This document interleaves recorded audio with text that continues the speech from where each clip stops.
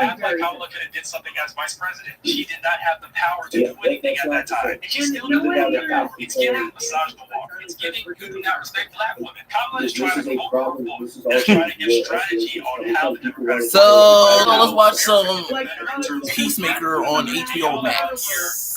Yeah, episode 6. And not having a plan. It's just disruption for the sake of disruption. Kind of like the Joker. The Joker. Yeah, it's kind of weird that America's falling apart. Yeah, and it's all because of white man.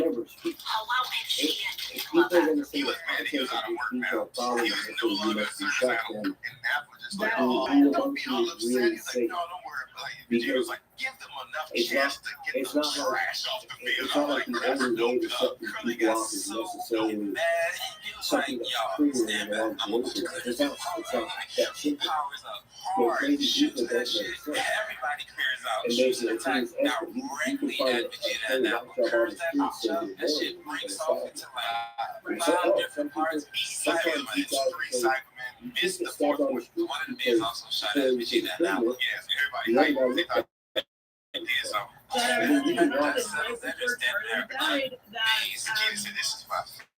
think she was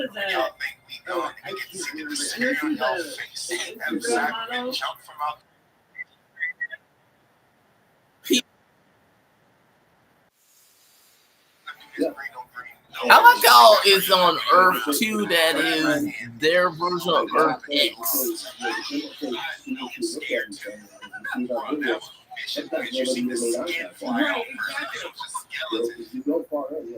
I like how on Earth 2, Earth X, what do you call it?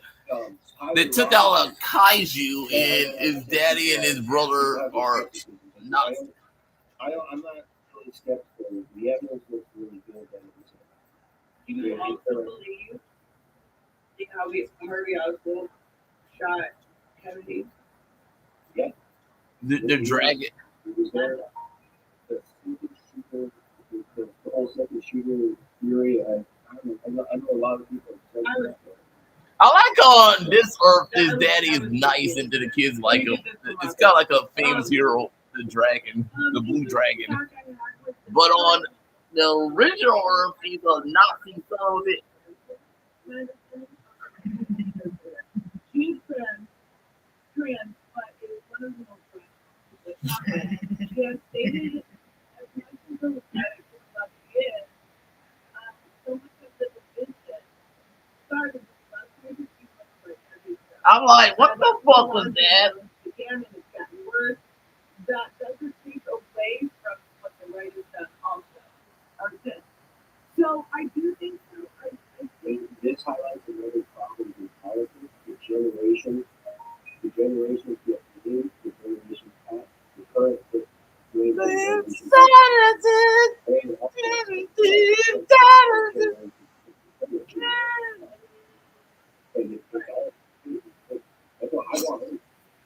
But okay, but I have a question, and we're generally all about the exams. I'm not everybody here, but so when our parents grew up in the political sphere, was this was so much or is this something persistent? What? God, it's too long.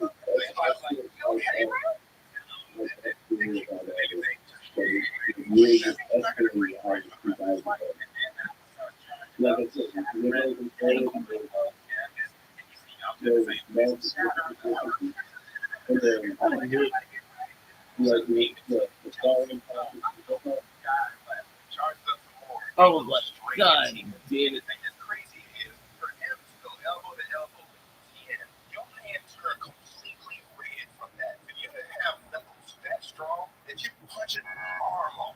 This was bleeding gold.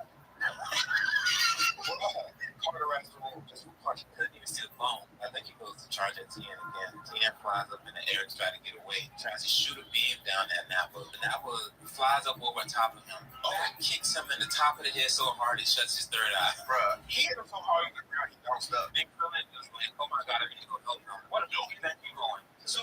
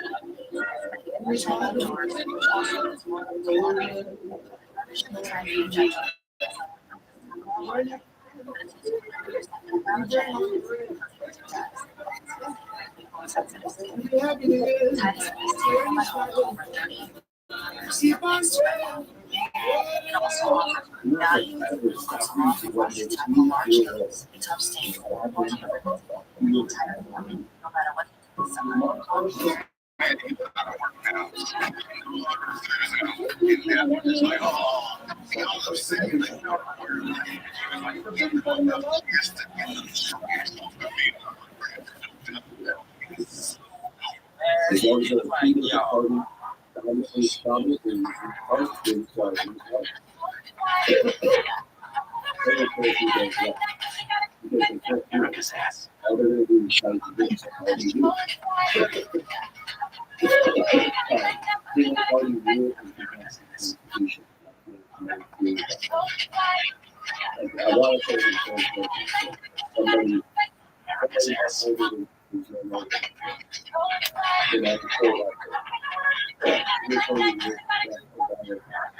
American ass.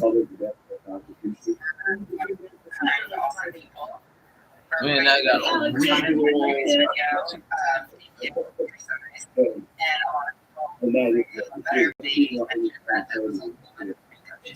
obviously, almost does what I and I know she's naturally beautiful, but I think makeup definitely helps in some scenarios if you're trying to look a certain way. So, for all my makeup people, can you please do whatever you do with the TikTok where you post it, reply or whatever, and show me how to do that makeup. Like, if anybody's good at makeup and wants to do a full tutorial, I will watch and I will be so grateful, and I will give you a million shout outs, and I will wrestle matches for you. I will do your bidding, I'll beat up whoever your enemies are. So yeah, if you would be willing to show me how to create the Shotzi makeup look, I would be so freaking grateful. So, anyways, willing to do that, And I it's would true really to this day. There's not a strong condemnation for doing this like Antifa, everybody who which responded to my I've previous always video, thought So, they were, yeah, I got all these these. are something and a talking lot about. of They're people all feel a lot better because these are they real things. mentioned that that was a I lot of used to makeup go she's to wearing. I And was halfway obviously, done with it's that like a one. a long professional time ago. event, That's photo all shoot. they vegetarian. So of course she'd be wearing a lot of makeup, and I know she's And when I naturally was beautiful, there, but I I think went to the makeup socialist club. definitely helps in You know, some I went to the scenarios, socialist if you're club, trying to look a certain way. and they're So, all actually really fucked up. for all They my all do believe in makeup arming people, themselves can you to please overthrow government. do whatever you do with the TikTok where you post it, reply or whatever, and show me how to do that makeup? Like, if anybody's good at makeup and wants to do a full tutorial, I will watch and I will be so grateful, and I will give you a million shout outs, and I will wrestle matches for you. I will Oh, wait, do your bidding, I'll beat up whoever your enemies are. So yeah, if you would be citizens of Yeah, I Puerto don't know. Rico, Puerto Rico! Fuck America. Fuck Trump America. presidential election, are you hearing this? And then I'm serious. Fuck MAGA, man. Yeah, it's like MAGA the most pussified motherfucking assholes. And it's kind of funny because the UN motherfucker couldn't even go. Donald Trump's little fat ass couldn't climb the it's like he's like going on the elevator with his little whore ass first lady Melania. And it's like the elevator stopped, and so his little bitch ass had trouble going up the escalator. And then he also had trouble with the monitor, so he blamed the UN, but it was his motherfucking bitch ass style who fucked up, just like they fucked up the LX, and now they want to bomb the UN because Donald Trump is a pathetic little fat piece of shit. No, I'm serious. Donald Trump is a fat piece of shit president. He's a fat lard ass motherfucker who need to take his little lard ass somewhere else. Lard ass.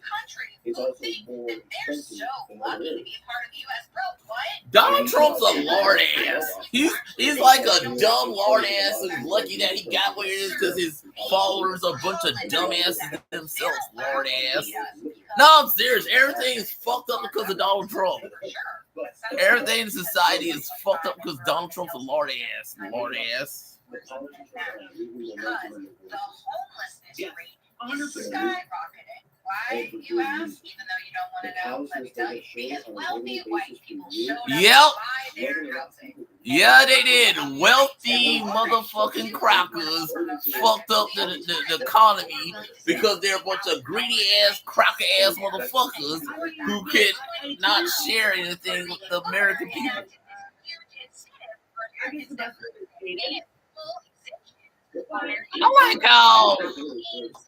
I like how this team on their Earth trying to get to Earth X / Earth 2.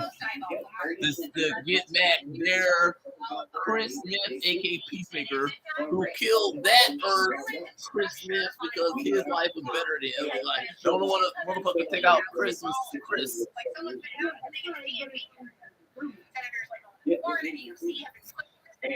Provide the necessary funds to clean up the island because our military did it. So we should clean it up. In fact, like 2019, the VA Recovery and Redevelopment Act would give every Yeah, Alex, your mom loves you. $110,000 Dumbass, your mom just loves you, Alex. There's so much story and there's so many more questions. I like how this is James Gunn. He took Vigilante from the comic who was a nobody and not real like this, but made him like this because he wanted to make Vigilante his version of Deadpool. And that's all Vigilante is. He's their version of Deadpool. He does everything Deadpool does.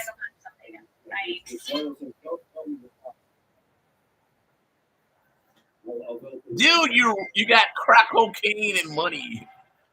It's like, you see what I'm saying? Its whole personality is Deadpool.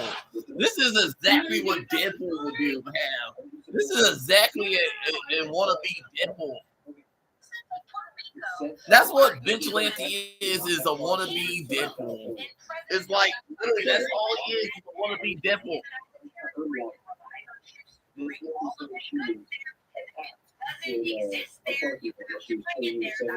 You know your best friend's stealing your money, cracker. Alex, you know those two right there. Alex, Electra, and what's her face? Dexy is just taking your money.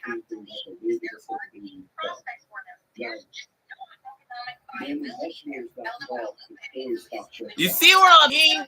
He's this a wannabe Deadpool. No, I'm serious. Everything here is like everything you will see in a Deadpool movie. No, I'm serious. Everything Alex has in his life is his whole personality. He's a wannabe Deadpool. I'm not saying I hate the dude. I'm just saying that's what James Gunn based him off of is Deadpool. It's like every time I see this motherfucker, all I think about is Deadpool. He's a DC variant of Deadpool.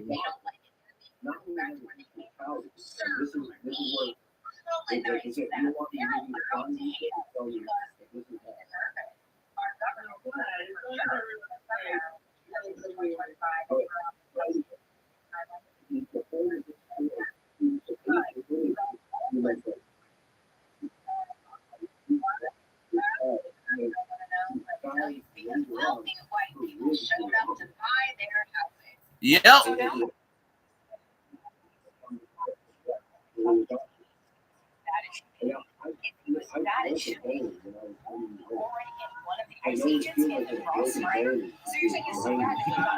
And now they're covering cocaine. Yeah. You know why there's cocaine over here? Because James Gunn is ripping off the second Deadpool 2. This is literally ripping off Deadpool 2. No, I'm serious. James Gunn with this episode right here scene is ripping off Deadpool 2. No, James Gunn saw Deadpool 2 and said, "Yeah, I can do that. I can do a scene like that in my show Peacemaker, and it makes perfect sense to do it.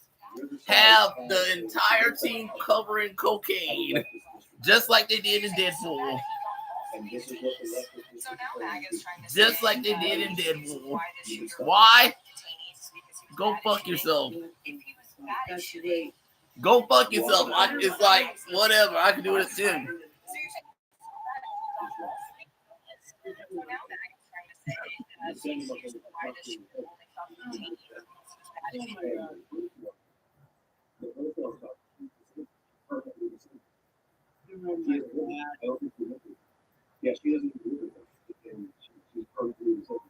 You see what I mean? He's just vigilante is just Deadpool. It's like every line he says is a line you get from Deadpool.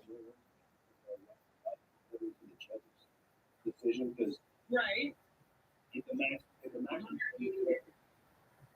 there's a max that said judges can't go above a max, but they can only the prosecutor decide what the sentence is. Not the sentence, but they decide what the penalty should be. The judge will have discretion over the high and the low. Yeah, I think he can talk. I think that alien, that dude just burned a dog in the. I'm like, what the fuck is going on? I get it, Peacemaker, but it's like I'm trying. It's like y'all motherfuckers want Kevin Feige to explain all this stuff they did in Loki. I'm like, why want to do it in Peacemaker? I'm like, I get it, it's Peacemaker, but it's like then give the same courtesy to the MCU you give to DC. I'm just saying. I'm like. It's like I'm sorry, this is kind of funny in a weird way to me, okay? Motherfucking alien just roast a dog in a tube like thing that is burning dogs. I don't get it, but it's there in its pocket dimension. It's like motherfuckers killing a dog, an alien. This alien motherfucker that is a replacement from the alien in the first season that. I didn't get that either, but it was a microscope. It was a giant, it was a little bug-like dude in the first season. Now it's a big wannabe xenomorph. This shit is funny. There was a lot of that. No, I don't want to say a lot. There was quite a bit though, and I do think it makes that shooting.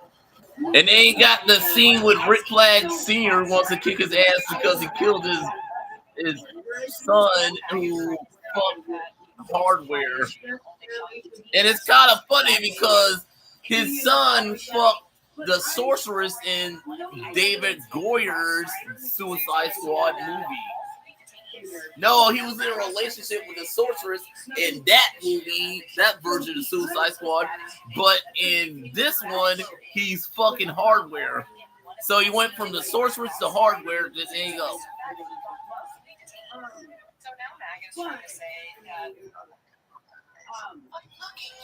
What I don't because there are that and I agree, right? 3 weeks ago, I agree. It's not all that.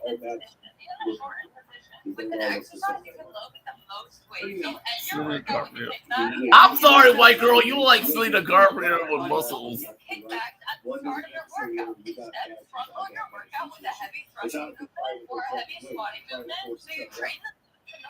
And there are people who want Donald to Trump do came it. so bad, he's going to refund tariffs, absolutely surrendering the trade war that he started. Now, Donald Trump has recently paused all tariffs for every country except China. And immediately after, all his supporters came rushing out to support him. Donald Trump jumped right into China. This is really a chess, not China. And today, Donald Trump backs off China and eliminates the tariffs on electronics and semiconductors. And a multitude of products, the vast majority of the items we import from China. On top of that, he made it retroactive to April 5th. So companies are going to be eligible for refund of tariffs. Tariffs that are supposed to replace our income tax. And those tariffs that were supposed to bring jobs back, especially semiconductors. Come on, sugar tits. Come on, sugar tits. Get your little crack ass on there and be like Felicity Smoke and crack it. Being a little bit sober and crying. Being a little bit. I'm like, how did you know that it was like That is, I get it, but it still doesn't make sense that hardware knows the combination to that door. I'm like, literally, how did her bitch ass know that combination? It's like, makes no sense. I'm just saying, it's like Deus is Machina. It's like hardware is this universe's version of Felicity Smoke from the CW Flareverse. Oh, so it's like this bitch knows stuff that makes no sense that she knows shit. And I'm trying not to be her ass Felicity Smokes because, yeah, she's a white girl who happens to be blonde. But the dip is technically is not what it is, because technically Felicity Smoke was a one-off character in the DC comic as well. But it's like the same thing with Elizabeth Hardware is a one-off in the comics as well. And in this universe, there's a version of her who's not a bitch, and she is a bitch. So it's like you got two Hardware. One's a bitch, the other one's not a bitch. Like, Trump himself is a bigger idiot all on his own to himself. Oh yeah. With that, he's one guy, and the courts are stopping most of what he does. He's one. Yeah. It's kind of funny because aren't you wearing a dress in this Earth and not Casper like that? Different than him, right? Anybody. Don't get me wrong. Radical. And don't get me wrong. His intent is corrupt. No argument. His intent is corrupt. But let's compare that. Or let's compare that to celebrating a homicide. Yeah. Aren't you gonna hit him with that snow globe, aren't you? You're gonna hit him with the snow globe. You're gonna hit him with the snow globe. You're gonna hit him with the snow globe. It's like you so want to hit him upside the head with that snow globe, bitch. You little cracker ass want to hit him with snow globe, don't you? For what most people on the left do, which is, in my opinion, again, I think I'm more classic liberal than leftist, is pacification. Like, live and let live. And I gotta get Robert's tip. I'm so sorry. Robert said, the other thing, Stephanie, okay, we're gonna call her LCS Stephanie, I saw. Yes. LCS daughter, hey, I know you all. Take your little sugar, your little so much damage when they defend the bad. Seeds of minorities, they defend. I'm like, how easy was that for the fitted Earth 2? And there's defending, people simply because of the color of their skin is wild to me. That seems like diametrically opposed to what liberals stand for. Because it shouldn't matter. Yeah, stop being a bitch. Stop being a bitch, dude. Stop being a bitch. It's like, man, you can't see a not dead dude not be dead. It's like, stop being a pussy. Stop being a pussy. This little pussy ass gonna throw up like a little pussy. Sugar tits. Stop being sugar tits. Yeah, Adrian, stop trying to act like Deadpool. I know he is, but it's like weird. He's correct. I have And I'm gonna say the only reason he has a katana once again is because James Gunn want him to be like Deadpool. That's it. When it comes to defending speech, and I do believe in defending speech by it. And that's where my problem is.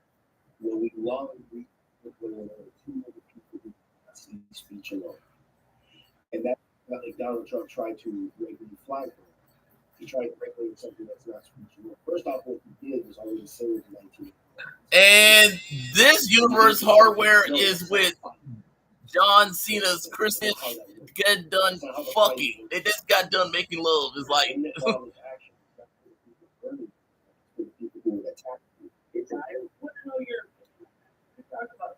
and this hardware who's from his original Earth is with her brother. And it's kind of funny because this Earth has nothing but white people. And let's just say this Earth reminds me a lot of what y'all want Donald Trump America to be like. All white. No, I'm serious. This is like what y'all white nationalists want our world to be like. All white, white, white, white, white, white, white. This is so funny about this show. It's like, yeah, this universe is what Donald Trump wanted America to be like. All white, white, white, white, white, white, white. Whitey!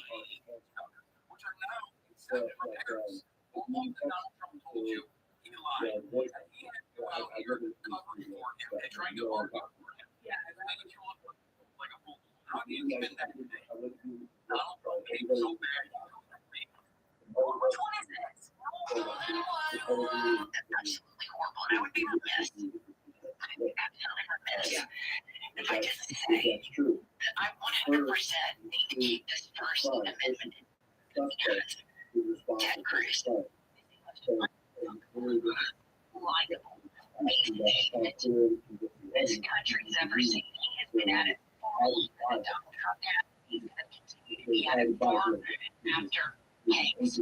And I just think it's important. Every time this motherfucker gets on TV, that we highlight Hey, John Cena, Chris, you see yourself in the mirror, you like.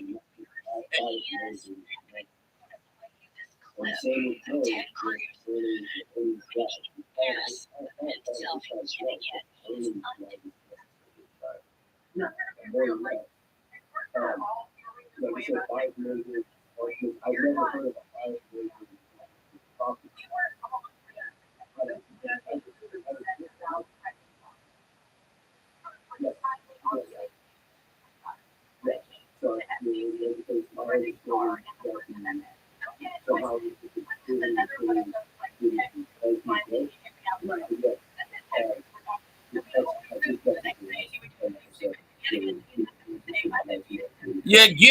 You get it? The dog knows hardware is not hardware because somehow the dog can smell the bullshit on the crack cocaine on.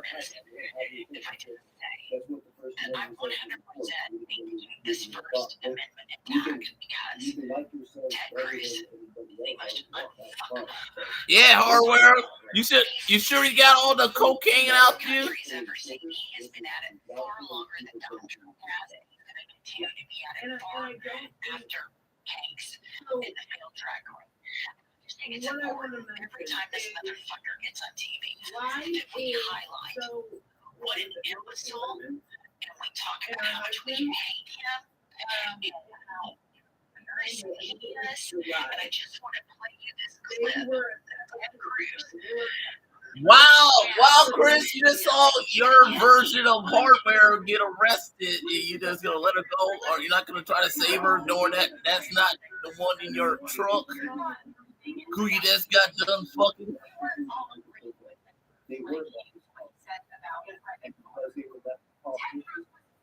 And the leftist politicians training at the palace was the suffering of others.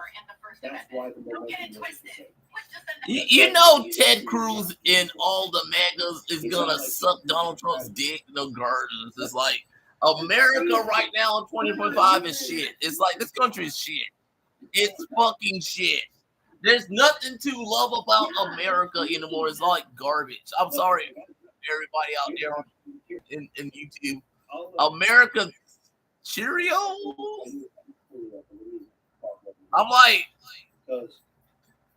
Reese might be right. It might be Pia, right? And if they were assassinated in their home, this was done.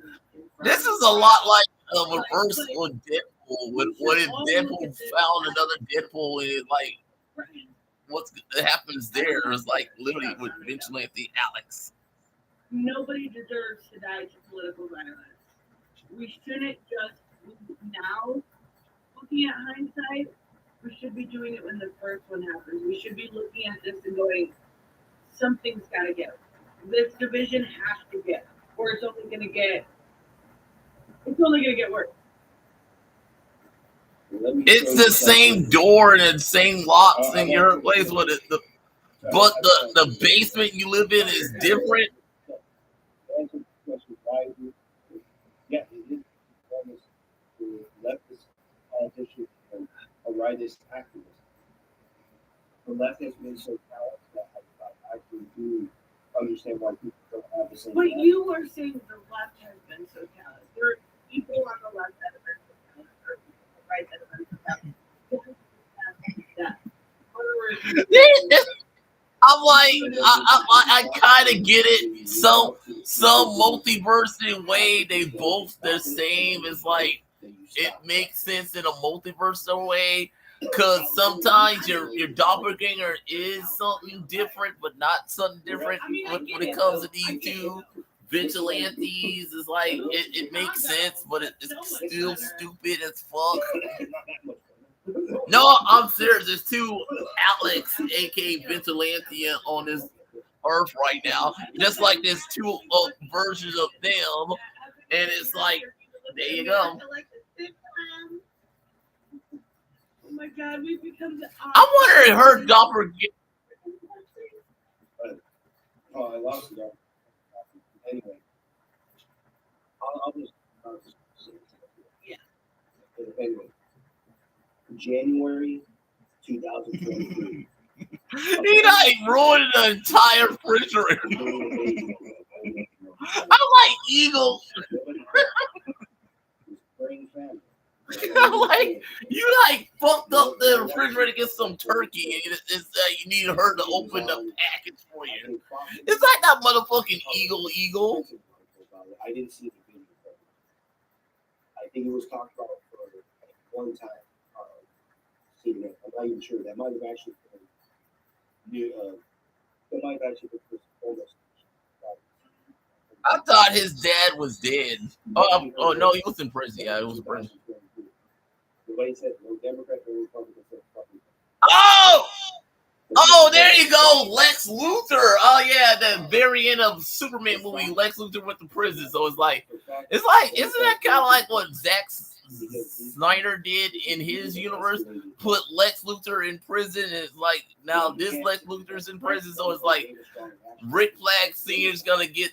It's like the somewhat better version of the outcome that happened in the Snyder DCU, but this one is like the different version of it, where they can also set up the Legion of Doom here, and that's what they set it up, the Legion of Doom with Lex Luthor, and that's who guest appearance on the show is Lex, and not David Coyer's Superman is Lex Luthor.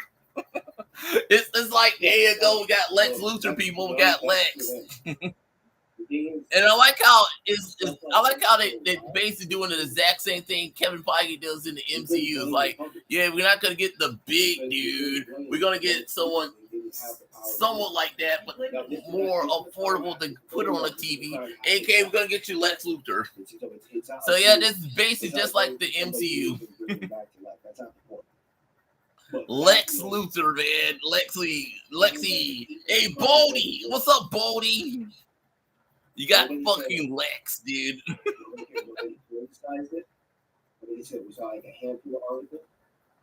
Hey Lex, did you drop the soap, Lex? Did you drop the soap, Lex? I'm just saying, Lex, did you have to drop the soap, or did you already get a prison bitch who's your bitch, and you're not the prison bitch? I'm just saying, Lex, who's the bitch? Who's the bitch, Lex? Who's the bitch, Lex? Who's the bitch? I'm sorry, it's just funny. Orange and new black, Lex. Orange and new black, yet, Lex. I like them better until I realized. Hey Lex, how many cartons of cigarettes does it take to keep you from getting your ass fucked, Lex? I'm just saying, Lex, how many cartons of cigarettes does it take to keep that butt tight? I'm just saying, Lex. You know how many prisoners want to fuck you in the ass, Lex? I'm just saying, Lex. It's like, yeah, give us some of the ass there, Lexi. Come on, Lexi. You my bitch, Lex. You my bitch, Lex. Yeah, who's the top dog now, Lexi? I'm gonna fuck you in the ass, Lexi. I'm gonna fuck you in the ass, Lex. I'm gonna fuck you in the ass, cracker. I'm gonna fuck you little cracker ass in the ass, motherfucker. Who's the bitch now, Lex? Who's the bitch now, Lex? You telling me James Gunn would not represent that fact that Lex didn't get butt fucking ass. I'm gonna fuck your ass, Lex. You my bitch, Lex.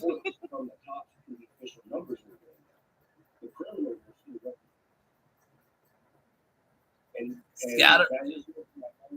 He highlighted the article. The guy who manipulated the numbers fired.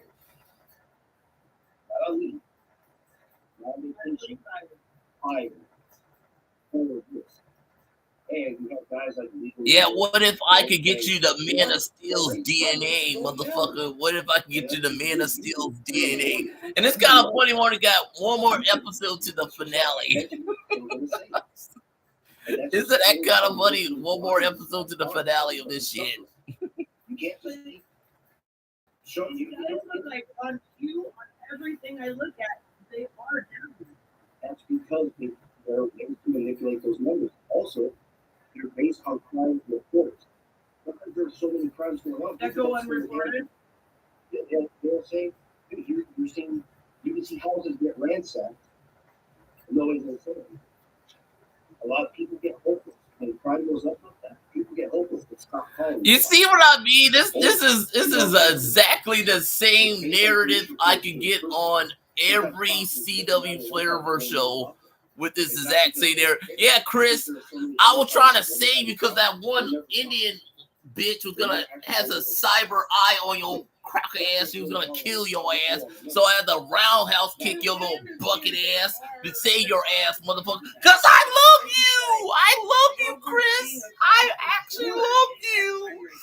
I want that dick, Chris. I was all up that dick, Chris. I was like, I love you. What? That's what this is like the typical DC TV show. It's like literally she loves him, he loves her. It's like replace this with Oliver and Felicity. It's the exact same thing. We have our avatar that we're just talking about. Right. We're just videos, and he puts all the relevant portions right from Honest hardware. How can I tell, bitch? You did this exact same thing to Rick Flag Jr., dude. You did this to Rick Flag Jr., dude. You fucked him and you betrayed him. You are a bitch, hardware. You are a white bitch. I'm not saying I don't like your character. I'm just saying your character is a bitch. It's like you're a bitch. You're a fucking bitch, hardware. You're a fucking bitch, hardware.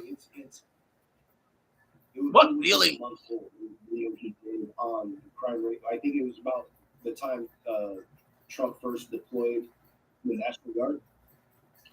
I forget the name, the time.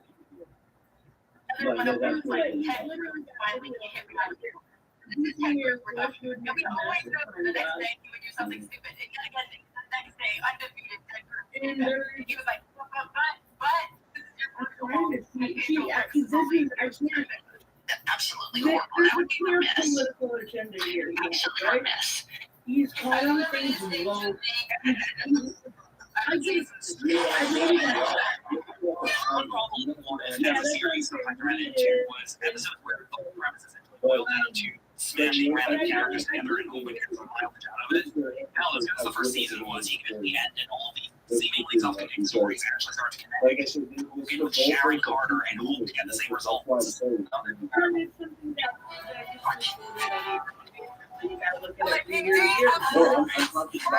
start with the racist in the news today. Good. President Trump is escalating his war against what he calls My the skepticism related to the government is so out of control. 99% of the government Our country is. How bad slavery was. I'm sorry, lard ass. I'm sorry, lard ass. I'm sorry, Oopa Loopa. I'm sorry that as a person of color, I gotta deal with the fact that y'all want me to be a slave again, you cracker ass motherfucker. No, seriously, lard ass. I'm just saying, Oopa Loopa. You fat taco tinkle wearing motherfucker. Always gotta worry about what the white man. Well, I don't give a fuck what your cracker ass Oompa Loompa. Donald Trump is a dumbass Oompa Loompa motherfucker. And I use her as an example. Like Dr. Johnson, calling him a race drifter. God damn, just kiss him down. It's kind of funny because your version of yourself here is a lot more nicer than you are right now, okay? He has the perfect version of you right here. It's like, bitch, it's like he doesn't really need you. Hardware. Oh my God, she actually loves him. Her little cracker ass actually loves him. It's like I was joking around season 1. I was like, God, those two are gonna get together. It's like, oh my God, they are. Oh my God, this is like the CW Arrow show. It's like, once again, a blonde girl just get together with the dumbass killer action dude. I don't know. Let's stick to the obvious to keep ourselves honest. A man matching that description was turned in. No, yeah, and you have to look at the facts, and the facts looks like it's very much so pointing towards him. Another thing that I thought was weird how it was reported and actually had to be retracted by, I think, the Washington Journal was saying that there was trans rhetoric. She's kind of hot too. I'm gonna say it. Sarah just kind of hot. Oh no. I know. Yeah, they mentioned that some of those are from video games. Yeah, it was fashion catch. That was from Helldiver. This dude supposedly. I didn't see that. What's that? If you see this, you're gay. Like, what? This dude seemed like a redditor and stuff like online. Like, just always. Like,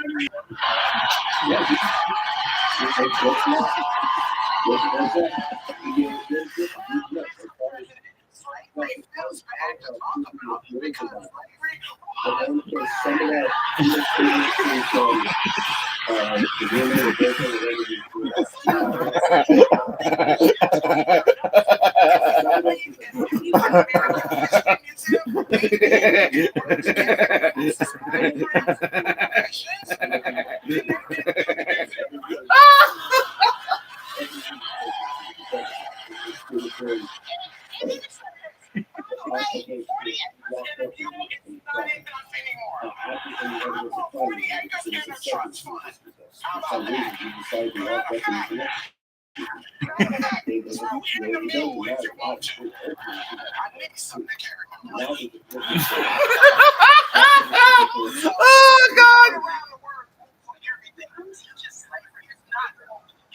we're talking about all of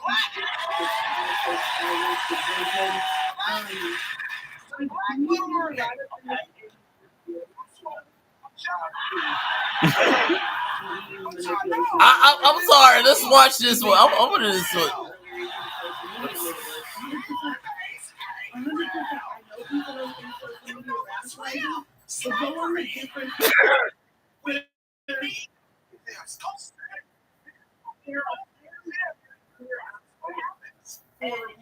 I'm like, why is there some controversy around James Gunn Peacemaker? I don't get it. It's like, first of all, I didn't even want to like this show. No, I'm gonna say it. I did not want to like Peacemaker. Why is it my nigga ass is enjoying Peacemaker and half you motherfuckers not like it? I'm like, y'all some MAGA dick sucking bitches. Y'all come out here and say Peacemaker. I'm like, how is Peacemaker bad? I'm like, what makes Peacemaker bad? I don't get that.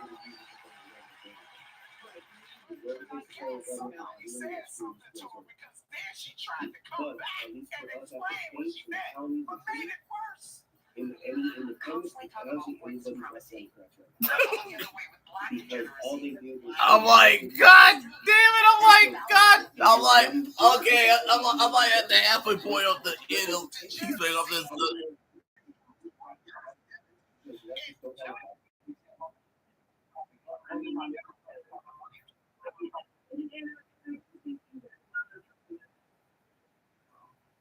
I do think the answer is Motherfucker, what made Superman for kids? I get he is, but what? It's like y'all was sucking Henry Cavill Superman, and that was technically not for kids as well. But I'm like, what's the difference? No, I'm serious. What's the difference between David Coyer's Superman and Henry Cavill Superman? Where Henry Cavill Superman was way darker than the David Coyer Superman. I don't get that. I don't get that. It's like the motherfucker gave y'all the lighthearted Superman, and he got with Lois, dog. It's just like right there, dog. He has a dog as well that went with his cousin Kira, who's also adorably hot. I'm just saying, y'all some bitches. Y'all some bitches, dog. MAGAs are bitches. Y'all just want to find something to get up there because y'all want the bitch. Motherfucker, I'm not a real John Cena fan. I'm not really a John Cena fan. I never was. I don't like him as a wrestler. I'm gonna say that. I don't like John Cena the wrestler. I don't like John Cena the wrestler. I'm sorry, I'm saying that. Why is it that the motherfucker who went out of his way to dislike John Cena is the motherfucker defending John Cena right now? That's why I hate about Trump America. It's so fucking retarded. It's so fucking retarded. It's so bizarre world. It's so bizarro. America is bizarro. Bizarro.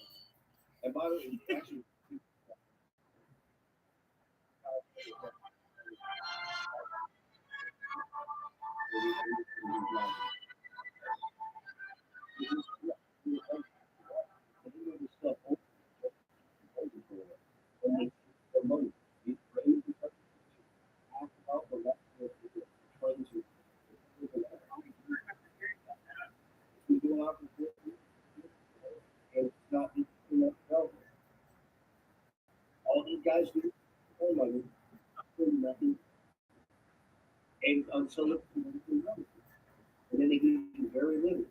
They know you have to. But that's they just banging. They just bang them over you.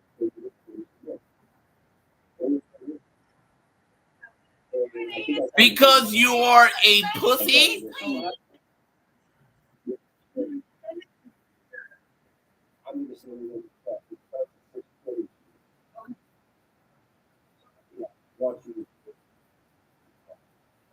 Reese said he hasn't seen the trailer for the video. Do not. It is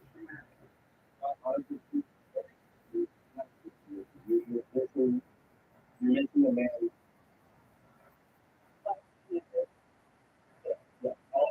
I did see this. Technically, Cracker, the first project from James Gunn was technically Peacemaker, then Creature Commandos, dumbass, because he did the Suicide Squad movie first, and then later on he did Creature Commandos and also Superman. So technically, in the order you want to go with is Suicide Squad / Peacemaker, Creature Commando, and then Superman movie. So I'm just saying release dates. It's like the Suicide Squad movie came out first, and it was out 224, and then afterwards we got season 1 of Peacemaker, and then season 1 of Creature Commandos on HBO Max, and then we got the Superman movie. So technically, yeah, there you go, you dumbass. The first project from James Gunn was The Suicide Squad season 1 of Peacemaker, Creature Commandos, and then Superman, and then season 2 of Peacemaker. There you go, jackass. Why are Prime Minister saying random fucking words?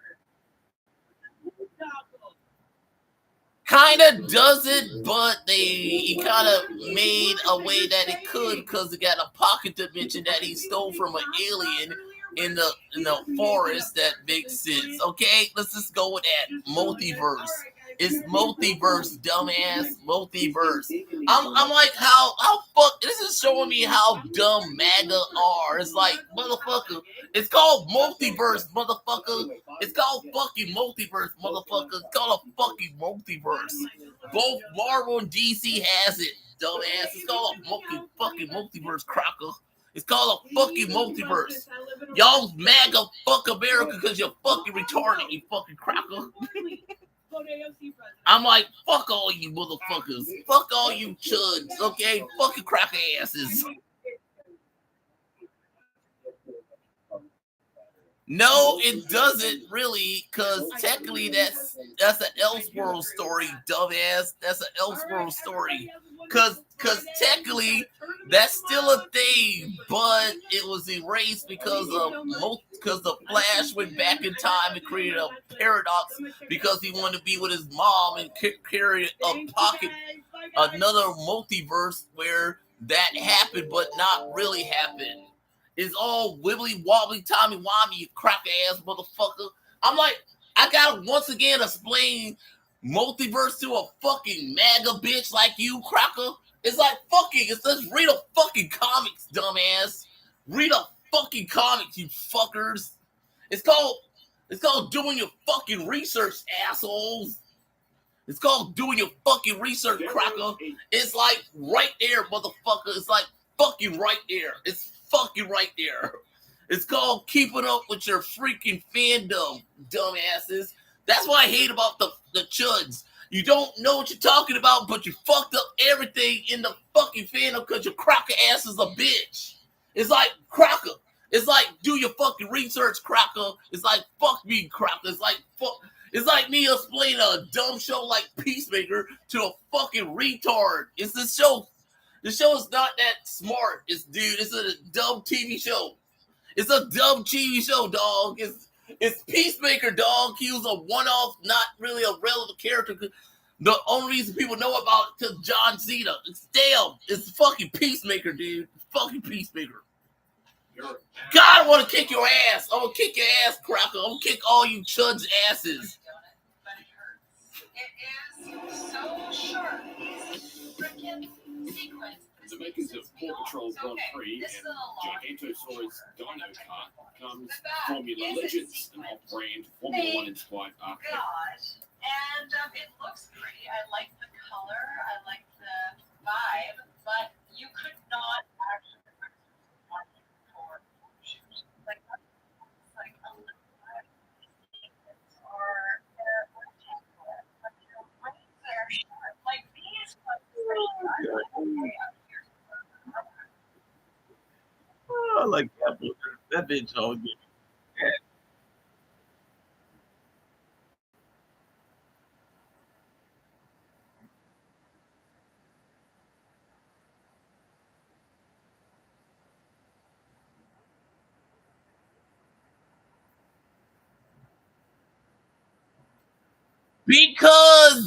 Because why explain it to a bunch of dumbasses? I'm sorry, it's like this is what y'all didn't like about the MCU stuff, but you want something like the MCU stuff. It's like, no, I'm fucking serious, cracker.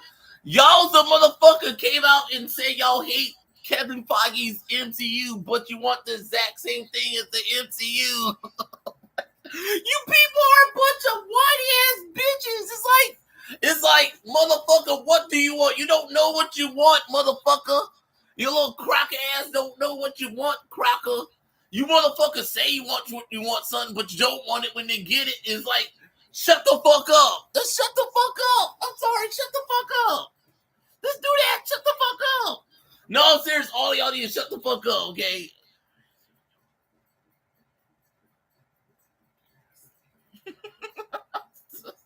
It's like, fuck me, man. I fucking hate this country. I fucking do. I fucking hate America. I fucking do. I fucking hate America. I fucking hate this country, dude. I fucking hate this country.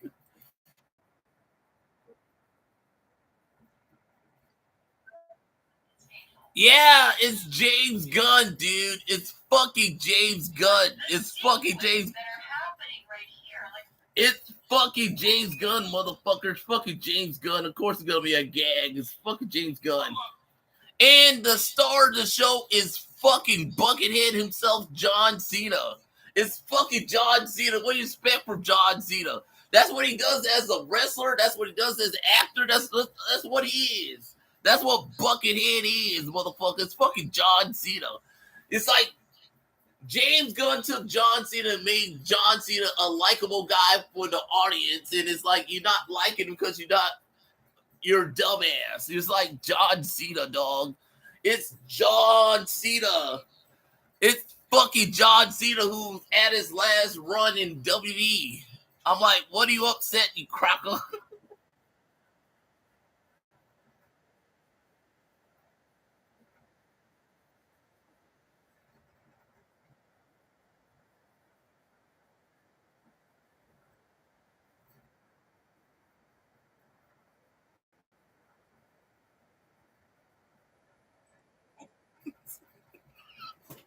I'm sorry.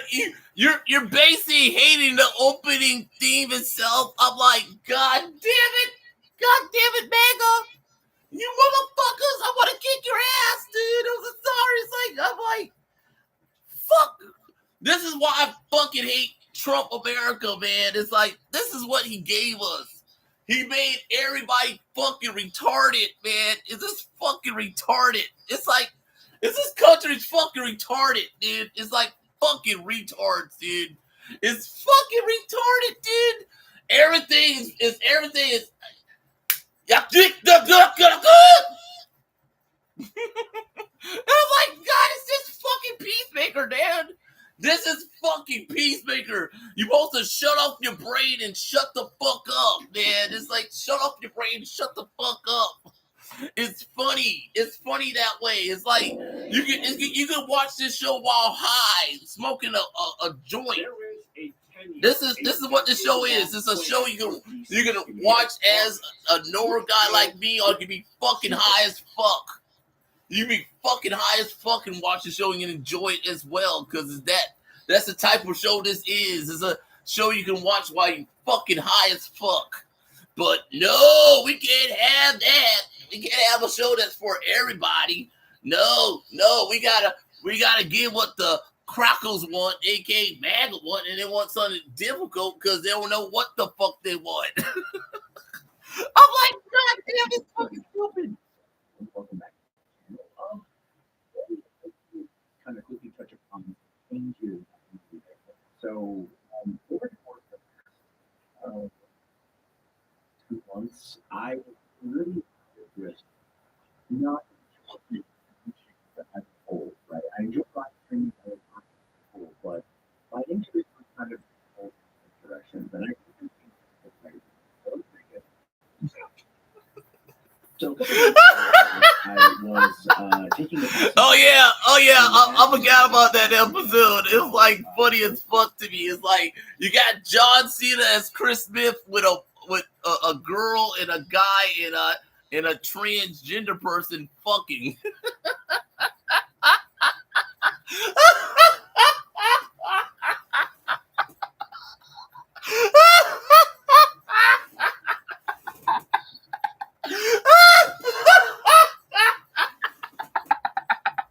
Oh my God, niggas are so dumb.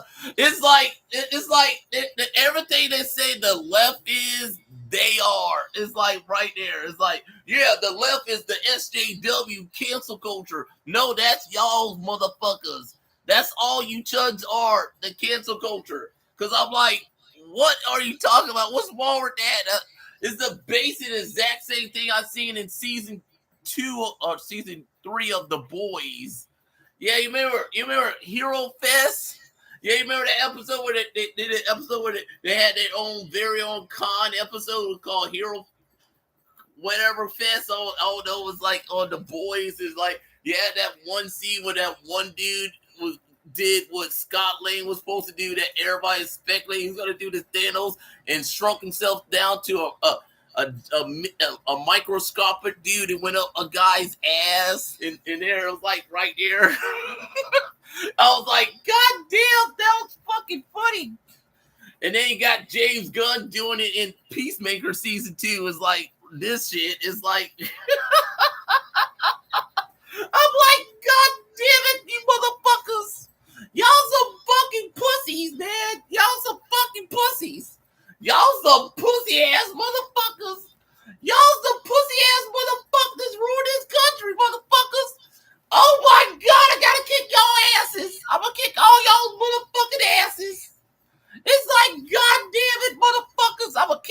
you MAGA asses. Let me show you how I painted a shell.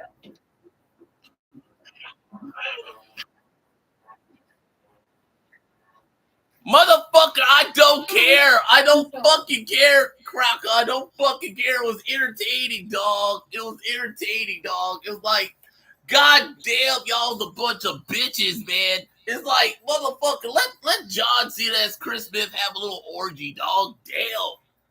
It's like, motherfucker, what did an orgy hurt, dog? It's like, an orgy is awesome. Who doesn't like an orgy? I'm just saying, Crocker. Who doesn't like an orgy, dog?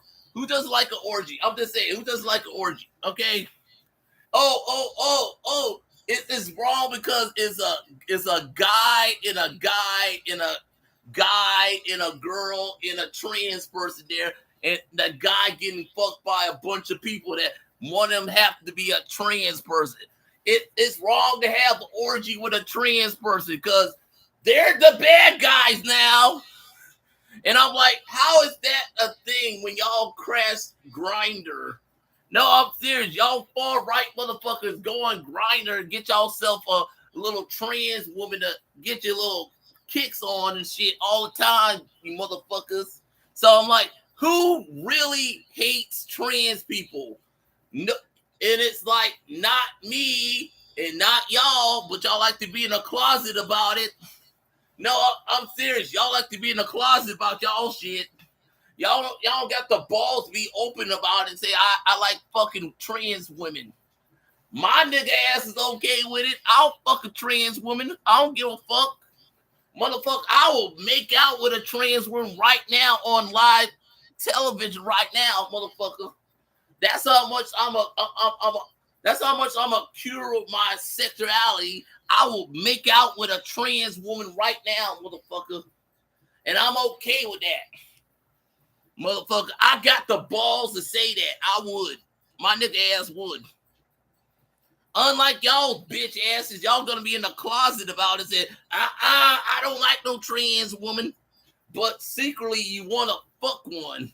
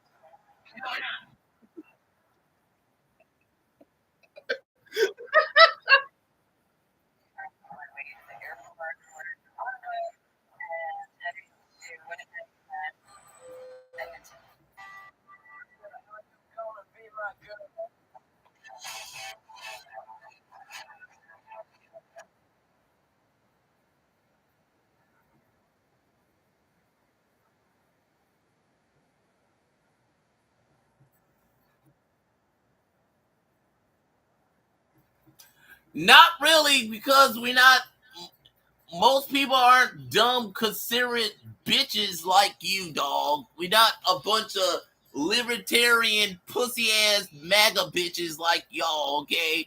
Because as a grown-ass man, I'm okay with telling my kids about LGBT people, motherfucker.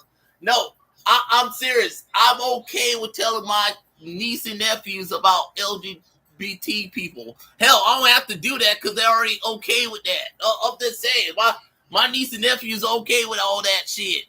I'm just saying, they got my niece and nephews are much braver kids than y'all's fucking kids who are a bunch of pussies. Okay, I'm just saying, motherfuckers. My niece and nephews are a lot braver than y'all's dumbass retarded kids. Okay. I'm just saying, motherfuckers. It's not my fault. My niece and nephews are A lot got balls, and y'all don't. I'm just saying, motherfucker. I'm just saying.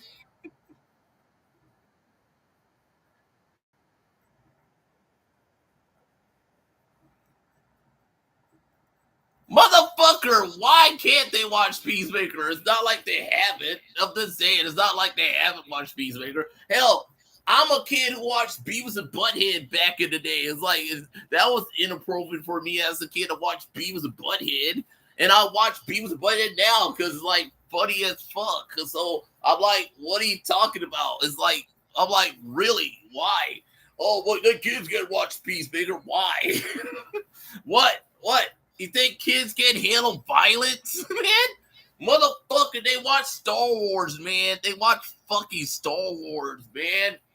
I'm like, literally, kids watch Star Wars, dude. They're not pussies, dude. Kids are not pussies.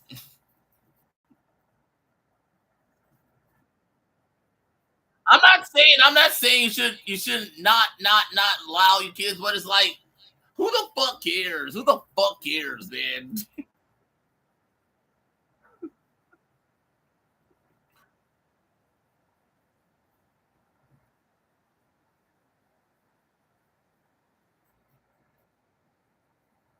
It's not.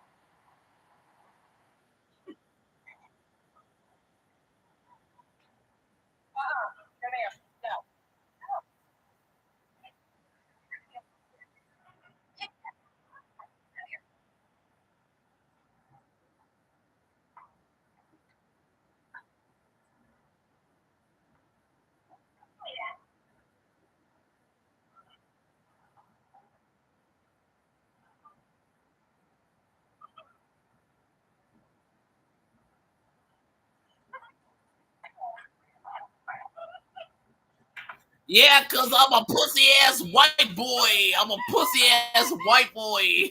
I'm sorry. I'm like, really? Really, motherfuckers? Really, motherfuckers? I'm like, really? Really? Really, motherfuckers? We going there, aren't we? We going there. We going there. We going there. Okay, we going there. We going there. Okay, we going. We're going there. Okay, we're going there with Peacemaker. Okay, we're going there with Peacemaker. I'm like, okay. I'm like,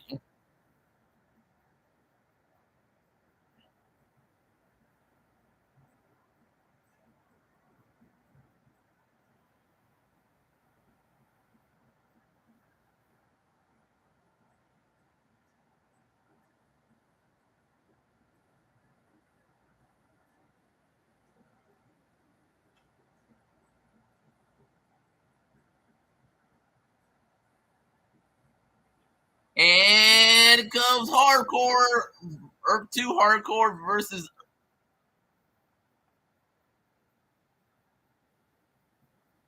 Oh my! There's a black woman out there. You get it? You get it?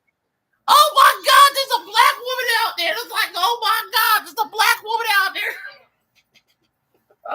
It's like I'm like, why would you go out? It's like you know this is a earth where there's nothing but white people out here. It's like God. I'm like, bitch, why you even out here? This earth too is like not suited for your old bitch ass there, Lauren.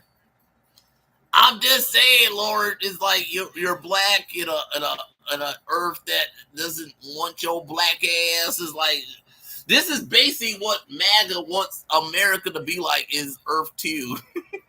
No, I'm serious. This is like literally what this Earth is. It's like the perfect world for that those people, those niggas. It's like your nigga ass is on an Earth that doesn't want your nigga ass, sweetheart. I'm just saying, uh, Elena. I'm just saying, Elena, why your black ass out there? You better run, sister girl. You better run your black ass so you get yourself.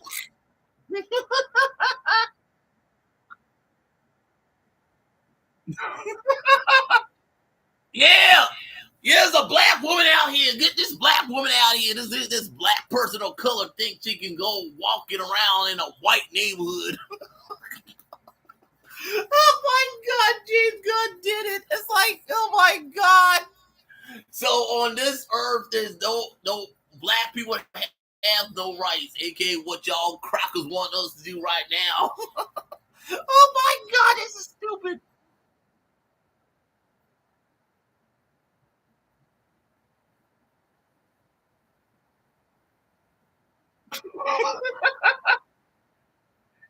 Yeah, yeah. You got a bunch of white people want to kick your ass there, Lauren. You better run your black ass.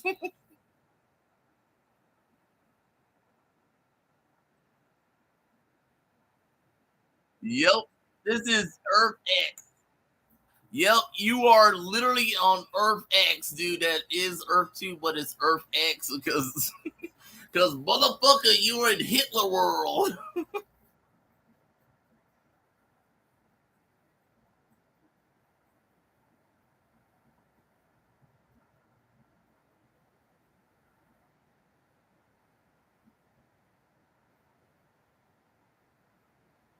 So on this Earth,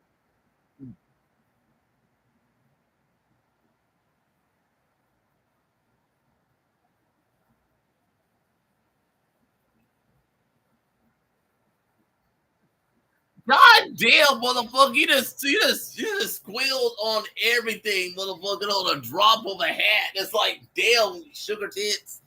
You just told everything. It's like, God damn, it didn't take much to get you to talk, dude. All you did is stab your hand. It's like you just told everything, motherfucker.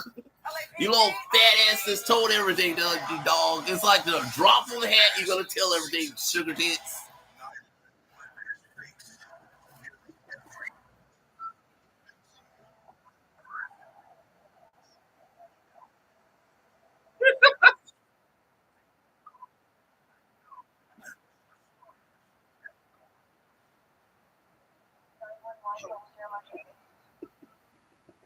I'm sorry, that was so funny. That was a funny ending. It's like her little black ass being chased by a bunch of Nazi motherfuckers. It's like her black ass running. It's like, oh my God, these motherfuckers trying to kill me because I'm black. Oh, black girl down, black girl down. I'm sorry. That is some fucked up shit, man. That was some fucked up shit. That was some fucked up shit, dog. Her black ass is running, dog. It's like her little black ass running like a fucking mule. Yeah, you gotta run, black girl. Get your little black ass on, girl. You better run that black ass.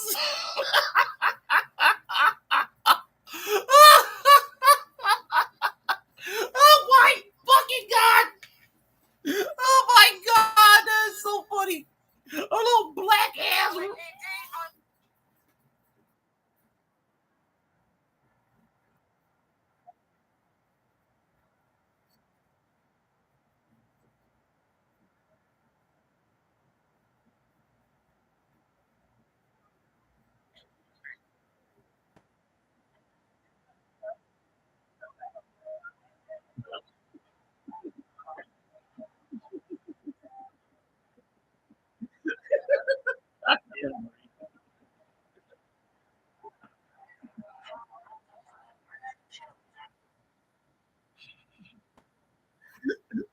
was the thing.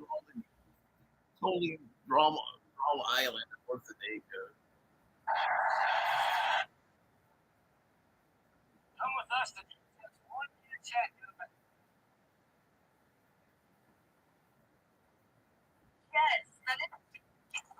Yeah, sugar tits.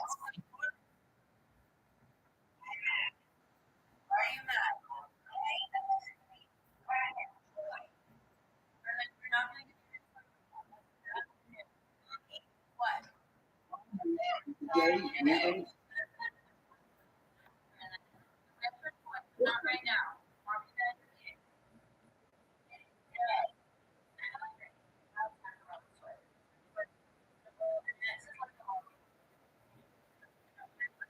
Yeah, General. Hey, John, you sugar tits. What's up, sugar tits? Let's all call you sugar tits. John, because you're such a bitch. Your character's such a bitch.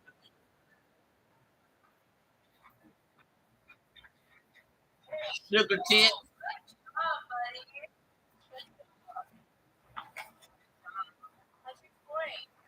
Yeah, he also brought in what's his name as Lex in this episode, James. He brought in Lex to tie it into the Superman movie. Good on you, James.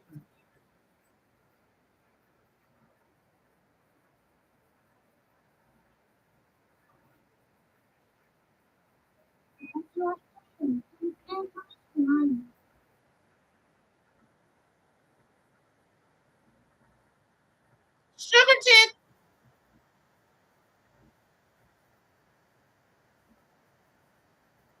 Come on, sugar tits.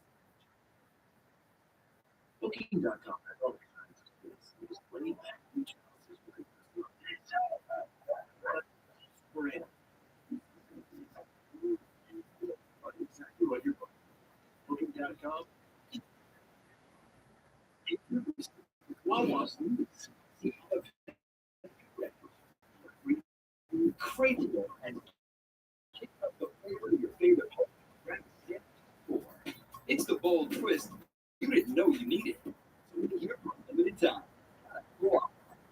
Today's video will be sponsored by Rocket Money, but more on that later. This is going to be a video where I'm technically too biased to cover the topic, but anyway, I'll get into all the romance content related to things like J.K. Rowling and Julie Soto and Mischief Management and all of that. Don't worry, that's important stuff that's going to make up the majority of our story. But first, I'm also going to get personal. Let me give a quick disclaimer up front. I already had these romance before, and I have just passed over on something this past summer. Before I even heard of Julie Soto or what Mischief Management was long before you felt I was already annoyed with romance as I mentioned in the previous video, because they tried to create a new book convention that would run the exact same impact of an existing established book convention in the closest major city to that one, thereby putting authors, readers, and our own event schedules against one another. And that is very at worst and ignorant of the communities you're supposedly serving at that. Some quick background on a few of the stories before we get into the timeline of what ended up happening with Romance 2025. RomanceCon is a convention for romance authors and readers taking place in Milwaukee, Wisconsin. It first ran the weekend of September 7th to 8th, 2024, with its second event happening just a few weeks ago, September 16th, 2025. Those dates are but it's not just that. It also means that the same weekend as Jim Grove at Fest in Chicago, which is already an exciting. So for those who don't already know this, we're going to have a quick Midwest American geography. Chicago is the largest major city in the Midwest. We literally a western city called Milwaukee. It's the only American city with we still here. Looking good, Dora. I don't know this, but Milwaukee and Chicago are the neighbors. In fact, if you live on the north side of Chicago, That's what I'm talking about, Dora. Milwaukee. That's what I'm talking about, Dora. And that's how massive Chicago is. Shake what your mama gave you. Back in March for a I went on a whim. I took a quick train ride from Chicago up to Milwaukee. did all the convention stuff, and got back home that very afternoon. The travel time was barely even a blip on my radar. Or here, all right, let me make it super, super simple. Oh yeah, I remember that dude. Isn't he a wrestler? Is that dude a wrestler?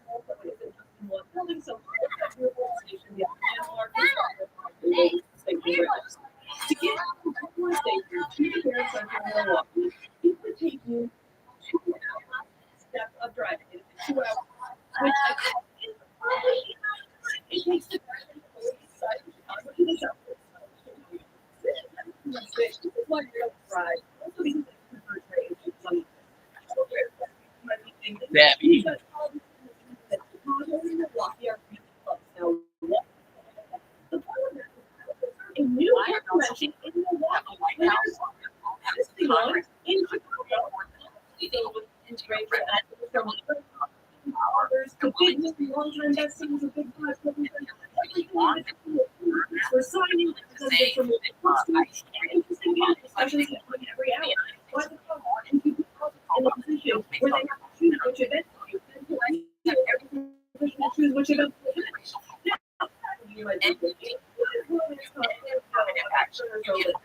Yep.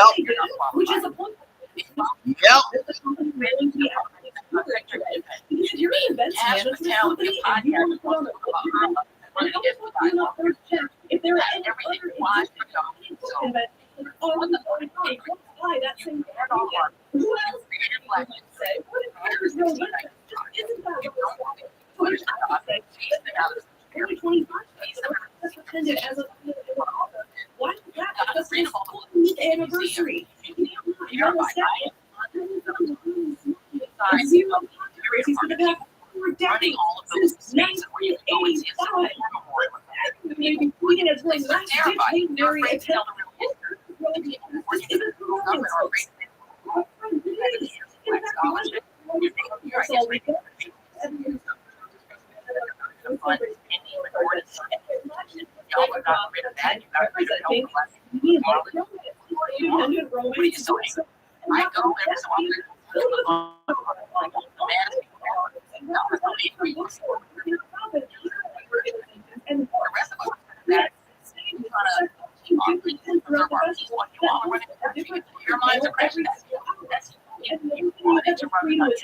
You just had to like $5 lab on Twitter and say,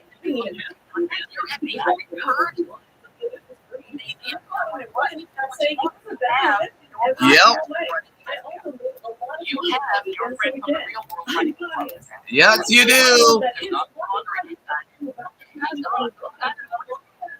The name of the shady about this. With a convention in a neighboring city, and they literally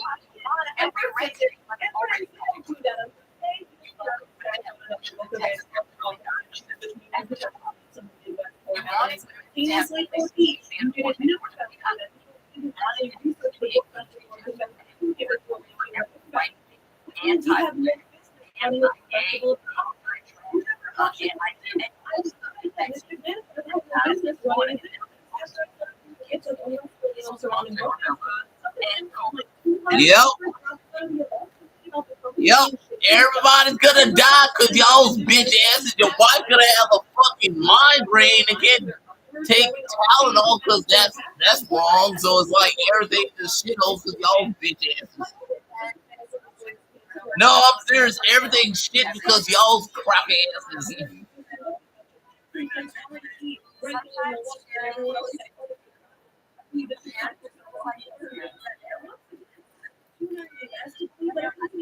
I don't know. Should I watch the rest of this? Because in 2025 did end up happening. They didn't cancel it. It happened, and it certainly was one of the conventions of all time. Is really done for good after this disaster, or will they come back in 2026? Will this video be an event autopsy? Let's dive in. Get you some nuts. Get some nuts. Yeah. Nuts. America. You ever want to talk about your emotions? We'll Yeah. see who counts and who. I do. What's up, everyone? I'm Savvy, and this is my channel, Savvy Writes Books on here. I talk about stuff going on in the book community. I do book reviews, media analysis. I'm like I like the episode, but not really. But it's like I'm like, yeah, it's like kind of got iffy stuff in it. It got some iffy stuff in it. I would say white girl got a nice ass. Victoria Zentals. And I really, really appreciate you guys. Now, before we break down the details of everything that we're going to be discussing today, real quick, I need to give a shout out to today's sponsor, Rocket Money. Rocket Money is an easy-to-use app that helps you save money and manage your money better. It helps you identify your expenses, notice when you're paying for extra subscriptions that you may or may not really need, and create a budget to easily keep track of your money. For example, I am now at the point in my life where I really don't want to have that many monthly subscriptions for things that aren't work-related, things like streaming services. They're just not personally worth it to me anymore. And thankfully, Rocket Money compiles a list of all your monthly subscriptions so that you can easily see where you're spending money, and then after you select subscriptions that you no longer want, Rocket Money may also be able to help you cancel those with just a few taps on your phone. Rocket Money also has features that help you build a monthly budget, then keep track of where Peacemaker season 2. identify where you might be spending too much, Spoiler and is expected in this heading that been hidden in the credit all this time. And in the last night's episode of Peacemaker, the truth about the reality was revealed when Earth X. Kind of like a reverse version of what they did on the CW Flareverse. It made it more of a James Gunn version of Earth X and not a CW Flareverse version of Earth X. Where on that Earth X, Oliver is married to Supergirl in the Fuhrer. Here is this James Gunn shit. The American flag is a big giveaway, but what is this Nazi flag world, and what does it mean for the week ahead? In the comics, explained in 1970s of America, issue number 107 by Lance Winters and Dick Darson. It was pretty sensible. The Nazis won World War II, led only so here's the Goodreads summary of the book Rose in Chains. The free regime. Oh yeah, that was explained in the CW's Crisis on Earth X crossover, where, like I said before, there it was, and it's like right there. It's like right there. It's like, yeah, to believe the land of the free. Great. Grant Martin did a lot of work on Earth 10 in the past. The multiverse version of Superman Kal-El, who was just by Argent Hendrick and became the version of Overman. Of course, many of you would know Earth X best from its adaptation in the Flareverse crossover Crisis on Earth X in the part 4 of it, which played out around Arrow, The Flash, Legends of Tomorrow, and Supergirl. Nazi versions of family heroes, including Dark Arrow and Overgirl instead of Overman, that was Superman, that was in love with Oliver Queen, that was the Fuhrer instead of that. It was world during his that off daughter names XX, aka Regardless of your thoughts on repurposing fanfiction, XX in that show. In general, there was a clear issue In with Julie's the photos work. DCU, I mean, we first of all, don't it's know reminded me where of really being Peacemaker's enslaved by Blue Franco, like she's Dragon owned by and him. Captain And yeah, you Thompson could make are the argument that the it's not world's marketed to only minors, hero, adults can still choose whether they want an to engage with that type of adaptation material. Like, I'm not here to kink from shame if they like it, Overman it's very would clear what be they're a getting into, and funny they presented to it like excuse that, for that's not my David purpose. Like, the Coyer material to makes play me personally a nauseous, version, but I am not different the police, version okay? of the Man of Steel. Yeah, it's kind of funny because you got what's his name as Lex in the show, who's their version of this version of Superman Lex. But what is that Lex in Earth X? James Gunn has said that Peacemaker set the stage for Man of Steel, Man of Tomorrow, but how Lex Luthor in his freedom since the most likely, but cool with Superman, Peacemaker, and Lex freedom to find out to find out a Nazi invasion that doesn't sound like the best of ideas, partly as mostly has grown tired of alternate realities. Oh yeah, because of the MCU. We should, however, point out that in one recent interview of Earth X, Brandon sent the Nazi regime is different across hundreds of dimensions, which can hints or join together into lit until that how the villain becomes awful of the DCU, alternate of the DCU. The best production ending for Peacemaker season 2 would be for our hero to return home alongside Rick Flag Jr., who could be revealed as the leader of the Son of Liberty, with Flag Jr. Sr. discovering GI robot to toss nuts. I was like wondering whatever happened to GI robot from Creature Commando. I was like, what happened to that robot that everybody loves?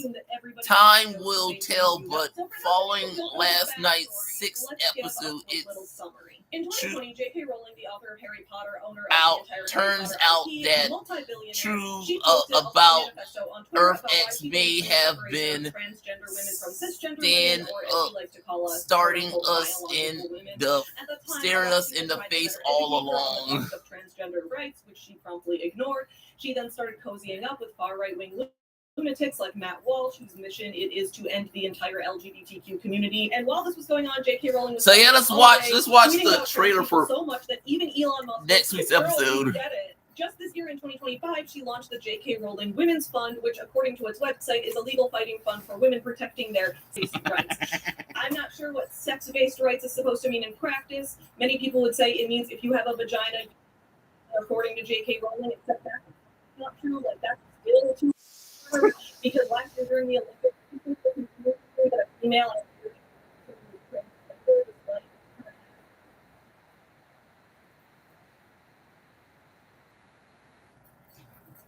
So what I'm getting in this trailer is Rick Flag is working for Lex Luthor to get Chris Smith, Peacemaker, who killed his son. So there you go, Lex.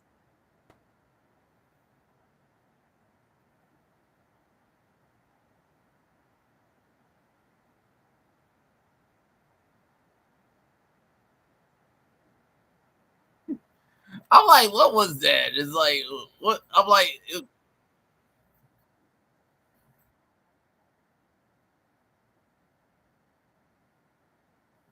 now I'm like, what is hardware looking at? Is it a? No, I'm serious. Is it her or is it Lex or is it a, like they say, a alternate universe Overman who's David Coyer's version of Superman that she's looking at? I don't know. It's like, because you can't not say they wouldn't do it, because you did have a photograph of John Cena with David Coyer on set. So I'm like, is it Superman, aka Overman, that she's looking at, and it's like her gun's not going to do anything because it's going to bounce off his chest because he's invulnerable to bullets? Or is it Lex Luthor that she's looking at, and is like Lex is in his Lexo suit going after her? Because you can put the Lexo suit in a show like this, because they did it all the time on the CW Superman and Lois show with that version of Lex. So I'm like, yeah, which one is it? Is it Lex or is it Overman, evil Superman? I don't know. But it's like interesting.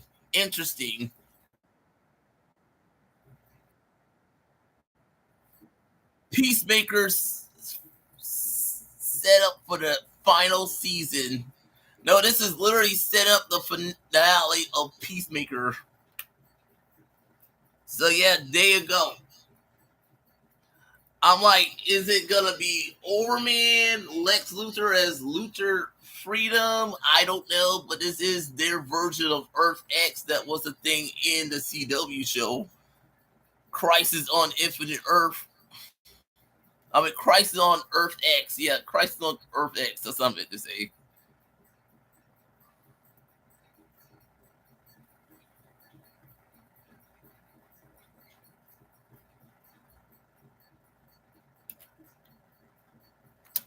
Because that was also a thing in the CW. They had a crossover called, for they set up the Crisis on Infinite Earth. You had Crisis on Earth X.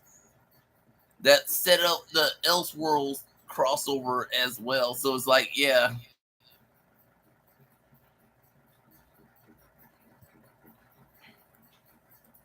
So yeah, you had this crossover. This is what they was talking about. This right here.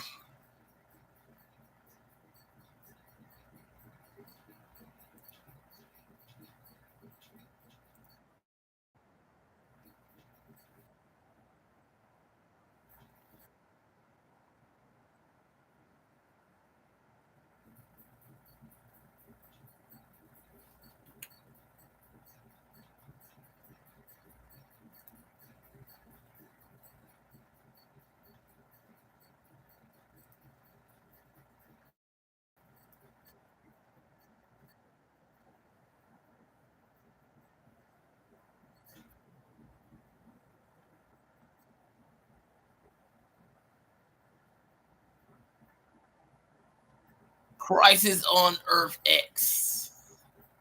So yeah, that was a thing back in the day before all this happened. It's like Crisis on Earth X. It's kind of funny because you had Sarah Lance make out with Alex's sister there, who was out lesbian in the Supergirl show. So yeah, that was also a thing. That's like literally the.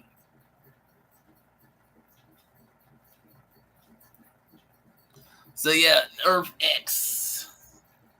So yeah, Crisis on Earth X, the CW Flair versus crossover event.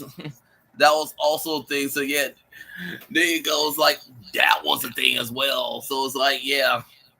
So we're gonna get a James Gunn version of Crisis on Earth X with the show Peacemaker. So it's like, I like how it ended with Landra running her little black ass away from all those white people. Gonna you know what I'm talking about. It's like a black girl in a white neighborhood is like, you know, it's like, yeah, her black ass better run. It's funny, but it's also stupid in a way. But I'm just gonna say it was there. Seeing her little, that's how the show ended, with her black ass running. It's like, oh, God, he went there. He like actually went there. I'm like, damn.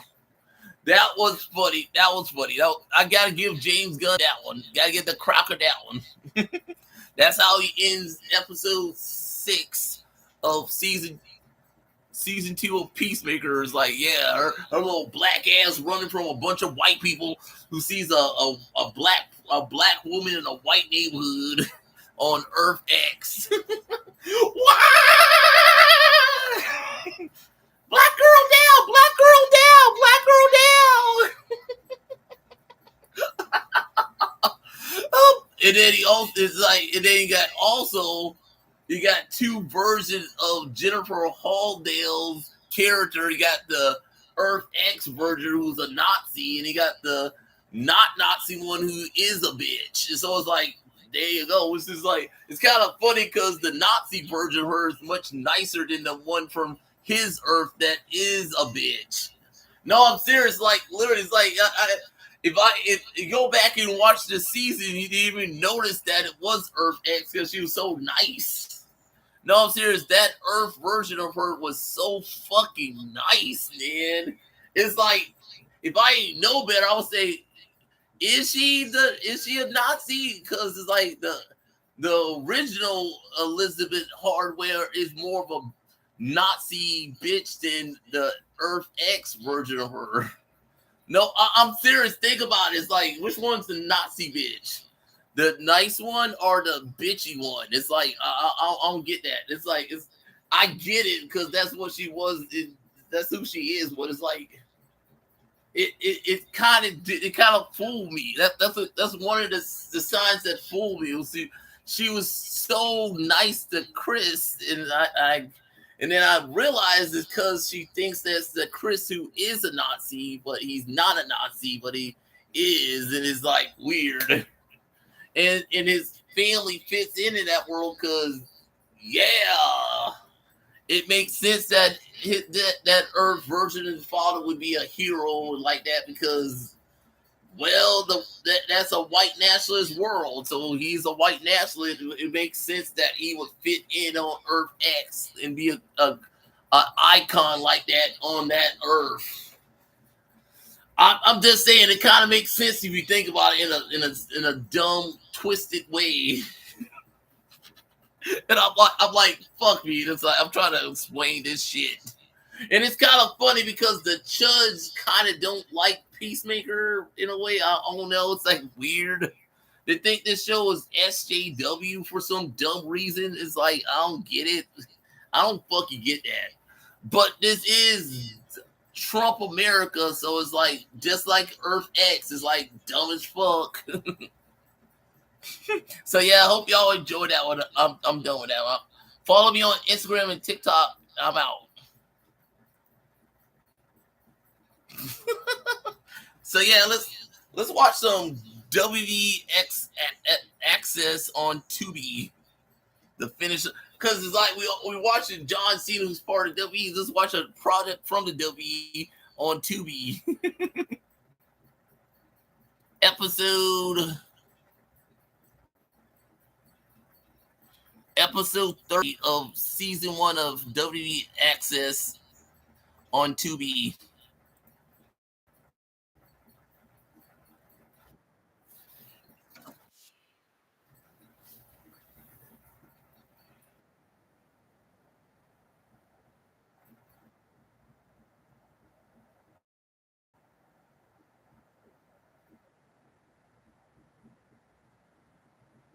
Evolve on Tubi.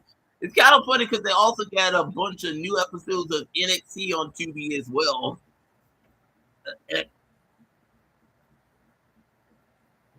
Kendall Grave. Kendall Grave match. We got a Kendall Grave match. Are we kicking it off?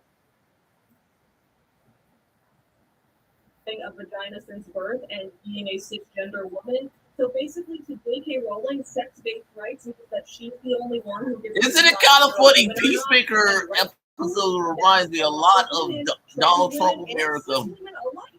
I'm just saying, James Gunn, you hit it correctly. So now people are boycotting all Harry Potter stuff, and for good reason. The more money J.K. Rowling makes, the more money she can put into this fund. So, like, new Harry Potter video game comes out, nope, don't buy it. New TV shows in the works, don't watch it. Most people who care about LGBTQ rights, not really, because it's like both sides protested the Harry Potter TV show. Because Harry Potter kind of pissed off both sides. It's like her bitch ass pissed off both sides. No, I'm serious, Sophie. I'm just saying, sweetheart. We tried to, but. It's not one that has a definitive, easy answer. But I do think it's important to point out why Sophie, with your little cute ass. I saw this Tumblr post from the user Jester Nonconforming that laid it out really well, so I'm going to read that to you. People still tend to lump in J.K. Rowling with the category of problematic artist, and I need everyone to understand that is not the problem with her. She is not comparable to anyone who wrote a piece of fiction you hate or someone who made rude comments in 2015 and has since learned better. She is far more like Elon Musk. She is a radicalized person with an extreme amount of social and financial power. And for years, she has used that power to try to influence her government into hurting vulnerable people on purpose. And she has succeeded. That is the problem with her. And that is why her books is so dangerous. Not because her books age badly. Of course, I personally was never a fan, so I don't care. But you need to understand that fiction is not the main issue here, and I truly think acting like she's the same as the rest of the giant list of problematic creators. That's what I'm saying. It feels like Earth X. America feels like Earth X, people. To influence UK law. As Caitlin Burns, yeah, because J.K. Rowling is a bitch. J.K. Rowling is a whore. She's a fucking ugly ass whore. Whore ass bitch. Fuck you, J.K. They use anything to manipulate you, dog. I love it when a plan comes together. The caption reads, "The plan Rowling was referencing was UK Supreme Court judgment that ruled trans you ruined the 18 for me, J.K. You motherfuckers ruined the 18. Hannibal's catchphrase, I love when a plane comes again. I'm like, shut the fuck up, JK. I hope you burn hell. No, I hope you burn hell, JK. I hope you burn hell, JK Rollins. I hope you burn hell.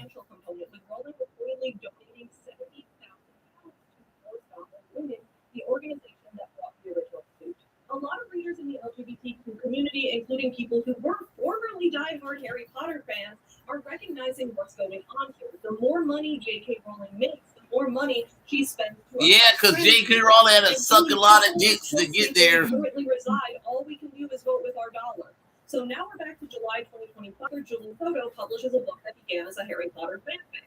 There were a couple issues at play here. First, as a lot of readers pointed out, the fact that in the original Harry Potter book, Hermione is discriminated against for having Muggle parents makes her part of a marginalized group. So for her to become enslaved in a book where she falls in love with her captor and that's played off as being sexy, that sends a pretty weird message, okay? Second, a lot of readers also wondered if it was possible that J.K. Rowling was profiting off of this book's publication. While Julie Soto herself has said in the past that she doesn't support J.K. Rowling's views and she wants to reclaim the Harry Potter space as something for the fans, not for J.K. Rowling, well, the fact is J.K. Rowling still is protective of her IP, and people were rightfully wondering, is there going to be some way she can profit from this? And even if she isn't profiting from it now, can she eventually sue Julie Soto? Can she eventually get money off of this in court? That's the problem. Sure, the marketing of this book is the far right corrupted a lot of shit with their Nazi shit. Harry Potter universe, why was she marketing it as a Dramani fic?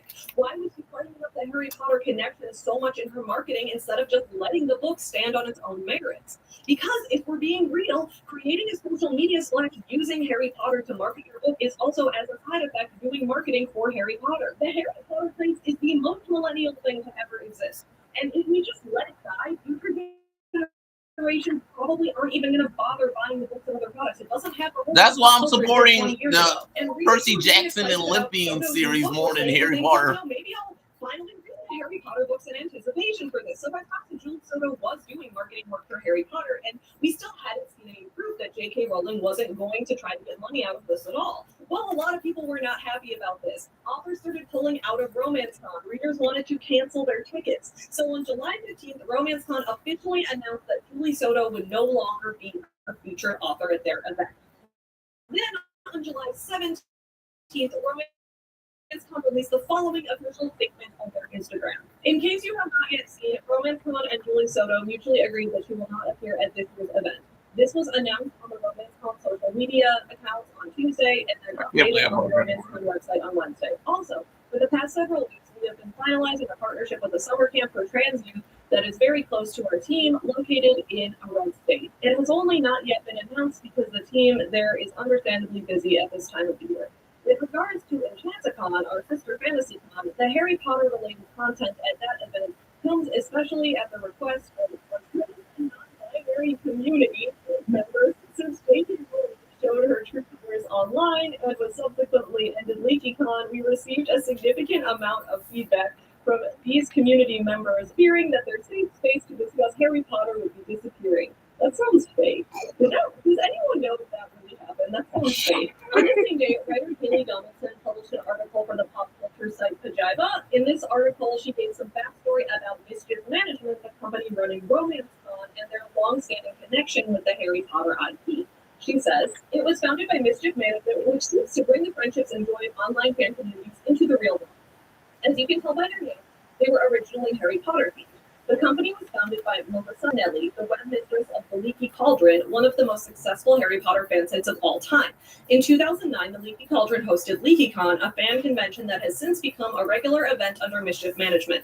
While Anelli and the site have distanced themselves from J.K. Rowling's repeated instances of transphobia, which have only gotten worse since they released their statement of condemnation in 2020, LeakyCon is still a thing as of 2024. It's worth noting that in the year 2025, LeakyCon ended up rebranding to Enchanticon as a way to separate itself from Harry Potter in any official capacity. Or did it? Well, the next day on July 18th, Reddit user Sickonet posted to r/romancebooks about the controversy. As their post explains, for the past week or so, I've been seeing authors I follow on Instagram post a statement that they weren't attending RomanceCon anymore in solidarity with the queer community. Finally, tonight I went to look up what happened. According to one video on TikTok, it had something to do with Mischief Management, who run the con, running another con that has 4 Harry Potter panels. And the other reason is because Julie Soto has a new book that she rewrote for publishing purposes, but was originally her Harry Potter Hermione fanfic. Apparently her publisher was promoting its fanfic origins with the arcs, but Julie hasn't, so there's upset over that. Julie is now no longer attending the event either by mutual agreement. And then Apple Amaretto commented, I don't know anything about this particular con, but this is the second time I've heard of Mischief Management really messing up an event that resulted in major drama of Obsessed Fest a couple years ago. We're gonna get to that. Sal Space says, having read quite a lot of fiction heavily from Lovecraft, an equally repugnant individual, I do understand that it's possible to reclaim the literary universe and use its ideas to create new and unique, interesting work without bigotry. But Lovecraft is long dead, and therefore unable to profit from it even indirectly. It's probably more complicated than that, but I think that's a decent rule of thumb to start with. I would agree with that. If the original creator is dead, then it's different. Yeah. Yeah, who doesn't want to see J.K. Rowling dead? A big part of the problem is the marketing. The publishers are actively using the Harry Potter brand to market these books, not just Soto's, but also the other 2. Oh yeah, this was one of 3 Harry Potter fan fiction Draco and Hermione fics that came out. Come on, guys! Stop trying to get out of me, guys! So anyway, yeah, there's multiple of these. Stevie, you kind of suck as the general manager of Evolve. I believe that she's not getting something for allowing to market it this No, way. I'm serious. You kind of suck. You kind of suck as the general manager of Evolve. The end of J.K. Rowling funding £70,000 into anti-trans organizations and bragging about it, and the massive setback of trans rights in the UK, largely due to her funding. Basically, it looks bad, and there is no way she's not getting paid for the use of bragging. Then Chase You! We got Chase You. Posted to the subreddit r/romancelandia, expanding on the topic, explaining that Mischief Management's Enchanticon is still not entirely free of the Harry Potter IP like they were planning.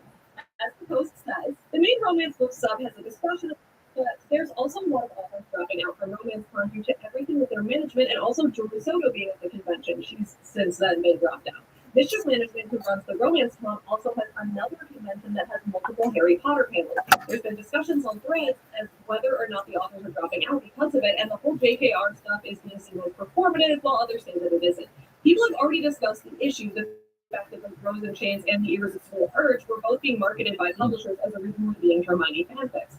Ojeda made an article regarding his whole situation, and since then, Romance Con has dropped Julie Soto from going. That being said, multiple authors are deciding not to go. There was a comment I saw on threads, and I think it's gotten up to 80 authors.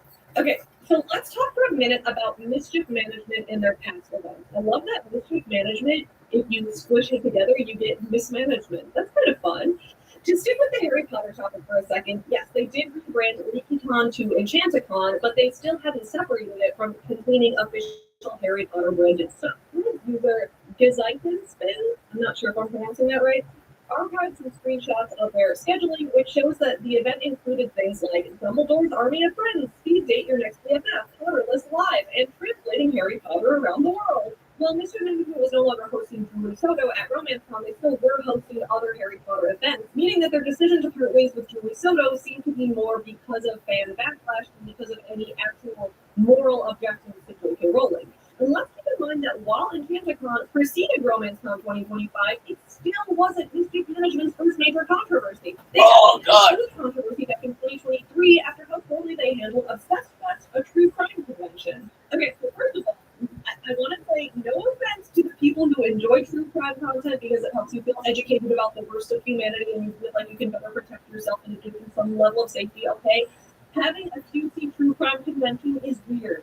It's weird to have a convention with panels and games and performances and fun times that all center on content depicting real people's assaults and murders. And the event itself ended up turning violent, which Mischief Management did not handle well. The YouTuber Austin Green did an excellent breakdown of Obsessed Fest and all its controversy, so I'm going to link that video below, but here are just a couple highlights so you can see what I'm talking about. We started to see some missteps from Mischief Management, who, as a reminder, was revealed to be run by the same woman that planned Jillian Pensalale's wedding, Melissa Anelli. And Melissa, after kicking out Ellen and Joey for no reason, posted this on October 23rd to the Mischief Management Instagram page, detailing what happened over the weekend.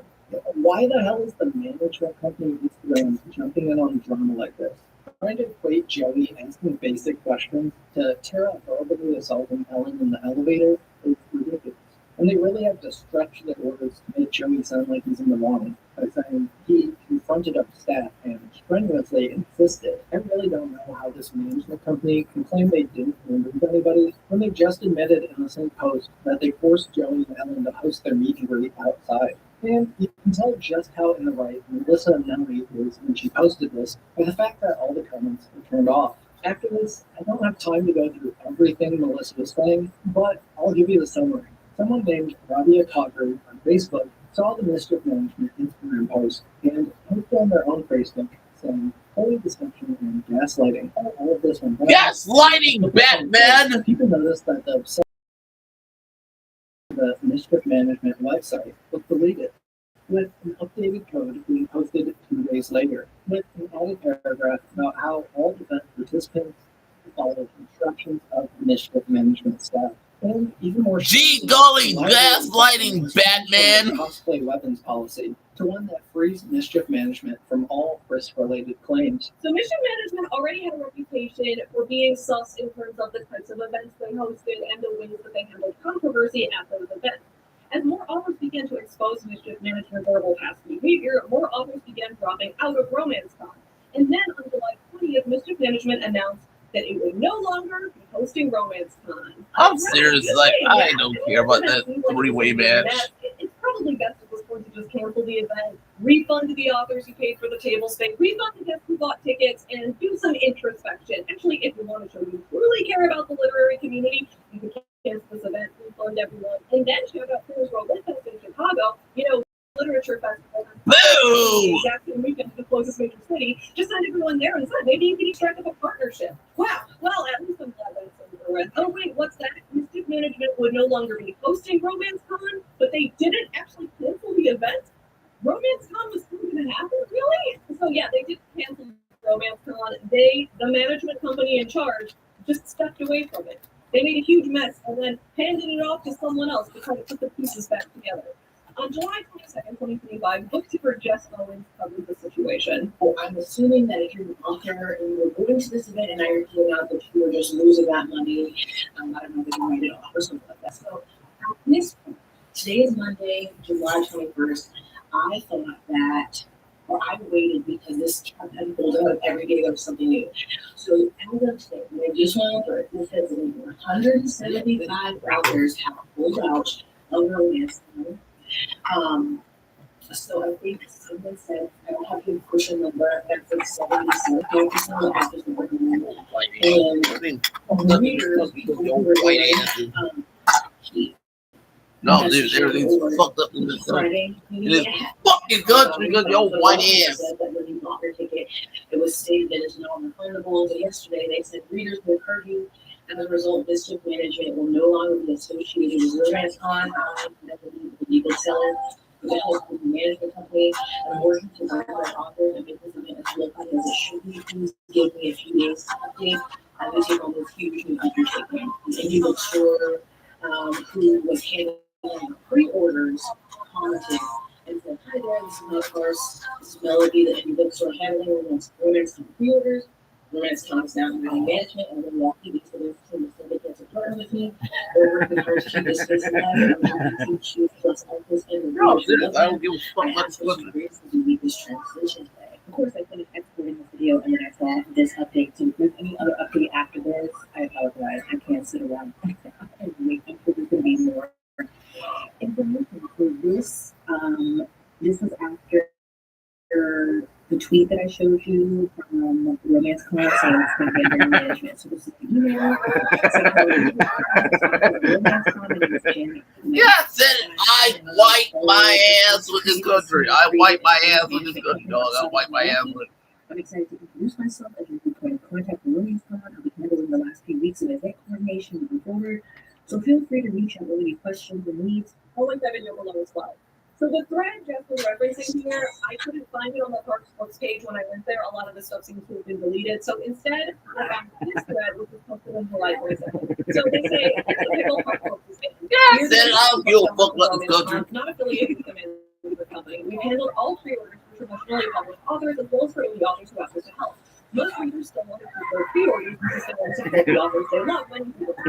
We're doing everything we can to support authors and readers that already have the books in hand.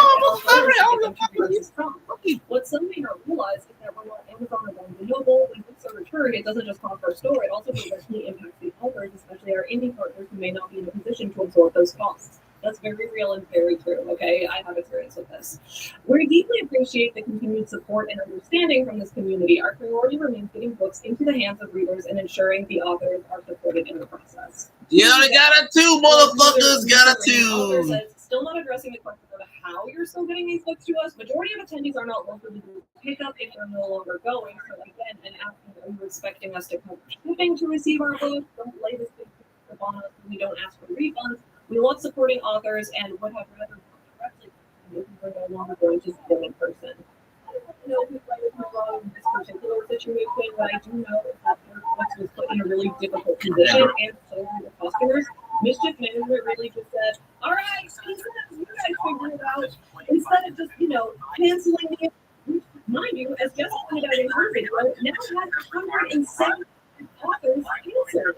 Even though it's supposed to have something like 230 authors there, and now one how do you want to possibly justify charging readers for tickets to an event that only had like maybe a third of the authors that were well, the solution was that to give the tables away for free. That's right. If an author dropped out, Romance Con could just we won again. Roger. That's like, I'm like, goddamn, Chase, you suck. No, it's like Chase who's stuck in NXT, that's stuck in a wall, that sucks all the time. You ever send an email to your vendors at all, or are you just pretending they owe you hundreds of dollars on your now spam of an event? Rose and Pro replied, have they still not contacted vendors? Hey, Melissa Grace also said, they still EVOLVE champion. Romance Con had been transferred from Melissa, the ownership manager, statement to two women named That Evolve champion sucks. On July 31st, on the Romance Con Discord, they announced that actually Jennifer all the house was also no longer sorry, we've documented the same class. When buying groceries, you gotta pay right away.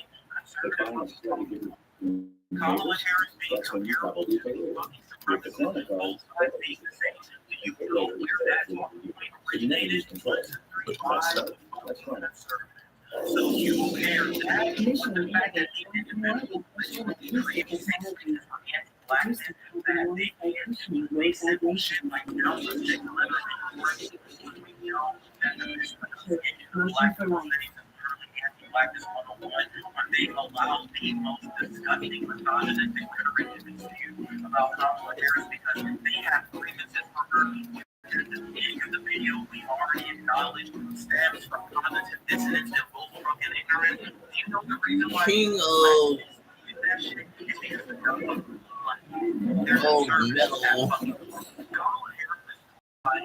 So folks, Jen and all of you no longer run the Romance Con because of professional commitments. Let's take a look at the Discord message.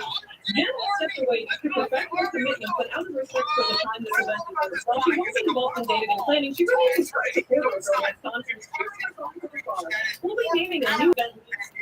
And thanks to Jen's early contribution, we've been to celebrate success, navigating managing all the communications, and supporting the team and improving something programming to life and true celebration of the community. Okay, so your first management company left, and then your second manager left, and this is Shady's back. less than a month and a half. So he goes well.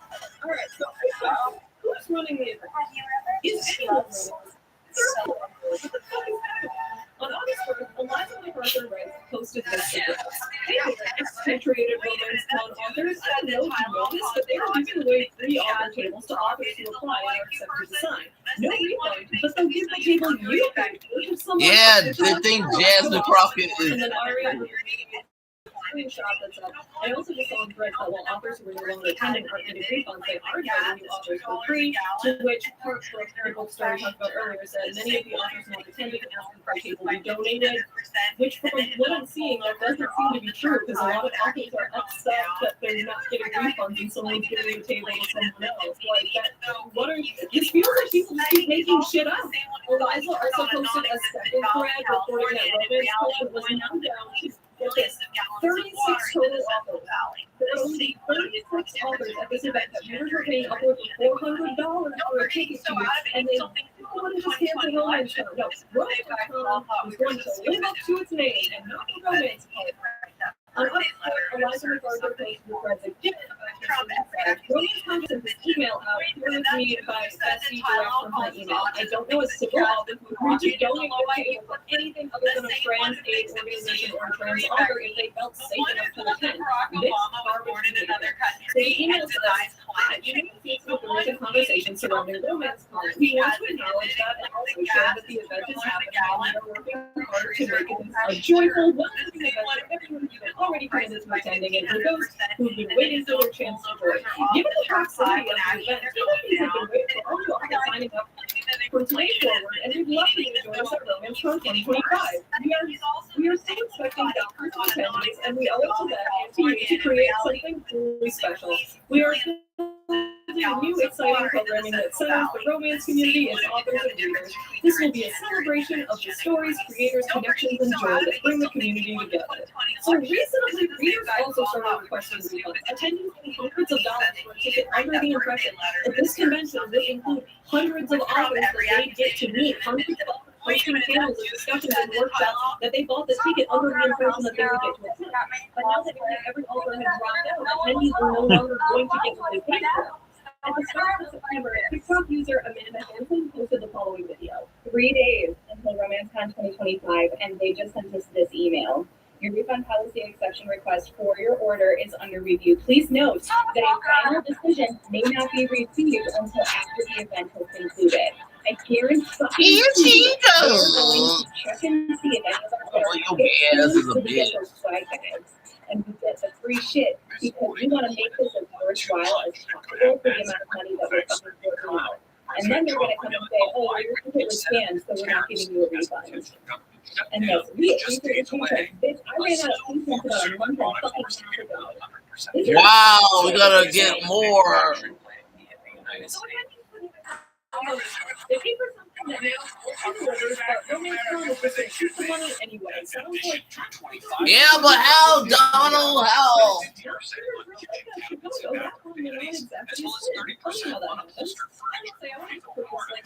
I know I keep talking about Chicago, but I know that most authors are operating on a really tight budget, and if they already have a hotel booked in Milwaukee, then it might be super hard to rush over stuff to any other city.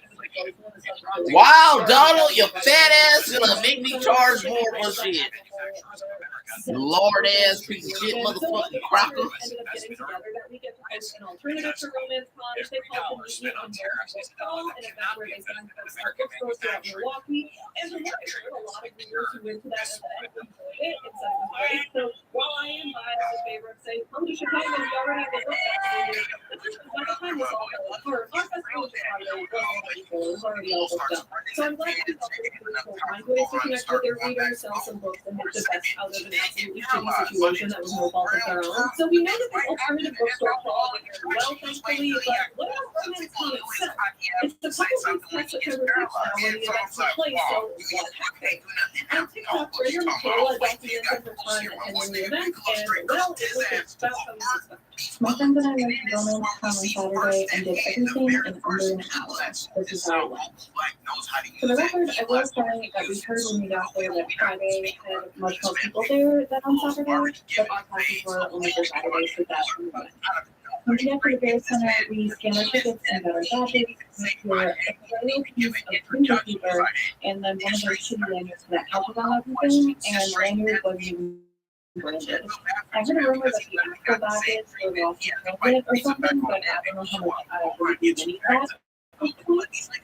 When we were writing our names, the volunteers told us that if we lose or rip our badges, there is a fee to replace it, which literally made us laugh. Out of the dozens of us who originally wanted to be the only one still remaining was the December. We decided to make the trip into Washington. Just to get some stuff for the around 2:30 to meet Bridget, and it felt like everything was investigating, so we were able to write a virtual, and it was my not just for her, but we were taking that quarter of the show. I can use to complete everything with this weekend long festival in about the amount of time it takes to watch that too. And the thing is, also just the thread to its proper disappointed. User XOXO Ariel XOXO was like, I don't usually post stuff like this, but I'm honestly so disappointed. For the prices for tickets, this event was not it. There's barely any decoration. Yeah, I said it. Fuck America.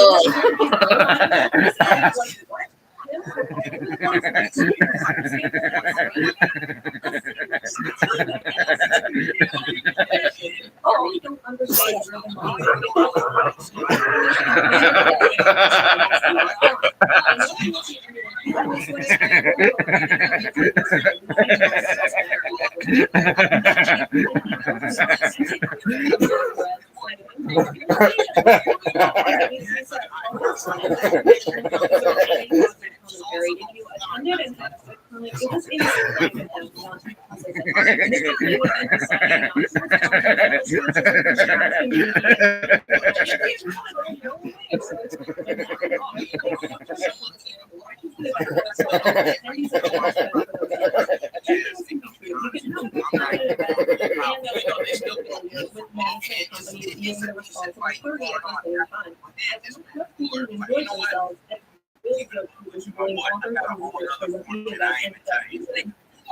So yeah, we finally at the main event.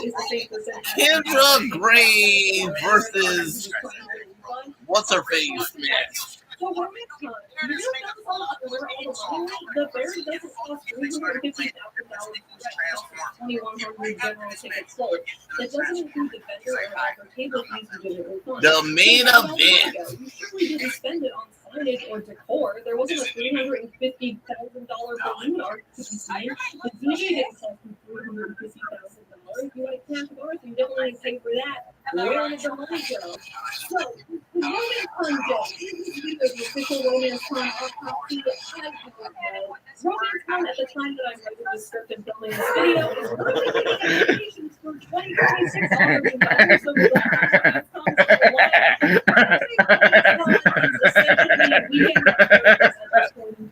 I cannot imagine what would possibly bring this event back. Maybe if management company is completely unaffiliated with Mr. Management. Yeah, great. Maybe they could sell it, but with this branding after this event, people can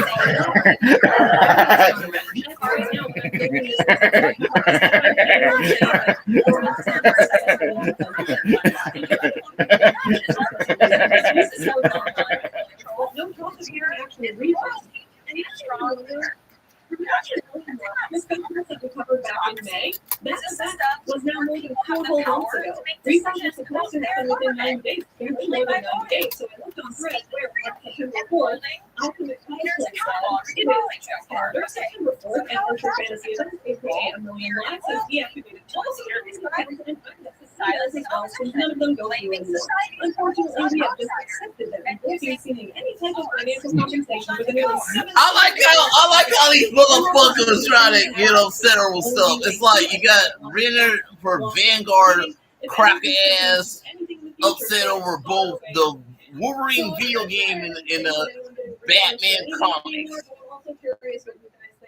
The Batman comic is like the absolute Batman comic and the invulnerable Batman comic. I'm like, you motherfuckers suck. You motherfuckers suck balls.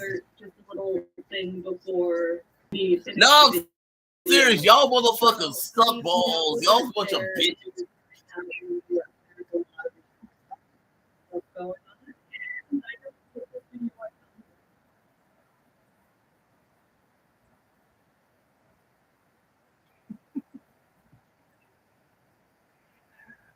I'm sorry, Cracker. I'm sorry that the only reason you hate the absolute Batman comics because he's a buff version of Bruce Wayne and Barbara Gordon's a black girl. You cracker ass motherfucker. No, I'm sorry. I'm sorry. The white man's such a pussy ass bitch. Yeah, I said it. I said it in Trump America. The white man's a pussy ass bitch. The white man's a pussy ass bitch, dog. Just like your fat lord ass daddy Donald Trump kid we go up the escalator. He's like the motherfucker broke the escalator. It's like you have to have Melania's whore ass, this Carrie's ass going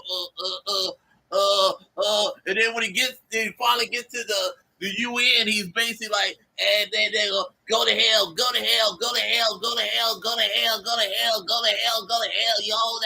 Y'all can suck my dick, go to hell, go to hell, go to hell.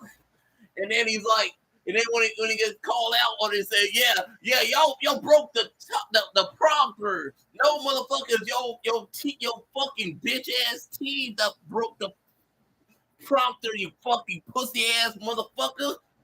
Suck my dick, suck my dick, suck my dick.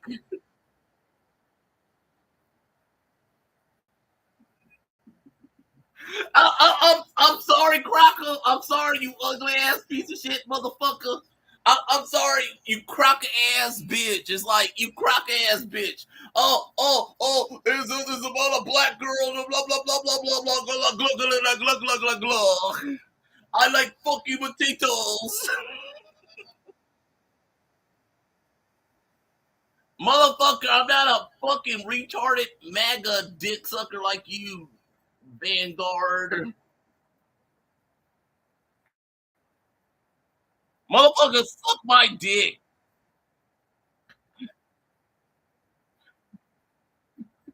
I'm like, how is absolute Batman gay? I'm like, literally, how is absolute Batman gay, dumbass? No, I'm serious, Vanguard. How is absolute Batman fucking gay, you pussy? No, it's like you call it Batman gay, and he probably bitch press your bitch ass dumbass.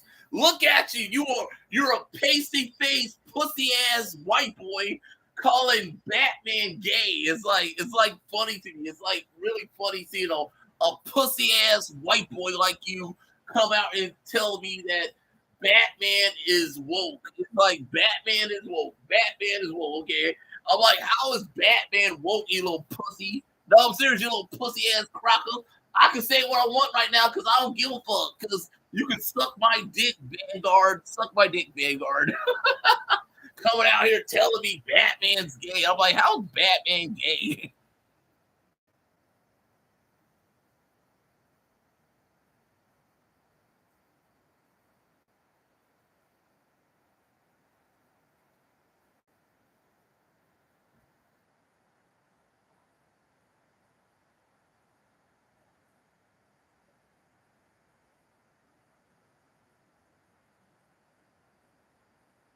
Motherfucker, I read all Batman. All Batman are Batman, dumbass.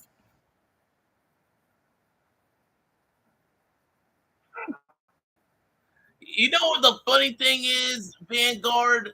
Robert Pattinson got a lot of wet ass pussy by being both Batman and Edward from the Twilight series, dog. No, I'm fucking serious. That dude gets a lot of wet ass pussy, dog. So you making fun of it is kind of retarded because this dude gets a lot of pussy. When the last time you got pussy, Vanguard? When the last time you got pussy, Vanguard? When the last time you got pussy, Vanguard? When the last time you got pussy? No, I'm fucking saying, when the last time this ugly ass cracker got some pussy?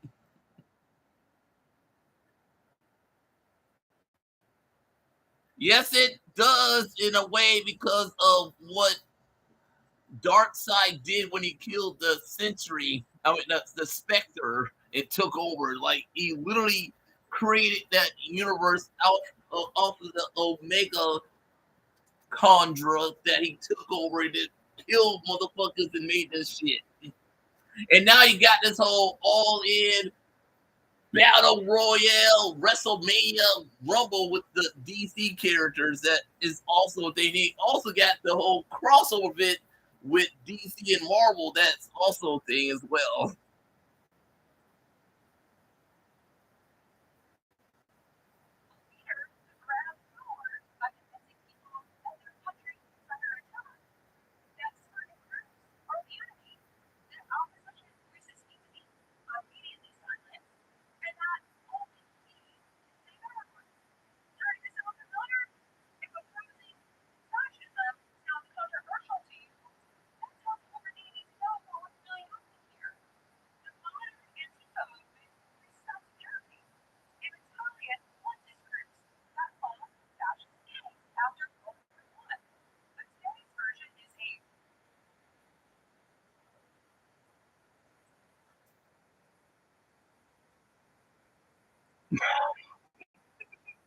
I like how all you MAGAs always gotta attack the trans people. It's like you motherfuckers always gotta attack the trans people, but y'all secretly wanna fuck a trans woman, dog.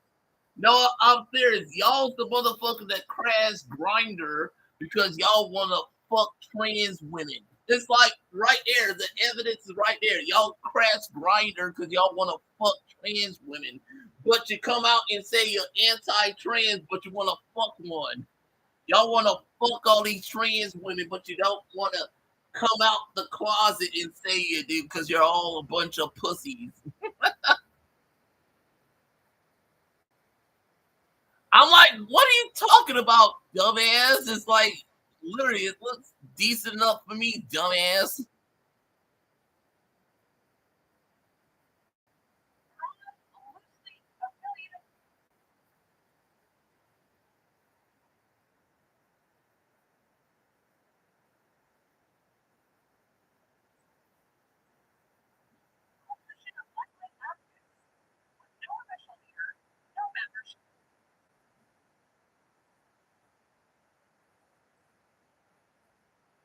Are they? Are they really? Are they really?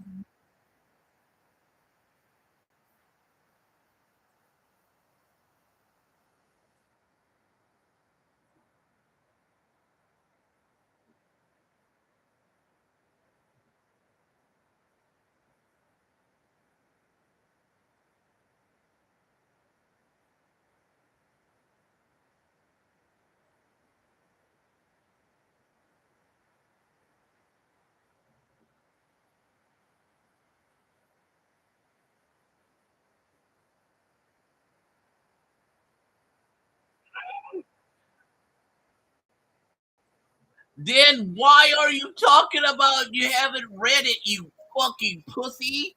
No, I'm calling you a pussy, dog, because why are you talking about something you haven't read? You don't know nothing about it. It's like, God, this is why I fucking hate all of you thugs. You come out here like you know something, but you don't know shit. It's like lies and bullshit from all of you. You fucking cracker ass motherfucker. This is why I want to kick your ass. It's like literally bash your fucking face in. Cause I don't fucking care. I just want to bash your face in, kid. Because you're a fucking waste of my time, you piece of shit.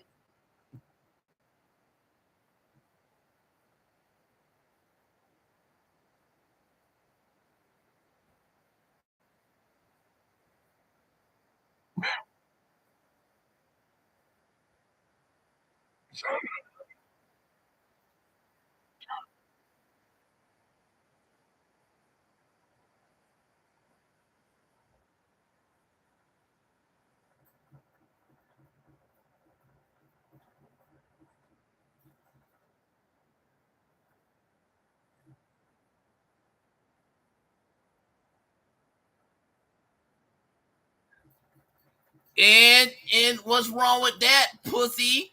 You afraid of trans girls, you little pussies? No, I'm calling you a pussy, pussy. I'm calling you a pussy, pussy.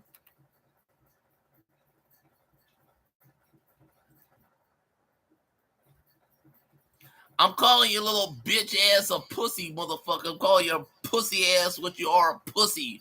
Because why y'all always gotta attack trans people all the time? Y'all that big of a pussy?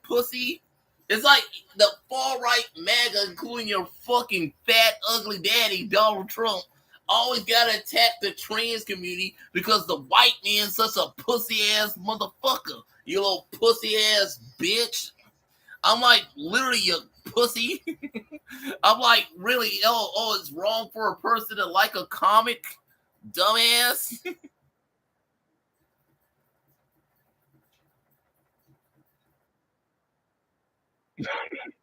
Wow!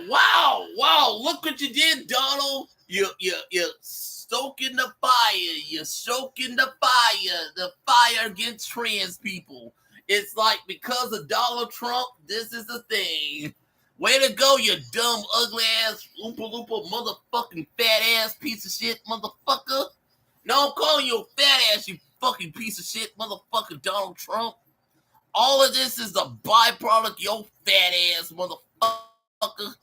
Yo fat dumbass motherfucker. Oh, you ugly loopa motherfuckers.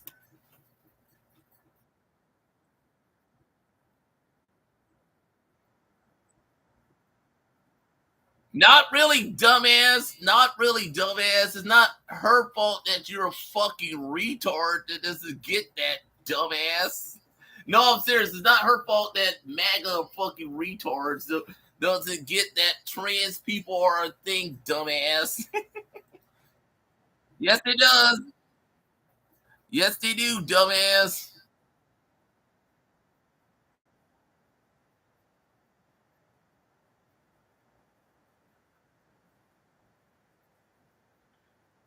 If they're out selling things, then why? What makes it awful if it's making money, dumbass? That makes no sense, dumbass. No, I'm serious. Your statement makes no sense to me. It's like if it's a hit and it's making money, it showcases how good the brand is, dumbass.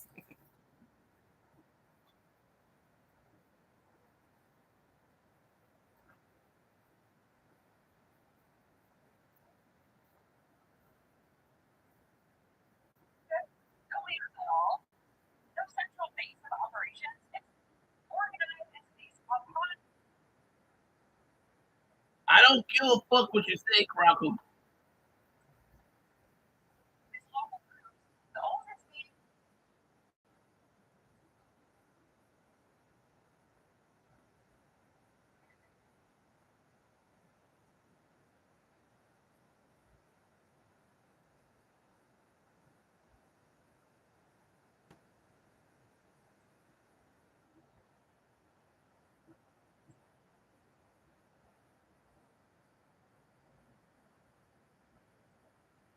Not really, dumbass, because it's not really a win for you, dumbass. It just shows you that even America comics can compete with manga, you dumbass.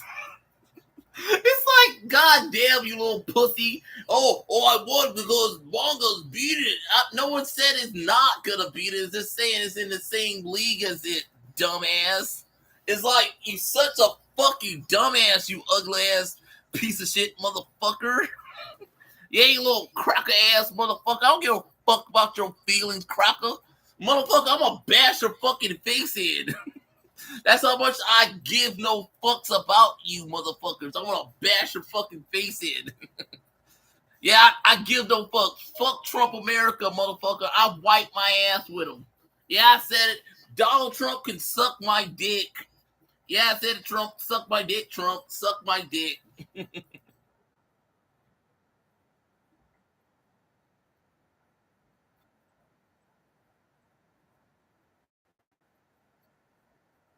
Motherfucker, I also read MAGA and stuff, and yeah, you're right, but it's like I also like American comics as well, dumbass.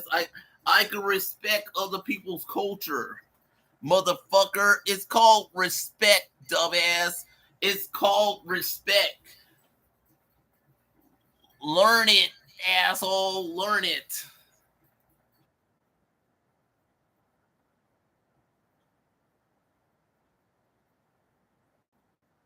Motherfucker, I read all of MAGA then, now, and forever. Even the new ones are awesome. Hell, if what you say is true, then why is K-Puff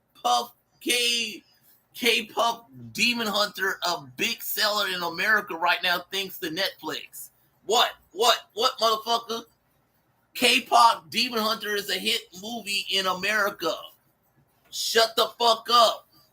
That's modern Japanese anime right there. It is the gayest girl boss movie ever. Yeah, I said it. It's the gayest, most girl boss movie ever. You have a bunch of pop Asian girls, hot ass, killing a bunch of demons that half the final boss is a bunch of K-pop gay Asian dudes who are their idols that they kick the asses of. So it's like, yeah, why is that such a big hit?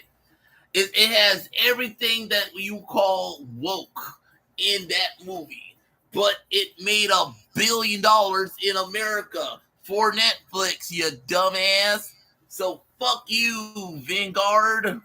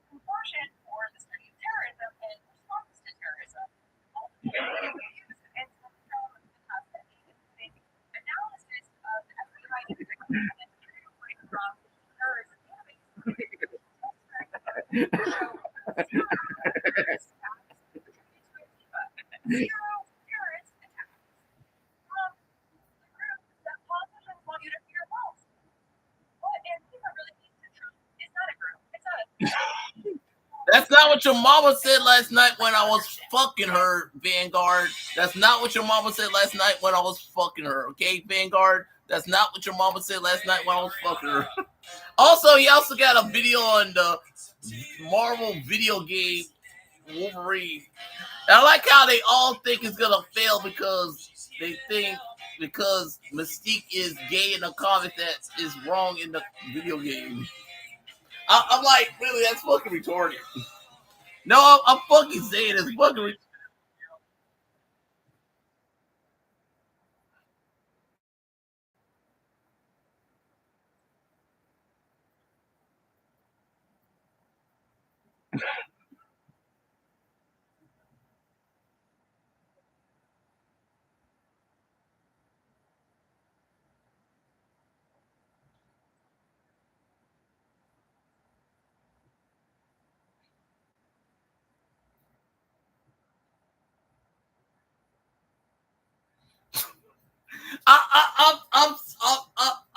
Excuse me, white boy.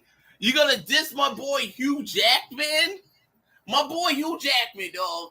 The whole reason motherfuckers went to go see Deadpool and Wolverine is because of Hugh Jackman, man.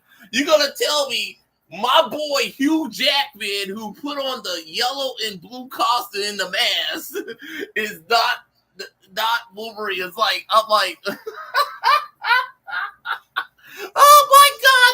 oh my god, this Scottish bastard here, this potato fucker is telling me Hugh Jackman is not Wolverine, and they ain't probably gonna tell me Deborah King's hot ass is in X-23. I'm like, literally, you're gonna tell me this piece of ass right here is in X-23 right here? I'm serious, my girl Deborah King's hot ass is in X-23.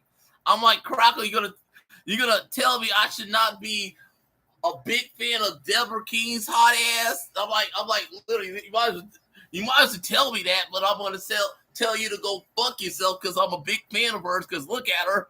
I'm like, motherfucker. I'm like, look at Deborah King. I'm like, look at her Latino ass. It's like, motherfucker.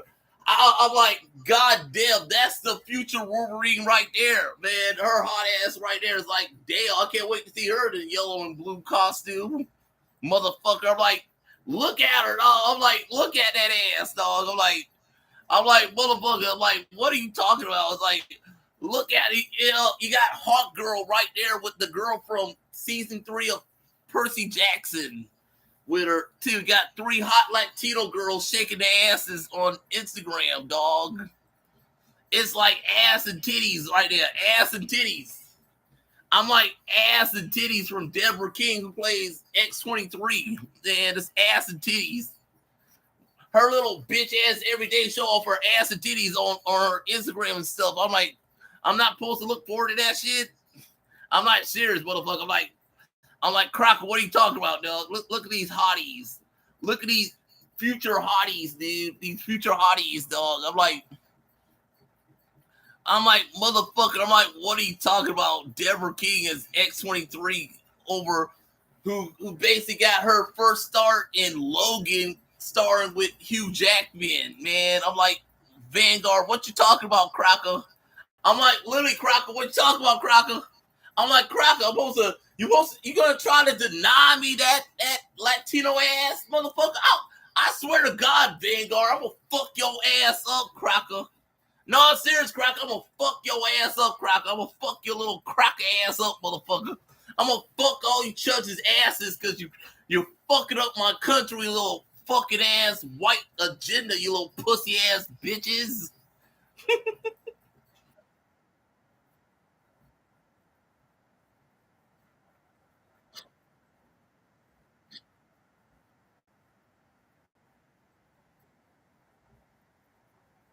Oh, you mean the stuff that was in the X-Men 97 cartoon that was awesome as well on Disney Plus, asshole?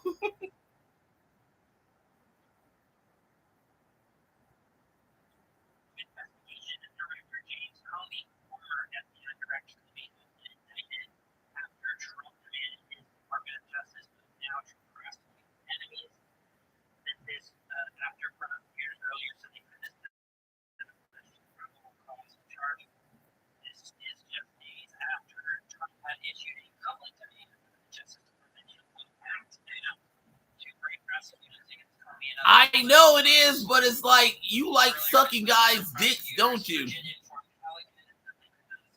Hey!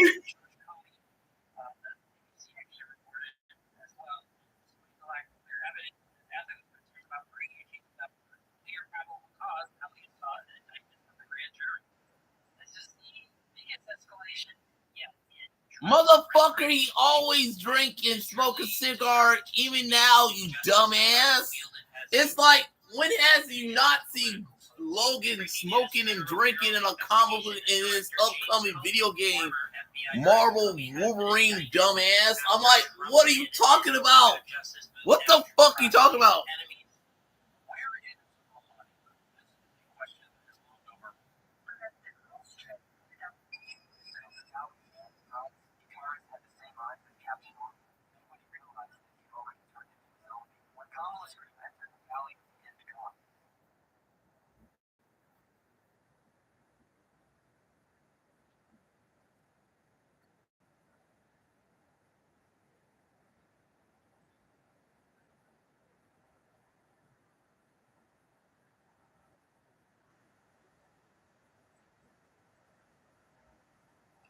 Then what's wrong with the video game, asshole?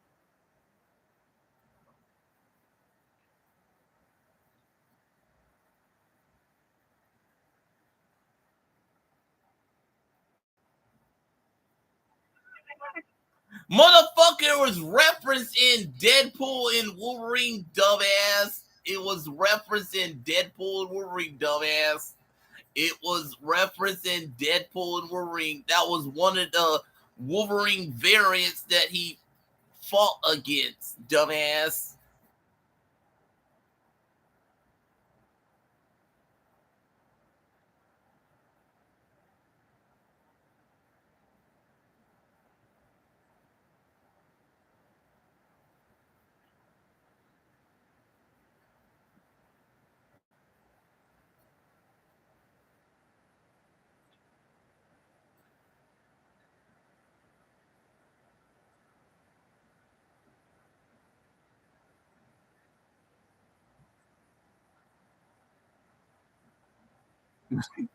Not really, because he does it now as well, Logan. Smoke and drink. No, I'm like, literally, what are you talking about? Logan's like this now. It's like, when has he not been like this in the comics? I'm like, what are you talking about, cracker?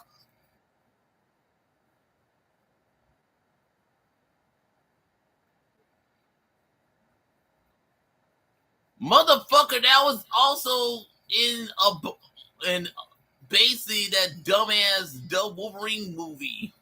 I'm not saying it's bad, I'm just saying I didn't like the plot of it, but it also had that in there, in that with Hugh Jackman as well, that story as well. So I'm like, what are you talking about?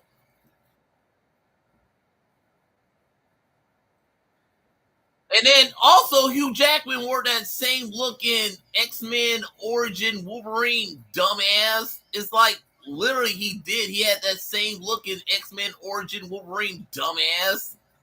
So I'm like, what are you talking about?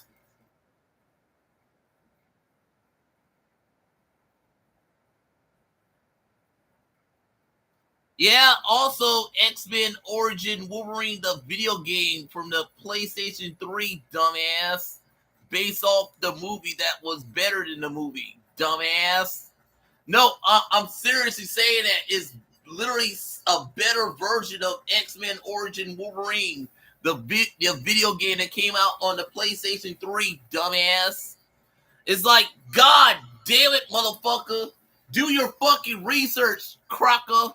Do your fucking research, you crock ass motherfucker. God, I want to bitch slap your little bitch ass, Whitey. I want to bitch slap you, kid. I want to bitch slap you.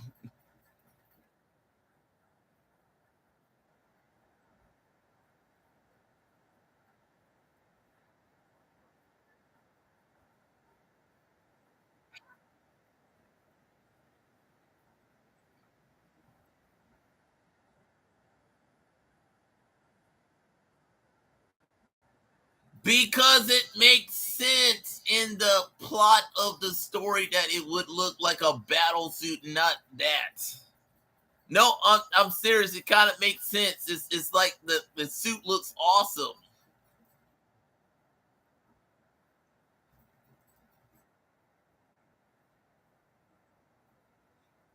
Because it's a different take on it, you racist bastard. I like how the white man is like telling me it's wrong that Masami did a Marvel Spider-Man 2 video game with Miles Morales and had Black Lives Matters on it. It's like, oh, you can't represent that. Fuck you. Fuck you, Whitey. Fuck you, little cracker ass Whitey. Why don't you go fuck yourself, cracker?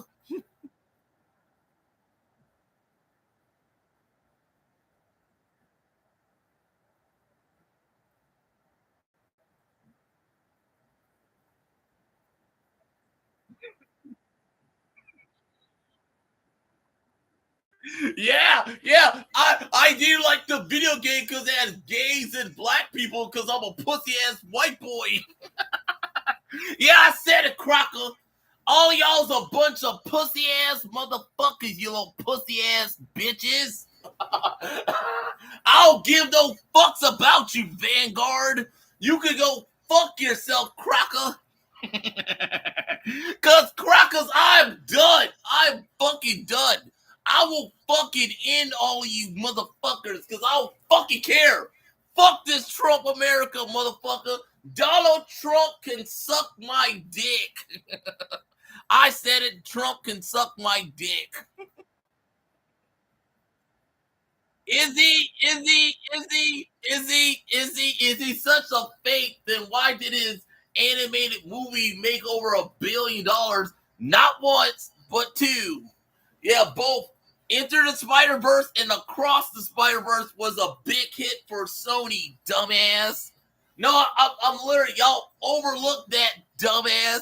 That Enter the Spider-Verse and the sequel Across the Spider-Verse was a big hit for Sony, dumbass. You know what wasn't?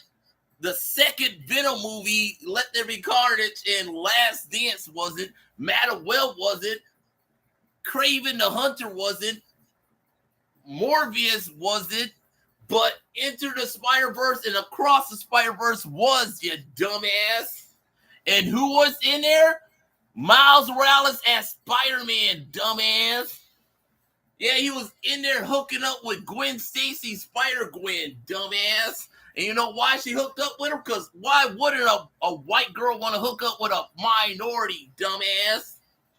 Yeah, I said, you crack-ass motherfucker. Yeah, y'all can rewrite history all you want, but we all know those white girls want some black dick.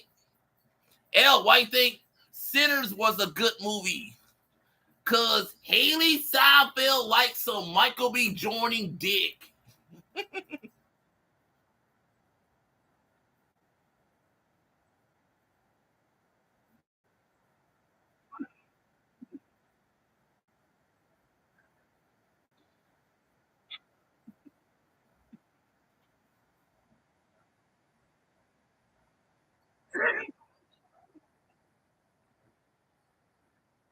Motherfucker, that's Mystique, man. She always does that, dumbass. She's a fucking anti-hero, dumbass.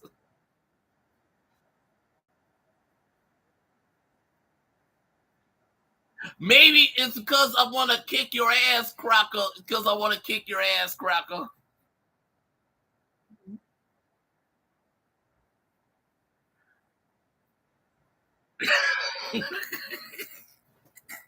I borrow a few clip for the blah blah blah blah blah.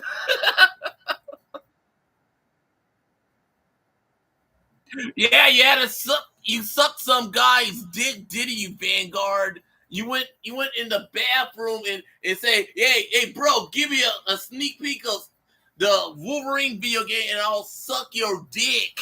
And you gladly did it because you such a bitch, man. You was like that. Oh,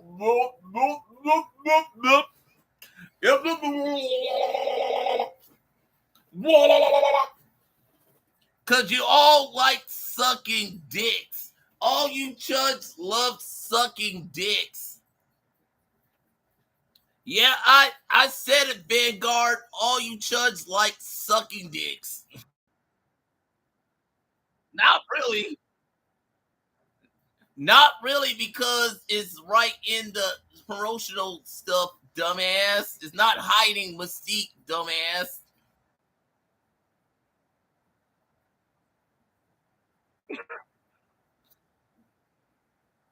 Oh my god! Oh my god! I get to play as the Phoenix! Oh my god! I get to play as the Phoenix! So what? It's motherfucker, it makes sense if you think about it, because isn't Logan has a thing for Jean Grey, dumbass? It's like a thing in the comics. He has a thing for Jean Grey, so it's like, no duh, you get to play as Jean Grey, you dumbass. Oh, but she's not attractive looking. My little dick can't get hard over Jean Grey.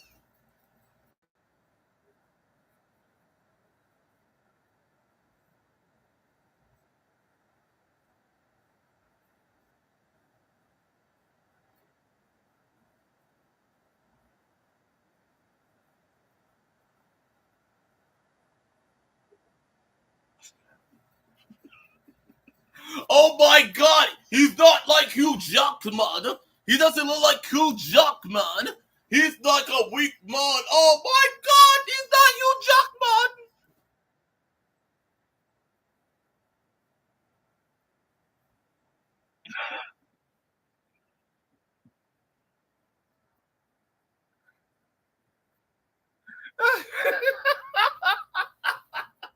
You got triggered because you got to play as Jean Grey. It's like, y'all some bitches, man. Y'all some pussy ass motherfucking bitches, all of you. No, I'm serious. MAGAs are a bunch of whiny ass bitches. Y'all motherfuckers got everything handed to y'all's cracker ass, and you're still to this day upset over stuff because y'all's a bunch of whiny ass bitches. Y'all's all a bunch of whiny ass bitches, all of you. I fucking hate all of you because y'all's a bunch of privileged ass bitches.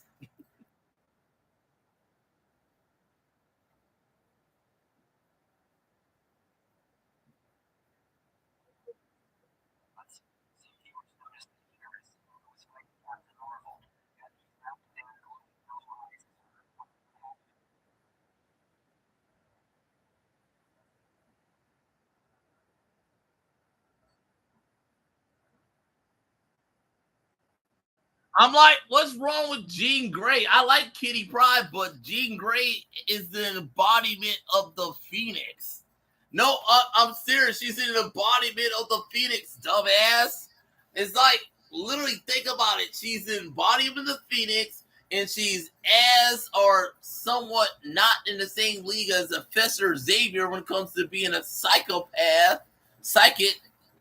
mutant, but it's like she's up there and she's a goddess in the comics. No, I'm serious. How many times Jean Grey died and came back? It's like, shit. The girl is amazing. It's just I did not like the last X-Men movie. I did not like that X-Men movie. I'm not saying I hate the actress who played her, Sophie. I just did not like that movie. And I'm happy that she's going to be Laura Croft on Prime Video.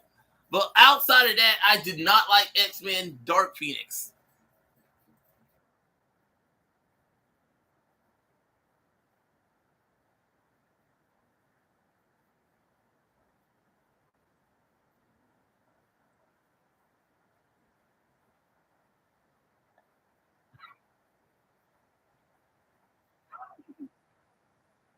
So you're basically saying your gay ass can't stand it that a woman's in your gay ass video game, huh?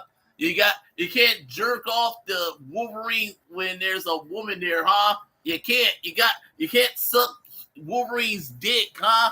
Cause that's all you people like doing, sucking dicks, don't you? You like sucking dicks, don't you, dog?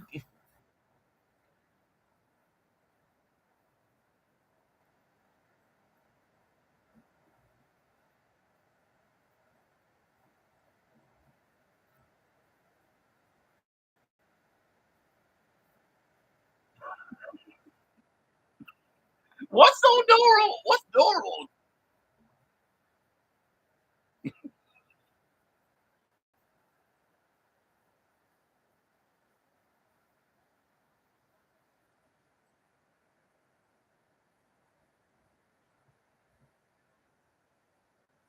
Maybe I will, and maybe I'll have a orgy like John Cena had in Peacemaker. How about that? I have an orgy like John Cena did in Peacemaker. What? I'm just saying, why don't you just have an orgy like John Cena? Yeah, I want an orgy, dude. If I'm gonna go straight up gay, I'm gonna have an orgy with it. I want a fucking orgy. My nigga ass want a fucking orgy. I want a fucking orgy, dude. His face already rotting. This strongly suggests that, like Captain Marvel, he too had become a zombie. First, within the Marvel zombie setting, the Valley of the End Gods is an extremely crucial location. It's one of the I want a fucking orgy. According to What If, Season 1, the virus can infect superheroes while allowing them to retain parts of their consciousness and abilities. A fucking orgy, dog. A fucking orgy. change in his eyes clearly hints that the virus had already taken hold of him. Secondly, the Eternals possess incredibly long lifespans and regenerative abilities, which could have slowed down Icarus' zombification. Moreover, his powers come from celestial-granted cosmic energy, which likely enabled him to maintain a shred of awareness even after infection. This explains why, once locked onto Captain Marvel, Icarus could still channel his abilities and fight her even as a zombie. Did you notice that in the Valley of the End Gods, Icarus had the same eyes as Captain Marvel? Nobody realized that he had already turned into a zombie. When Kamala's group entered the Valley of the End Gods, some viewers noticed that Icarus, who was fighting Captain Marvel, had the exact same glowing yellow eyes as her, with half of his face already rotting. This strongly suggests that, like Captain Marvel, he too had become a zombie. First, within the Marvel zombie setting, the Valley of the End Gods is an extremely crucial location. Looking good, Amy. I'm going ghost, white girl. I'm going ghost. Because I'm Danny Panther, baby. Danny fucking Panther, Amy. With your little cute ass.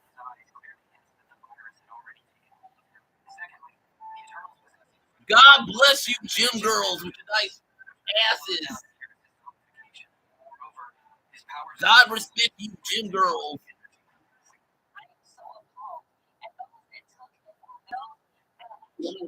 Before things started ramping up in the way that they content. So, for example, that right now, they were right now. So, this is really on the Amber site, and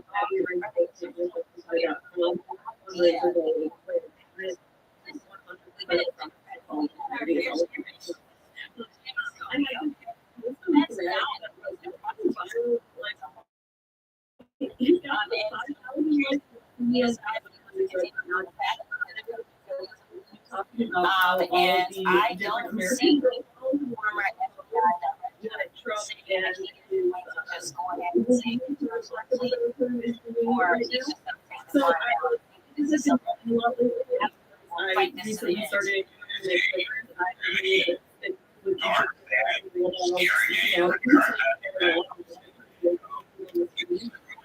from now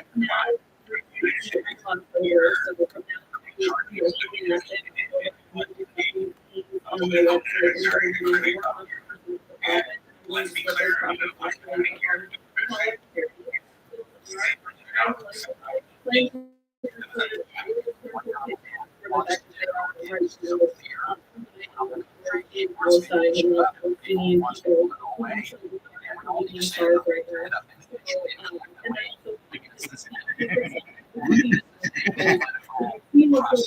Yeah, I said it. I'm just telling you.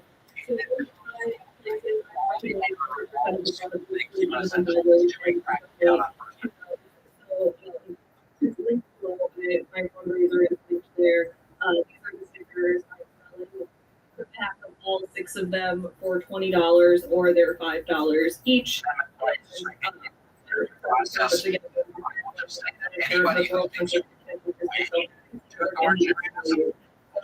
You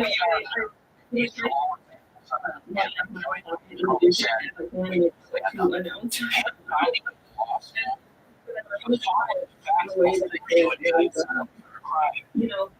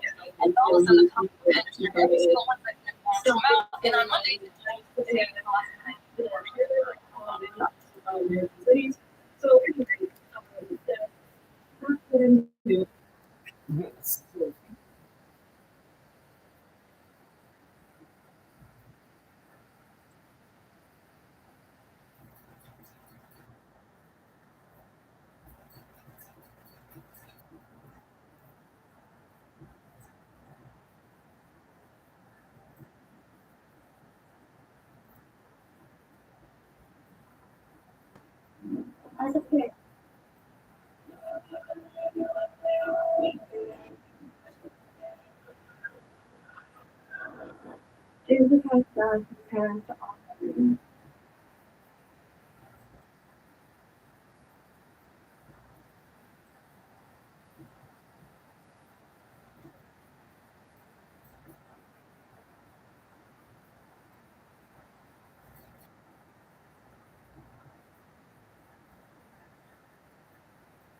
Pop and you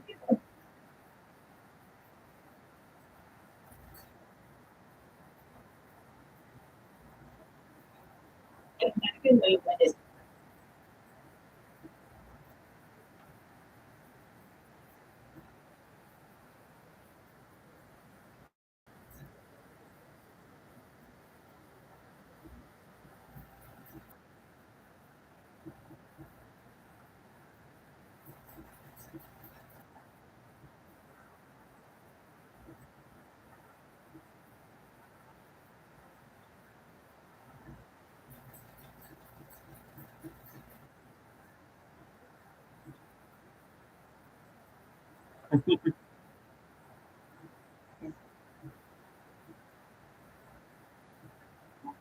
Marvel Snap.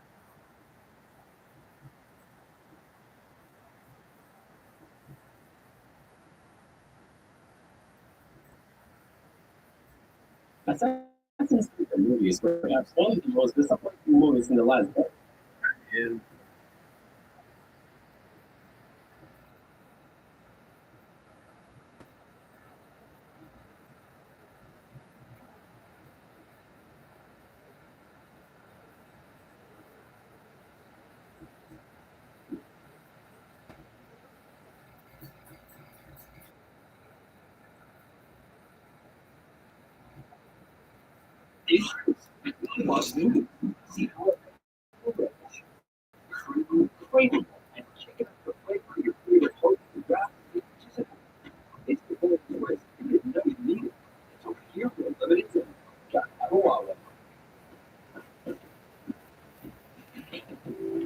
We are seeing the generation that time with deficit spending, crushing lies, manipulation, broke the president, cozy relations. That's all it gets worse because there's no way to get out of it without talking about the politics of superheroes. Hi, I'm Dan Larson, and this is the history of America.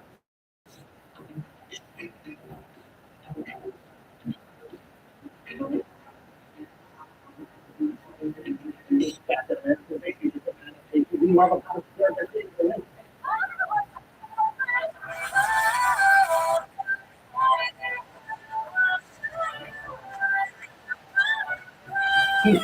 originally released in theaters in 1994, the U.S.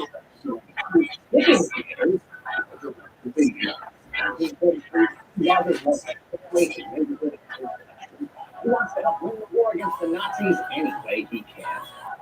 Living with the effects of health, he's officially classified as ineligible. But there's another way he can join us against fascism around the world. Here, Project Rebirth, created by the Dr. Experimental body process has already proven successful. The evil red cell of a conflict genius is motivated to reconsider her limits. Nazis and immigrate to the U.S. Steve Rogers is already a person. Project Rebirth will make bigger and stronger. First, American consumers in America. I hope that Dr. Bocelli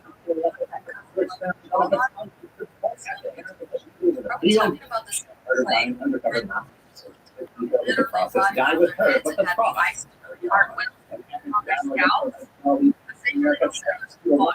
Right at the rat. Caesar's plan. They built this country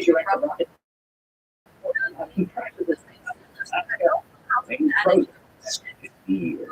We can switch straight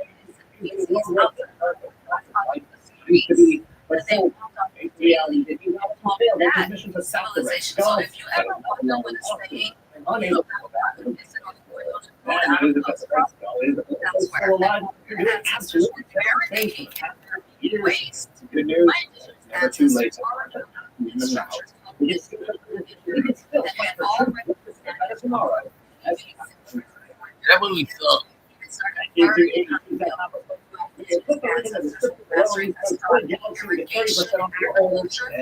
I'm currently in my 6th decade on planet Earth. The 60s, the 80s, the 90s, the 80s, and now the 20s.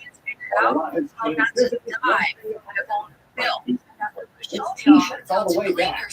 Lucky for people like people with all the way back. T-shirts for t-shirts. Again, for me, new movies.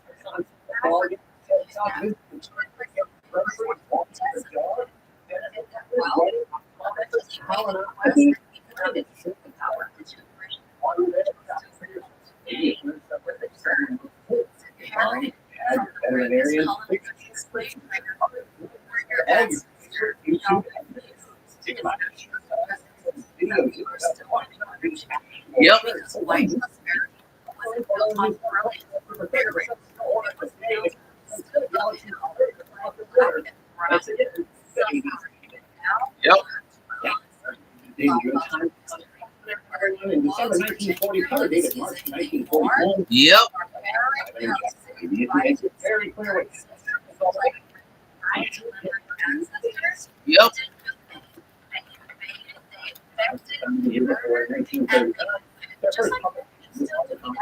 Featuring the Android version and later in 1961. Yeah, mommy.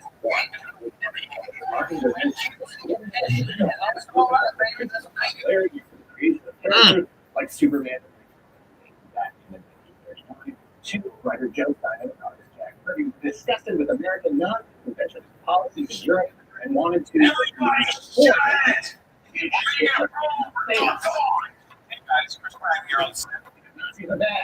They always have been, they always will be.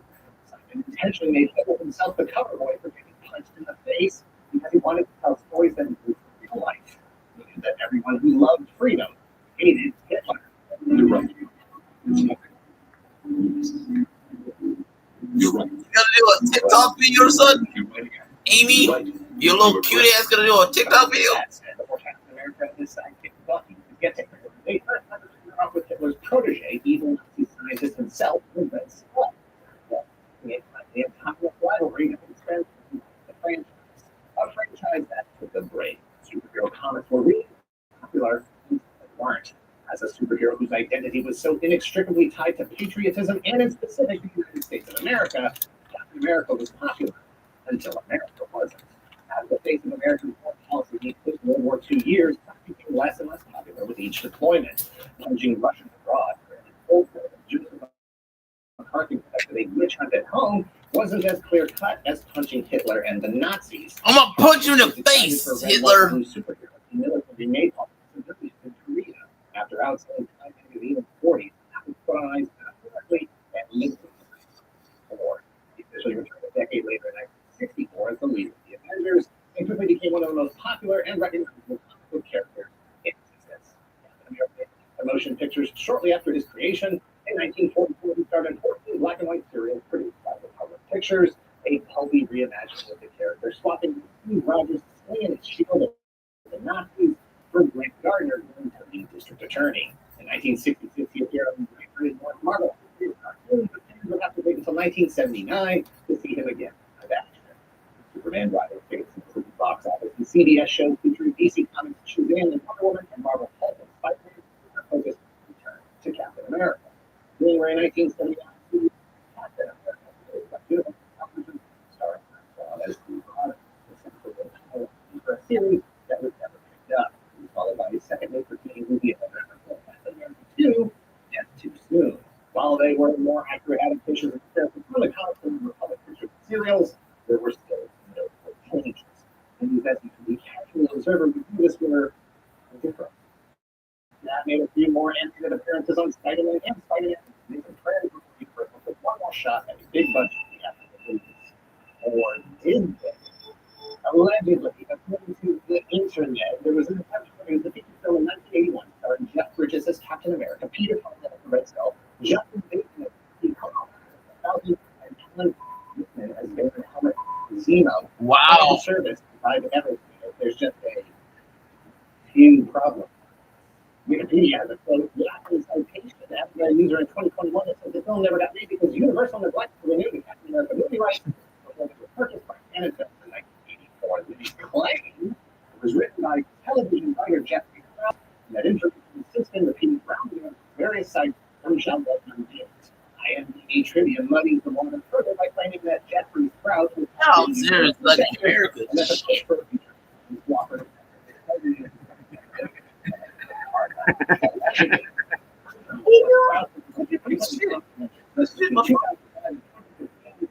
I'm going ghost, baby. First off, James He was 16 in 1981. No one knew who he was.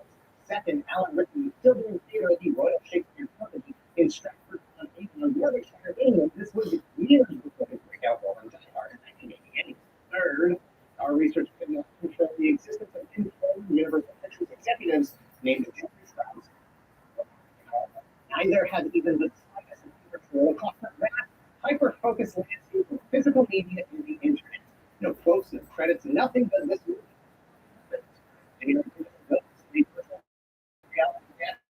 Really cares about superhero movies. All the evidence is to point to a website called Minecraft, where fans catalog their ideas and casts for projects that may or may not did or did not ever actually happen. In this case, user Mr. Bruce created the 1981 Captain America film entry June 23, 2021 with Jack Kirby, Joe Simon, and Jeff Sprouse listed as the creators. We think that somewhere along the way, that fan cast went to either Wikipedia or IMDb and copies to the other, posing as a fact for some reason. It has remained for 4 years without attribution or any verifiable source on the Wikipedia. Since the thing is the highest vote yet changed, leading candidate for is now Patrick Swayze, Brandon. If I had to guess, I would say that Mr. Blue Sky is Jeff Sprouse. Jeff, if you're watching, take a moment. Think about what we did. You've got to be careful on Al Gore's internet. Meanwhile, cousins Menachem Golan and Yoram Globus purchased Canon films in 1979 for $500,000. It's not too strong. Movies like Enter the Ninja, Break the Ninja, The Delta Cobra, and Death and Choose 2 through 4. Movies produced by between 1948 and 1984 for superheroes at the box office. To get a piece of that action for themselves, they spent over $200,000 to purchase the rights to both Captain America and Spider-Man for 5 years. On October 24, 1984, that a Captain America movie was already in development with a script by Silk, known for his previous canon work like Revenge of the Ninja and Ninja 3: The Domination. A year later, in October 1985, an entirety edition of Michael Winner after record, known for his previous canon work like Damage 2 and 3. Production was expected to begin in January 1986, until it didn't. As it turned out, Winner didn't like it, as written by Silk, so he tossed it out and wrote a new script to stay away. At least one Marvel executive saw the news by Winner and hate and thought it was horrible. It was bloody awful, convoluted, and totally implausible. In an attempt to keep production moving and revise the ad suggesting that the film was now being written by Winner, Lawrence and Stan Lee. Perhaps it's involving accurate adaptation had been produced. We'll never know if the version that made it into production is money troubles. Despite their initial success with low budget and round return, but at least one breakout success with Cobra 1986. Cobra Kai! Financially, in 1986, they released 40. 40.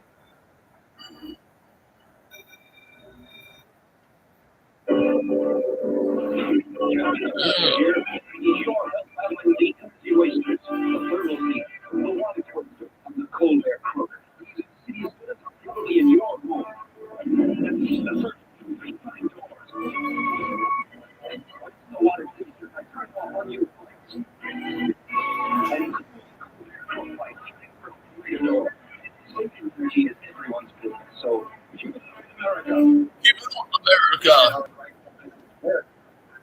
Mhm. 1987, big budget treatments for all this in the mid-state probably from lawsuits related to the ceilings, a decline in ticket sales of the industry, and distribution by the U.S.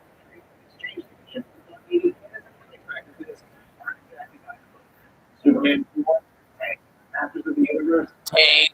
They were so bad. Tenant films were dead.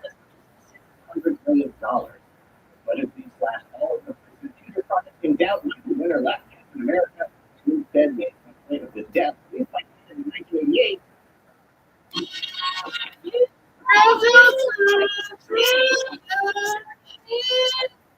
There are party dinner is ready to go. The holidays up there.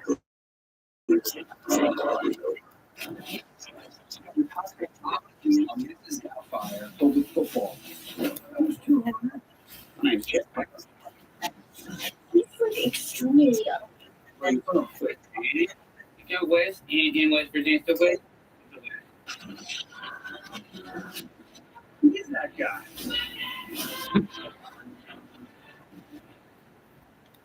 Who is that guy? Who's that crap? Generations. I have to give our responsibilities to my dad.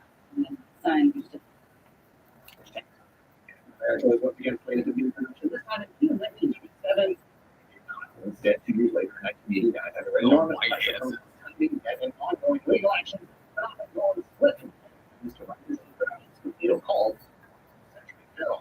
He wasn't starting from scratch. In fact, he was allowed to take the rights to Captain America with him. He commissioned a new script, was even told to listed a new director with extensive Film's experience. Al Pillin, according to Captain America's dream project. He'd been a fan of it. In fact, it was Pillin who suggested that Monogamy Gold secure the rights to Canon before he left. He had directed a number of pictures for Canon before, during, and after they were in financial distress. He just closed down Alien from LA and Sidewalk, all between 1986 and 1989. He was so essential to Canon Film's financial solvency that he was already continuing with Spider-Man and the sequels from after the universe, Superman and Zelda. John read the Alien from LA. Nolan is a big budget spectacle, but the rights were almost up and they had to do something. Keanu offered a solution to get Marvel recently used in the comics when he resigned. Marvel added Bill Belt to the suit.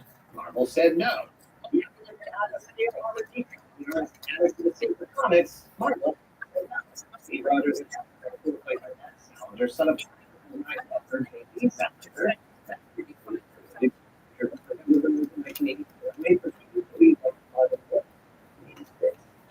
red, white, blue, with muscle by all the did not certainly fare very well. Shooting was originally planned in Italy, but budget cuts moved the location to Yugoslavia in the middle. Salinger fought heat exhaustion and lost 75 pounds, which I will assume was his boots. On top of that, the eye hole and the ear hole changed so much that they eventually just put fake ears on the outside of the ear. To transform into the skull and German acting portfolio. 1982, Teen Wolf in 1985, and Brian Conklin, U.S. President, Ned Beatty showed for the diligent reporter Sleeping Poets, Bill Mooney played in the 40s, a general in the 90s, and the Bill played again. 1983, the Christmas Story took a turn at Captain America. After years of delay, the 5-year license to acquire Captain America finally began shooting in 1989 and finished in 1990. Major script and required production in Yugoslavia with a $6 million budget. The money was secured. Turned out they actually closed the loan with the bank because the source was no regular budget. As Pillin himself said, I had to scale back the action. They made the most of it more deeply than this character. It is said that our producers would randomly be presented to pay for cash, sometimes as much as $5,000. They shot when they could shoot off their fingers. It was a surprise for no person film distributor the film.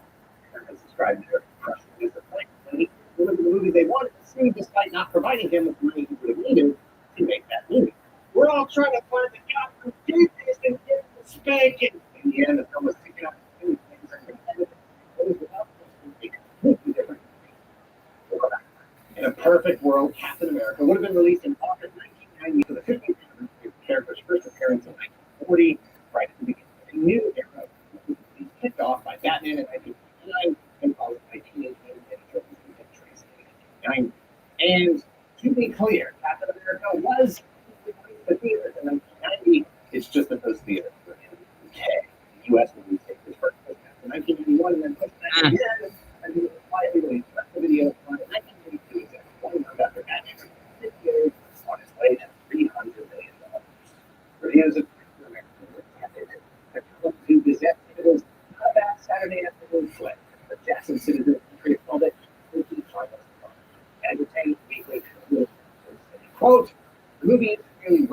kids. It opens people with the super skin and subtitles and a machine gun slaughter. It's just all the shape of the it's cast against the human skull. The Nazi red skull now typically Italian and mostly seen without the red skull. So we're doing their battle in days. Like after decades of animation, he should have been dead. He depicted on the screen. The comic adaptation really today in 1982 suffered no restrictions. Yes, I know. The sheer absurdity of the comic book adaptation, the movie adaptation of the comic book, a licensed media of the voice. Written by Stanley, illustrated by Michael and Tom Morgan, the comic is supposed to be at comics fans are used to. They spend more time and effort on the world than this or these versions of the movie. See, director Albert never found the version of the story he wanted to tell. That himself might pertains to see there was a better film that could have been released, even with the restrictions. And films was unable to take into the record the sequel in the course of 3 days during the break of production of in 1989, the same year he filmed Captain America, if for a reason, film. That is, he was on the original 35mm Captain America that he put together before the final edit was taken out of the scene. He held on to it for decades, creating conventions. He described it as 13 minutes longer with scenes that were not in the released version. And furthermore, he said the story makes more sense. Struggled with what to be a hero and American, which he understood. 2022 film master. But even that didn't stop the fans. Slight scene. Get it digitally scanned in 2023 and 2024 began sales of film originals and America exclusively. You can tell you othervideos.com. Sales were strong enough to decide that they went back for a second printing. Available as of September 2025 with the Albert cut of Captain America. An important part of its legacy. The review and I was skeptical that 13 minutes of the narrative would somehow make it a better America story. A better movie? Sure. But a better America movie? It really did have a completely different structure to the narrative. The origins battle against each other and the entire sequence of events that was the first hour of the first throughout the film about exploring the characters' motivations and getting into their actions. We get a much better the pain of everything he left behind, the regret that so many of the things that happened in the 50 years are literally his fault.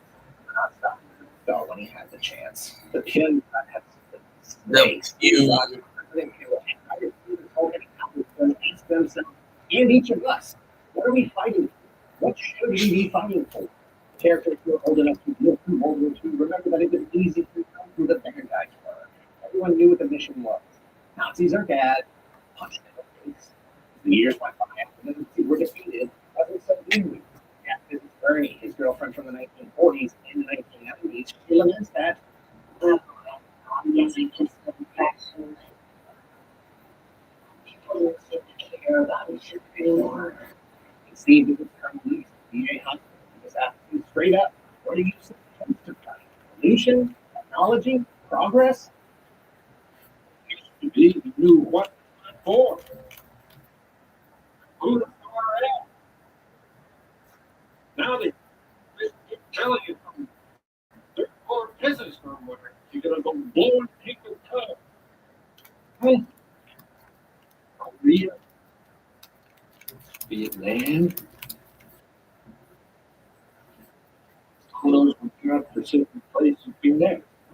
And this is haunted by ghosts. So many young men like Steve, we can have to write everything all. In a moment of lucidity, he says, war you fight, to protect the dream. The original 1990 version is your passion for the superhero. It is deep. The Tim question about power. Who has power and how do they get it? What do people with power do with it when they have it? Captain America wants to save the world. Red Skull wants to control the president of the world. President wants to save the world by leading an international summit to ban environmental damage and industrial practices. None of this matters because we're all desires of that in the future. Not only a better Captain America movie, it's a more relevant movie to pop culture and to politics then and now. It is a battle cry for you, for me, for everyone to get back in the fight. Against pollution, yes. Against technology, yes. You could. I could stop it, not on No, the you side. could. I didn't know that was a you could. Okay. No, pues es algo viejo, calientito, y acabé de hacer un sangre me tiene un pollo entero. No. I know. Sydney Sweet, an American Eagle, was it pushing the race?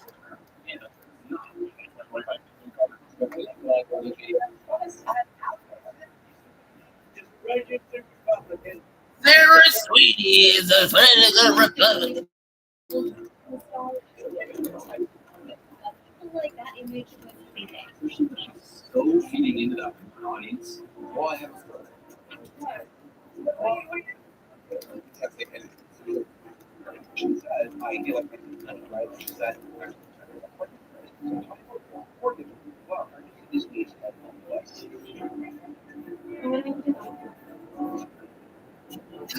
Sarah Sweetie.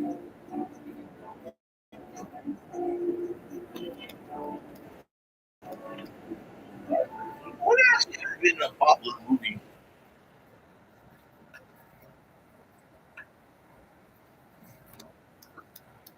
What parts of Good for you, Amy. sacrifice your dreams come true? Ass and titties.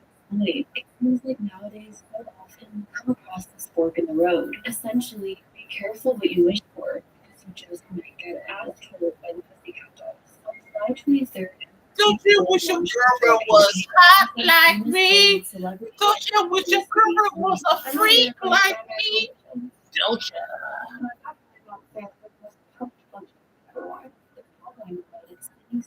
Has great genes. If you think that you want to buy the jeans, Sydney Sweet has While at first the ad may not seem controversial, it was the data that came alongside the campaign that caused it to become one of the most controversial media and ad campaigns, and Sydney Sweet's biggest controversy to date. jeans will have parents to offspring. My parent color, person. There you go, girl. Favorite color, magic color. My G. First, I kind of skipped over. I don't think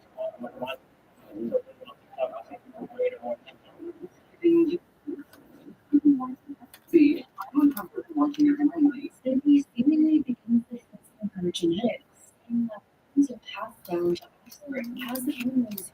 My jeans are black, just like my ass. And this is my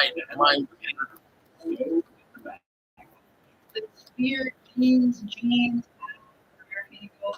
Is it that ignorant and at work like Others defending American.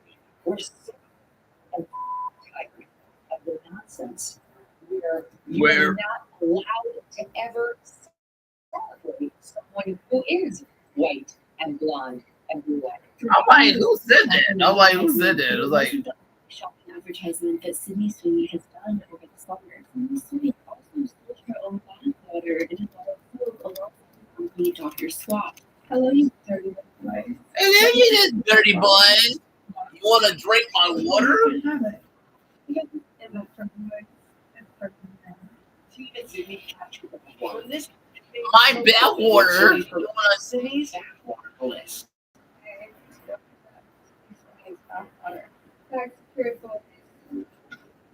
Y'all like fucking up a lot of shit. Far right. All of a sudden, Sydney Sweeney's career took a sharp turn from an actor finally taken seriously in the industry to someone seemingly throwing away her morals in exchange for monetary gain. When I said Sydney Sweeney needed to choose between her talent and she was facing with this, making herself too accessible for her field she was taking. I'm not right. So it was like, More and more brands are leaning into chaotic marketing to set themselves apart from the digital noise. Many are using controversial media figures to help give themselves a boost. All publicity is good publicity in the modern digital age. And throughout Sydney Sweeney's career, more and more she began leaning into controversy for financial gain, whether showing her body in a canned sort of way. Sydney Sweeney? Yeah.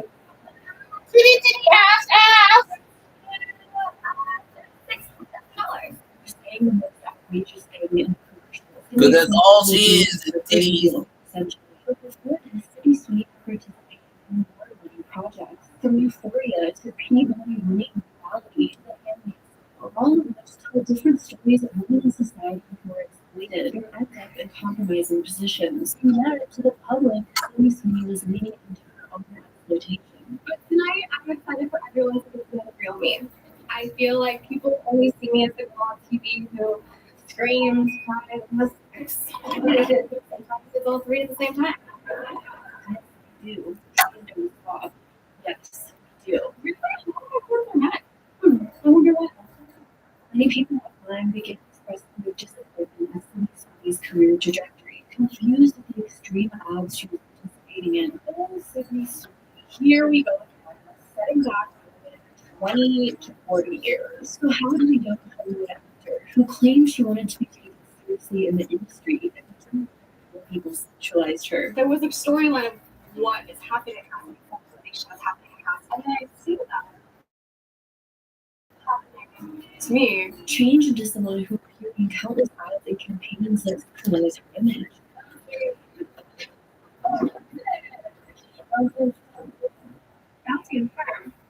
All the way to now launching her own luxury brand.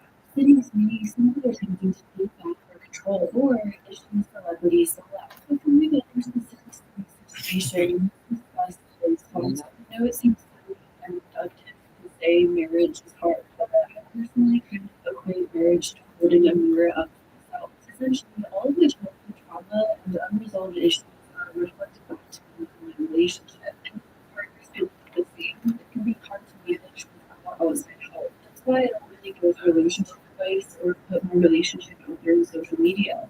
We don't have the answers or tools on my own. But finding out about pairing will be great because paired offers so many relationship tools in an accessible and welcoming way. Paired is a relationship app designed to help couples stay in love. Paired offers daily conversation starters and expert-backed advice to strengthen communication and deepen emotional connection. If there are areas that can be hard to maintain with someone, like stress gets high, life gets busy, and relationship gets disrupted, and a good relationship has to manage everything with the help of paired management. The state of love is more enjoyable and meaningful.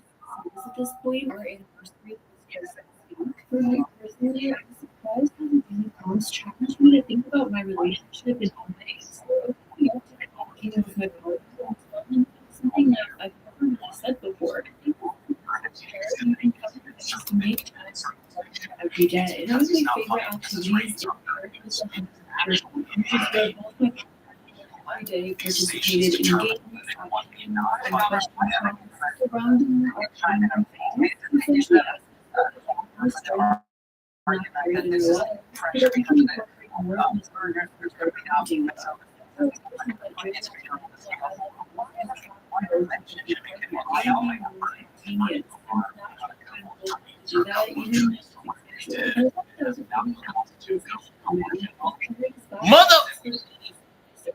Motherfucker, your daddy went on social media and say he did it. It's like Donald Trump said he had Jimmy Kimmel canceled. I like how Jamie and y'all try to cover up the fact that he did.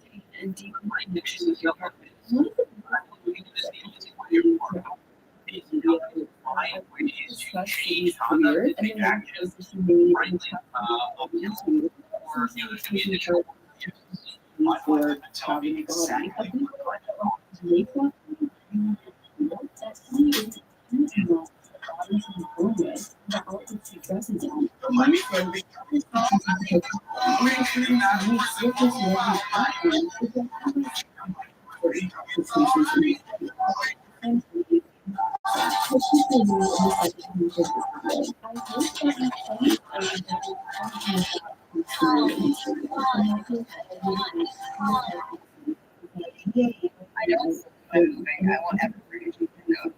Gavin Newsom is continuing to mock Trump this time, saying that he wants to do well to his prize. He says many people are saying other things that I Gavin.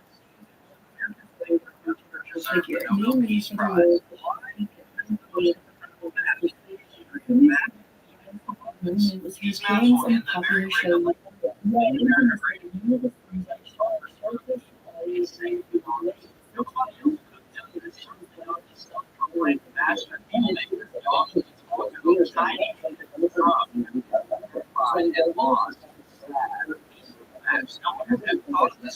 Billy Jean, not my lover.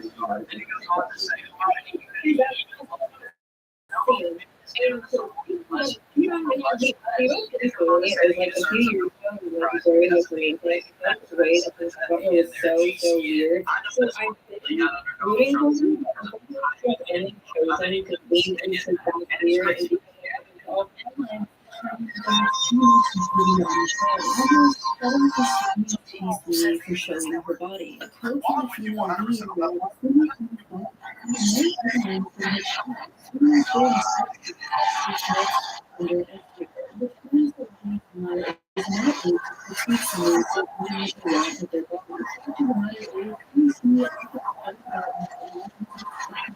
lead her biggest desire through her career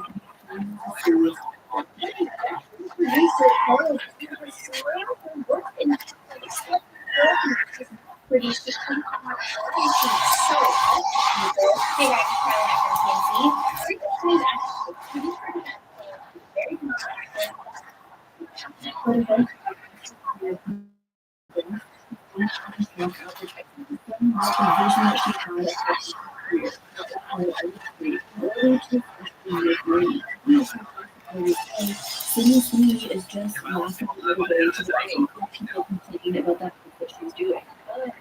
Potentially feeling her soul in the process. So then the trajectory of Sydney's career. Social media, as well as the attention to the potentially change towards age-based grade collaboration. Many people believe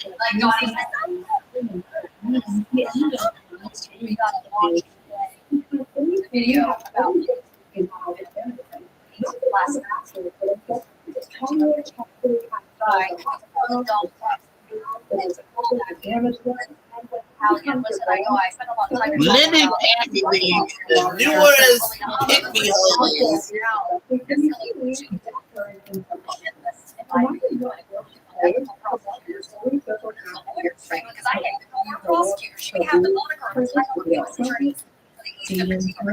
inspiring after like many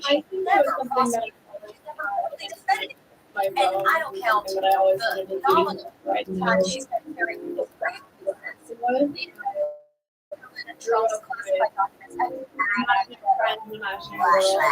I think when I realized that TV shows and movies would review imaginary worlds like her family was not class and broke and sacrificing a lot financially to help her make it big. And then she needs a great moment. So it's her family and like a girl. After she put out a jobs report, it's been like it was the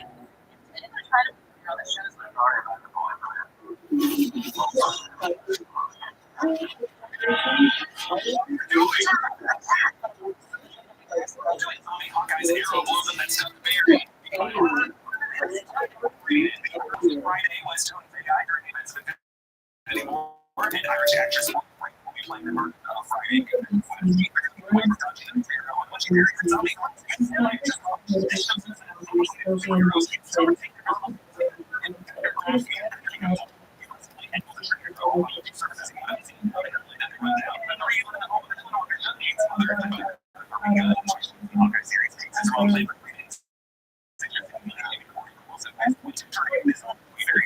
And Kanye is rather conservative.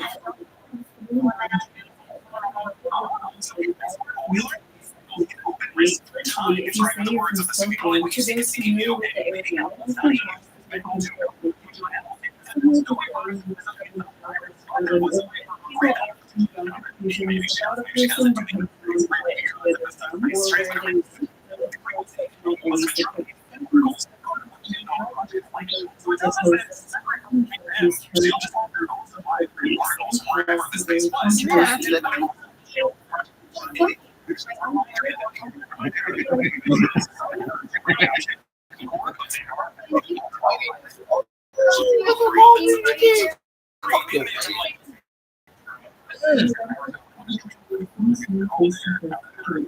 Yeah, get it, Amy. You got a nice ass on you, girl. You got a nice ass on you, girl.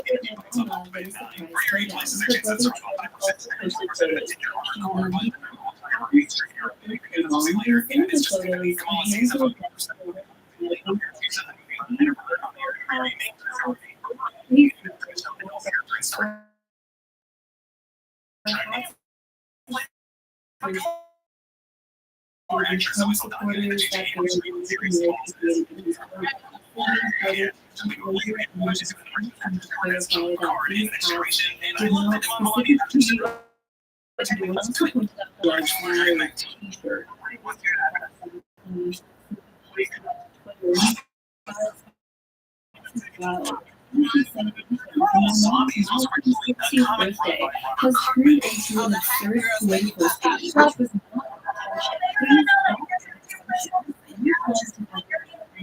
not happy birthday. People that shop on every day. You guys matter. She was wearing MAGA.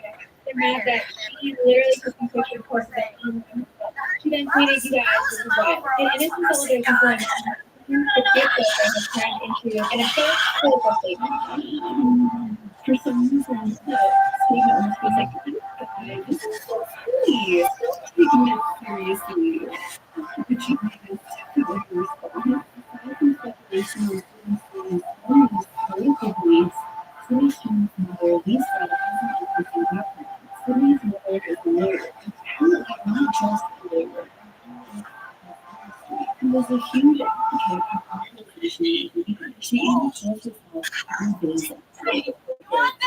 According to June's son, Sydney's mother, Lisa, worked for the last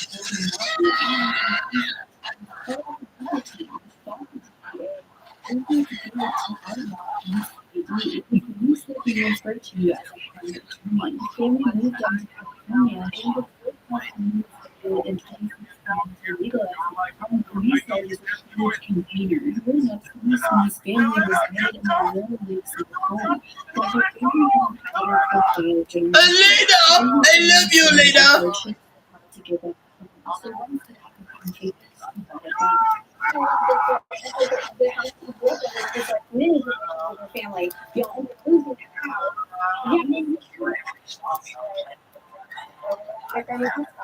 Sydney also aware that she paid off another car. Alida!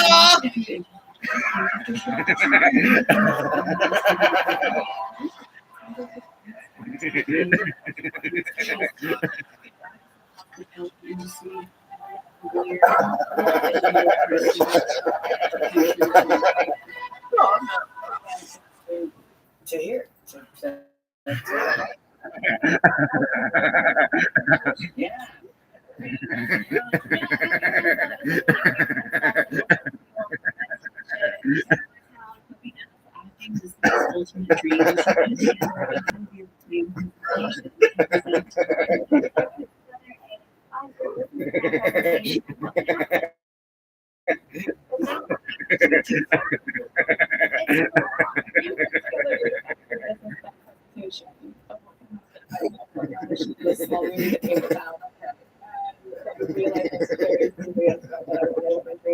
Sydney became a local area.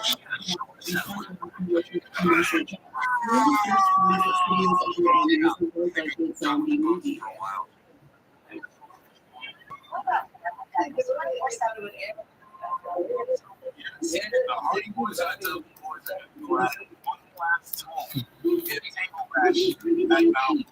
Yeah.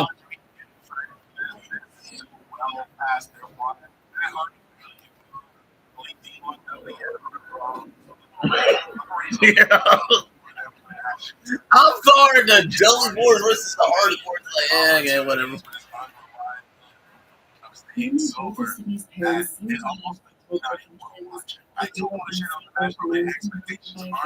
Sydney lets me interviews with against all of this. The dreams and both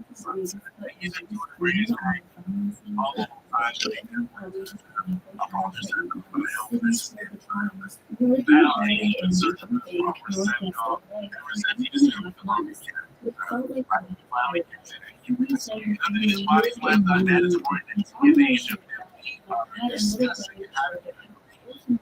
I actually the relationship with maybe they would actually do me a base for white. It should have been when I we now never just imagine taking style eating these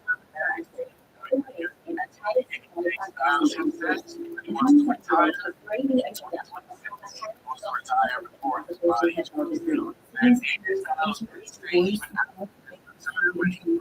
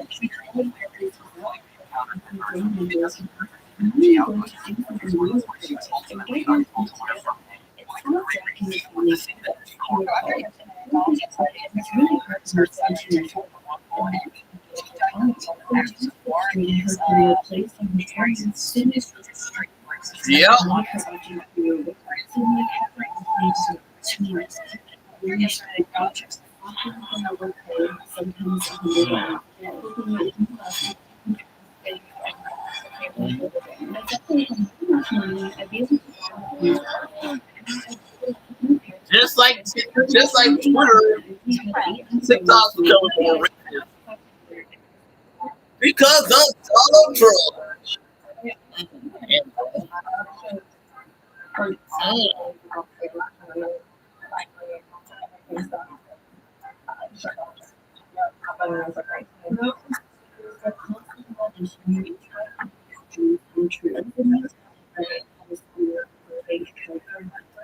Yeah.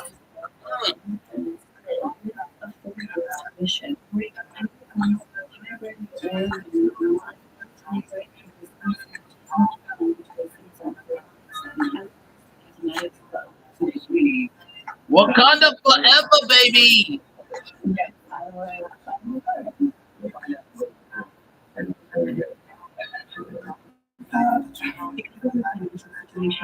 Allegedly used financial aid to pay for pilot after 2016 civil who worked at Universal Studios.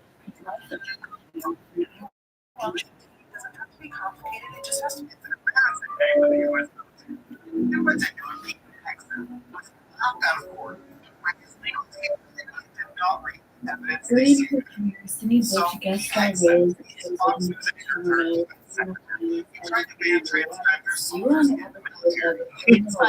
Wow, we're gonna ban trans minorities. Like, then why the fuck should we care about serving this country? I'm like, literally, why it should? I'm not saying I hate the men and women art. I'm just saying I hate Donald Trump's policies. Like, yeah, why should we serve this fucking country? No, I'm serious, Donald. Why should anyone serve this country? Knowing that you don't give a fuck about us, Donald. No, I'm serious. You're the first supreme leader of this country that no one gives a fuck about, Donald. Yeah, I said it, Donald. No one gives a fuck about you, Donald. Yeah, I said it. Burn in hell, Trump. Burn in hell, Trump.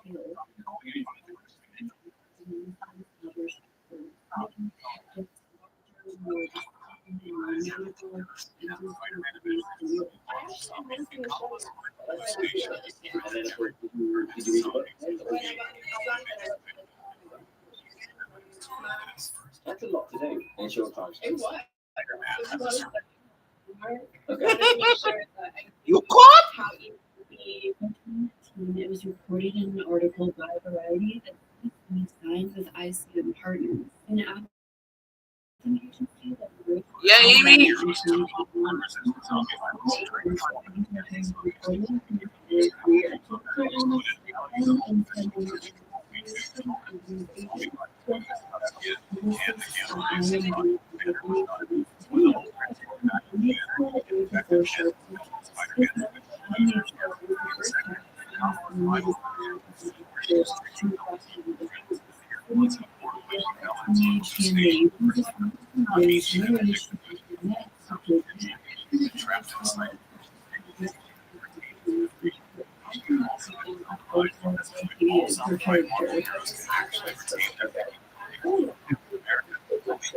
Amy Rocker. Amy Rocker.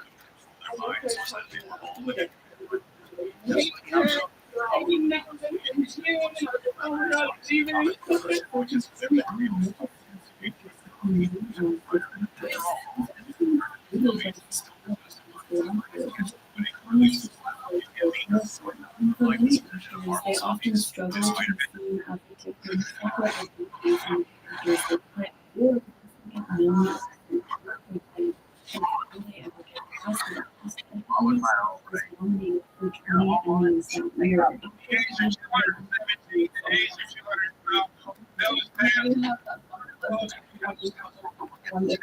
that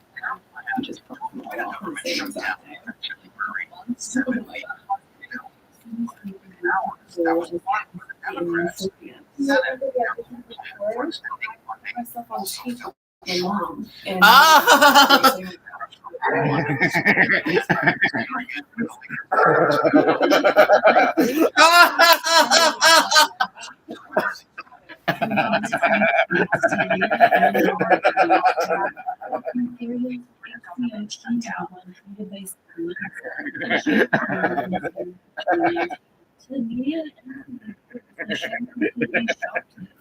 Fuck this country, dog. Fuck this.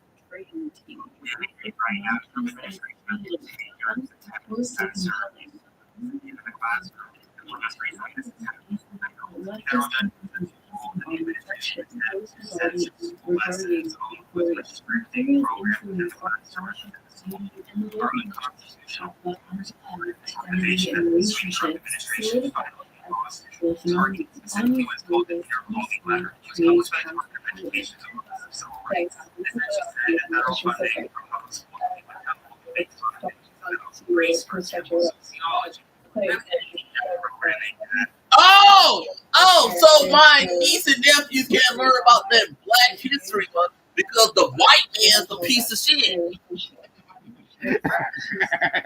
No, I'm just saying, it's like, go fuck yourself. I'm just saying, go fuck your little crock of asses. No,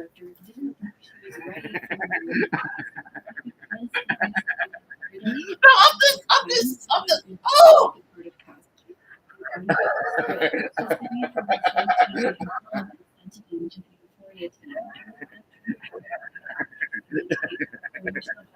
Man, I'll give a fuck about you.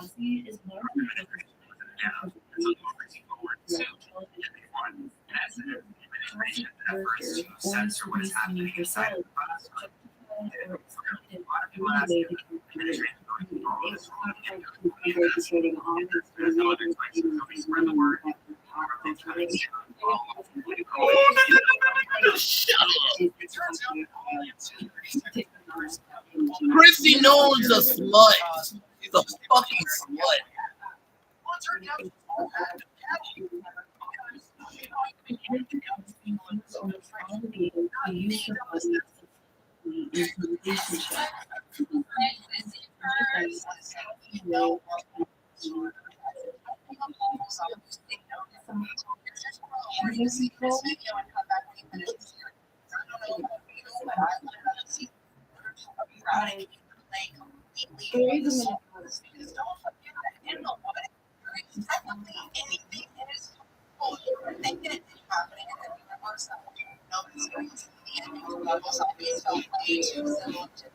I don't know if they're supposed to be actually now like right upstairs.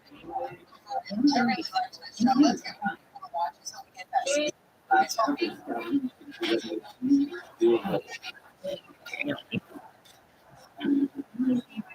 management today because I am as a manager, so I go back to the conversation and then incorporate my leadership. My name is Stephanie Bradley, and I'm an AP graduate. And you thought that's something somebody experience. Oh my God. That's it.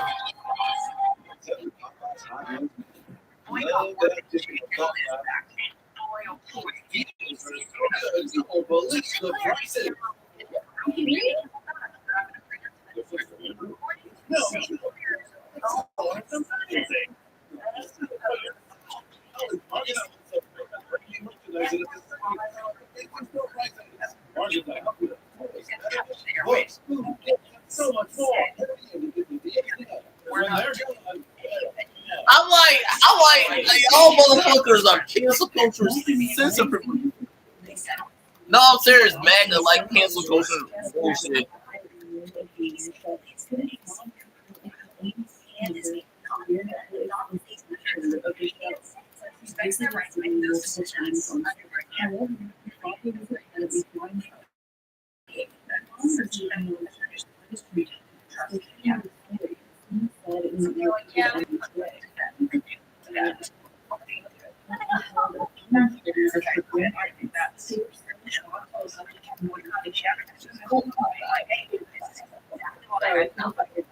Yeah, we had them fuck with their money.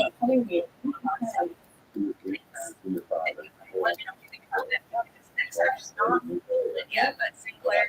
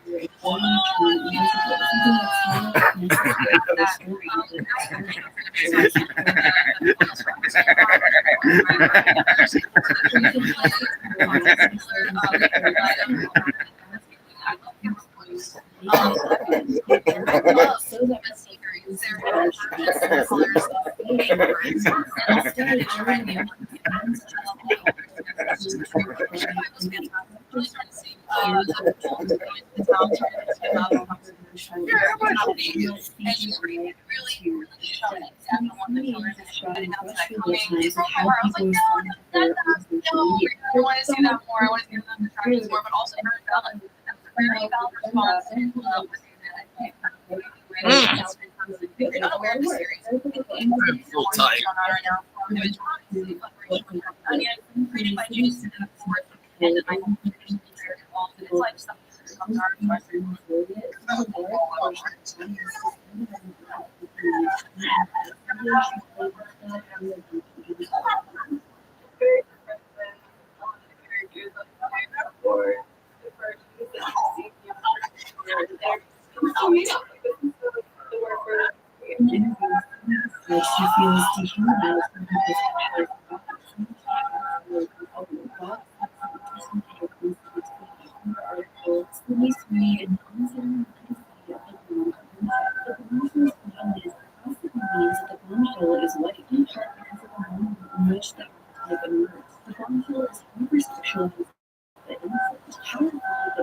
She's both an empowering and powered, progressive conservative ideal, unapologetically sexual in ways that play against puritanical norms. At the same time, girls are found unthreatening. Power for sexuality becomes unthreatening because the blonde bombshell is too stupid and naive to ever use against a reaching man. Yet, through many of these statements, it seems like this blonde bombshell archetype wasn't necessarily something she envisioned for her acting career, but more than something that being projected onto her. It was highly sexualized and hateful because of her appearance. It's kind of funny, what was instead of an attack in the area, public then decided to delete and rewrite what we told us, which I thought was so crazy, because we were trying to show a character who was sexualized and what could have been the cause and effect for her, and it just continued to do that. Because of her she has been really in an interview, Megan also ostracised any advice from the center, and the way lives essentially very life actors. It's currently dealing with probably dealing with and a lot of people are calling her symbol of making what type of advice did you ever give to her, or did you talk to her about these things?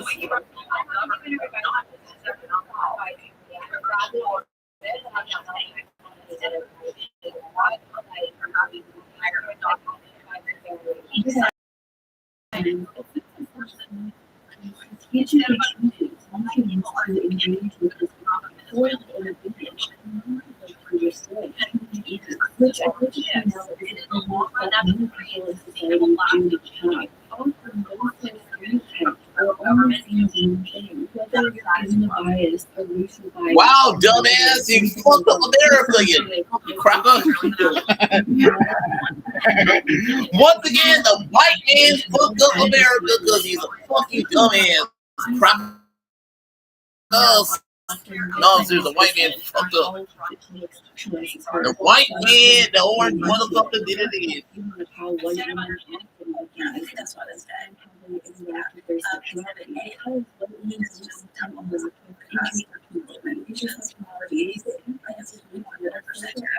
conversations, such as race, class, and gender, how they apply to a given individual or group, including overlapping and independent systems of discrimination or disadvantage. Media appears to strategically engage with media attention. Media scholar Hannah Young observes that Sydney Stewart adds up this particular focus, focusing on a specific display of femininity. Not only we have suggested that Sydney Stewart in the tradition of stars like Marilyn Monroe, but Sydney Stewart is their makeup.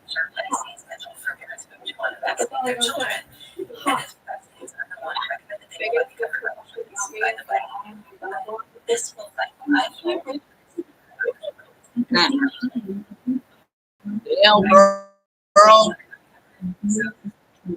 Is that you're not supposed to be in.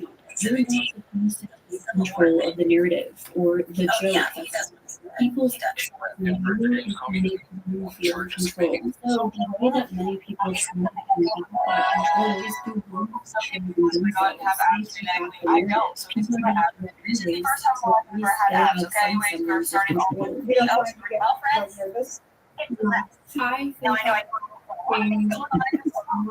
News girl, what's up, news girl? Yeah, because Donald Trump's an asshole. Dumbass.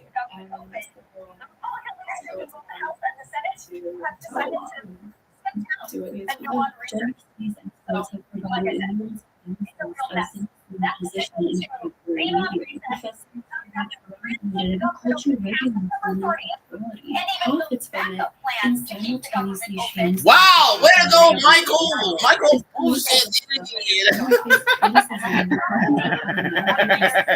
Wow, Donald, you fucked up royally. It's like Joe Biden, the other president had everything cool, and you came along and fucked things up.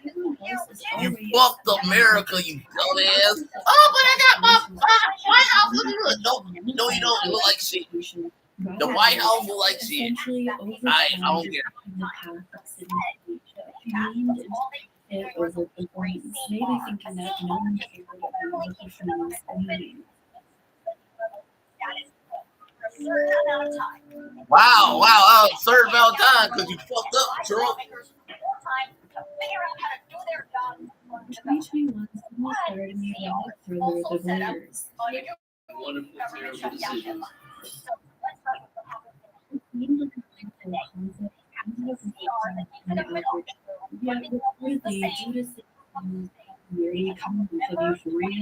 Wow, November 21st. Okay, go look yourself, bro. Damn, those chocolate dogs look good. Some of the biggest takeaways from the film I don't care. Motherfucker, that motherfucker's just a fucking podcast. Why we gotta do all this for a fucking podcaster? It's like, God, fuck this country. No, fuck your white asses. I'm serious, motherfucker. We ain't do this all for a black man or a person of color or whatever. Oh, well, the CK motherfucker. CK. God, I want to kick all y'all asses.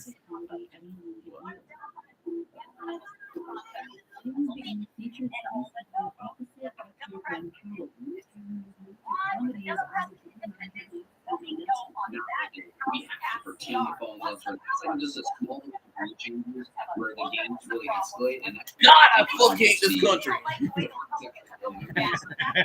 No, I'm serious. I fucking hate this country, dog. These ways, but it's also like fuel, like big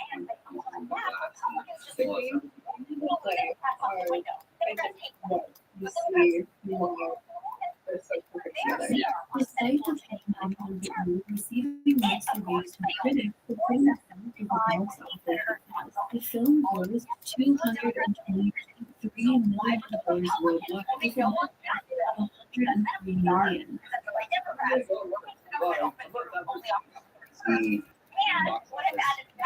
Sick as well. It's been such a cool lesson in the genres that are forgotten, are the ones that audiences are critical. What's most interesting?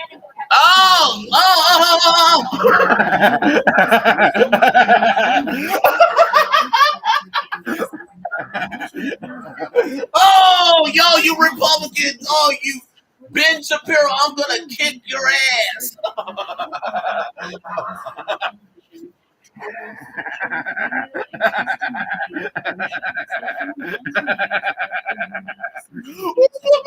Shut the fuck up.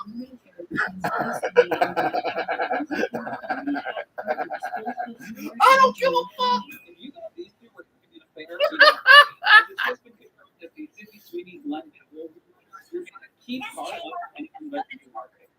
Looking good, Amy.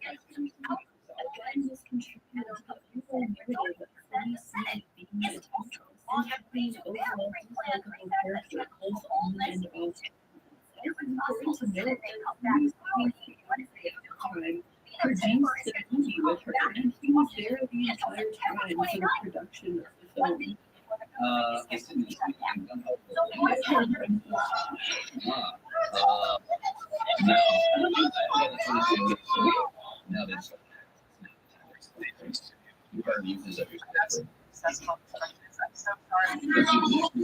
in April of 2023, fans are grown into these relationships.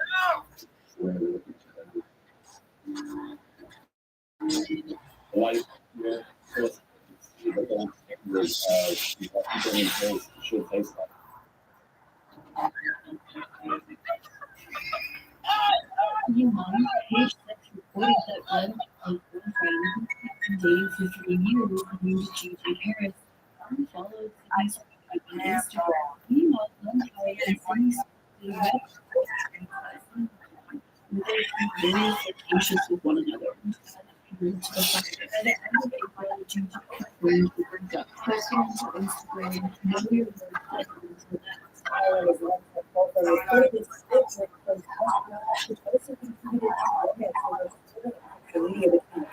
Even though she has remained engaged to drugs at the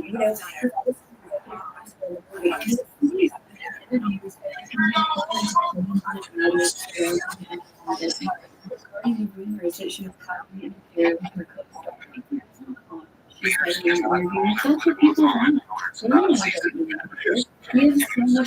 I'm sorry, Crackle. I'm sorry. I don't give a fuck about your feelings. In the words of your best friend, Ben Shapiro, Facts doesn't care about your fucking feelings, Whitey.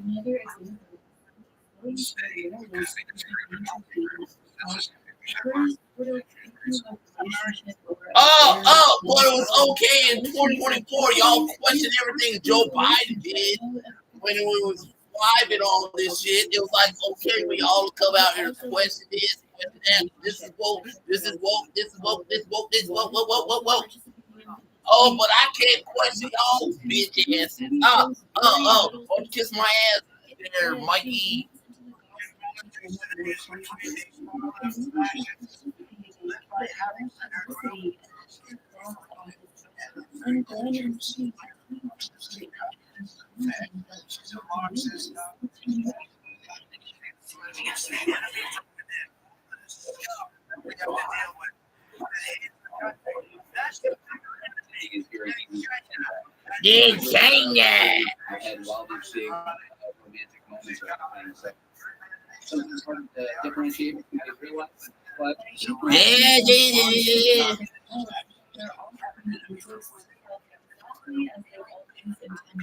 They're really bad people. The radical left. Yes, it's a fat motherfucker.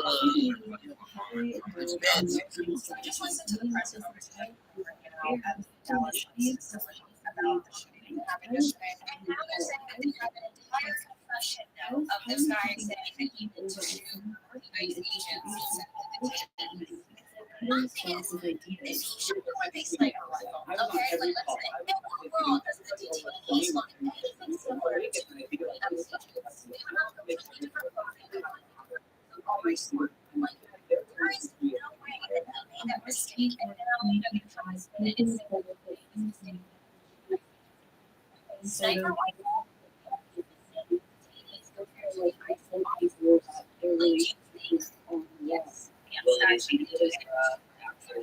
Yeah. Of course they do. They think we're stupid. Sydney's decision was a long time coming. Sources People magazine that Sydney has been focusing on work amid the end of her engagement, and she's exactly where she wants to be. March 30th is the last time that follows this confirmed that Sydney and the decision broken up. Gigi addressed her grief in the 2 weeks podcast, especially if it's going to be public. Gigi said on the podcast about alleged rumors and an affair between them and Sydney. Yeah, that is true. I think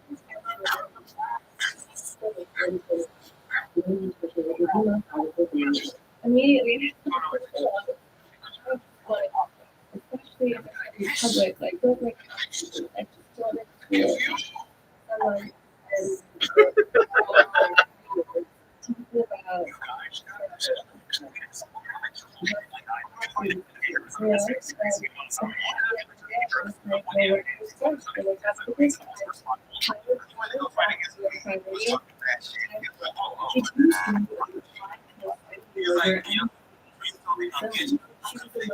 You know, I'm wrong. You just started. When that happened, that was when I together,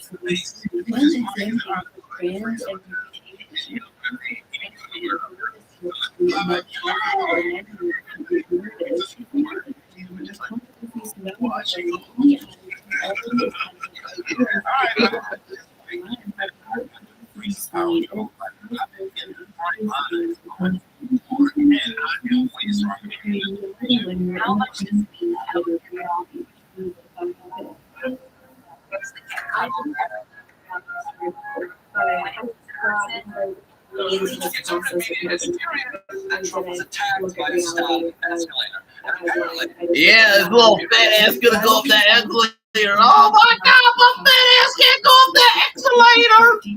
Oh my god, this fucking escalator is my villain. We gotta bomb the UN. We gotta bomb the UN because my fat ass cannot go up that escalator.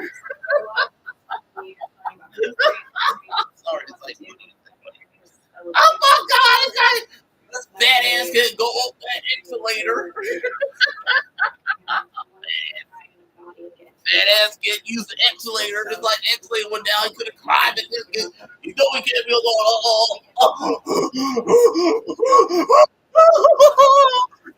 You fucking SJW escalator! Oh my god! God damn it! My fucking heart! My fucking heart! Oh god! Oh god, Melania! Help me out, Melania! Melania, help me! Help me, Melania! Oh my god, these fucking escalators, my worst nightmare! Oh my god! Oh my god, my worst nightmare! I'm trying to transfer to killing lady! Oh my god, this fucking escalator! I'm down it, what the hell? I'm going to hell! I'm going with you, Elizabeth! Oh god, Elizabeth! Oh, this is the big one, Elizabeth! Oh god, Elizabeth! I'm going down, Elizabeth! Oh my god, Elizabeth! It's the big one! It's the big one, Elizabeth! It's the big one! Oh my god, it's the big one, Elizabeth!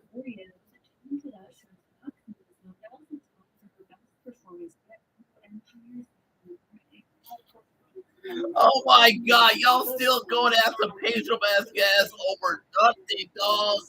Y'all's a bunch of assholes. It's like literally anything Pedro does, you get up there because y'all's a bunch of bitches.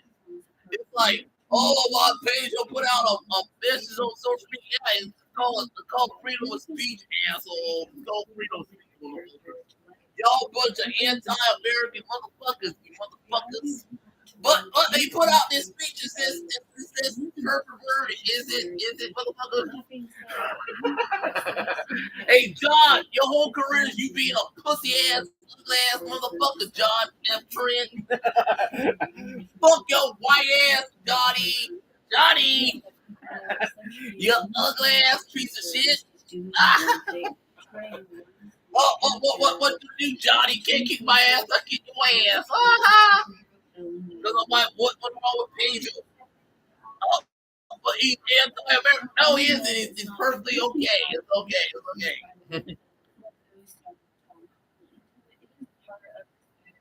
You transphobic pussy ass bitch. Pussy ass bitch.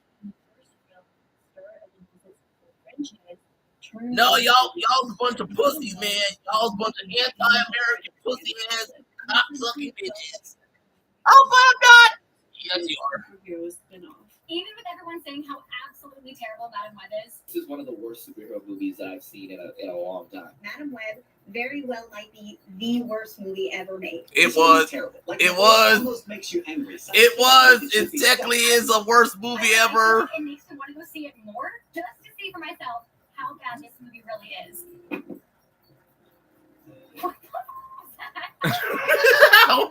Bitch, I ain't tell you to go watch Battle Web. Motherfucker, I told you not, bitch. I said, bitch, don't watch that fucking movie. I'm serious, bitch. Why you went to go watch Battle Web? I said don't watch no Battle Web, bitch. The CGI looked cheap, and I'm not saying it was good, but I just said don't watch it. So yeah, once again, these motherfuckers trying to cancel Pedro Pascal because the daddy told them to, because they're a bunch of bitches. John F. Trent of Phantom Post put out this article. Pedro Pascal child is a human rights. It's like motherfuckers called freedom of speech, asshole. It's called freedom of speech, asshole. It's like y'all's a bunch of Nazi ass motherfuckers. No, I'm serious. All you chuds are a bunch of Nazi ass motherfuckers that deserve to get your ass kicked. Cause you're making up bullshit reasons to cancel people because y'all's a bunch of motherfuckers. I'm like, all he did was put out a post on his Instagram and y'all went after the motherfucker because y'all's a bunch of bitch ass motherfuckers. Yo, bitch ass, ugly ass, cracker ass motherfucker, John and Trent. You want ugly ass motherfucker, John. You are one ugly pussy motherfucker. I can kick the ass up right now. No, I'm serious, John. I can literally beat the shit out of you. And no one can stop me because I don't care. I will beat the shit out of you. And I'm like looking at your post. You bunch of cocksucker, anti-American motherfuckers. You hide behind your religion because you're a fuck pussy. Yeah, I said it, John. Your whole agenda is you're a pussy. You're a pussy, dog. You're a fucking pussy. You're a fucking pussy, John. You're a fucking pussy. You're a fucking pussy. You know you're a pussy. Pussy. Anyone but you. I was able to get Barbarella. Madam Web is my first ever studio film that I ever got cast in.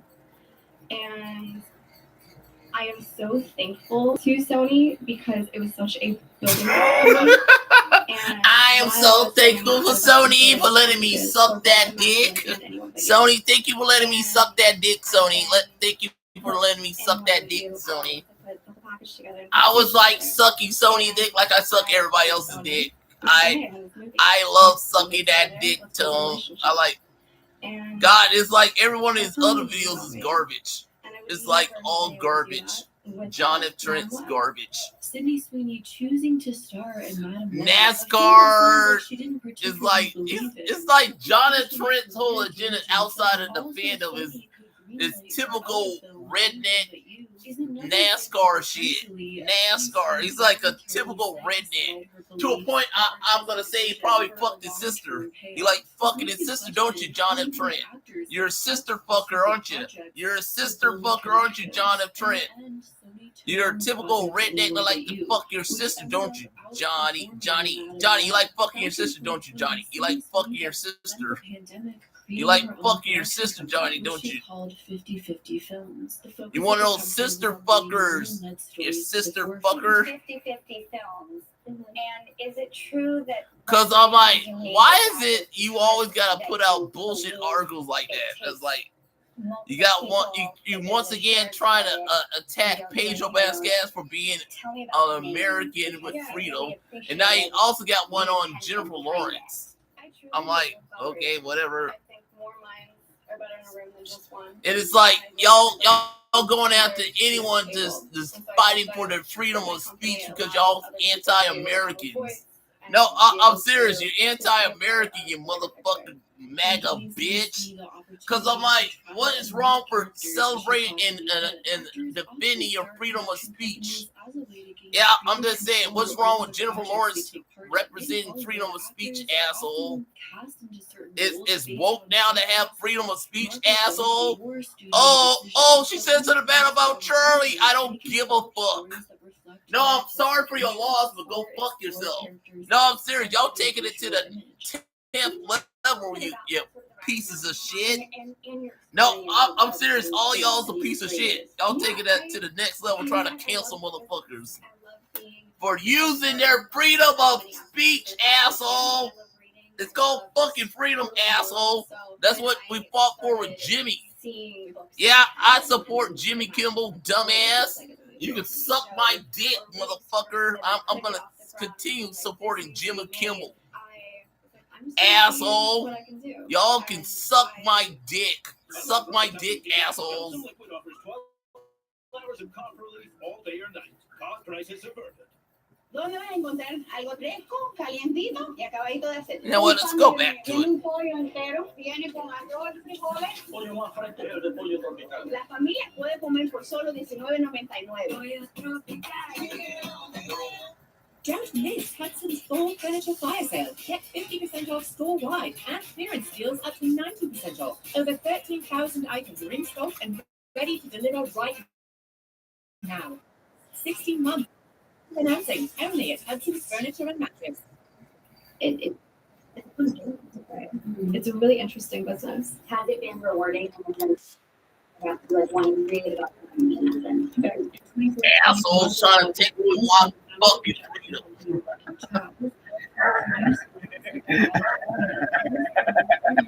Oh, shut the fuck up.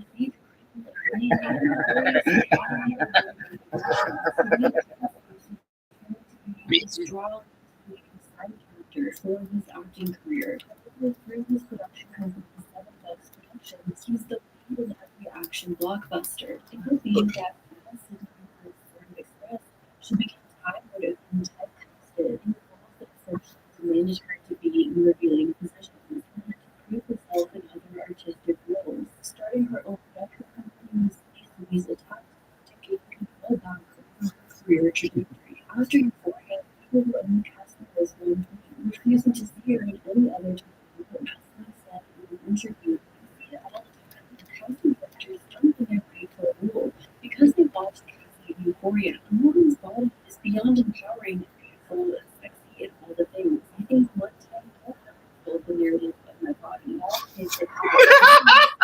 I'm sorry, Sarah. You paint yourself in the bubble, bitch. I kind of want you, but you can't because you sit with a bubble because all you are is titties, Sarah. People around the world who are seen as simply because of their appearance or the position they were born in. Back in 2013, when Stevie was just starting her acting career, she auditioned for a role in a film called American. However, the project fell into purgatory and didn't enter the production.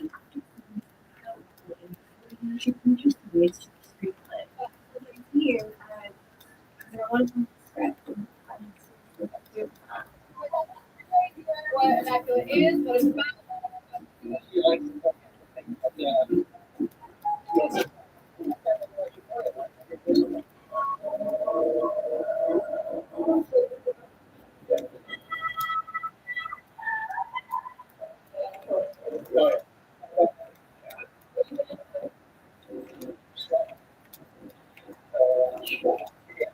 It was filmed in February of 2023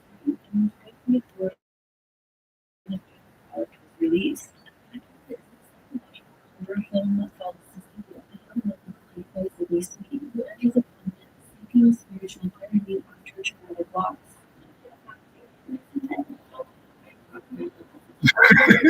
Why is every Sarah Sweeney movie gotta be like that? Performance for saving the film. Roger Ebert wrote a critical review of the film that praised Sydney Sweeney's performance. Through it all, Sydney Sweeney holds the camera. Her desire to challenge herself is admirable, and she goes dark places here, especially in an unforgettable performance. She's okay. Leave this one thinking they had just seen a good movie instead of a good idea and a bad one. But imagine it was objectively a success. The film had a budget of $9 million and grossed $35 million worldwide, which is fairly successful for the indie. Yeah, but it's like you say motherfuckers say that's a ball with anything else. I'm like, why should I? She wasn't being openly saturated by the media, and yet soon after these films, Sydney Sweeney began making more and more public appearances that doubled down on her controversies and sex appeal. Why is that? Because sex sells. Your sex sells. You got to go with sexy shit.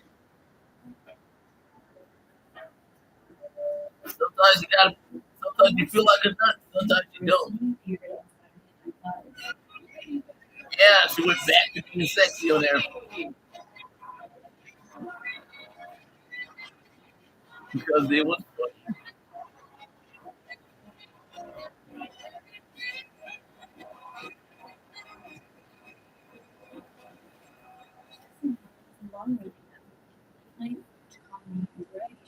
First moved on NBC in 1970.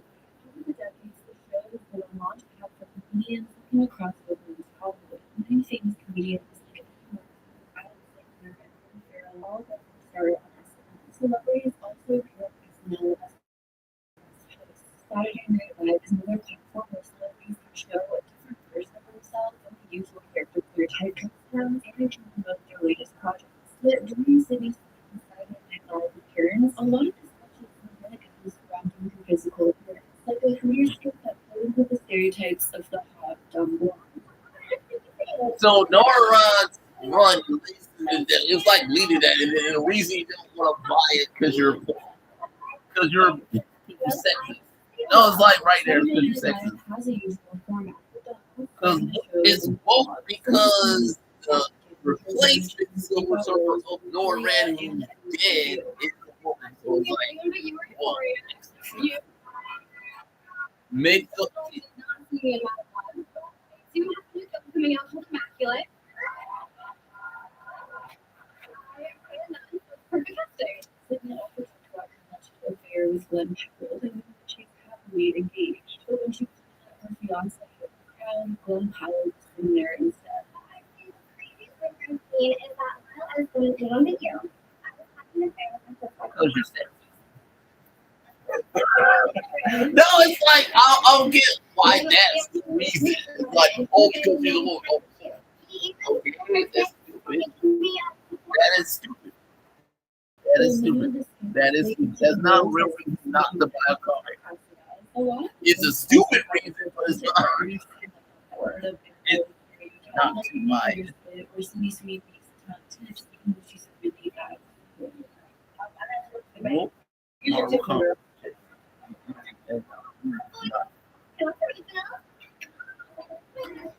Because you're a bitch. Because I'm like, it's like, that is not a real reason to not buy a car. It's not. It's really not. It's not.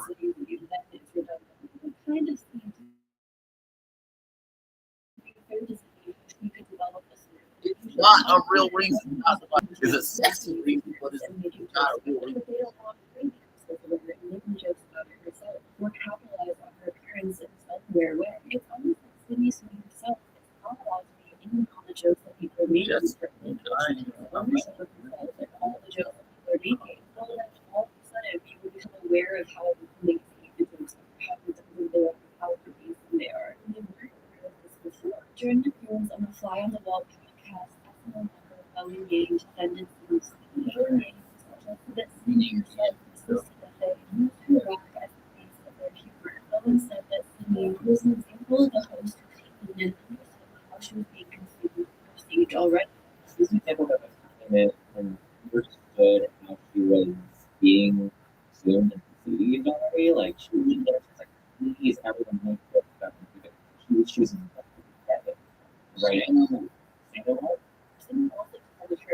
SNL interviews GQ saying there's so many people out there who are like, oh, she's famous because she showed her roots. You just system. You can try and fight it, but they try to fight back. People are going to attack you for standing up for yourself. It seems like at this point, somebody's man become fed up with trying to prove to the public that she's not the blonde bombshell that stereotypes for us. This is the very stereotype that at times has Denise Lee so much privilege, but also pigeonholed her and made her feel trapped in the expectations that others had of her. So eventually, it seemed like she decided to give up and try to be anything else or prove herself. Instead, she moved the system and into what people thought of her as, at least marketing and promotion. Whether it reached them, if they liked her, I was gonna say, I was like, what the hell was that? What is your real song you think the most on your country? Yeah.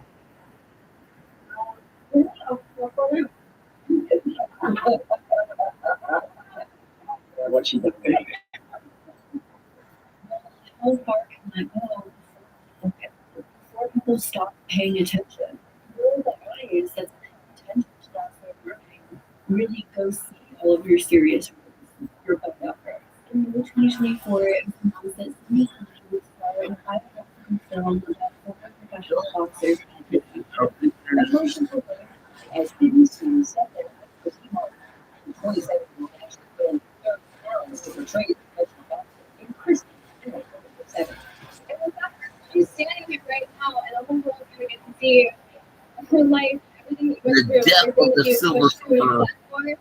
It's so inspiring, and I'm incredibly honored. Christy Martin is recognized as one of the most influential figures in women's The boxing. depth of the Silver Surfer. Into the mainstream at a time we're struggling to gain recognition and legitimacy. And so if you got on a pay-per-view, like, if I'm not mistaken, you're the first female, correct, to ever have that. Did you realize at the time the impact you were making? Had no idea. Christy Martin fought through an era when women in combat sports were generally dismissed, and her success directly challenged gender stereotypes. You on my left, fighting out of the red corner, wearing pink trunks with the white trim, fighting out of Orlando, Florida, by way of Mullins, West Virginia.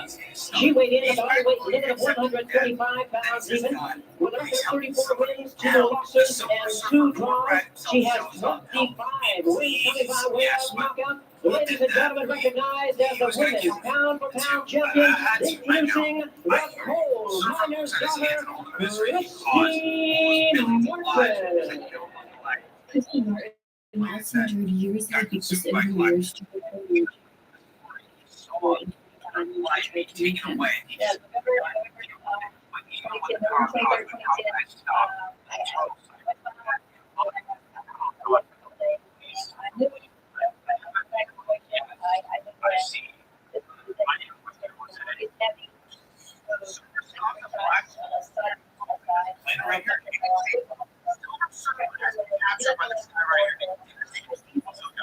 Yeah, November 22nd, I'm usually a size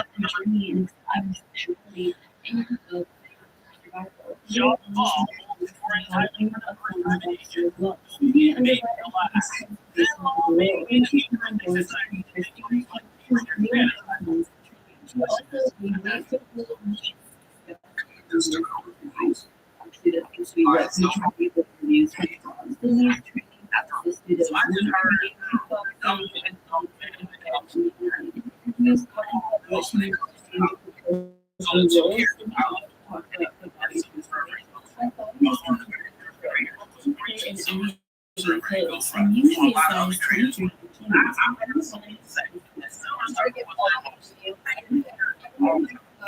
I'm usually like a size 23, and I was wearing like a size 10. you really get somebody to smack your face? No, I get really into it. And it's always have this.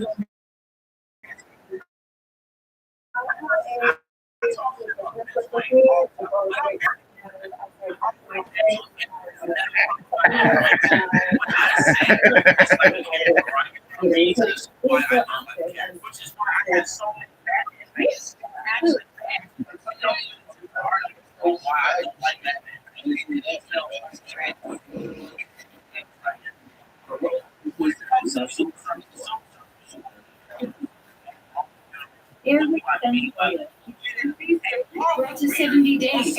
Always perfect, always inviting.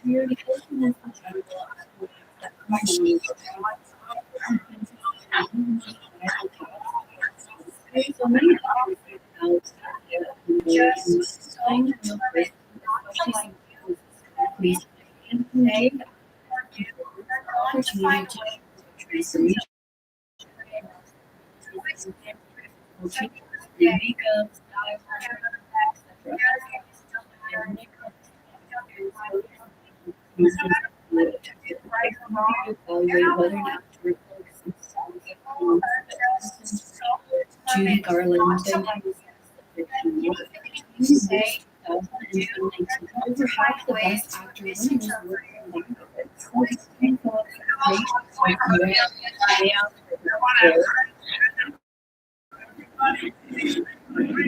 were Jamie Foxx.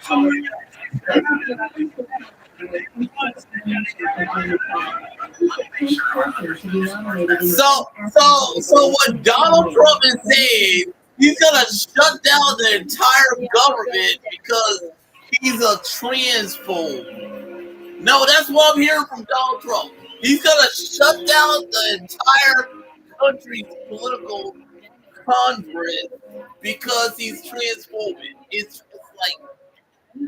like that is fucking retarded. That is some fucking retarded. That's fucking retarded.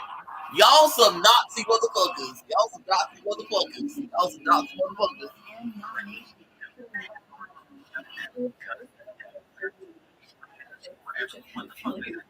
I don't know. It's like I'm like y'all hate for everybody who's not a straight white man is fucking retarded, and y'all can kiss my ass. Okay, how about that? Kiss my ass. Okay.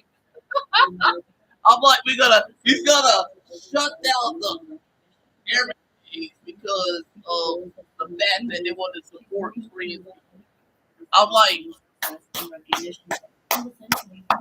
the white man is that much of a pussy ass bitch that he would do that. The white man's a pussy ass bitch.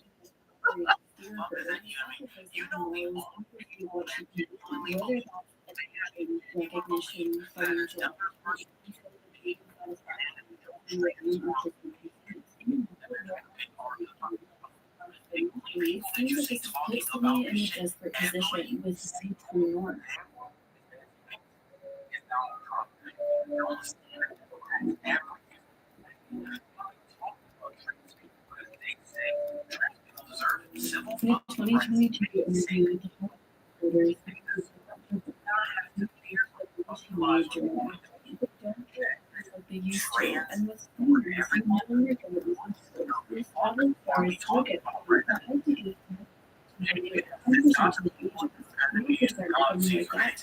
manager.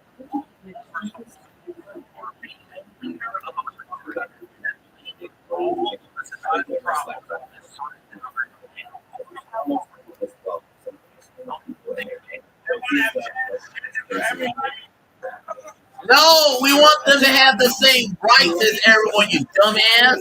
That's what they meant. You misunderstood them because your fucking fat ass can't understand words because you're a lard ass. Lard ass.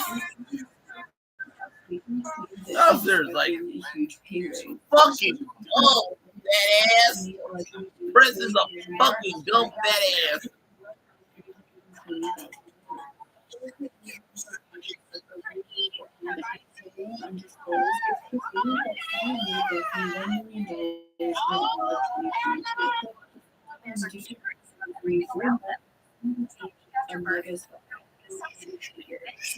Because of what Euphoria was, when you thought more, especially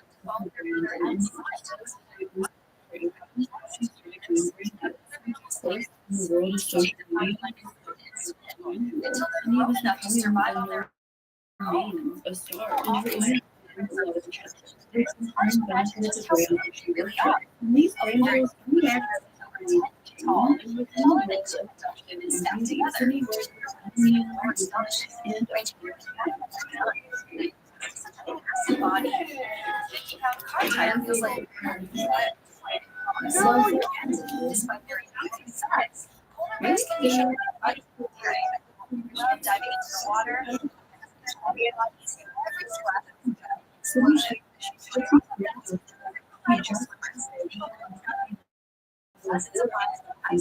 I take deals because I have to. I'm curious about everything about their own and are able to live up and believe in smaller projects. So things feel like what Cynthia is she expanded her life too much.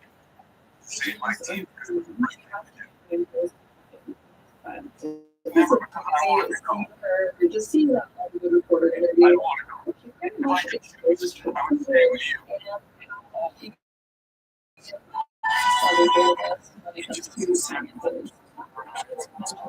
Yourself, so to summarize it, she tell me if it is frustrated with and how actors and actresses are getting paid as much as they used to.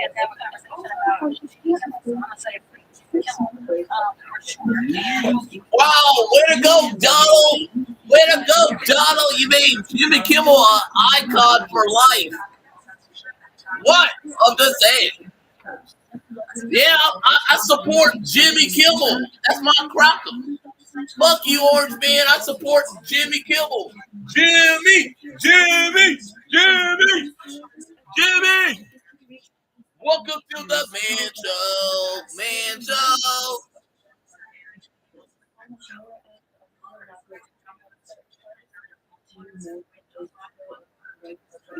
Yeah, by doing this, is I made a statement. Iconic.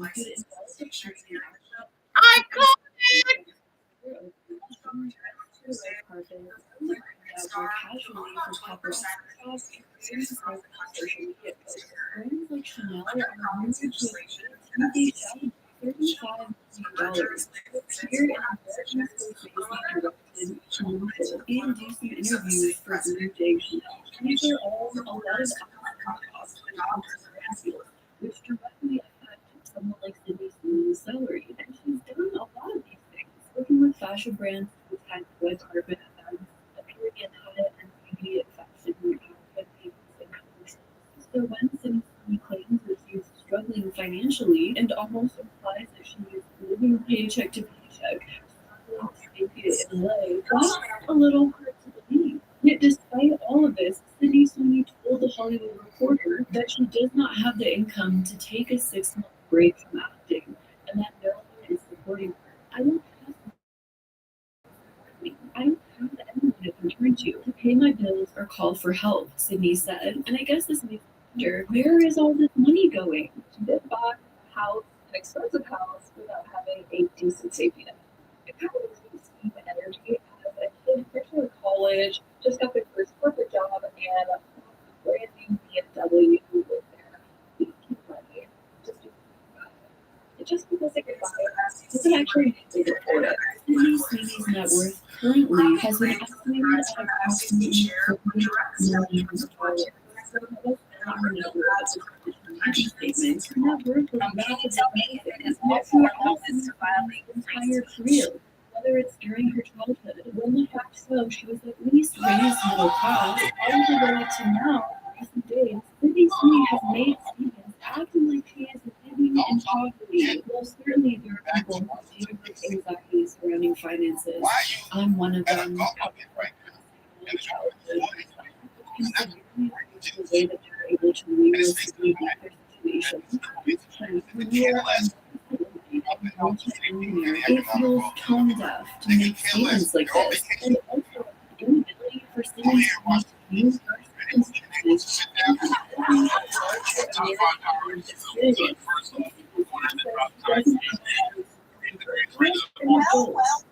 in America. She asked if she could only one experience that. See, this is why, despite the fact Living in the U.S., living in the world. Yeah, it's like y'all gonna suck Kimmel's dick, aren't ya? I'm back. That's kind of the sad reality of being an adult. You kind of have to figure it out yourself.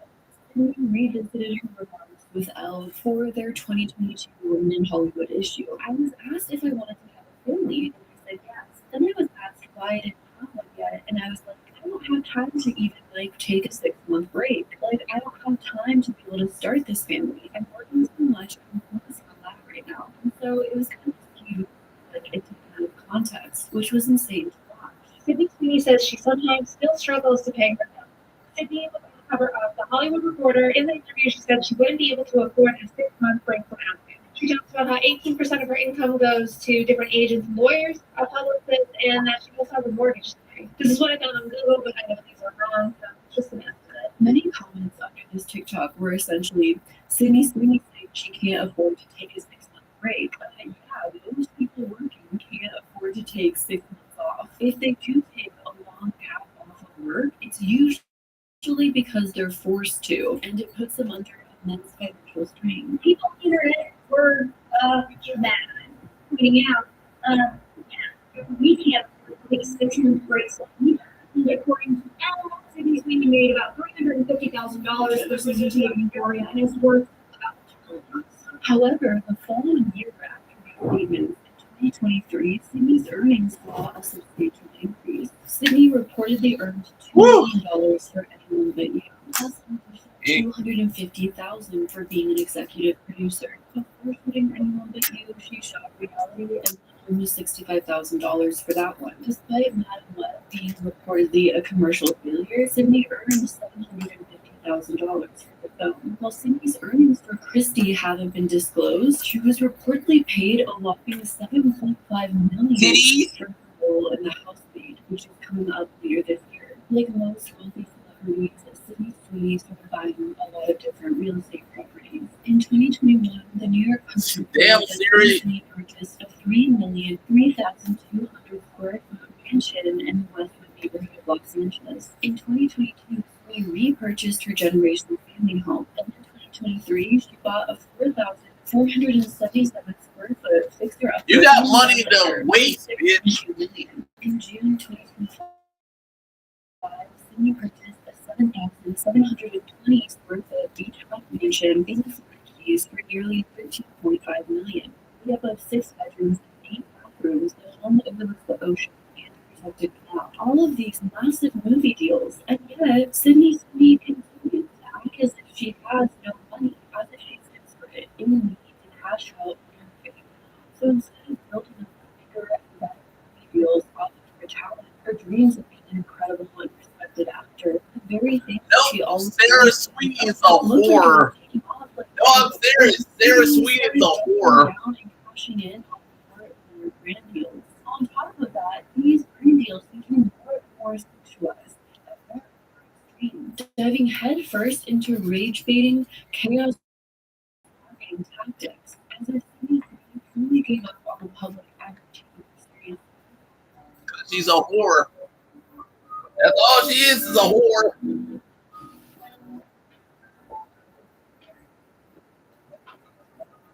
While Sydney's recent endeavors have been accused of pandering to the games, she has done a few collaborations in the past with brands that have a predominantly male audience. For example, Sydney worked with Hey Dudes that talk about how she's a car-loving but overall boring country dude who's definitely not like other girls. I'm such a country dude. I like to have an engine wherever I go. I'm such a country dude. I said that I had a change of tire. I'm such a country dude.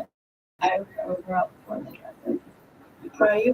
Sydney did a campaign forward to launch Sydney Sweeney for Dead Coveralls, since she has a lot of cars and has worked on her Ford Mustang herself, as well as posted about it on social media. Her love of cars supposedly began with her mom forcefully driving manually growing up and having her do spontaneous dressful car things like riding. Pump it up, girl. Pump it up. Pump it up, white girl. And Bronco. How do you know how to do these things? Tough love from mom. When I was young, my mom only let me drive a manual. Yeah. I wasn't allowed to drive an automatic. And then when I Kermit at 15, we were driving one day down the road and she said, pull over. I was like, why would we pull over? And she was going to change the tire. I'm like, what am I going to change the tire? And she kicked me out of the car, let me get back in, and it's like, change the tire. And I'm like, screw me, I'm crying, thinking, where's mom? I'm changing the tire. Now that London is more into cities brand and brand deals, and I'm with Sarah began selling out fairly quickly. I come from a family of mechanics. Yeah, good for you, Sarah. But I was my first phone before.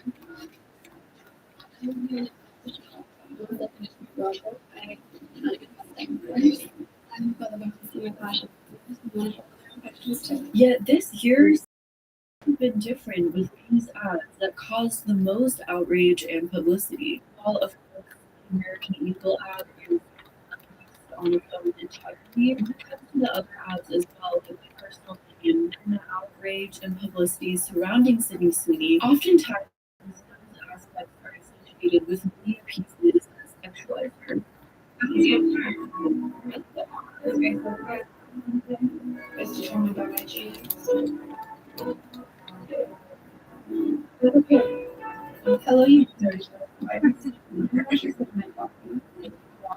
She's literally Kelsey, and it's honestly sad. That's probably how she got famous. I don't know. These managers and the companies that chose to advertise her that way. She's just a puppet. Dr. Squatch is a men's grooming and personal care brand founded in 2013. Similar to the Old Spice ads, if you're familiar with those ads, Dr. Squatch also does outrageous parody ads. Like in 2018, they came out with the campaign "You're Not a Dish, You're a Man," starring comedian James Schrader. You're not a dish. You're a man. Switch the Dr. Squatch natural for men. The ad generated over 120 million views combined on YouTube and Facebook. It also resulted in a 30x increase in shares in Dr. Squatch as the brand went past $100 million in annual revenue. Then in 2022, the brand made headlines with its Fall Care campaign, starring Nick Cannon. The most magical ball in the world. Nick Cannon is widely known for having many different children, 12 kids with 6 different women, so including Nick Cannon in an ad about Fall Care, which is essentially using My balls, ladies, my balls. It seemingly worked, earning 11.5 million for depression. Then in October 2024, Dr. Squatch teamed up with Sydney Sweeney to be a part of their Body Wash Genie campaign. One particular ad of the campaign series featured Sydney Sweeney in bathtub while talking to the camera. They said that Dr. Squatch Body Wash isn't always it's for men. Except for Popeye's hot ones. Love that chicken from Popeyes. He just wanted one noise and shit. He is going to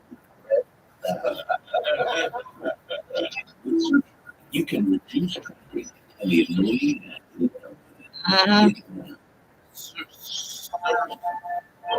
Sure.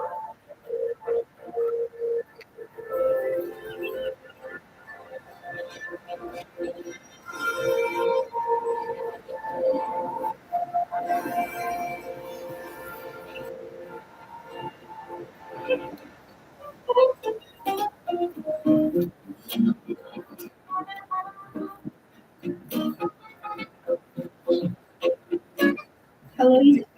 Are you interested in my body? Watch. Well, you can't have it. Because this isn't for boys, it's for men. She's not only for this part, someone resonates across parental topics, especially with women who are often the ones who purchase grooming products for their partners or kids, said John Ludick, the grooming president of marketing.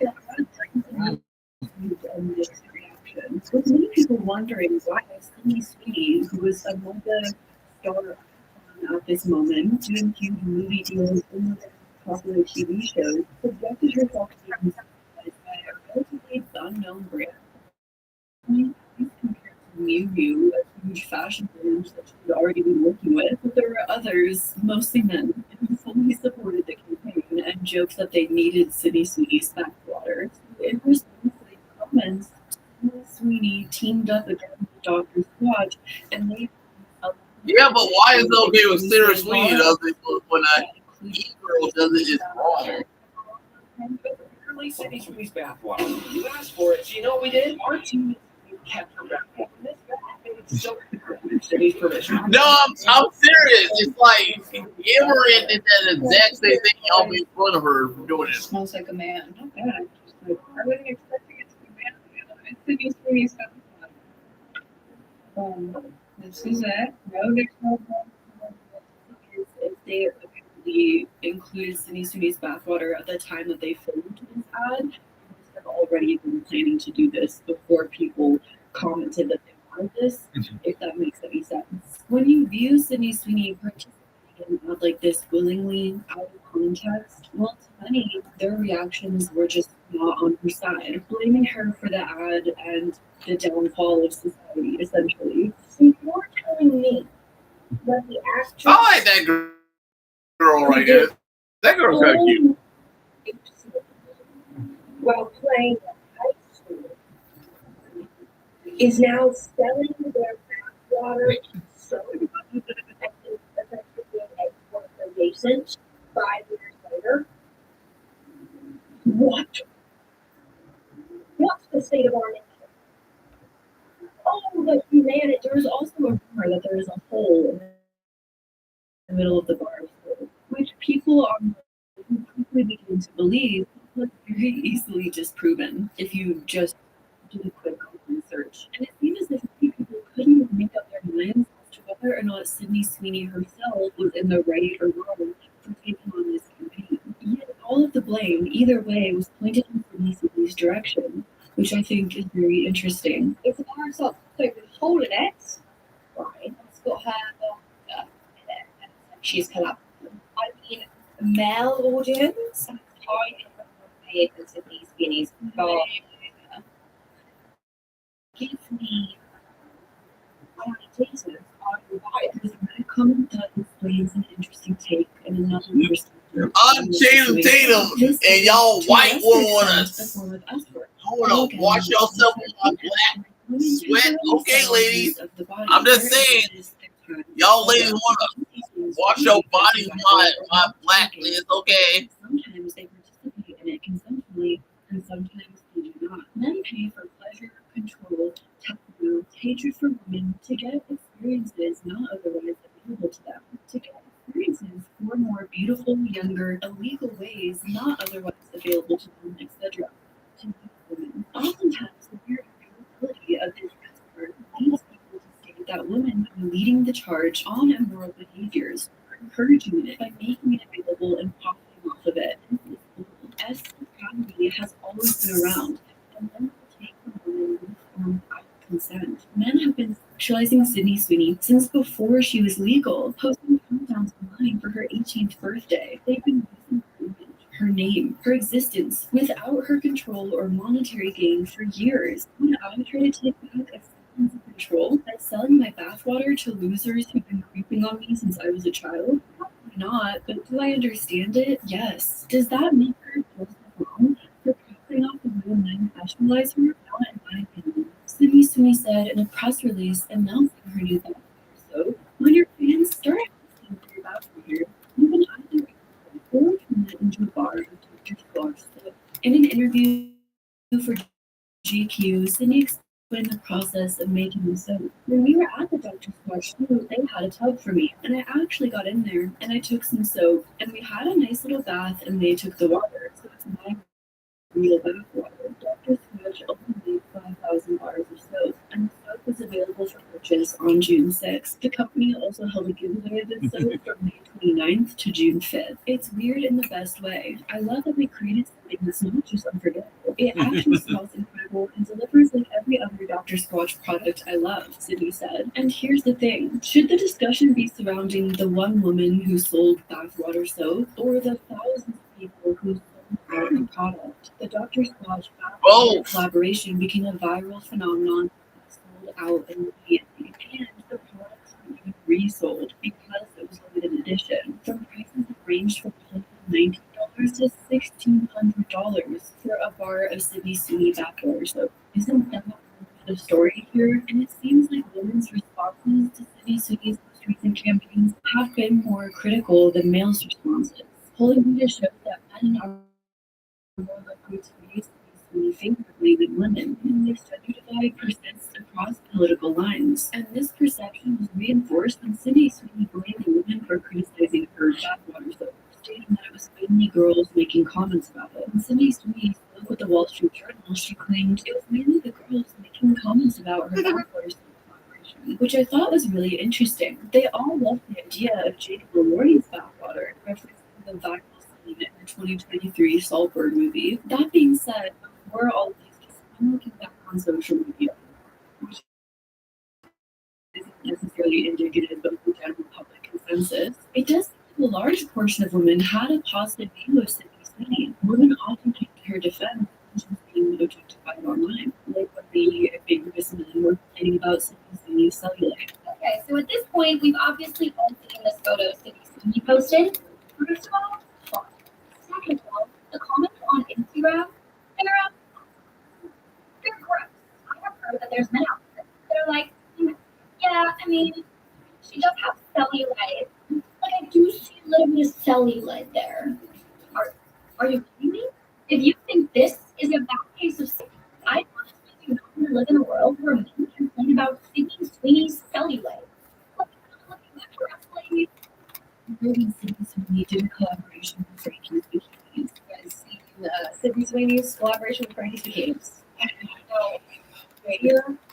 I love her. So great. Like she's stunningly beautiful in a way that I can't even describe. So a big portion of criticism, especially the last few weeks, out of the Northwoods campaigns, has been that Sydney Sweeney relies more on sex appeal than actual talent. Producer Carol Baum's publicized statements exemplify this. Carol, having produced famous works like The Vampire, felt obliged to comment on Sydney Sweeney and stated that she's not pretty, she can't act, why is she so hot? It seems like at times there are broader concerns about women in media and society who advance their careers through physical appearance rather than actual skills and talent. But this feels like a new version of she slept her way to the top, as if now she just became successful using her body and looks, not her talent. I guess I'm wondering if women who think Sydney Sweeney can't act and is only popular because it's hot are equally involved with really huge being tactics, because they aren't necessarily considering her other projects where she wasn't marketed in this way. Essentially, they're viewing Sydney Sweeney in the same way that men are. They're viewing her as a sexual object. But instead of them themselves sexualizing her, they're discounting her because she's being sexualized. On June 26th of 2025, featured a Baskin Robbins ad and launched the Sweet and Sydney menu. Waiting at Baskin Robbins. Lemon on Sydney menu, available Baskin Robbins nationwide. Baskin Robbins is not part of my life since I was a kid. It's where some of my favorite memories were made. I still go multiple times a week. Sydney said about the collaboration. The time for the campaign starts with a dreamlike montage. Wind is blowing through Sydney's hair. She's throwing sprinkles around the deck, making an ice cream cone.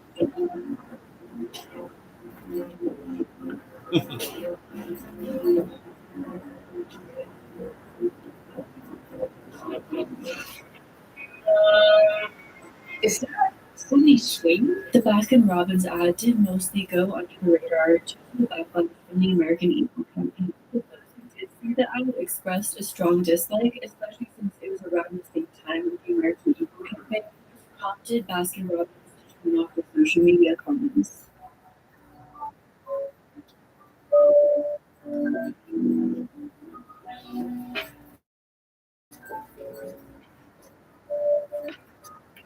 On July 23rd of 2025, American Eagle debuted a fall-down campaign starting the target audience for American Eagle used towards teens and young adults. This group is at a stage in their life where they're finding their identity and personal style. I mean, same, but teens are also usually heavily influenced by pop culture, social media, and celebrity trends. That being said, this is actually the most controversial moment in his career to date. In that.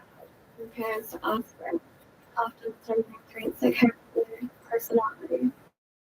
Me, what I color. My jeans are blue. Sydney Sweeney. Hey, eyes up here. Sydney Sweeney. That's very key. First of all, I'm gonna call out American Eagle. American Eagle, you sell jeans to teenage girls. Girls.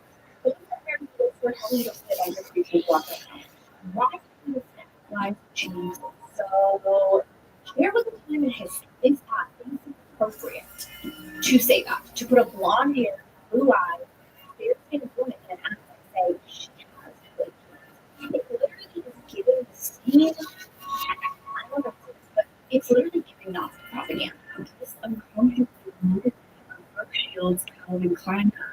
He, the fundamental including characteristics of an individual, and amplifying these characteristics to succeeding generations. And finally, by natural selection, she pushes out those genes that are equivalent to endure in the environment. When Brooke Shields was only 12 years old, she was considered the most beautiful face of the 80s. In November of 1980, Brooke Shields participated in the Calvin Klein ad. You want to know what comes between me and my boldness? Nothing. Brooke has since stated that she, of course, is the the phrase and but of course, the adults producing the commercial were naive to all of this. This has to do with power relationships and power imbalances. Time sensory images are filtering into the mainstream and we find and Calvin Klein, more than just a successful fashion designer, some feminists say his commercials are an outrage. They're productive, soft sell, just a masquerade.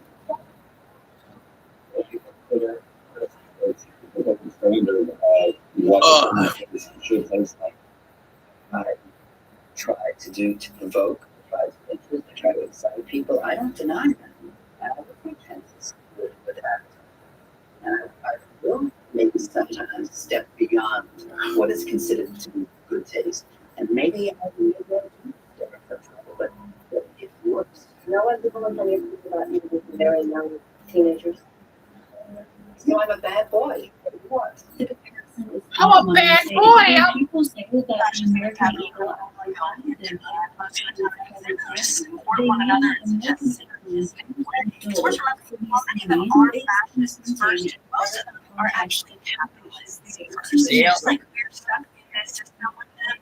We're stuck in the story is really good for companies. We don't know all the details of negotiations, clear broadcasting of the going with ABC and representatives and make sophisticated slinking back. And I love that they didn't have the foresight to come back to report.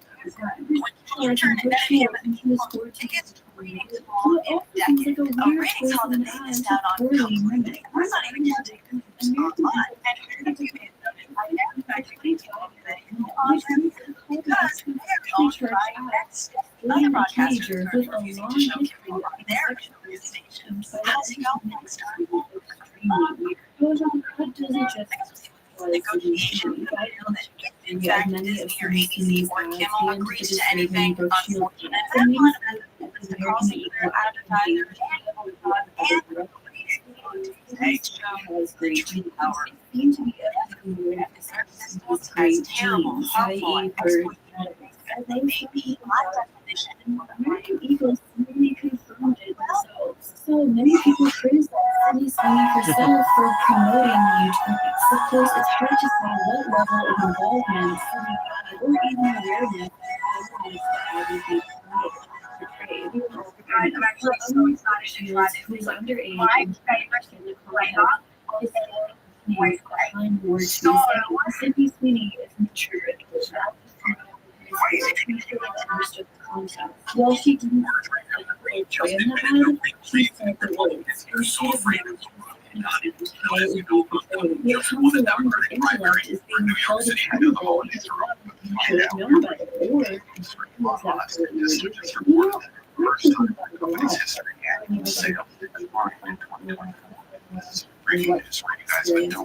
You know, we're thinking about it a lot. And what experience would be like in the video, God damn. Woo! Feedback from another video clarified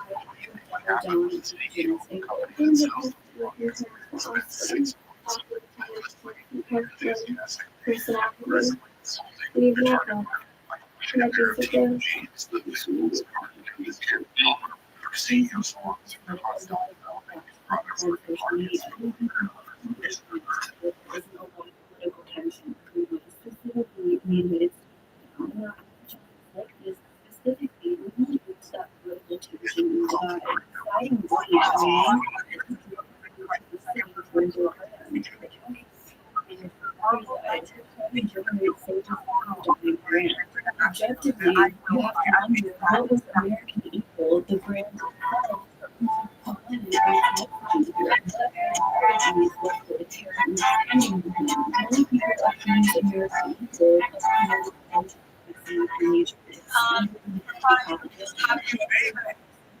of Just another example to go to show us that on the maximum, Jesus showing us that you do not want to miss this one right here on the maximum. She wasn't even the Scarlet Witch in the show. She was just one of the lords of Marvel comics. With Ironheart, Eyes of Wakanda, which people still need to be talking about. Now Marvel comics, Marvel feels like we're for me in terms of like television. This show right here from episode 1 had me on the edge of my seat, but it also left me a little annoyed and frustrated. Now somebody doesn't the show. But because I usually always say the thing that I love to talk about and watch has blood, sex, or magic. I even got a tattoo on my leg. And of course, this show doesn't have sex. It's a Marvel show, but it has the blood, the gore, and the magic. The reason I said I was a little frustrated is because Ant-Man and the Wasp, Quantumania, should have had a tone similar to the show. people of color or foreigners and should have a tone similar to the show. Immigration policy, the multiverse of madness should have had a tone similar to this show. I love that we got to see a young magic champion. Something that we still haven't gotten to. By the time we get young magic movie, it's time for us to get out for it. She's already 28, and Mama Molly's 23. They haven't even announced it. We can fill out for 21, just like the comic has they call also all of this received criticism from his body and he says, hey, my eyes are here. God, it's the way that she died. Reinforced the idea that movie is only valuable when she's chosen herself. Eventually, the marketing team didn't think it was valuable enough just to have me and I personally let me things body close something like that.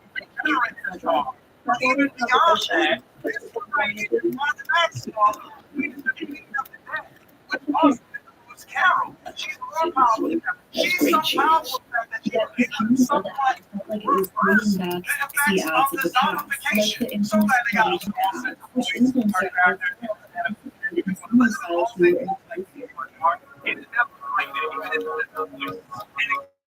and how glad she was in this, she wasn't in the Scarlet Witch. She was on Magic. I was tired of seeing she's not evil. I'm ready to get a Scarlet Witch. Marvel Comics, incredible. And the cliffhanger that they ended up with, I'm not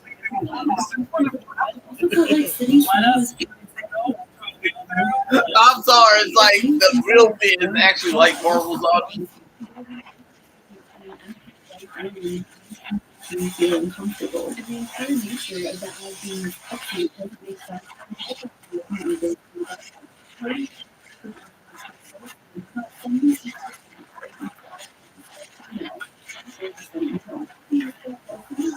Advertisements in the past, like with the brand Victoria's Secret. It's usually with their advertisements, messages coming out, like Victoria's Secret is a great stuff. It appears to be the polar opposite of that experience that transgender influencers are doing babies.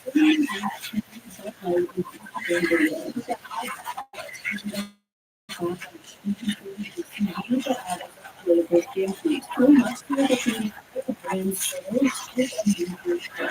So, I got curious with people and I thought we were all just finding out, but it turns out it has something to do with it. And I'm not sure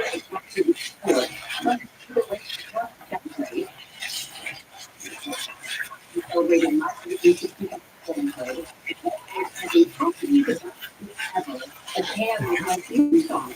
Check out the story if you can enjoy March Madness with Bud Light and maybe win some money too. And that's all she did. And that got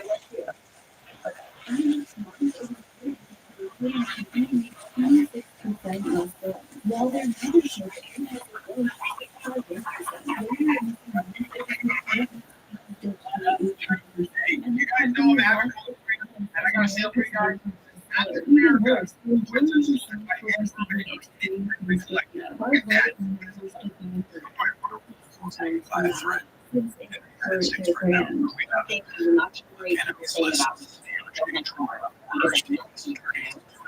I built my platform on being honest with you, and really not sound like old but I know that feels I'm like sitting on my chest, but that's how I feel right now. So this feels yeah, Donald Trump made America garbage again. Yeah, I said it, Donald. You fucked America. You fucked everything the men and women of the armed forces fought for decades over. Because you're a piece of shit. No, I'm like, literally, because of you, America represents nothing. It means nothing. This country means nothing. It's garbage. America is garbage. Yeah, I said this country is garbage. It's garbage. It means nothing. It means nothing. This country represents nothing. It's like garbage.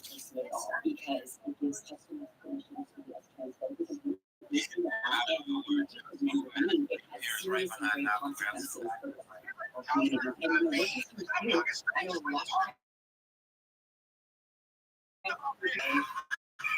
It just isn't an option right now. It's only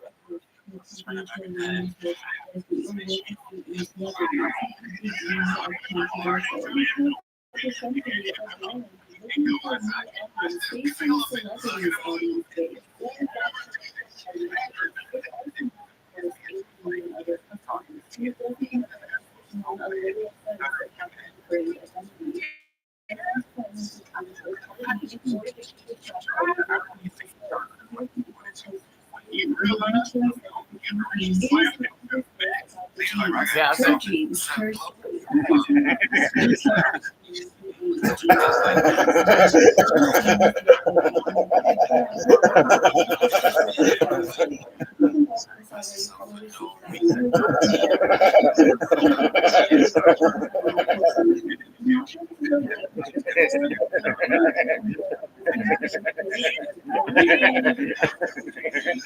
oh, yeah,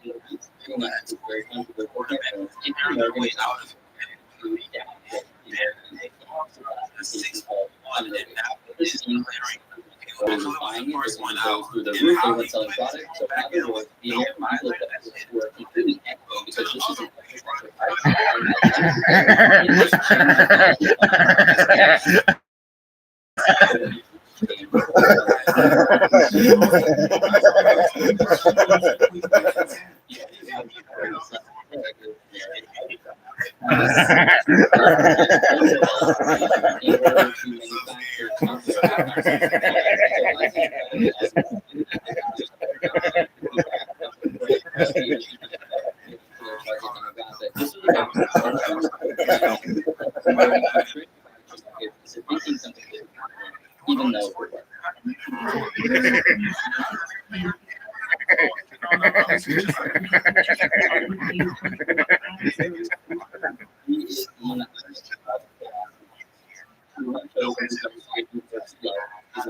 She's chosen his politically safe. She's not. She's chosen his ability to spark cultural discourse and volatility, which is currently the currency of this new attention. Evo argues that the tagline of the American Eagle Youth campaign was meant to drive us on the rabbit hole of endless true tensions. It would be really great to have a tour of did my really just meant to use that. Make the wonder over it when the purpose is really just to generate a burger, just to try to make the of a dying company. So American Eagle was smart enough to put the television to ensure that it was ambiguous enough while still retaining the unsettling cultural undertones that provoked such a strong reaction. Posing that as a great dream, and then of course there was the lie. It feels like it means something that is what we call collective. The entire application of trap, no matter which way you perceive it, allowing them to see it as wrong, and also the aligning titles that have no meaning to begin with. Everyone becomes more divided over the act. And the more you argue over the more you're promoting American Eagle for them. It tickles the subconscious. It plants a little bit of unease, which is then very easily shrugged away because, hey, it's just a fun. And that's the trap. Over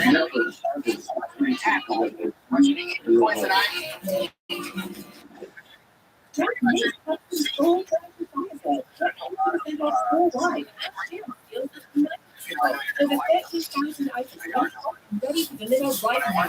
Yes, 16 months into pre-financing. Only it helps you furniture and mattress. Whether you're a professional technician or simply take pride in maintaining your own cars, for freight opportunities to meet your every need at places that can't be beat. From traffic content to mechanical parts, whatever you need, we've got it. Whatever you do, do it for life. Harbor Freight. Your automotive. If you're reading very correctly, and if you're confused, either way, you're engaging in it. Regardless, thought that they're making individual points when in reality they were.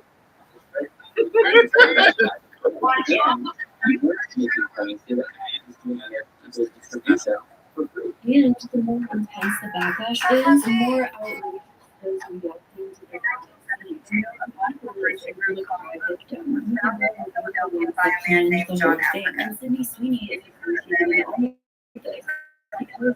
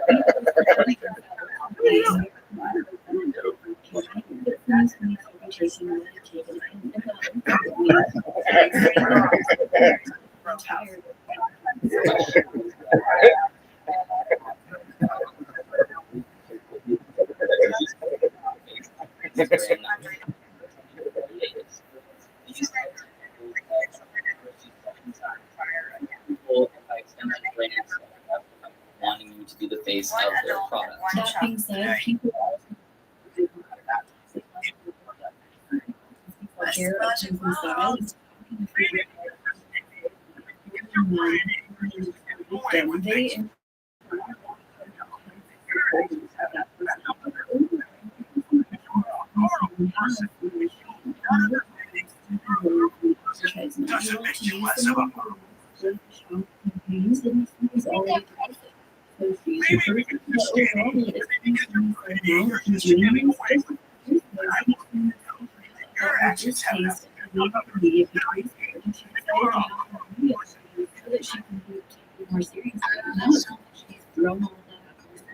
Whether or not the media essentially created this or played a role, I think it's really fun.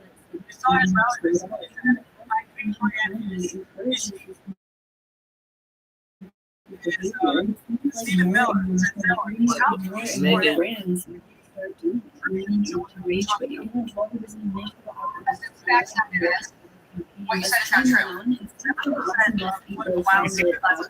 I like white girl. I like how this Megan Curry trying to be like the female Curly. This bitch trying to be the female.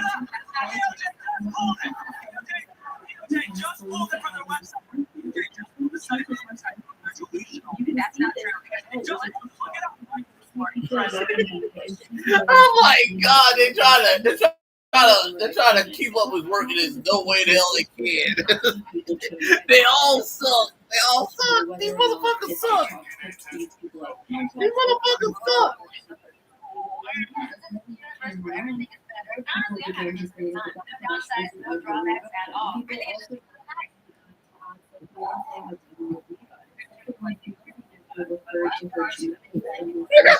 Yeah, that's literally what it was. It was like a bunch of like.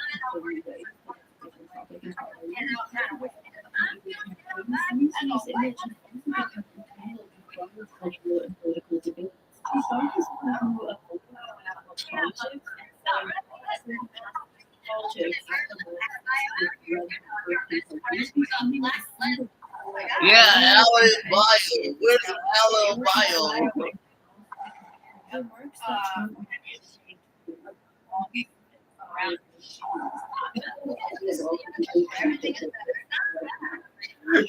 Yeah, Lyle's little black ass brody. Oh, God damn it! These crackers trying to kill us! Crack! Oh my God! Fly her down! Come on, motherfuckers out! Oh my God damn it! Motherfuckers! Oh my God! These crackers trying to get me! Oh my God! These fucking crackers trying to get me! Oh, fuck.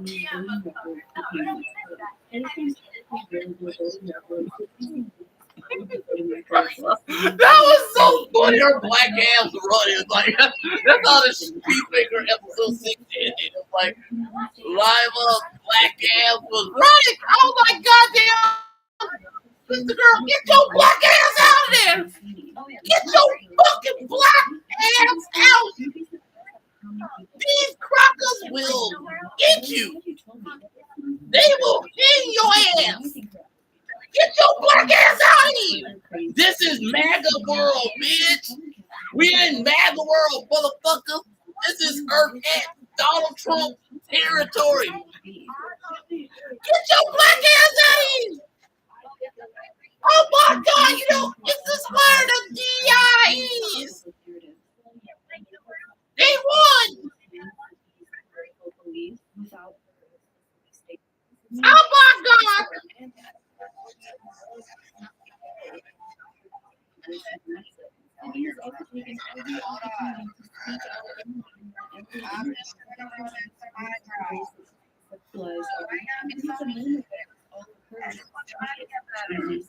Even before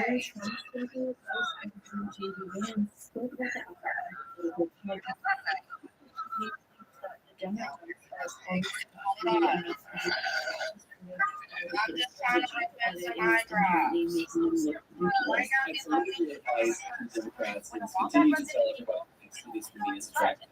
It's not.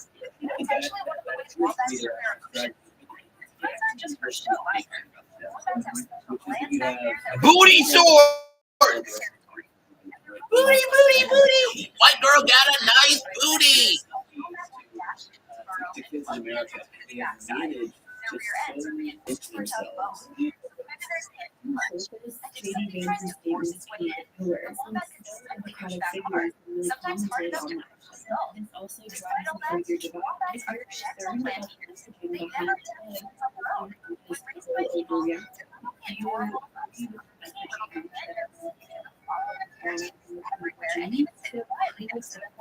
winning here. Despite all of the controversy, American Eagle gained 42,000 followers on Instagram.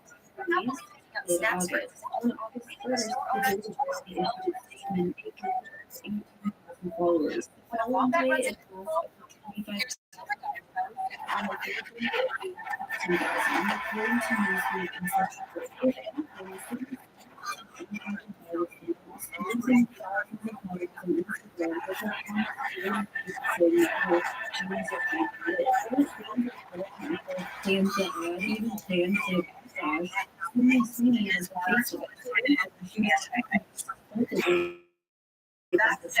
her reputation is that beliefs that she aligned herself with. There is no reason for American Eagle actors to apologize for that. I'm both the oh, looking good, Amy.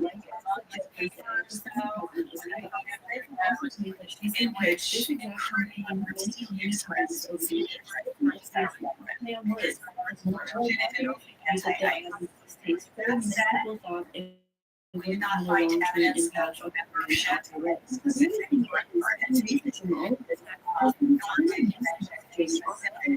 do respect all you Jimmies out there. Yeah, you Jimmy girls. Jimmies. I'm all about that ass, that ass, that ass, that ass. On my tongue, my tongue, my tongue.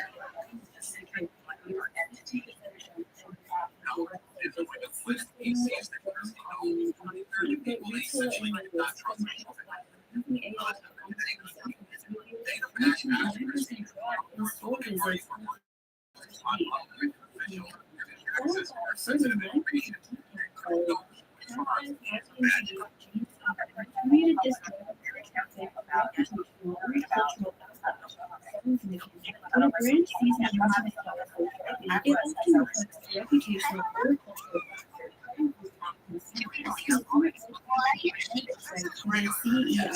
Michael Gunther said the campaigns are useful reminder that viral methods don't necessarily translate to immediate consumer behavior. More recently, American Eagle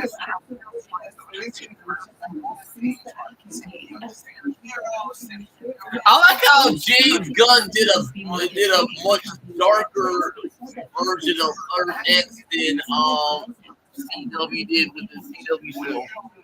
I'm just saying, it's like it's there, but not as dark. It's not as much as it was on the Peacemaker film. I'm just People outrage marketing and celebrity collaborations bring the company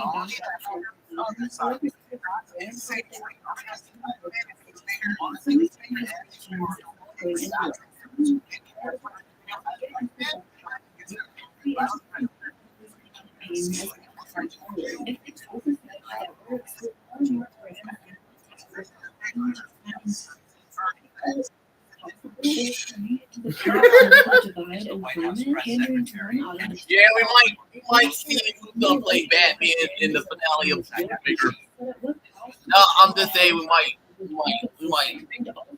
Not like the brand really truly cares. Just want Because I'm Batman. Dunkin' Donuts also where he talked about his dreams helping whole presidency in American history. Let's kick it off and we're going What's the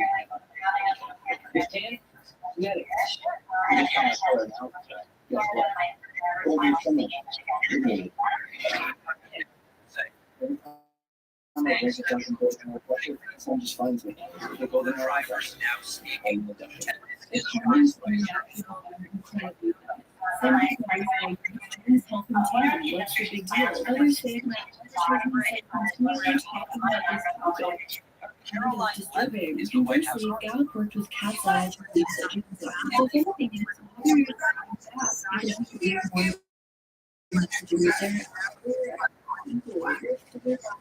marketing in some way.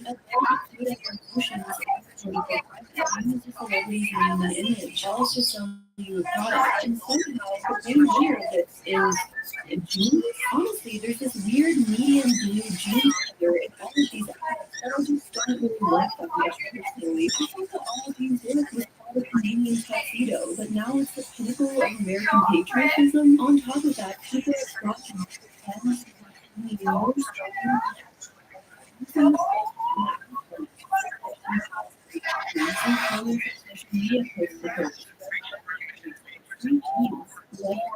such as beauty. America loves their jeans.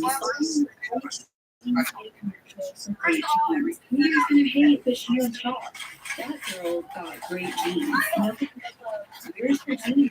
She could be becoming an someone heckled Sydney Sweeney to enter the premiere for her new film Americana. There is a lot of mixed debate about how much they should utilize their platform for good or positive. Choosing personally, being a celebrity means you have a certain amount of influence. People follow you, what you do matters to a certain extent. It influences culture. It influences our current climate. All of that are free power comes from responsibility, right?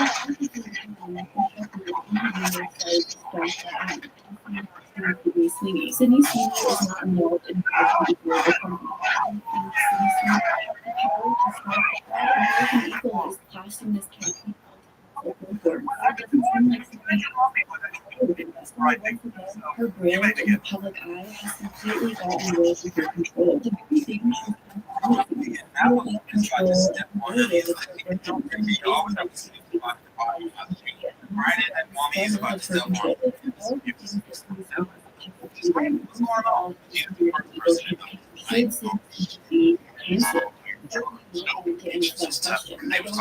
Sydney's character. Excuse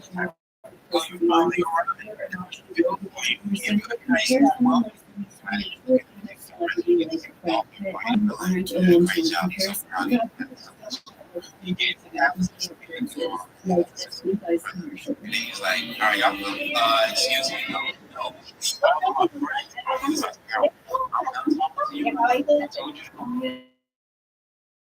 Have gone. Now I need to show you what I'm talking about. Let me show you. We should go. I've never seen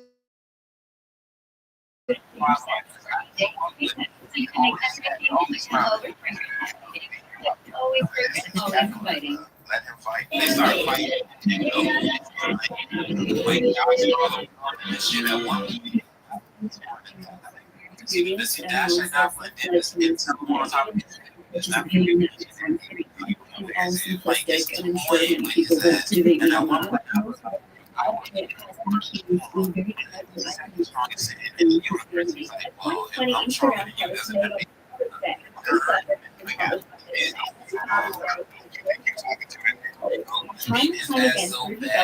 felt to be a terrible physical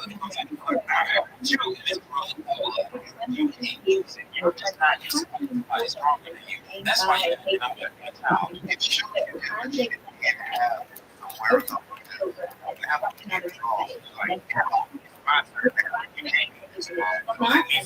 he's like, okay, I'm still gonna have fun.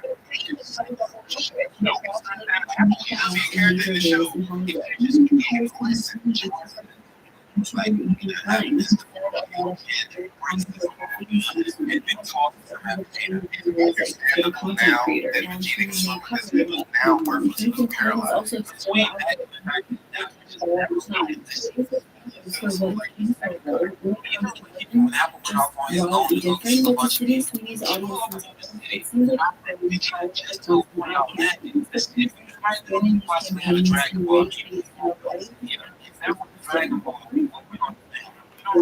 in conjunction with the project releases, it becomes clear that to do this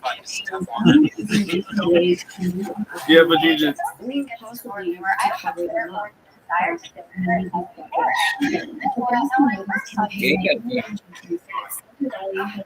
Theatrical release in the US and Canada earlier. American Eagle on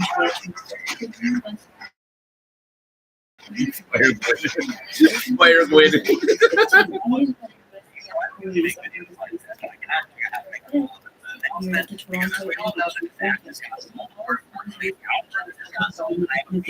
Which could have major impact on our career. I think I might get at least whether or not it's Yep. Because MAGAs are a bunch of cancel culture bitches. Yeah, I said the cancel culture bitches. No, I'm just saying, y'all the cancel culture police. Y'all the censor police. Think about it. Y'all cheered when someone censored my boy Jimmy Kimmel.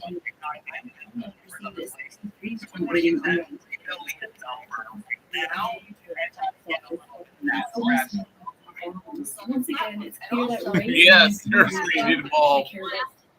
This is not the movie is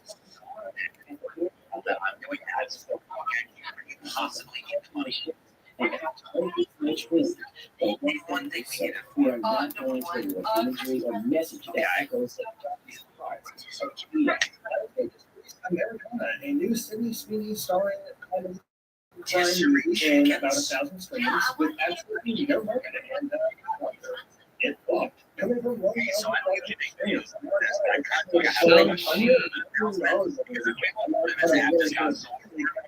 So they are doing a Shang-Chi too.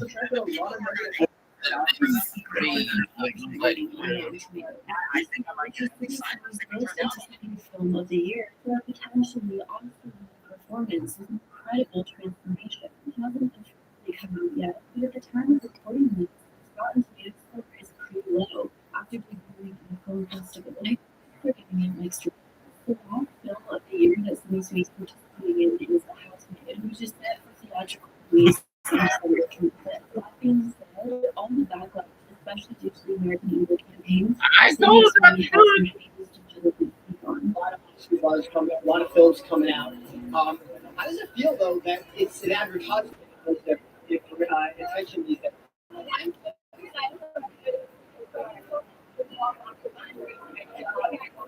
just excited for that.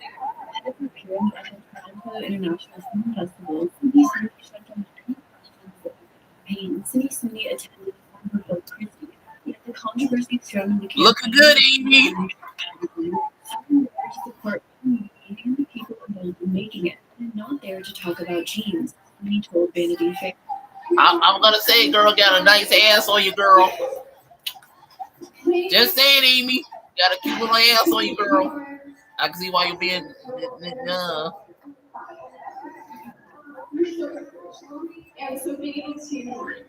Gotta give you props on your exercise regimen, sweetheart. Getting that ass, huh? You did a little bunch of butt exercise, did you, Amy?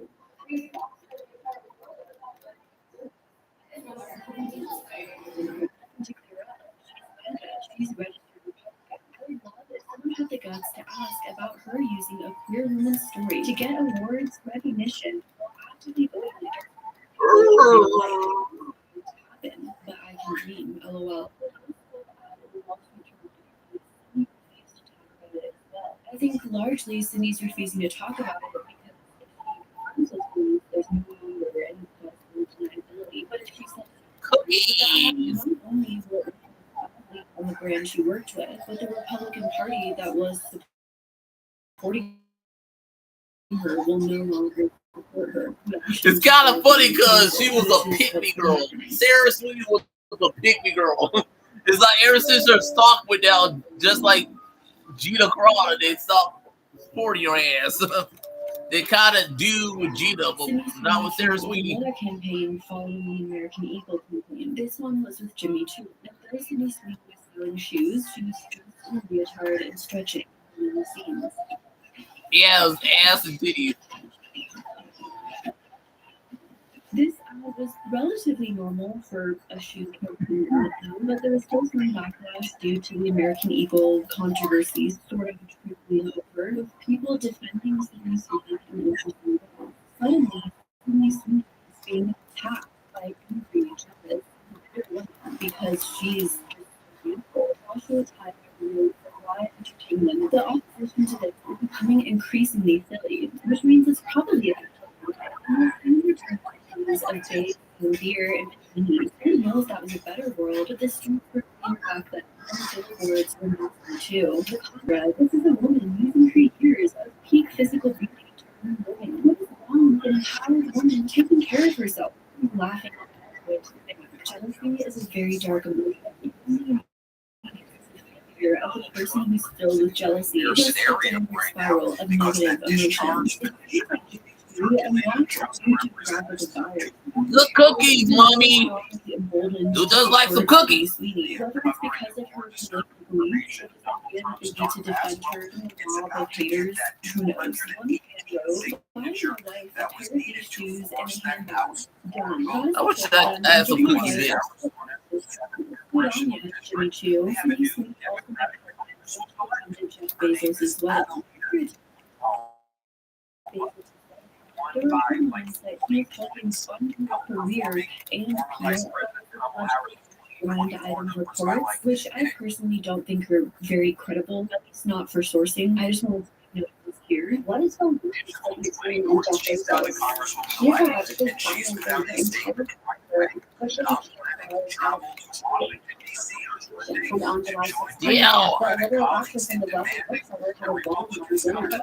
Doesn't like some cookies. Himself helped fund and launch Sydney Sweeney's upcoming lingerie brand. The fact of the story was that Sydney Sweeney is launching a new brand, and she did get injected with it. Because of this, she probably needed to prove in some ways that people to sell and because she's a whore. That being said, the headlines that directly claim that Jeff Bezos himself is investing in a lingerie company might be somewhat sensationalized. It was not trying to get all that invested in Sydney Sweeney's company. Of course not. He probably didn't even know he was a partial investor in Sydney Sweeney's company. That is until the last came out. Nothing to do with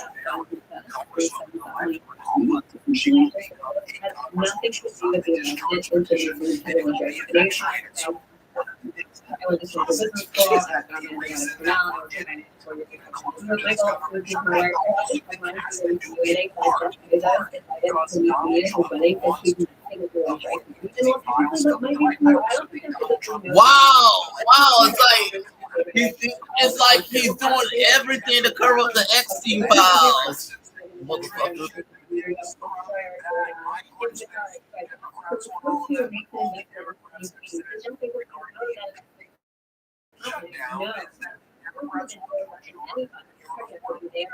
Yeah, it's for the people. Oh, I'm sorry to care about American people as SJW assholes.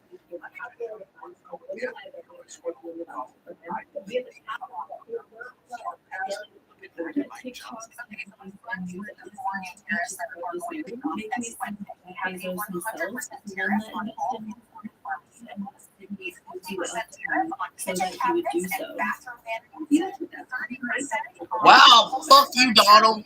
Fuck your fat, ugly ass, you oompa motherfucker. Jeff Bezos just so happens to have $1 billion to. For a fun party and a lingerie sleepover. She could do cars. She could do NFL. Apart from the investor headlines, Sydney starting a company like this is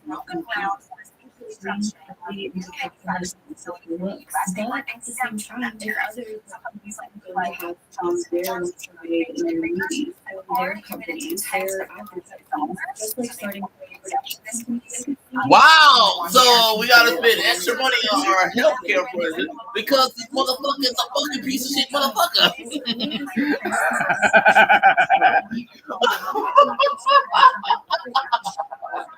Wow, I'm gonna kick a lot of chuds' asses. Fuck all you chuds, motherfuckers.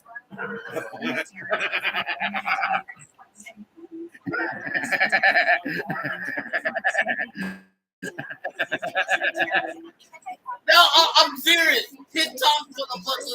TikTok motherfuckers.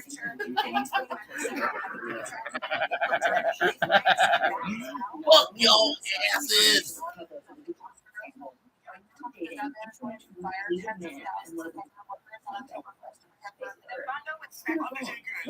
respond to the backlash he's been getting for replacing his previous podcast partner.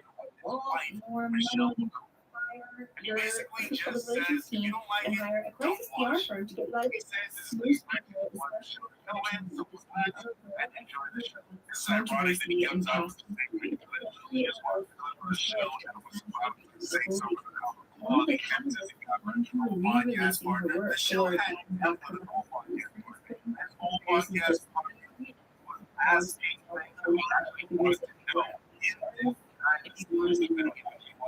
I watched the podcast now with my Michelle McCall. She said, hey, why don't those snakes get banned or no girlfriends that probably get my club? something that No makes me substance at feel all. like After that section, I just turned it to zero substance at all. Me and my previous podcast partner was getting in photos of them next to each other and I see everything. Am I being surveilled? Because Peter Brown has been reported to be an incredibly exploitative figure in the music industry, it's led people to believe that. Yeah, because kind of like why she's in the Hall of Fame is because she's Undertaker's wife. So it's like, yeah, there you go. Michelle McCool. I'm sorry, but Michelle McCool is kind of good as a wrestler, but not really. Good for him. I like to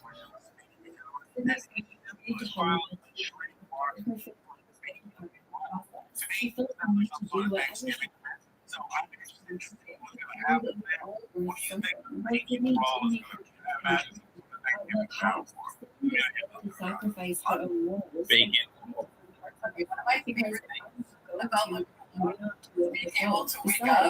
was respecting her as a serious actor and she just wants to learn to so say, be careful what you wish for. You just make it. I dream. What you wish for before. You know, thank you so much. You know,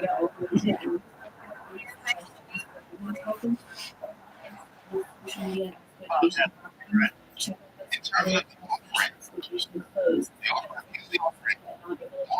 But when I have time, I like to go through and interact on there. I also want to thank you for right now. The government is wanting to wait for closing this outrageous.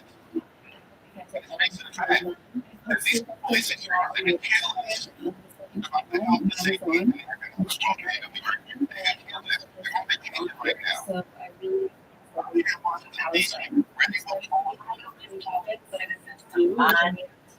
video, there was a huge reason for me covering that even more in depth. So that would be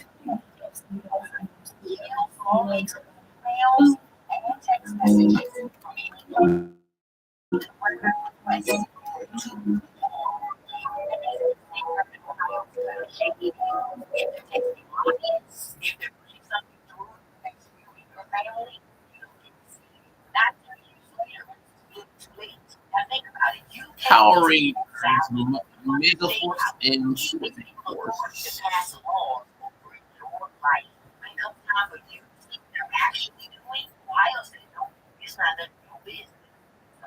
Magic the Gallery, Star Trek. I like how Magic the Gallery is giving us a bunch of other cool shit. Transparency is supposed to be the bare minimum in a democracy. Ohio just and it happens in Ohio, much like most Republican laws. I'm a model maker and I've been working on Lego films for years, but I've never had an opportunity like this. Here I am, getting going with some initial sketches. I'm going to create 8 different worlds, each will have a different story or imagined scenarios for the Marvel universe, and they'll be contained within one show. Every series will combine an actual Lego set with a mix of different materials using my top and model making skills. I'll also be adding some Easter eggs for our fans. Even if I made this too hard for myself. First up, I have to my show then, assemble my Lego set, which the world will be built around. Well, it lasted longer than I thought it would. I have to test all the materials. And so my main bit of you'll see what it is to show you how to make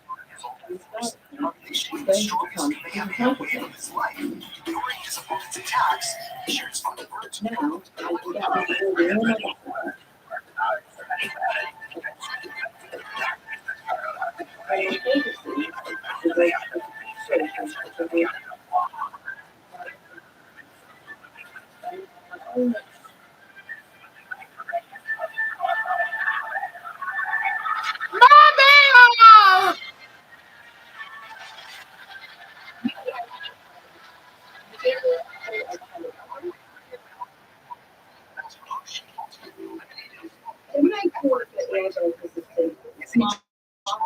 Easy to use and it goes right into Chrome. Gemini and Chrome can compare and summarize information. I was told to check out the show.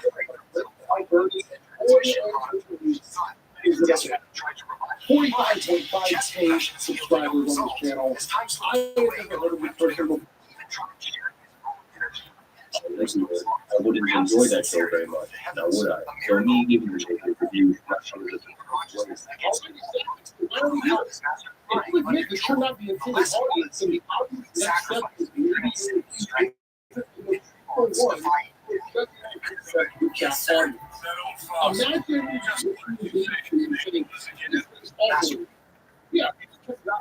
correlation does not equal causation. The issue is what you might dislike it because it's bad made, or because it doesn't really to your taste. Those can be true, and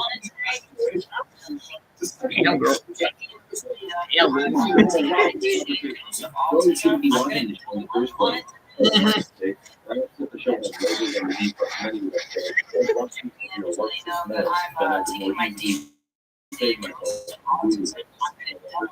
And there's no official metric for who or what each given show is made for.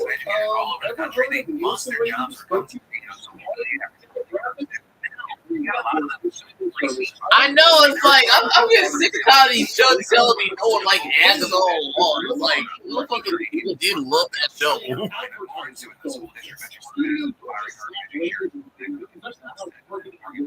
If no one liked it, then why there's a bunch of girls cosplaying as Catherine Hunn's Agatha? It's like, that's weird to me. It's like gay them. It was you people who arbitrarily decided that this show wasn't made for me. Motherfucker, I don't care what you think. Was it? I enjoyed it. It was funny. I had fun watching Agatha.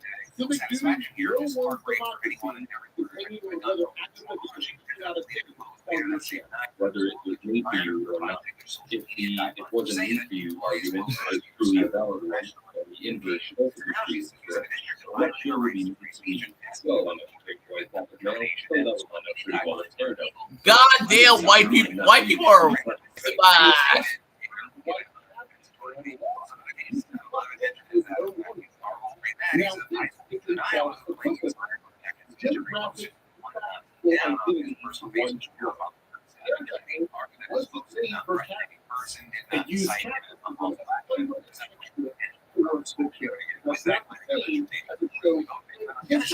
MAGAs are dope. MAGAs are dope, dude. It's like, this country sucks.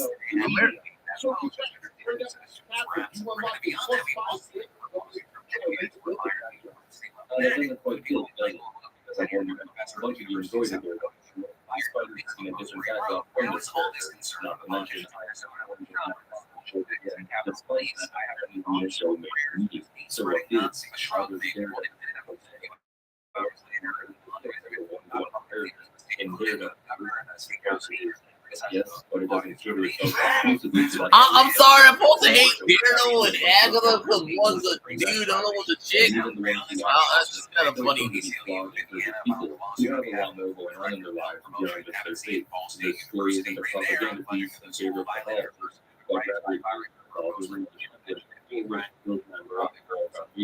I just got done watching both Peacemaker and it.EVOLVE on TV. It's like, I'm gonna say I had more fun watching Peacemaker than it.EVOLVE because it.EVOLVE is like, it's a watered down version of it. It is not that good of a wrestling show on TV. I'm still gonna say it. WWE sucks.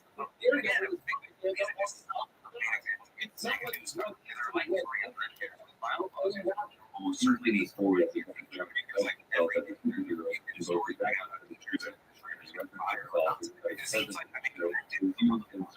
Story in both positive and negative light. Now, compare that to gender politics Does it? I like how y'all all say that, but so the translation here is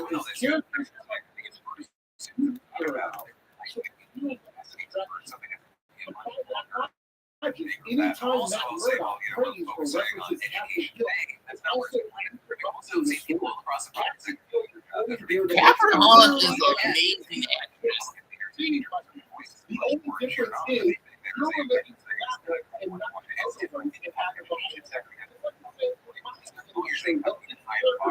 when yours does, it's propaganda.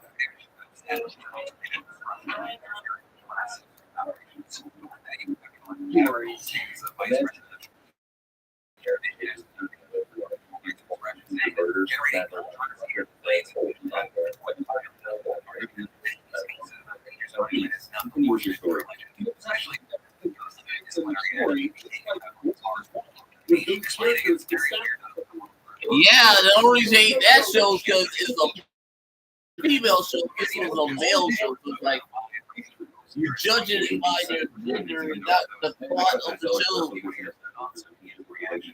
With no explanation as to how that can be. No, it isn't. It's not really. It's the exact same thing. It's the exact same thing. But Lady Death is the exact same thing, dumbass.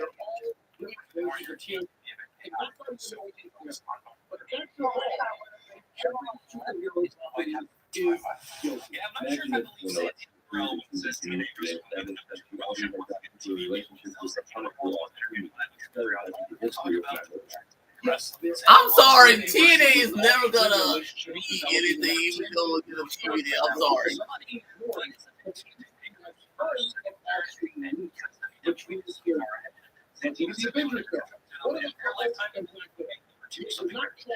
I'll say I appreciate the confidence. And what was it? As much as it can. I'm not sure if they will be able to get on television.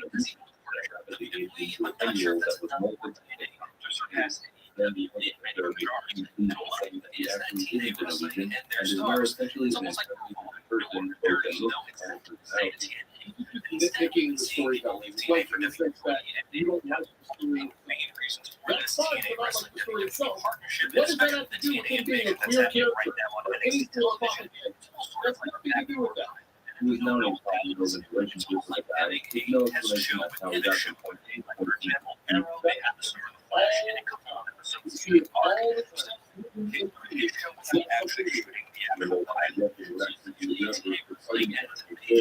showcasing the stars of their show. And then we flash forward to the adult life, and it surprised me. That simply does not work. Characters with no connective tissue to make them more clear. You could remove all these elements and keep out from the story. Which begs the question, why did you give the last 2 minutes focusing on them? Your problem. This is people when you admit the story also not the clear stuff, not the standard that's the problem, it's the storytelling. Here you spent the last 2 minutes talking about clear propaganda, but you're essentially admitting that your problem is with the storytelling. So fighting any time on that whatsoever. Even on that, it is still possible to make it genuinely great.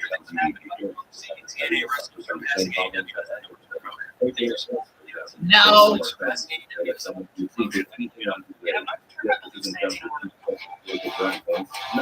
I barely watch TNA. I'll watch it once or I'll do a review of it.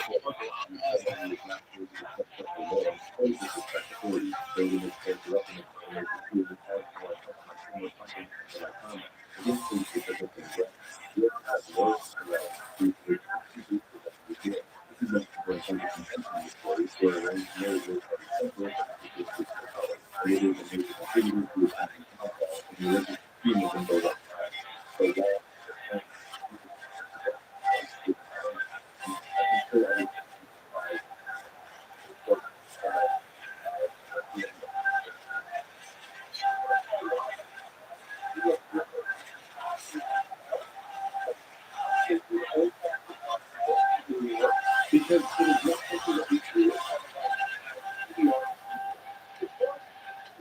You're okay when it's a prestige from God. Weirdness is the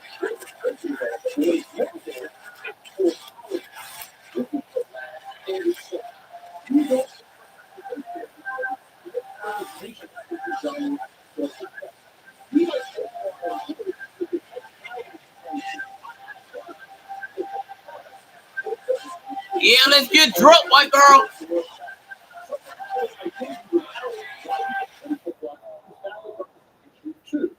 So it's like you're saying, I'm okay with staying here as long as there's somewhere advances the truth. That's not cool.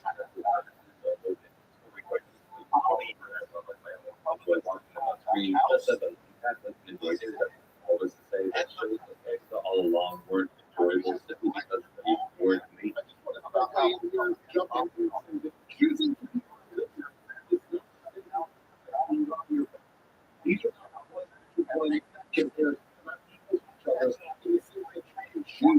Your religion. Yep.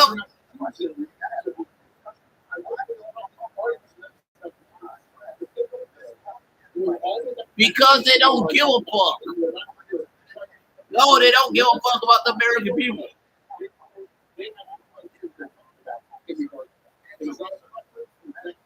Donald Trump doesn't give a fuck. All he cares about is damn self. Easily boring to follow.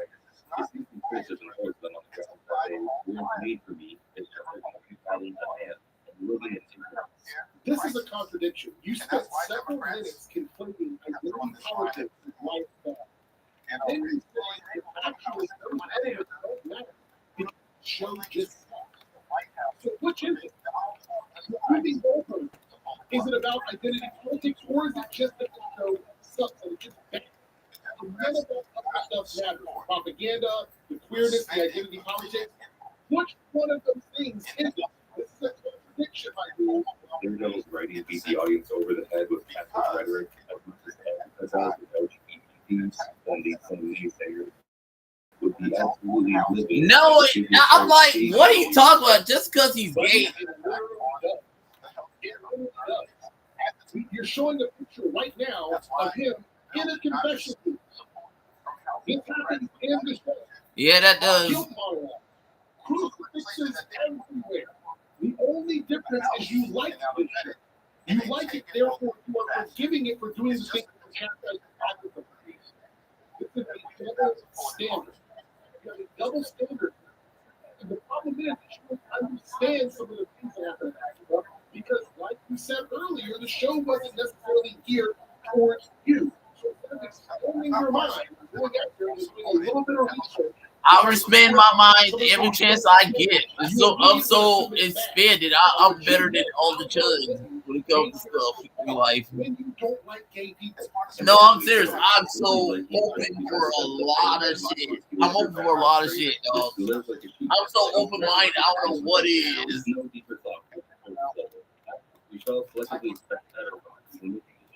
I like how they always got a reference She-Hulk and Attorney of Law.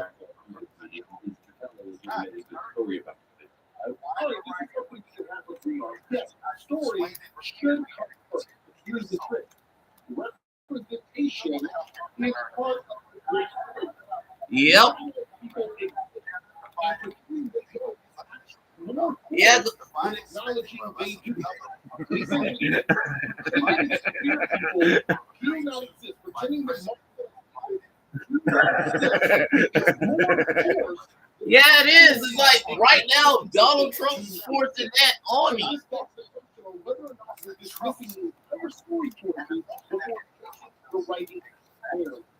Y'all like to force your white culture on me a lot. No, I'm serious. MAGA like to force their white culture girl. Words made for you in the sense that I think these are genuinely well-made, high-quality movies that simply don't speak to my interests. Then why you hate her? But films that fall into this category are for me to decide for myself. They are reported by strangers on the internet. So this is a contradiction. It's literally for me to you. You rejected it earlier, and now you're using it. And you really have to say how personal things is not decided on the other side. And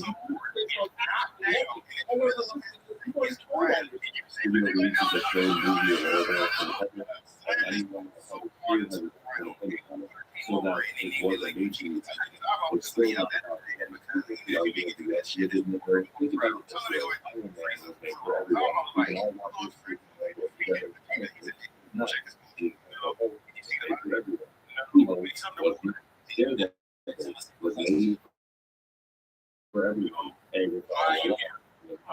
This is what made for me. Yeah, so I put up the same kid that destroyed their whole village. A really good job.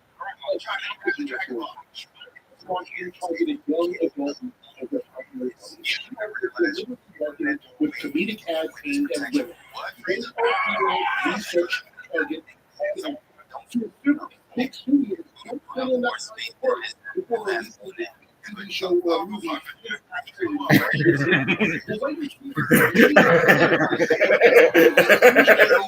No, I'm gonna say it. Don't say it.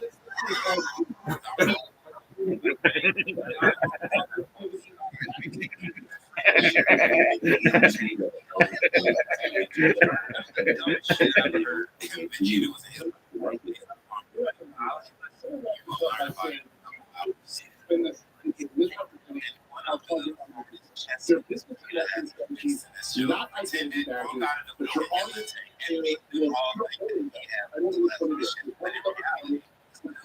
and just hear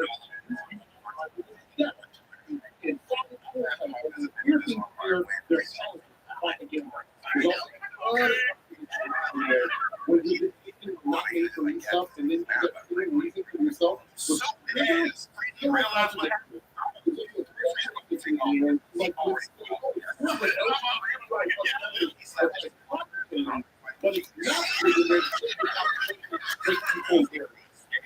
there's also massive where you compare things for everyone versus everyone gets entirely on your own personal territory. When they want something specifically for you, you see it.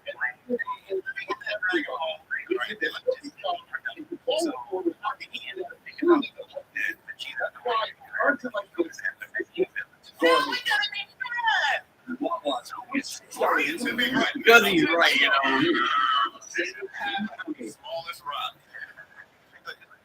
Somebody was around this bitch. Hi, Cheers. Thank you all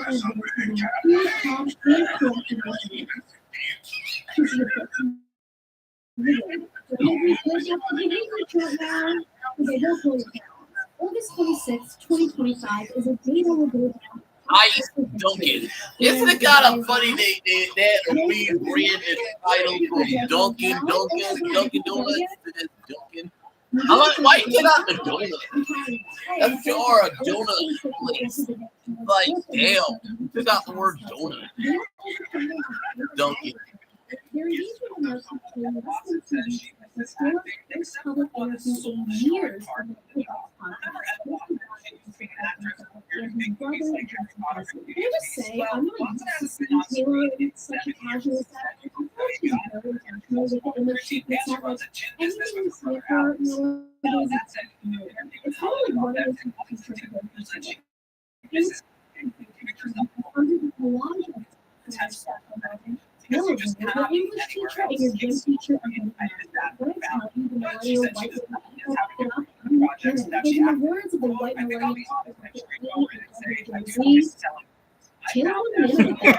Emma Watson, so fucking adorable white girl. Taylor Swift goes on the aisle and it's a picture of Prime Minister.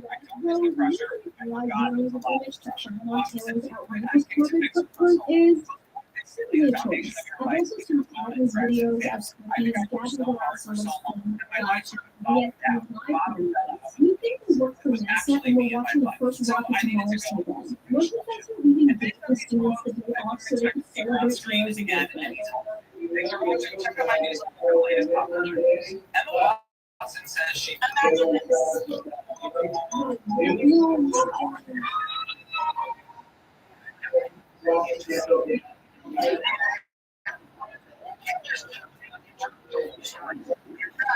In most publications like People.com, it's hard to say that Taylor getting engaged is a quote-unquote mother circumstance. A lot of Swifties also like to Easter eggs in past music videos. Oh, God.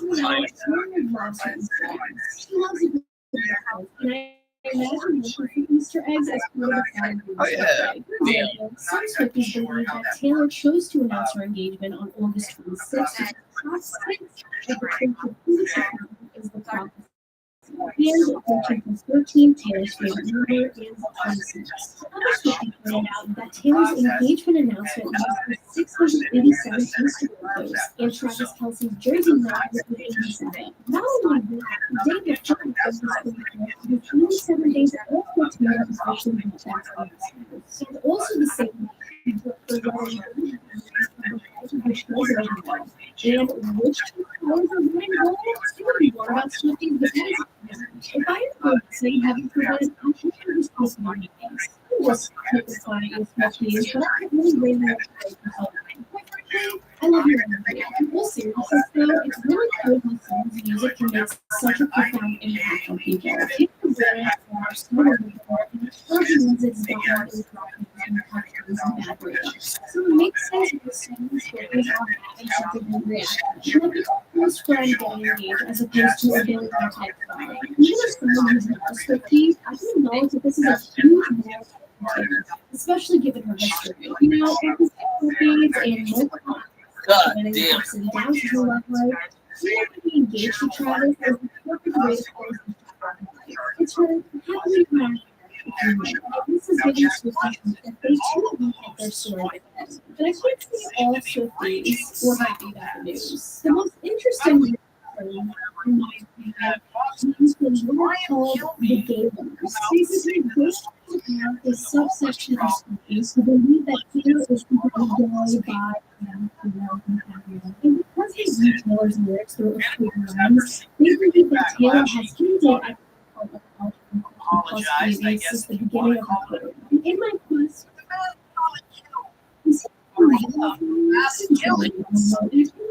to learn more about Taylor's hidden LGBTQ agenda, I think that there are two types of dealers. Type 1 is dealers who are Swifties and report that Taylor is queer too, or representation sake.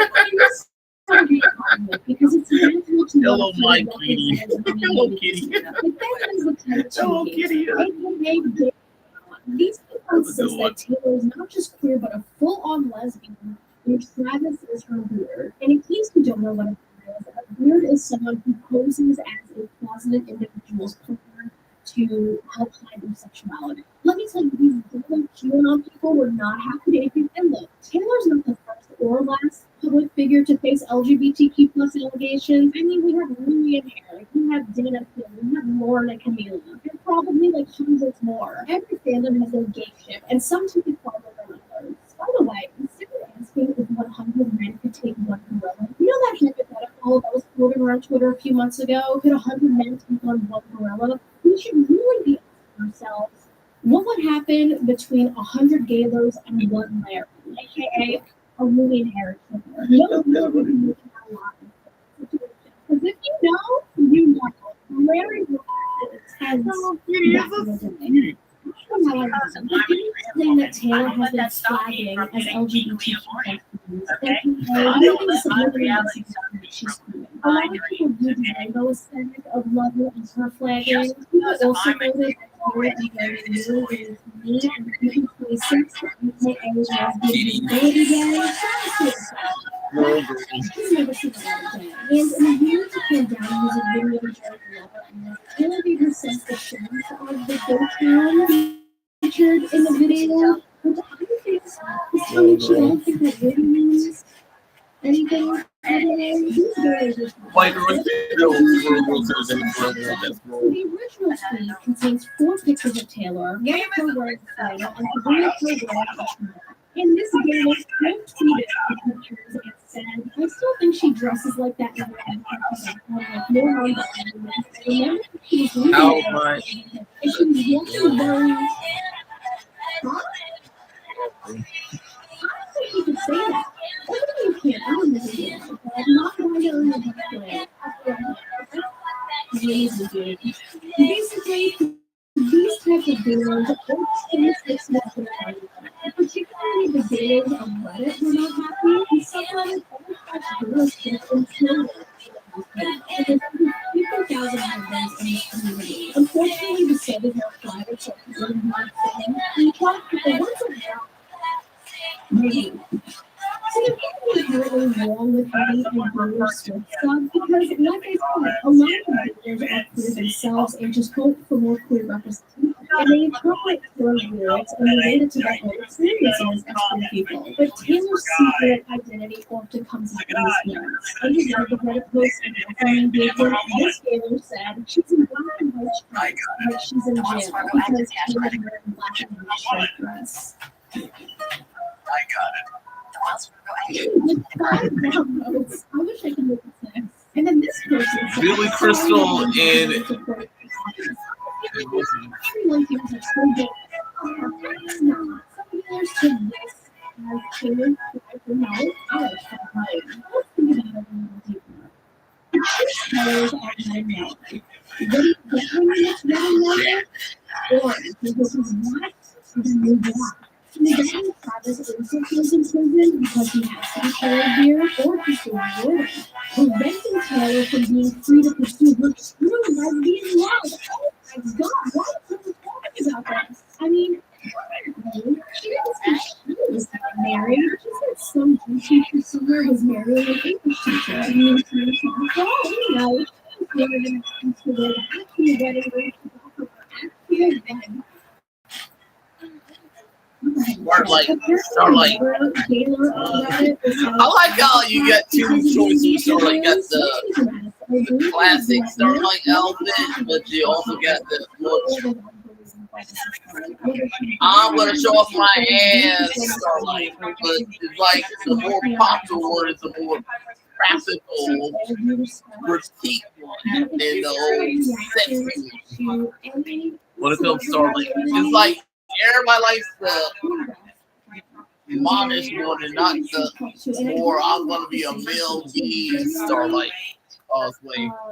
They do, but it's like you see more of the classy than the more male gay Starlight costumes. When it comes to the ladies, when they cosplay as Starlight, it's not like you don't see both versions of it, but it's more the practical one and not the sexy one. Starlight.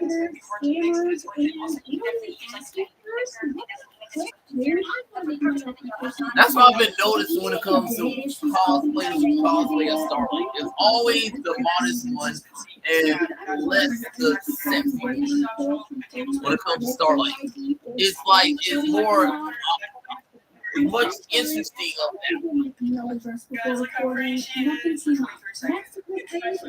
Sponsor today's video. Aura is an all-in-one digital security tool every day to keep your data safe. Aura will notify you if your personal info is leaked on the dark web. You also send real-time fraud alerts for your credit and banking accounts. And if or chance anything does go wrong, Aura offers $5 million in money-back insurance. U.S. fraud experts and will also include a security plan, antivirus, password manager, and more. There is literally the Swiss Army knife of digital security, so I don't really so vulnerable, you shouldn't either. You can try 4 Girl, I'm the same, my girl. And in those 2 weeks, you'll discover for 14 days free trial. So shout out to Aura for picking me and my son. It's almost time for SmackDown. To your scheduled program. It's gone now, but. All right, we're so back. I got some tea. So hopefully that's nothing dying. I'm sure you can guess who that is now. There are really people who think Taylor Swift is gay. With all due respect, with peace and love, that's the straightest way to live. Literally opposite of gaydars. My thing keeps every time I look at Taylor Swift. The theory that Taylor is sensibly gay mainly stems from queer interpretations of her lyrics. Sometimes one of the things is that could be considered flagging, with throwing bricks and new refuses, or talking hairpins and rhyme, or the mention of lavender and lavender haze. I want to make this crystal clear before anyone misconstrues my words. It's okay. Oh god, this wide open. Lyrics in a game. Okay, technically I know it's my nephew though, but It's more and cool to interpret certain lyrics and apply it to your own experiences. But that hasn't stopped people from suspecting that Taylor is secretly queer. It could be a type 2 gay in particular.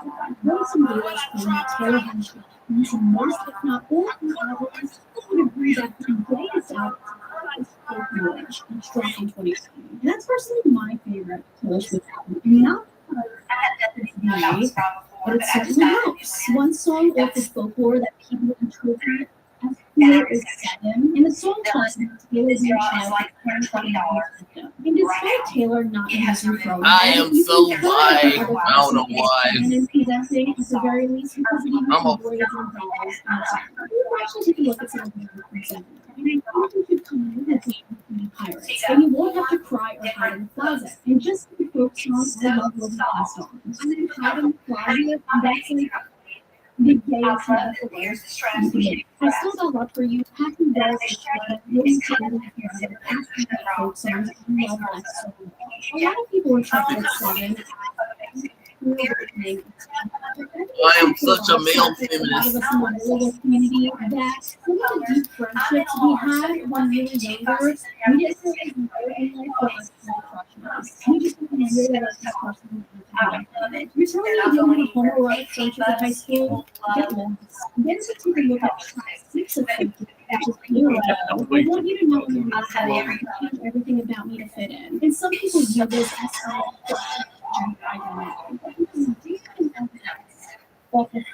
is this trifecta of songs that Taylor started, which is Cardigan, Berry, and August.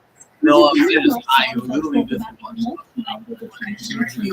James, Isaiah, and James is Sacha. I'm sorry. I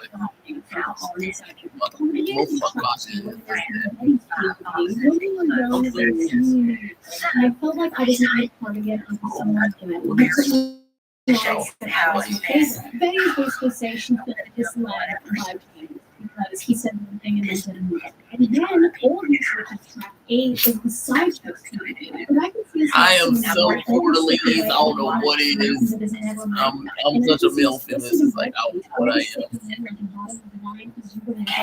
Which basically means that James was by way too thin.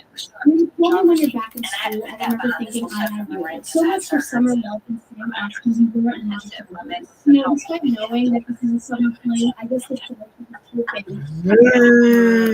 My relationship with James went into the front, but he wasn't here to lose. And now we get to bed to track 15 of James's perspective. Then Taylor used no pronouns in the song, so it was easy for people to view it most clearly.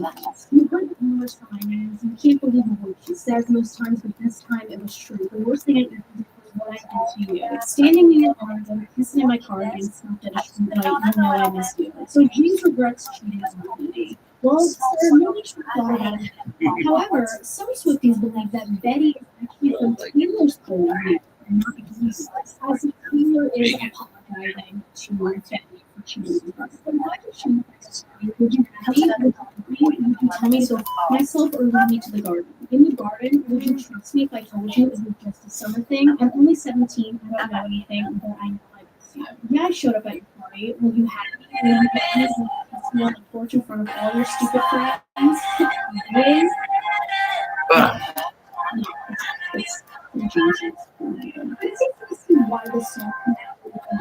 with these.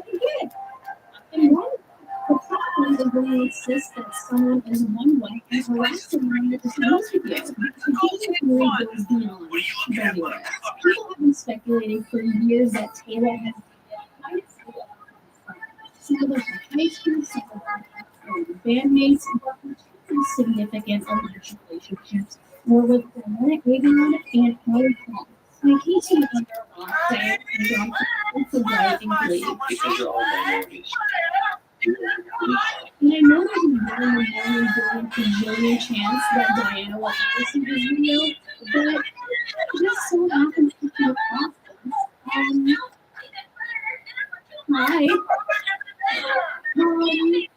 I'm free to hang out next Monday, so if you're open for me next Monday, I'm free. We should hang out next Monday if you're free, because that's my free, and I would love to hang out.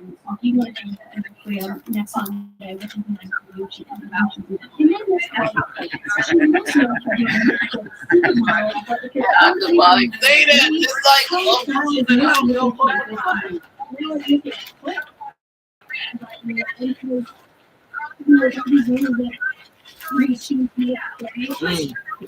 Corey.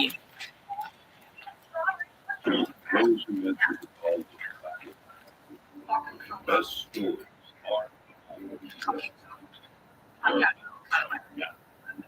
God, it's been a while since they did shit. Oh, because of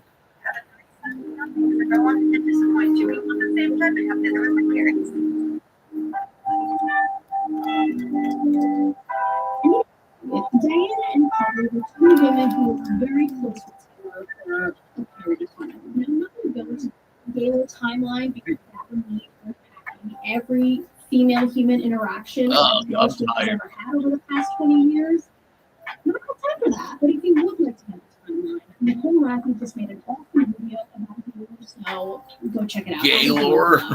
So she and Taylor were very close friends from 2011 to 2013. They went to events together. Diana was always tweeting about Taylor, and they were just always spotted in public. I assume they met mutual friends from the Glee cast because Taylor was also friends with Corey Monteith, rest in peace. And she went on a basketball date with Corey Monteith. Diana and Taylor's first outing was at the Fairfax Flea Market in September 2011.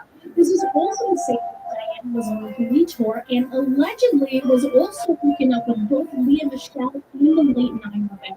These girls. This was also the same tour where Diana wore her infamous white girl t-shirt on stage. Yeah, and Mega is so anti-freedom of speech right now, so it's like, go fuck yourself.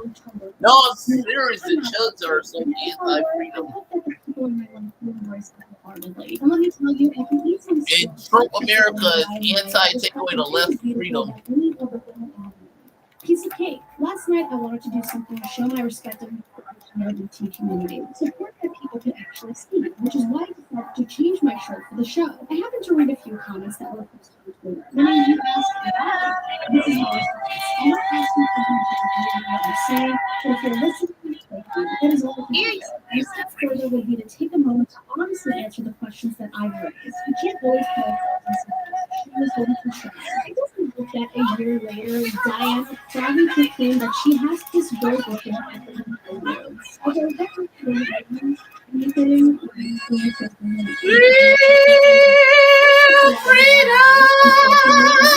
day is the day is long.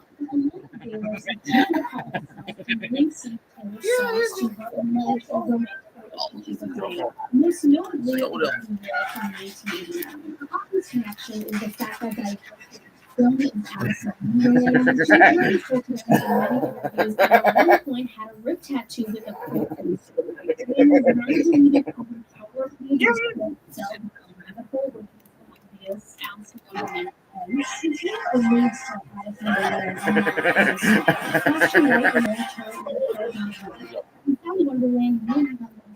Pretended open cat smile. This lyric in particular to people because Diana has green eyes. This is most welcoming about art styles because they were dating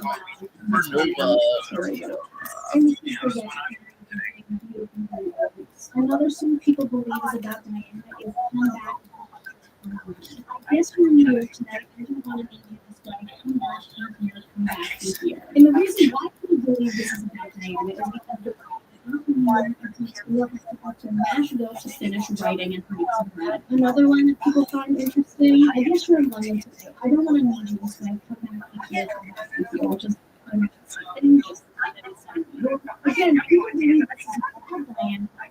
She went to London. He's forgot apparently she and I were shooting up during the work. So maybe this is no playing. Probably not. And man, Taylor was dating Aristotle around this time. So the London reference could have easily been about him. Another song overread that people believe about Diana is old. I left her on.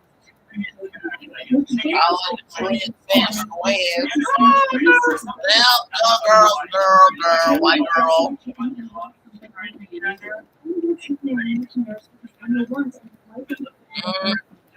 Maybe that's the joke Taylor's referring to. Not this last one. Everything has changed. Featuring Ed Sheeran.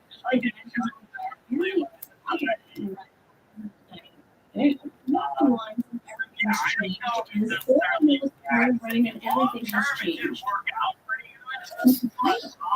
Some dealers, this line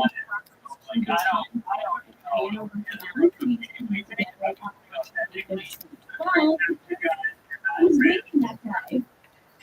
Yes, that's for all you guys out there.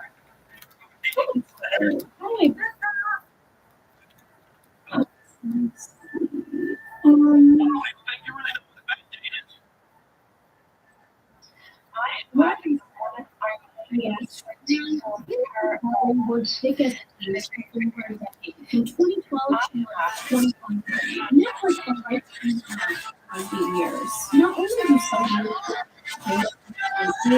but they also mean that part of something Kushner is also Carly and Josh have a lot of marriage and Taylor and Travis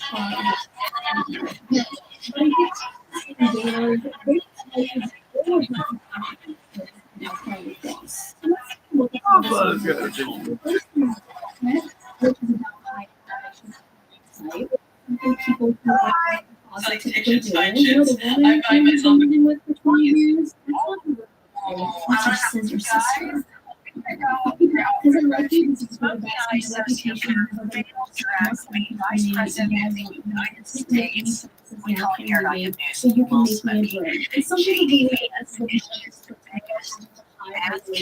Carly. So, remember, the competition was released for everyone. This Taylor online to public feud with the Kardashians and Harris. If Taylor has ever fallen out of favor with the public, and also, based on the timing in January, this song is probably about the beginning of the relationship with Taylor. Gorgeous is a better song that some days claims because apparently the lyrics Cause y'all motherfuckers go crypto war on stuff, dog. And you rename the thing war, so it's like y'all the motherfuckers. I guess I just said more again, most likely about y'all. Most incriminating of the songs on Reputation that maybe in another universe could be about Carly is Dress, which is using the ratchet sound in the song. There's an invitation to one of the science patients screaming anticipation. My hands are shaking and holding back from you. Say my name and everything. I don't want you like the best friend. Only both is best friend. Best friend. Carly was Taylor's best friend at one point. This is one where I and it's probably so all right, let's play into the game of fantasy. Here's a boy that's Taylor's pretty secretly born. Victoria has been women before. What's the good relationship she's had in when there's a possibility that she's bisexual possible for somewhere in the world, hypothetically speaking, Taylor could be attracted to women and also be engaged to Travis at the same time. They both chance to exist. But the reason why I find the gamer so much is because Taylor herself has said that she is not queer, that she is a straight lady. Let's take a look at the prologue of 1989 Taylor's version. I assume I could fix this if I simply changed my behavior. I switched dating and decided to focus only on myself, my music, my book, and my parenting. If I only wanted to have female friends, people could sensationalize and sexualize them. I would later on that people could and people the first time she's brought up people God damn it!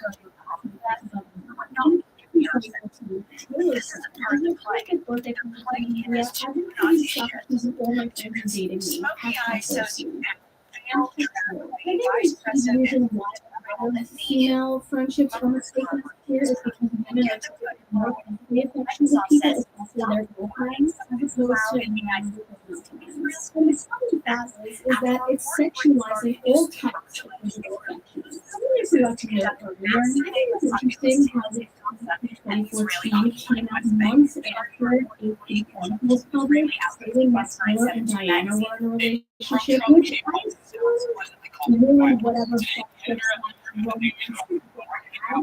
together, because if they were together and out of them,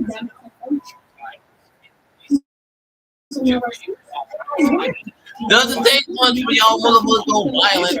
This isn't the first time it's happened. Really married to this day still can't publicly interact because people will take it as wrong. And unfortunately, it's not just the critically online fans pushing the game theory. Back in January, the New York Times published a controversial article about the gamer theory called "Look What We Made Taylor Swift Do." It brought viewers to the it's so much of a role that Taylor's team came out and announced it.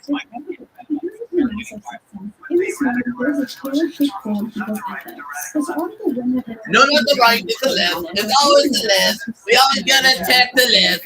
There seems to be no boundaries. And my God. And you do it. Don't get that.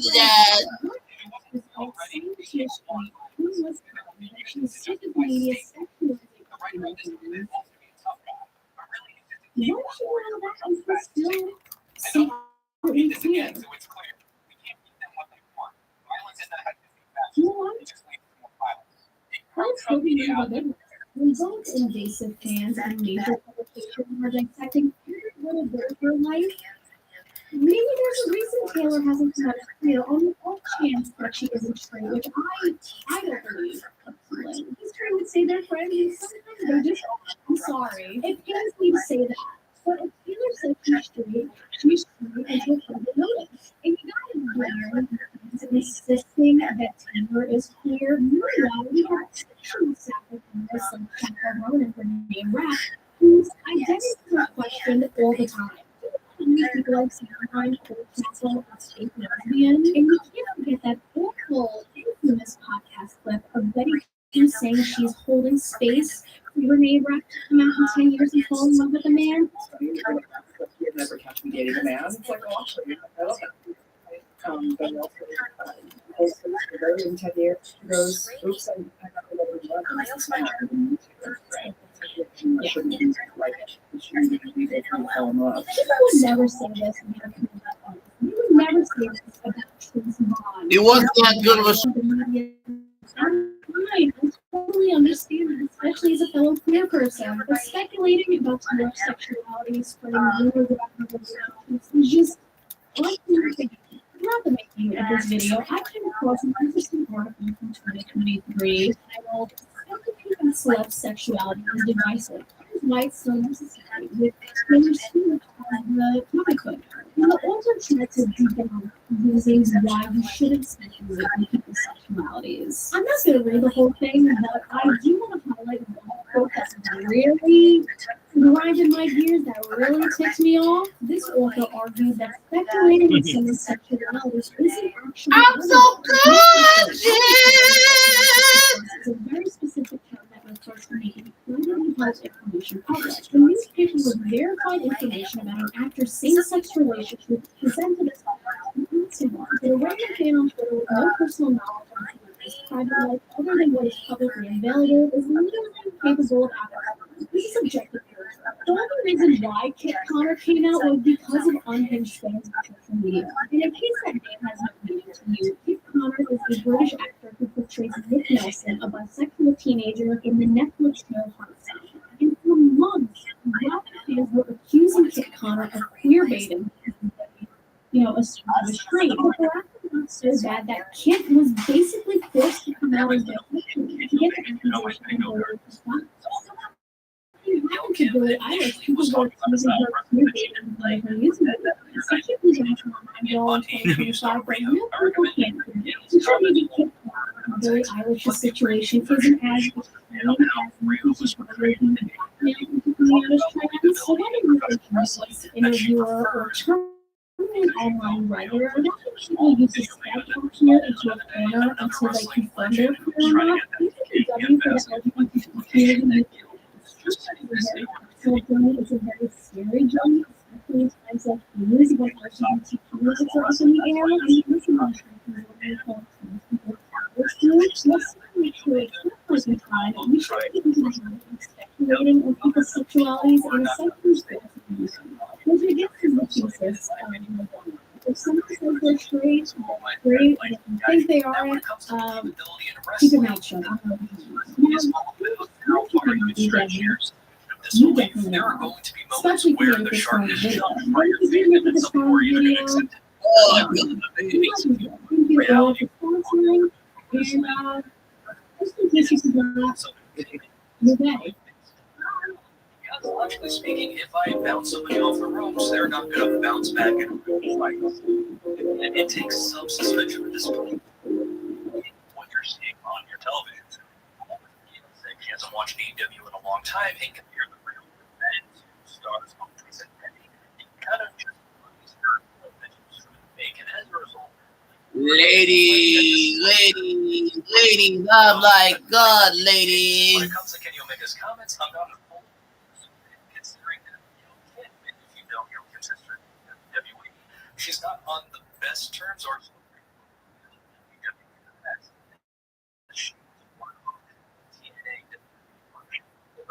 but TNA let her go for a reason. So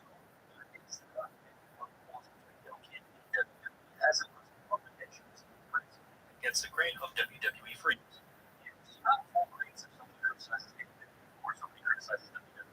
That means they're trying to prop up their favorite promotion. Sometimes it's not about that. Sometimes it's about the style of the criticism. Somebody wanting to be with one company or the other. Your thoughts on Gail Kim's comments on Riho and Kenny Omega's response? I mean, I didn't have Kenny Omega if you know my favorite characters. It's also was talking about a style of wrestling that she did.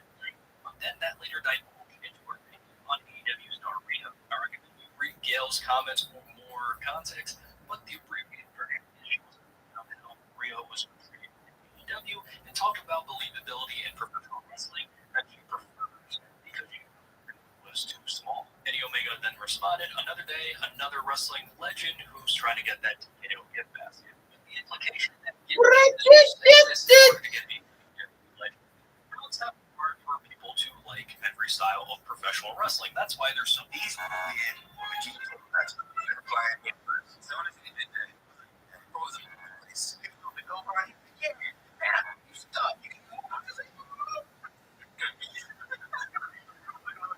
Same shit saying that he talk about his mama. On a slow night? No. How about a raccoon night? It's the same word. Smash his performance. Like, hell no, this looks just like him. I ain't gonna do that. Second bro. Stop doing this. Out the ground. It's straight and Krillin's dome. Then, like, right when it was like close to Krillin's face. That shit cleaned off. Good job, Regina. I really think about saying, our best chance of survival was all three of us being alive. Who was like, my turn. I'm about to. As soon as he charged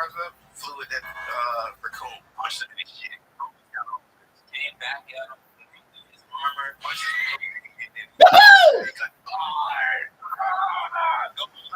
We got another one.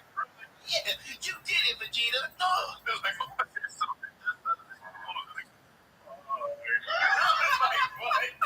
Tiffany Stratton versus Jade Carter and Nia Jax. I'm like, oh god, that match was suck. No, I'm serious. It's like, god damn, it's like, you seen Nia versus Tiffany forever. You seen Jade. It's like, I'm like, god, Jade sucks. No, I'm serious. Jade Carter sucks. Dude. Jade Carter sucks. I'm sorry, what you gonna say?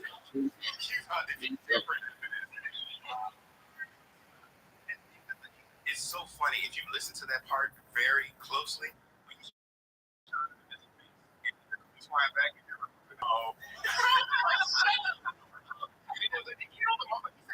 He's alive. Vegeta just like, I don't even know what to do. Like, okay, if I'm done with you, then he pretty much just like, hey, bro, we gotta get here. Like, we're gonna die.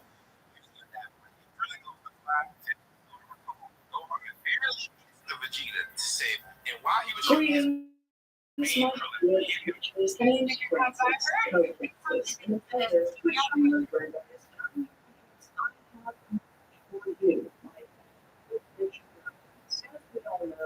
something not very chill happened a couple weeks ago, and it sucks. It really sucks. I received a lot of comments and messages from you guys, and I know how scared and hopeless a lot of you feel. If you're here for the first time or you haven't seen any of my posts in my community tab, so here's some wisdom I would like to put on some of you, especially to my younger viewers who might not know what to expect as a queer, non-binary drag queen who's lived during Columbine, 9/11, the Bush administration, the Iraq War, the crisis, the Great Recession, COVID, abortion bans, and the post-Trump presidency. In the second Trump Give presidency. yourself time to grieve and to process this. Just like the death of a loved one, you're not supposed to just get over it. Because we have to. Now, let's get that ass. Help each other whenever we can. Our community needs to be stronger than ever, and we will survive even just to survive them. These are all things that will make this incoming fascist regime more angry than anything. Because if we give up, they win. If we hide, they win. If we accept our opinion, they win. Getting victory roll. Never stop expressing yourself. Never stop Stop making art. We've all been talking about tomorrow. Existence is what I say will probably fall on a lot of deaf ears, and I completely understand. Feel free to disagree with this because Okie dokie. To say possible. I really do. But people not give up because that is exactly what he's We shall not quibble. We will win the war. Here are two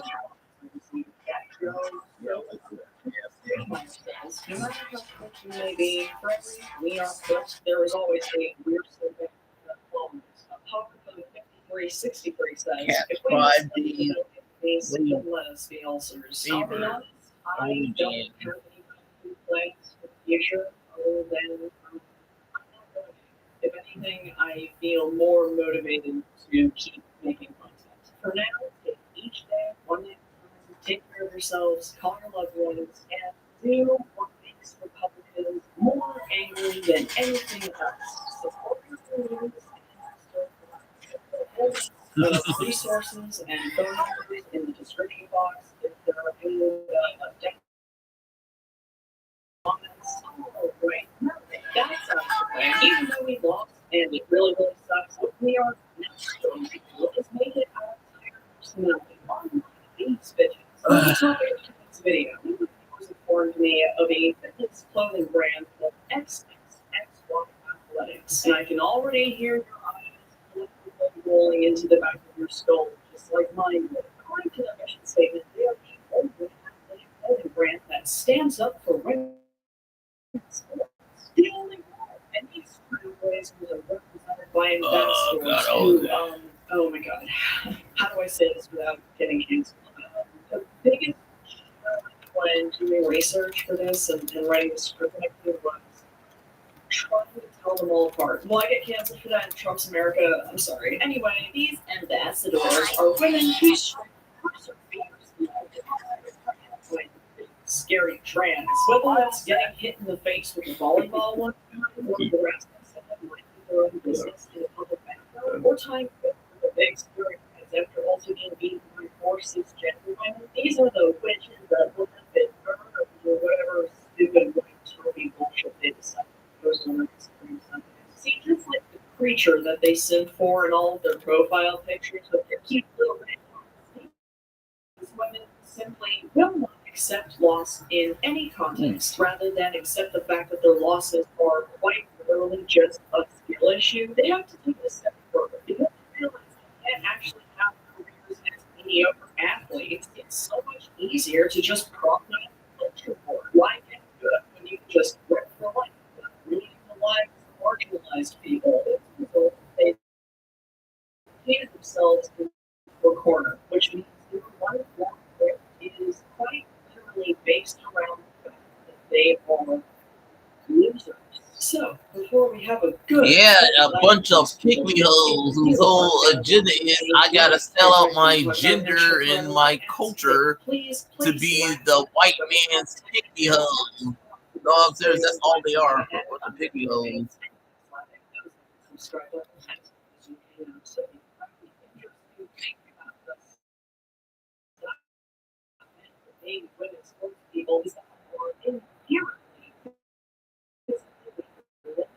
Yep.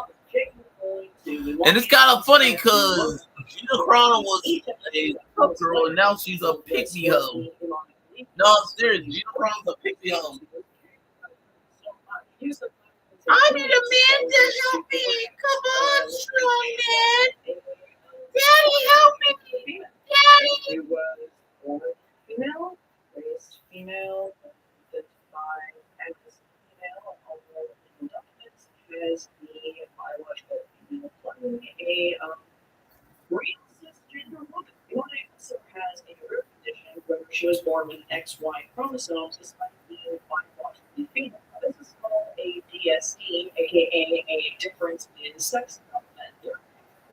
For DSDs, and because of the amount of genetic variation, the presence of a Y chromosome doesn't necessarily determine whether or not that person is male. Sometimes the Y chromosome is capable of producing testosterone, and sometimes it isn't. Intersexuality is a rare growth spectrum, and people aren't aware of the fact that they're intersex until well into adulthood. It is possible that the beliefs anatomy was capable of producing testosterone, but the tests were inconclusive. Not to mention, those kinds of tests are extremely invasive and often very humiliating. At the end of the day, my never identified as male or intersex. She has always been female and always will be. Anyway, the Twitter turf brigade could never be bothered to worry about any of this, and because they can't be bothered to worry about anything. Their brains are completely rotted. Any crime that Maya might have had in her victory will forever be marred by investigators who had nothing better to do than ruin her life. And deeply, what women should have looked like, even if they're cisgender, would have been the feminist thing to do. It's almost as if this has absolutely nothing to do with gender and everything to do with wanting an excuse to be a bigot. So this is where Well, that's all MAGA got is bigotry because the white man's a pussy ass motherfucker who don't know anything. No, I'm serious, including the judge. Right. Peyton McNabb is a 19-year-old woman from North Yeah, Peyton is like smacked in the face. I'm sorry, Peyton. Immediately knocked I'm like Peyton did. Not really. Partial paralysis from getting hit in the face with a volleyball. That's the trans player that we have the green circle around, spiking the ball right into the face. No, it And, wasn't. trans players, obviously larger, very powerful spikes. And it doesn't. Yeah, women can't play volleyball. Yeah, Peyton, you suck balls, Peyton. You suck balls, Peyton. But I seriously had no time. How did she know there was a full thing used in the volleyball game? I like how all you mega whores just literally just went along with, yeah, women are weak, men are better than us. Yeah, the only reason she won it is because she used to be a man. I'm like, damn, ladies, y'all some weak bitches on the right. It's like you're willing to say that you're a bitch. It's just all bitches. It's like, damn. It is all dumb bitches up, right? It's just weak bitches.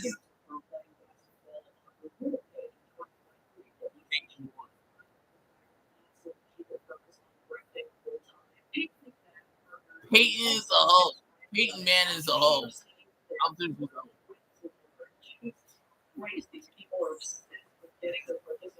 yeah, she got an award for selling out to promote hate against trans women. I know, Peyton, you're a hoe. I get it, Peyton, you're a hoe, okay?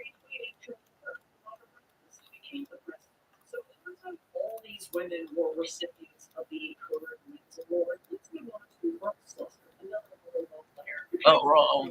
And to the San Jose State Women's Volleyball team. She claims it was the best institution ever. She had saved all the division, all Mountain West Conference, and 18 season. The team went on to win 9 matches with Brooke as their co-captain. It was a contender for an NCAA tournament. Yeah, and it's not because the guys like checking out your ass, white girl.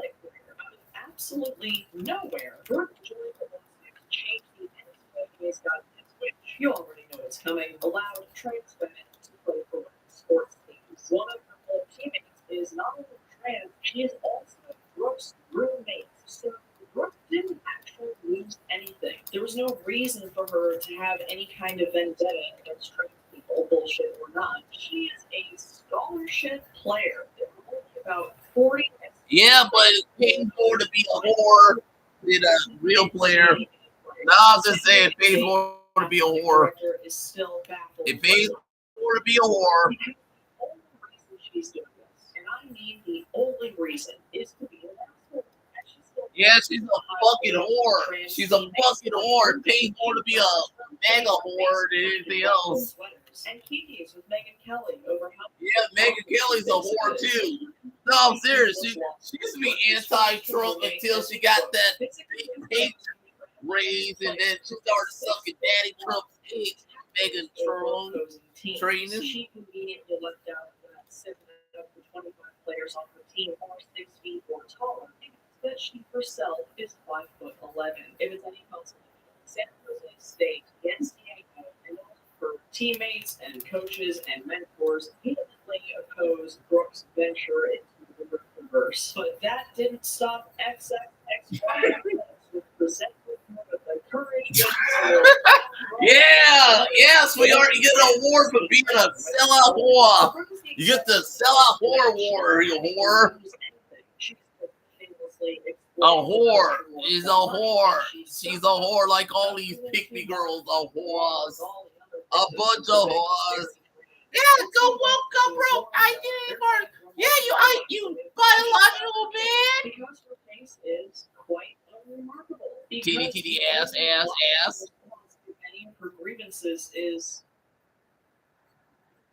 so. One is a golfer who is in the pre-qualifying stage for the LPGA Series, which is the top of 95 move on to the next stage. Yeah, just like the McMahon, who's also for that shit.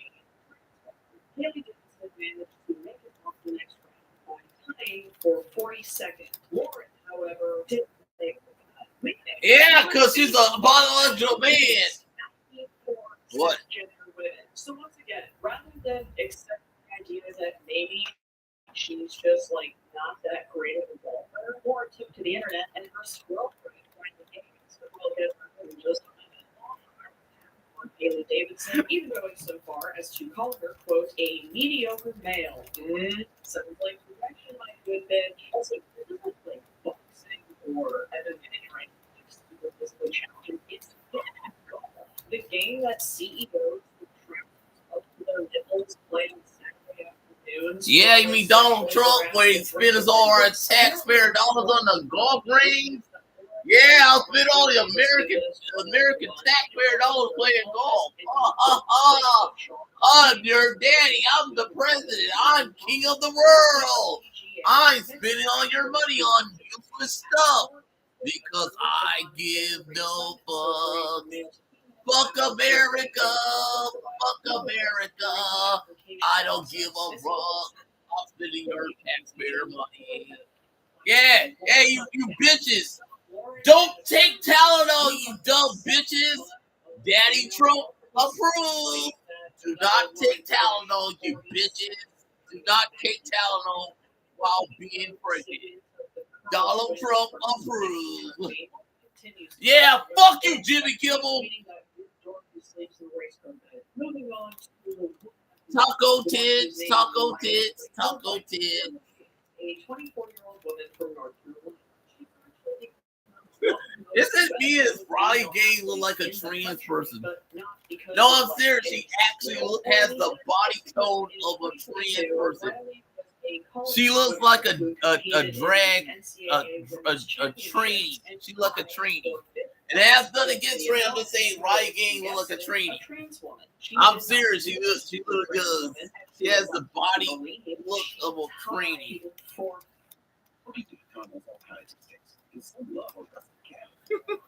Just like Brett Cooper does. Exactly what you're looking for.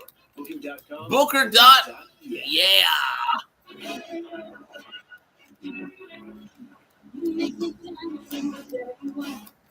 Your sausage provided with egg didn't change. Your receipt did. The sausage provided with egg meal includes a hash brown. Damn. $5 only at McDonald's for 20 times. $5.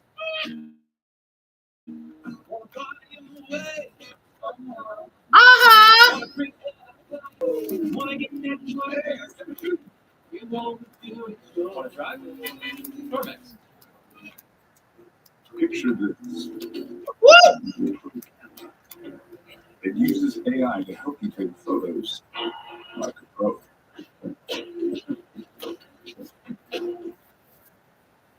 That means Riley and Leah both lost cisgender women. Even if Leah was out of the picture, Riley wouldn't even earn a spot on the podium. But to Riley, that's a missed opportunity for selfie and bad self-taps. And encouraged her to make being a sore loser her entire brand. And she is the ultimate example. Yep, she's such Riley Gaines is such a sore loser bitch. I will fight for women's rights because I am I'm a 5th place winner.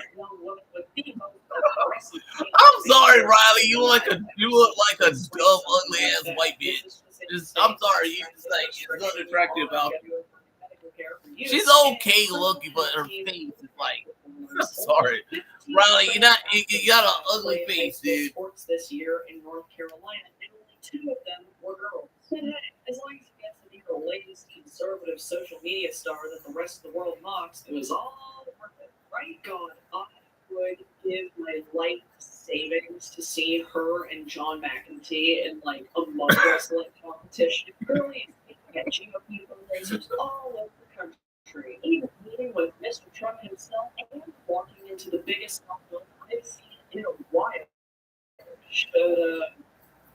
Should we tell her? She also uses Twitter to bully trans people who are simply minding their own business. The best example is when she posted this in response to Mary Reid, a trans journalist who challenged Utah's bullshit bathroom bill. See, the funniest thing about these people is that their deranged levels of main character syndrome have convinced them that the majority of the world agrees with them. 2024 is the year where you can tie your bid and a participation trophy in the mail for a massive, and lucrative career out of it. And that's how all these inspiring young brand ambassadors for XY Athletics. The brand is owned by Jennifer Stay, a former Levi's executive who had made significant strides working up the way in that company. That is until 2020, when she hopped on the camera bandwagon of going on TikTok and complaining how all schools were closed due to COVID. This complaint is their way of saying it's your job to work out like shitty children. That does look kind of good, mommy. Nice salad. Starting her own company should really show that. I don't actually want to give Levi's any credit because they still use sweatshop labor, but given their seemingly positive approach to LGBTQ issues and their donations to Human Rights and Right Action International, you can see how there's probably a difference of opinions. So let's hear what Jennifer herself has to say right here on the XXXY website. She stood again in 2020 speaking inconvenient truths during COVID and saying public schools should be open because children's education matters. Children's jobs matter! They matter! Took a beating, but she persisted and turned out in the end. She's out to prove that the freedom of economy isn't relegated to the core young, all about to live a world-class product made for people with discriminated needs and a pension for liberty. Oh, they're discriminating, all right. It's like if you ask ChatGPT to generate a Gen X white woman's Facebook post from 2020. Let's see what their other thought criminals have to say. Oh my god, they actually call themselves thought criminals, and these are their team pictures. Well, you tell me, you dumbass. It's your fault. I'm gonna have to pay extra for this shit, Donald. Asshole. Where he worried he might violate someone's safe space simply by existing. It does feel he looks good in a women's whale. Even occasionally wears one. He didn't appreciate being compelled to announce his personal pronouns to people. You know what's gonna be on SmackDown? We're gonna have He was canceled. a tease of John Cena versus AJ Styles built to W Crown Jewels. And then we're also gonna get a tag team match with Riddle and Kyle Jensen versus Greta versus Kelly Jane versus B-Man and Mishu women's tag team match. And then we're also gonna get that triple threat match that's gonna be Tiffany Stratus, Jade Cardell, and Nia Jax. And then Bloody Built confirmed. I mean the Bloodline Built confirmed. So we got they're gonna probably end up with the Bloodline too.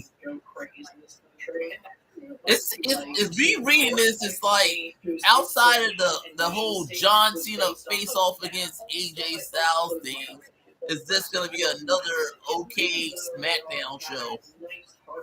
Yo, it feels like a okay SmackDown show that on the road to Crown Jewels that no one gives a fuck about because no one gives a fuck about Persia.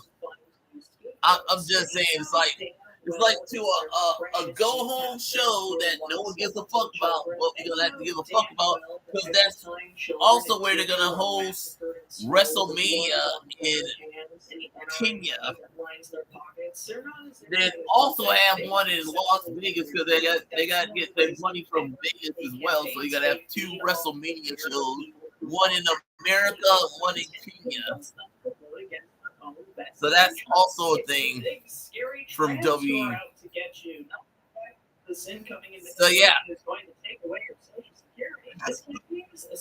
And it's coming on in 55 minutes on USA SmackDown. But somehow it's worth it to vote for him if he'll protect women's sports. As if people haven't been making the same stupid WNBA joke for a million years. Men have already been assaulting women since the dawn of time, and the right allows it and encourage it.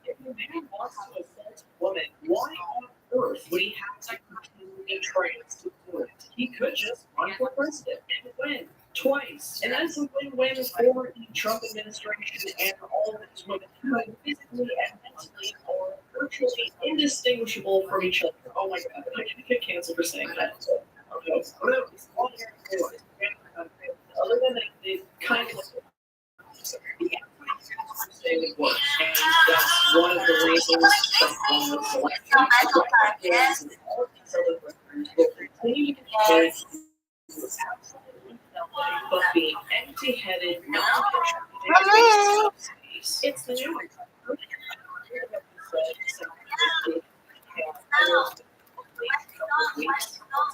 Here's a message to my viewers. Please,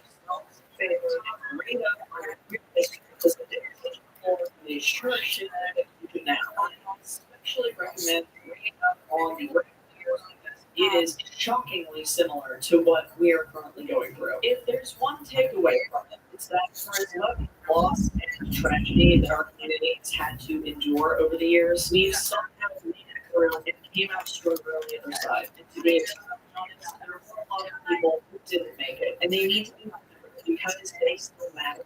Bradley Gaines and J.K. Rowling and all these other transformative figures is no different from what Anita Bryant did to many people in the 70s and the 80s. And even the majority of people gave her and walked her well, and threw pies in her face. And you know what happened? Anita faded into a Spider-Man 4 completely. Her granddaughter is bisexual and engaged to a woman, and she is probably not.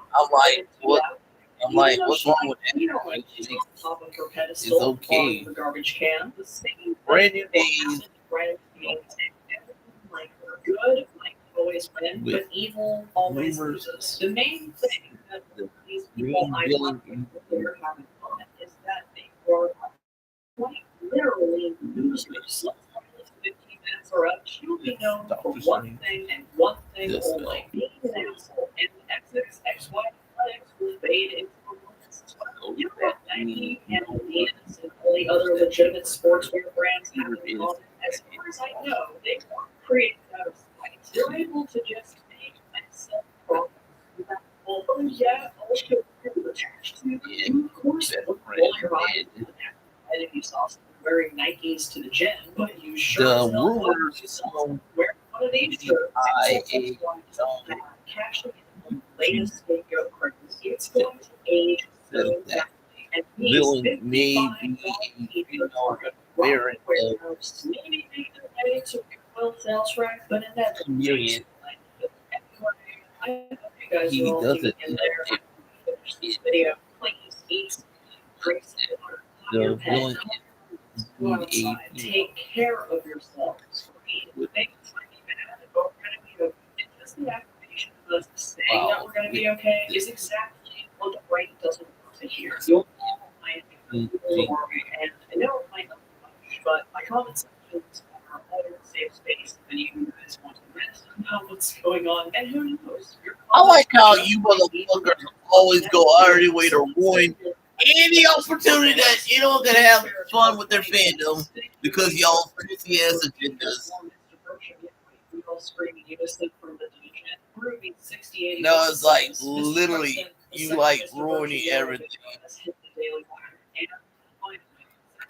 She says, Queen Francis is the sixth of Spice Girls. You too could be featured in the next video. I will pick ones to give you a shout out next time. If you would like to guarantee your name to be featured at the end of the video, please consider joining on Patreon and join any of the membership tiers that are conveniently named after full protagonists. Your name will be featured at the end of the video. You might also get cool stuff like access to my Discord, behind the scenes content, how I make my videos, How I Met Your Mom, versions of my videos, any and all bonus content, and hopefully many more coming. How I Met Your Mom, motherfucker. You can support this channel directly by clicking the link to my Patreon in the description box. If you would like to see me send for my favorite gaming characters and because I'm frustrated in real time, please follow me and sometimes my capable co-producer Mitchell on Twitch. I stream most Saturday or Sunday afternoon Pacific Standard Time, and we are still raising money for the Palace Shoulders Relief Fund.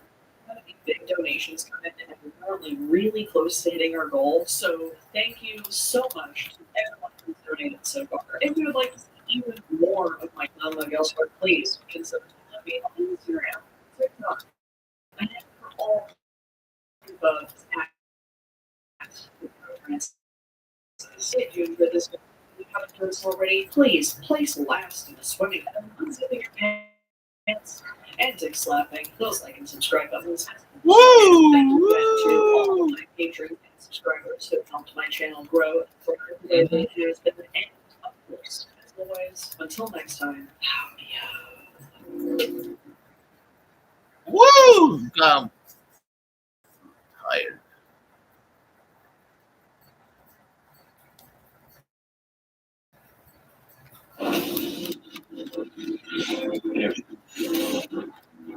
What you have done here. This video is sponsored by Surfshark.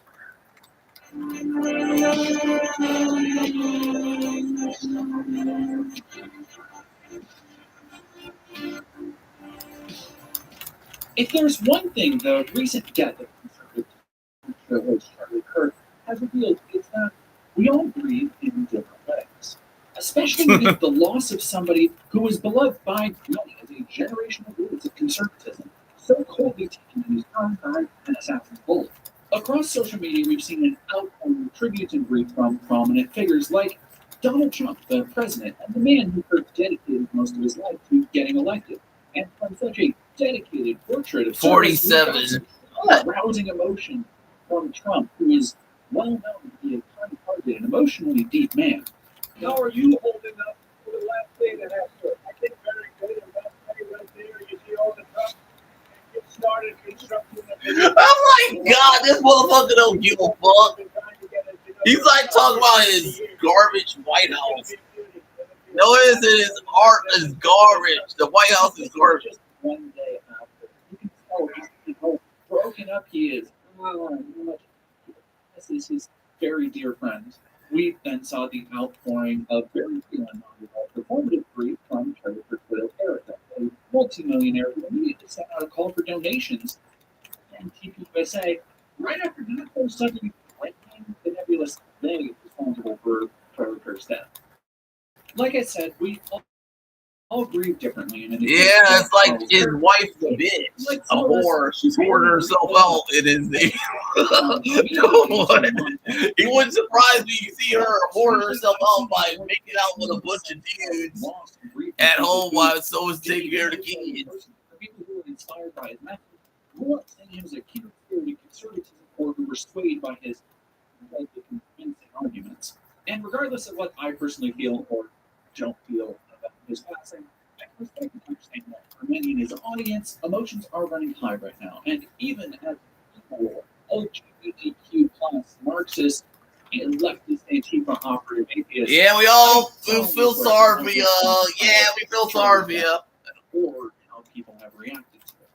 Mostly because the endless stuff being made to celebrate him is far more insulting and scathing than anything I can come up with.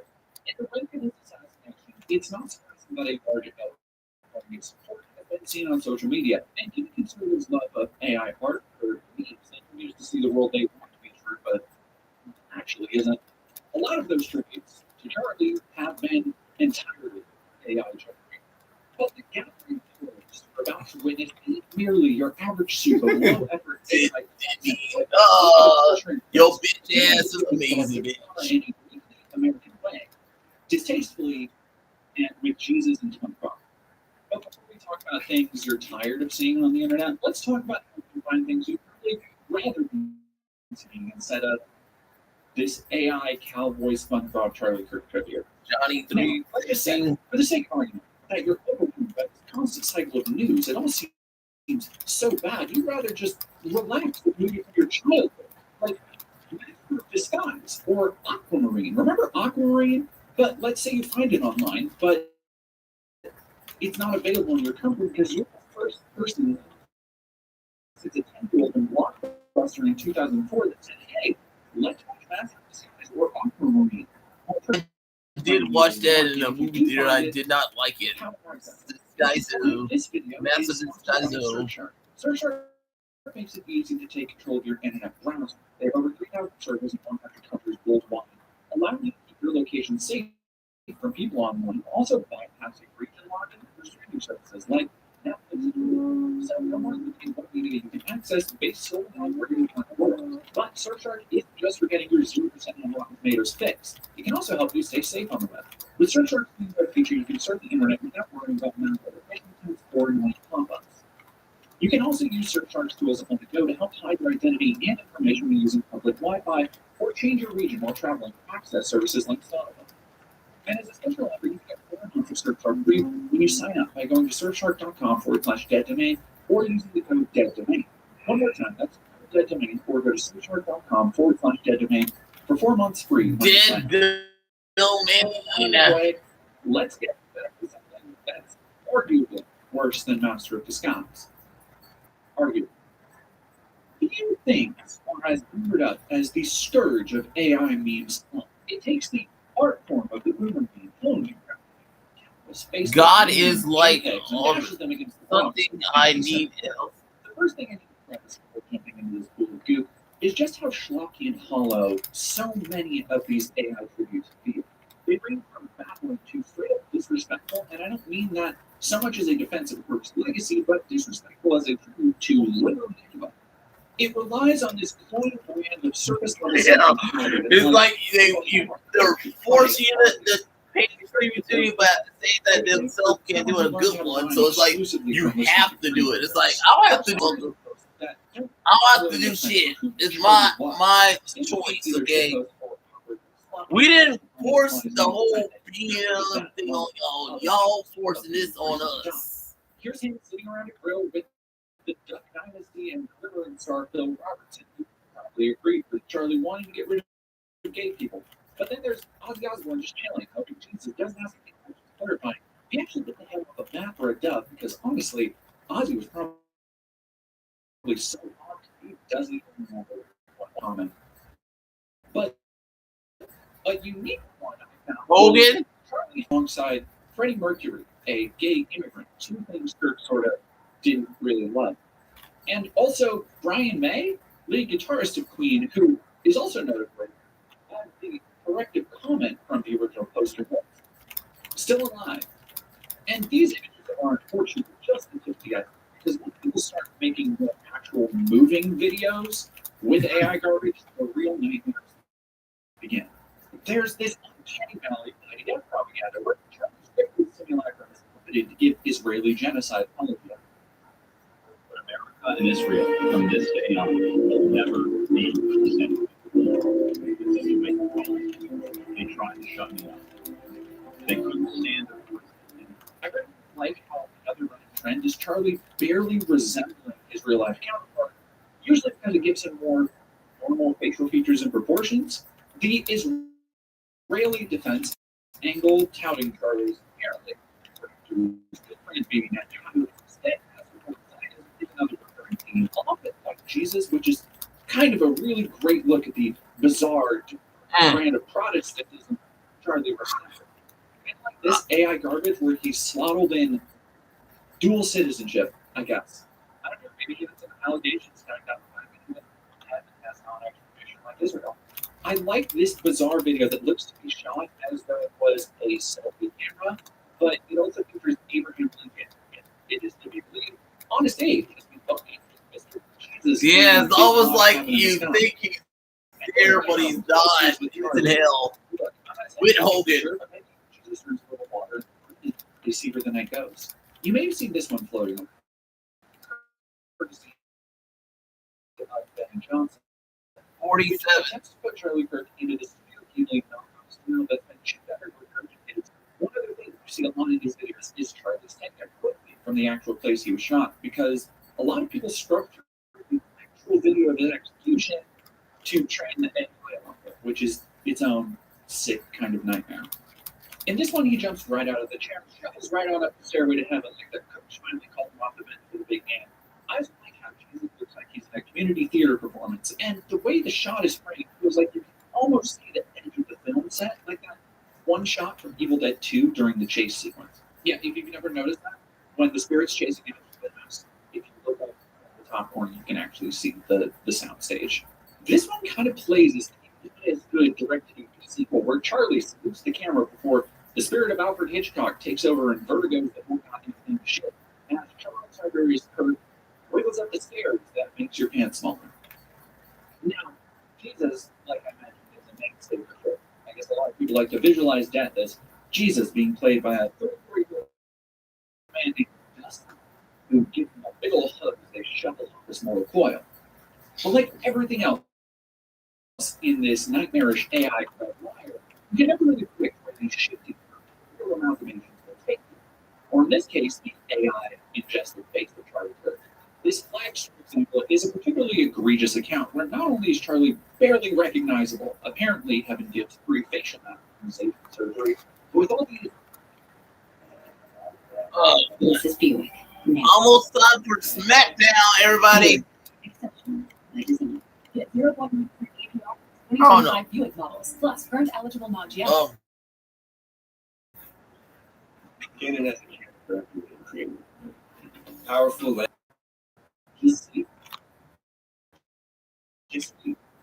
Jesus.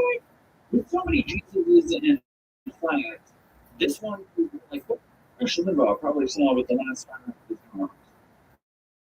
If this makes you sad, by the way, just imagine how many people felt a genuine emotional connection or even could be progressively more deranged versions of this.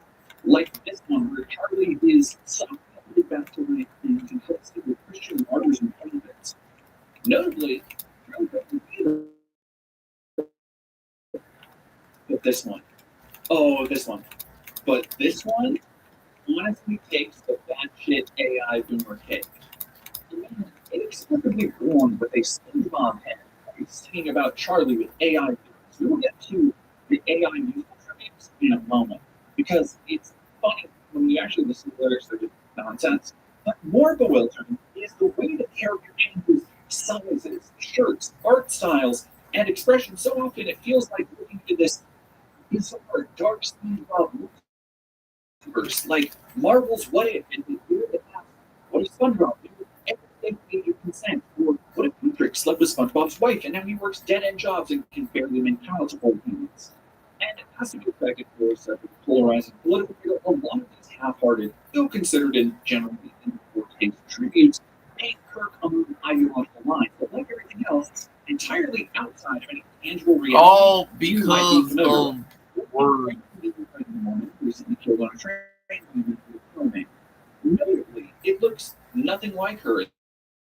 The AI didn't even try. In fact, there's a weird moment where she looks like an Asian child who actually has nothing that is outputted based on other people's prompts. Anyway, this one's funny because he inexplicably grows wings to Xavier, renegade angel, her out of there. The AI puts her face back in the horn generator. I love this one, which was shared by known dipshit Drew Pablo, that depicts Charlie shaking hands with Malcolm X. And I love it doesn't seem like Drew actually knew who Malcolm X was, just that he was a civil rights leader. He was a Muslim. And I think that sentiment of people not really knowing how many historical figures would have disagreed with Charlie is kind of everywhere. I know, it's like, you know, Luther King Jr., someone who was Malcolm X was a mistake, and he vociferously called NLP a very bad person when he was alive. And just like Charlie, I want to go back to Jesus for a second. I like this one looking like a Michael Bolton album cover. Before Jesus materializes, it suddenly looks like every other Grindr profile tag looking for group fun. It's like right there. But there's one that really just takes the game. And that was the AI of what Charlie would say if he could say one last thing.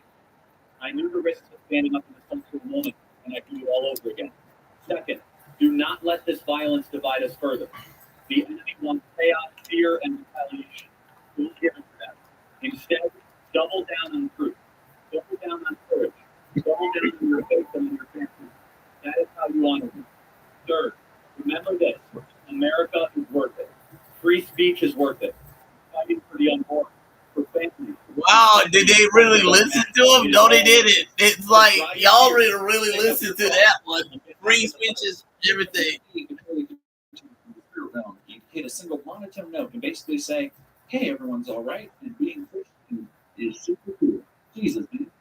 But finally, we're going to finish with the worst of the bunch, and that has been the AI music videos. Like this one, explicitly as a with Adele and Ed Sheeran. Can make sense of the soul to live.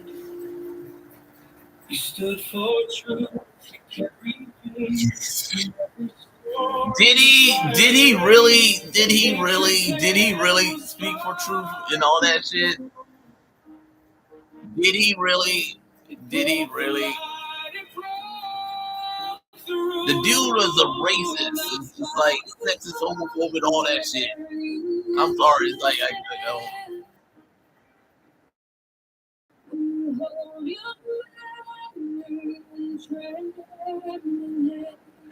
Not really. If something like this, it always takes a long thought and production to make it a reality. Unless, of course, we decide to just press the Charlie Kirk preview by Ed Sheeran and Adele button, which gives you this bullshit. With lyrics like, may heaven's arms give your soul release. The world will cry, but your life won't see. The Christian nationalist fridge magnet poetry. The other problem with AI songs is that, like all this other garbage, they feel emotionally and filled entirely with meaningless platitudes that could apply to any loss or situation. You might well bought Charlie Kirk a get well soon grandson card at Walmart.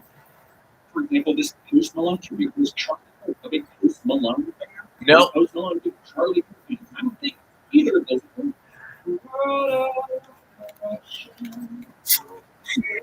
Oh my! I'm sorry. It's like I'm sorry for the loss, but it's like y'all lying, y'all ass. All y'all going to hell.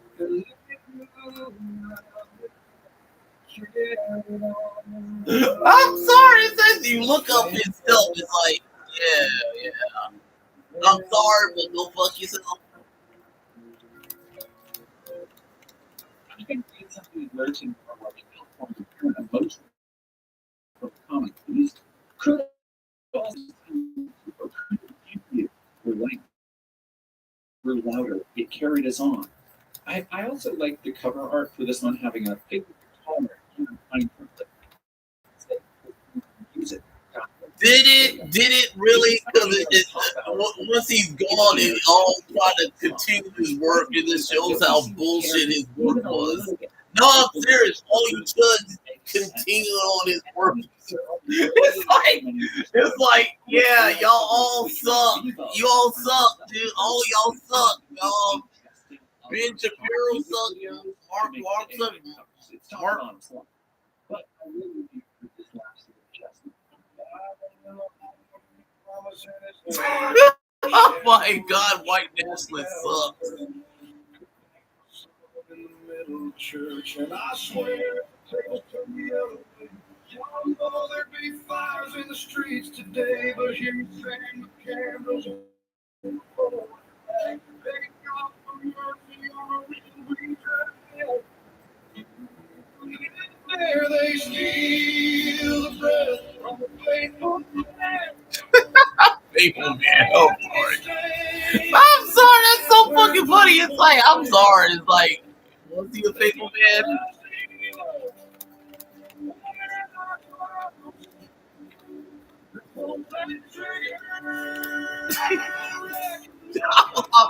I'm sorry. It's like with people in the folded flat, begging God for mercy on the road we drive. How dare they stain the grass with these boots? Won't stand. They hold us evil, then point at our cross and pull the trigger and wreck no cost. It's pure. I know. It's like, God damn, we did a better job for George Floyd than they did with that dude. No, I'm serious. We did a better job with ours than y'all's. World of AI Fucking all garbage. It's like y'all is not even a real tribute. Y'all making money off the dude. No, I'm serious. Y'all just making money off the dude. It's like, god damn, y'all some greedy ass motherfuckers. Y'all going to hell, you know. Understand? All y'all go to hell. No, I'm serious. Every last one of you motherfuckers is going to hell. It's so obvious you go to hell. Swap factors that were just pumping out endless waves of identical content that is completely meaningless. I can't even begin to think about the psychological damage that this completely emotionally empty content be used for people to actually process their trauma will do. It's really, really dark to think about. But in the meantime, we still all have to live with it. And as everything seems to get a little bit worse, I think we can all take a little bit of gratification in life because, good God. And one more time, don't forget to go to surfshark.com/dead domain. Yeah, dead domain. I get it. It's like funny. Yeah, it's very funny. I will go to heaven. It evolves this is the evolving doors of pain. This I give night.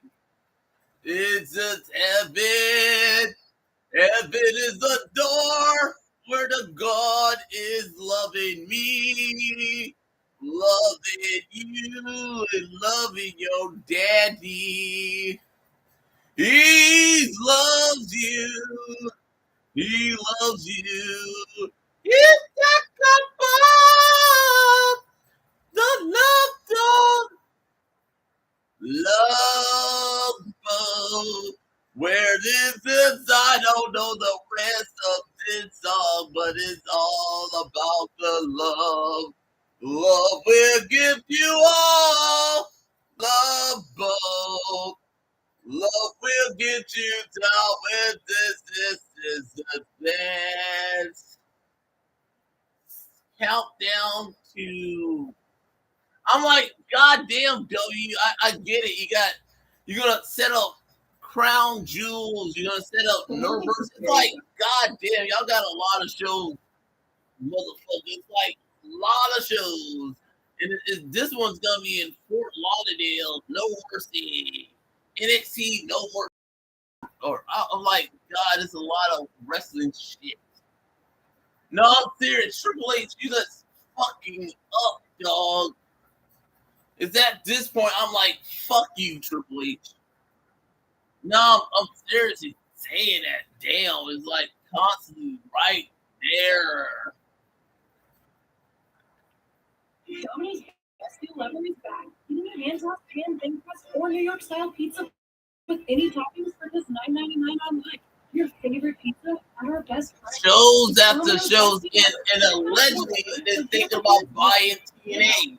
AKA they're gonna have a show on CW along with NXT. So it's like, yeah. Welcome back to Rockstar's I'm Eric Boston. This is a breakdown of 4 episodes of Synopsis. I really enjoyed this one. It's spin-off directed by Prime Minister and written by Seth Wells. Creepy and very creepy tale of zombie survival and witchcraft and moments of crime and cosmic implications for voicing character this close rated episode by scene Easter eggs and you love stories of witchcraft and horrific bloodshed. Which is a buzzer,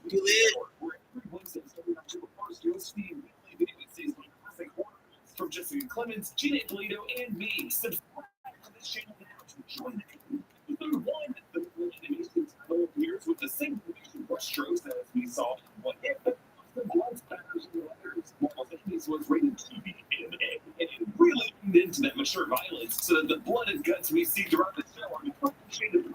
Not that it's dark purple, but it's something that was in what it's from season 1 that it's from. But it also means that we let us show all of the gnarliest stuff in this breakdown, unfortunately, but we only know the title of the whole Synopsis screen.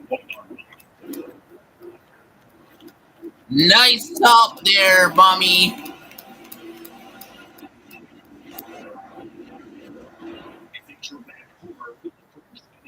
audio mix, you can hear the whispers of the witch, the Queen of the Dead. So Marvel Zombies was originally a comic run by Kirkman, but this Marvel Zombies series is a spin-off from What If season 1 episode in 2021 that that season What If Zombies, which really follows an original story that's not like a one-to-one adaptation of the Kirkman story. In this alternate universe, when King again was looking for Janet Van Dyne in a quantum realm, Janet had contracted what the Watcher referred to as a quantum virus that worked in her brain and causes the virus to spread across America within a few hours, infecting even the Avengers. They tried to contain it forward on the San Francisco Golden Gate Bridge, but it get overrun. But from that madness, Vision had rescued T'Challa and Scott Lang, doing some pretty horrible stuff to them. Then, when Bruce Banner returns to Earth to warn about Thanos and the eventually opening act of Avengers Infinity War, instead it ends up being a scramble where he has to get saved from zombie versions of Iron Man and Doctor Strange and Wong, with the help of Spider-Man, the Golden Levitation, Happy Hogan, David S. Hutchins' character Kurt, Bucky, Sharon Carter, and Okoye,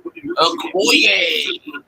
Infected one by one by zombie Avengers like Clover, and Steve Rogers, Captain America. Yeah, the body count is very high, and I was pleased they seemed to keep that tradition going in this many series. And then I realized that Vision has been cutting off pieces of T'Challa and Scott to feed into one of its Vision's Mind Stone is releasing a frequency that keeps the nearby zombies at bay. So Okoye goes down, and then Bruce turned it into Hulk, and zombie Wanda walking near T'Challa in Scott's head. Plus the Cloak of Levitation head to Wakanda to try to use the Mind Stone to try to generate a cure, but run by zombie Thanos with 5 of the 6 Infinity Stones.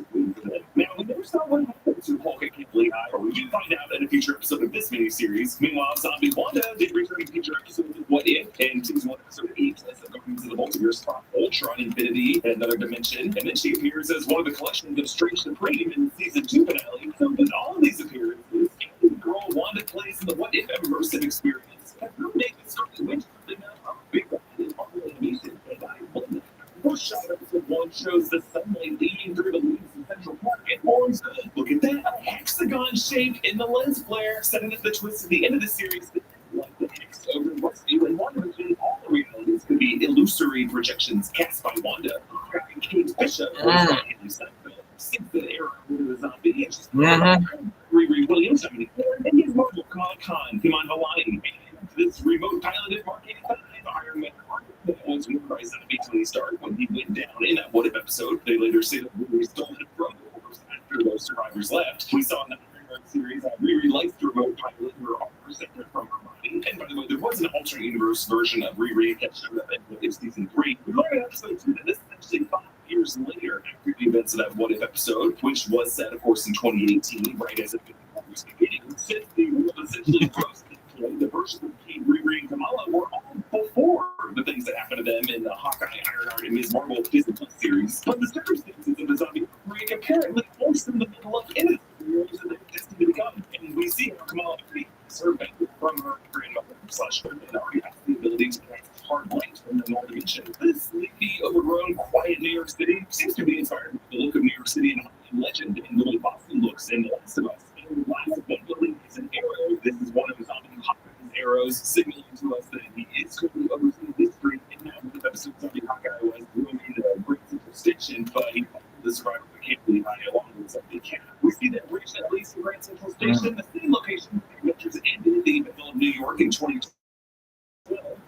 Windjet crashes on the 36ST, Riri observes. These are the shielded aircraft that the Avengers would use to get around in the earlier films. In addition to her battle, Kamala has a patch on her sleeve of the winged sloth that she had all over her stuff in Ms. Marvel, also seen in her Sloth Baby Productions YouTube channel. She also wears the iconic red scarf from her family that she incorporated into her final costume at the end of the series. Where the shield agent was to swallow the transmitter and piloted this Quinjet has blonde hair. Maybe it's supposed to be Agent Eric Ross, or maybe it could be S.H.I.E.L.D. Agent Leo Fitz. Maybe Agents of S.H.I.E.L.D. and Marvel 2 and Zombie Hawkeye, the arrow blows up that stuffed bear in the Mark 85 armor. And we learn that it is Friday operating it. The Irish voiced Friday as Tony Zane during the events of Infinity War, and actress Orla Bruni will be playing the version of Friday in Vision Quest. Kitty barely gets away from dodging the next arrow, and when she parries it, Zombie Fitz misses him by just as much. This shows us that zombified superheroes can still retain their original skills and even learn and perfect their own. Even after becoming zombified, he impressively handles a trick arrow of new surfaces even without seeing down the line that they run down. The three live in the home of Kate's mother, the vinegar of Farmiga in the 2012 Hawkeye series. suggesting the money she made working for Wilson Fisk went to donate this all into a very sturdy gun. Kamala says, Maybe she just had a feeling like more money than had that made her send me my thing. so in Marvel, we learned that these battles can only with the words of the stupid poet, what you seek is seeking you. And maybe Kamala's not even used this battle to Yeah, girl, looking fly for a white girl. I like. I'm still gonna say it. It was kind of weird that the ending of Peacemaker with Lonnie.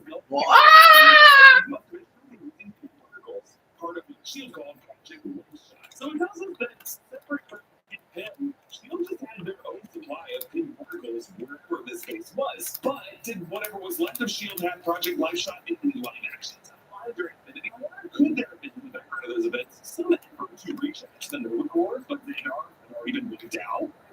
Actually, Marvel Grant and subject to Mr. Green, the animated timeline must be different enough that Thanos got a without destroying all the Nova Corps. If they're all there outside of Earth, they're going to this in Ohio. And Riri says, I can tell that to the zombies that can't flee high because they definitely get a few fights on 4 and 9. Riri places their chances of survival 5%, 20% to take their armor, but doesn't go much higher for King's Trick Arrow. Maybe because, as we'll see later, yeah, it's just sympathy. Kamala sees a photo of herself with the Khan family, Rubian's Yusuf and Muniba, and her brother Amir. Riri named this car the Ahura, named after Michelle Nichols' character in Star Trek, and played by Gamora actor Zoe Saldana in the J.J. Abrams reboot series. Kamala says,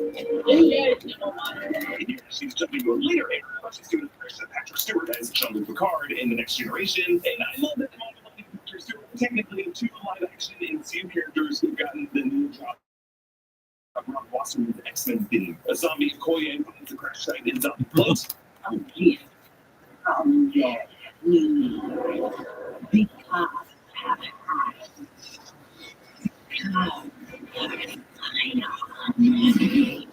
Okoye was one of the group of survivors left in Cleveland after Prince Zombie Wanda, so the others could escape.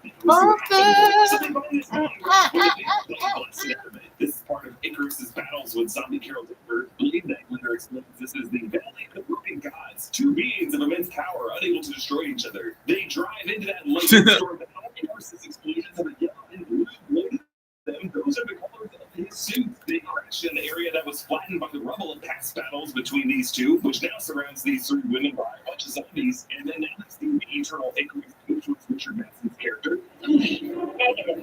The being is inorganic and heavily damaged. So the Eternals are cosmic synthezoids who were built by the Celestials to be caretakers of planet Earth. But since Earth's population went way down in the zombie outbreak, that process probably would have led to TMS emergence. So now Icarus is just being left to fight one of the most cosmically powerful zombies. His opponent is zombie Carol Danvers. Now, normally Carol Danvers would not return to Earth until after she was summoned by Nick Fury's pager at the end of the Infinity War film.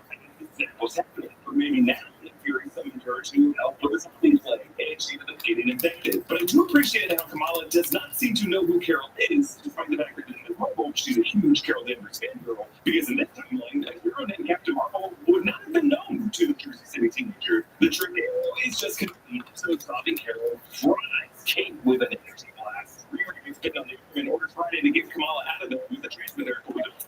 Riri fully turn, which I think does set up the twist at the end of episode 4. Instead, Kamala just went to the explosion in this very fun to keep their hard latest shield and stepping stones like she did in the Ms. Marvel series, until at the last second, she is saved by a mystery stranger. But before she wakes up, she has a dream where Riri and Kate are sitting at a table drinking boba. The same corner where the final scene of episode 4 takes place. Another clue that the particular setup could be illusioned by the Queen of the Dead. Kamala wakes up next to Blade Knight. Blade is based on the likeness of Mahershala Ali, but voiced here by Todd Williams, clearly doing a Mahershala impression. In this universe, he becomes a Mr. Khonshu, the ancient Judy from Knight. Blade is the half God damn. Played by Wesley Snipes in the older trilogy and in Deadpool Wolverine, but acts as Mahershala Ali in the MCU. So far, only appearing in the form of a brief vocal cameo in the Eternals post-credit scene. Meanwhile, his solo film has been endlessly delayed as they head to Ohio. Blade says that Khonshu's original avatar, referring to Mark Spector, played by Oscar Isaac, was lost in the zombie plague. So after that, Khonshu found Eric Gross, Blade instead, giving us Eric Blade. Base, which which is the North Institute. You never saw the North Institute live action, but it was the base in the Black Widow film. Then Alexei Shostakov and Lena Ostrikov were sent to infiltrate as spies working for Dreykov in the early 90s in Ohio. In the Black Widow film, we learned that the North Institute was where Hydra, posing as S.H.I.E.L.D., was really experimenting on mind control systems that were used in their Winter Soldier program. Later on, Milena perfected this technology and used it to mind control pigs, and they gave it to Dreykov to control the Widow agents. Now, 5 years into the zombie apocalypse, Milena, Alexei, and Milena, and the other liberated Widow agents have regrouped after the events of the Black Widow film, which were set in 2016, back at the Ohio North Institute. And Milena has applied mind control technology to these zombies outside the base. Alexei, though, does reference her farm here to use the pigs. Florence Pugh voices Yelena, and David Harbour voices Lexi here from Milena. It's one from Perry Walgreen. Milena uses the S.H.I.E.L.D. motherboard to determine that transmitter is like the Nova Core. Damn, that does look good, money. Galaxy, but she says that the Wakanda event created a barrier around the planet that stops communication frequencies. We're going to see what the event was in episode 3. So we're going to find some way to get his face into the zombie apocalypse. Before the Queen of the Dead arrives, though, commanded by zombie Queen. Claimed zombie Steve Rogers, still just the top half of them after Bucky used the shield to cut in half and what if, and now also zombie Emma Stone Ghost and zombie Emil Blonsky Abomination, meaning that the Horde cell that he was in She-Hulk, the zombie plague must have gotten there too. The Horde charges creating kind of Helm's Deep scenes where Lexi rallies the widows with an passionate speech. I love how you gets into it. They are taking home you return the down. And the initial wave, Okoye orders Abomination to do a kind of cannonball special and stuff Captain into the beats. After Cat crosses into the bits, we see a whole bunch of more landed up to them, meaning Abomination must have kept throwing more and more of them on the roof. I just like the idea of a line forming an Abomination that was just waiting for their turn. For Alexei, the opportunity to face Captain America in any form is an epic duel he's been waiting his whole life for. I love the twist of him assuming Captain is in the vent above, when in fact he's in the vent below. There's a lot of great twists in this miniseries that I just gotta give Seth credit for. Kamala faces the zombies with Blade and Yelena. Bismillah is the Arabic phrase that probably translates to Yep, it is. Bismillah is the name of God. Jumping into action. Yep, I like how she says that because he is Muslim. Body slam zombie. Can't show you the ball, but it's such a cool finishing move. Alexei fans his arms out while Cap's severed arms are splayed out over his shoulders like angel wings. Zombie and Star phases into the base, using her teleportation skills to kill the other agents. Samantha, Celeste, Ruta, Leia, Candace, and Elena's face behind, using her tablet to step forward at the last second. Okoye asks, They did. They follow you. No. They follow science. The MCU has suggested that all magic is really just science that hasn't been figured out yet. Okoye kills her with a vibrating spear, which cuts right through the black door. Now, in the first episode, even though Blade talks about Khonshu, we do not see Khonshu initially, and he's just supposed to be an imaginary friend. But we do see instances of Blade's precognition, from knowing the Horde was there before the others knew, to being able to tell Yelena to duck as he sends in the Star Ghost's approach, which tells us that Khonshu was there whispering his ear, even though we couldn't see him. We see the duel from him tricking her by looking in the other direction, which leads her to think she can get him from behind. I love how, due to his powers from Khonshu, parts of his costume were able to find a way and reappear when he needs them. Like for the duel, his cloak was gone in order to free up his arms and shoulders, but after it returns, they flee the crash as Abomination chases them. The way this underground bunker implodes reminds me of Nick Fury and Maria Hill's escape from the Project Pegasus base in 2012 Avengers. Yelena and Alexei mourn Milena. Yelena calls out, Mama, Mama, and we're reminded of Milena's emotional dinner table speech to the others in the Black Widow film, to a young girl like she once was. Those bodies really weren't just a family to her. And in third one, she still calls Alexei dad. And we see that father-figure relationship in the next episode. Yeah. Alexei, you're my daddy, daddy. Alexei, I love you, daddy. I used to think, why me? Daddy, don't cry. Daddy, don't cry. Daddy, daddy, do you love me? Daddy. Real people saw 50% reduction in bone and absence after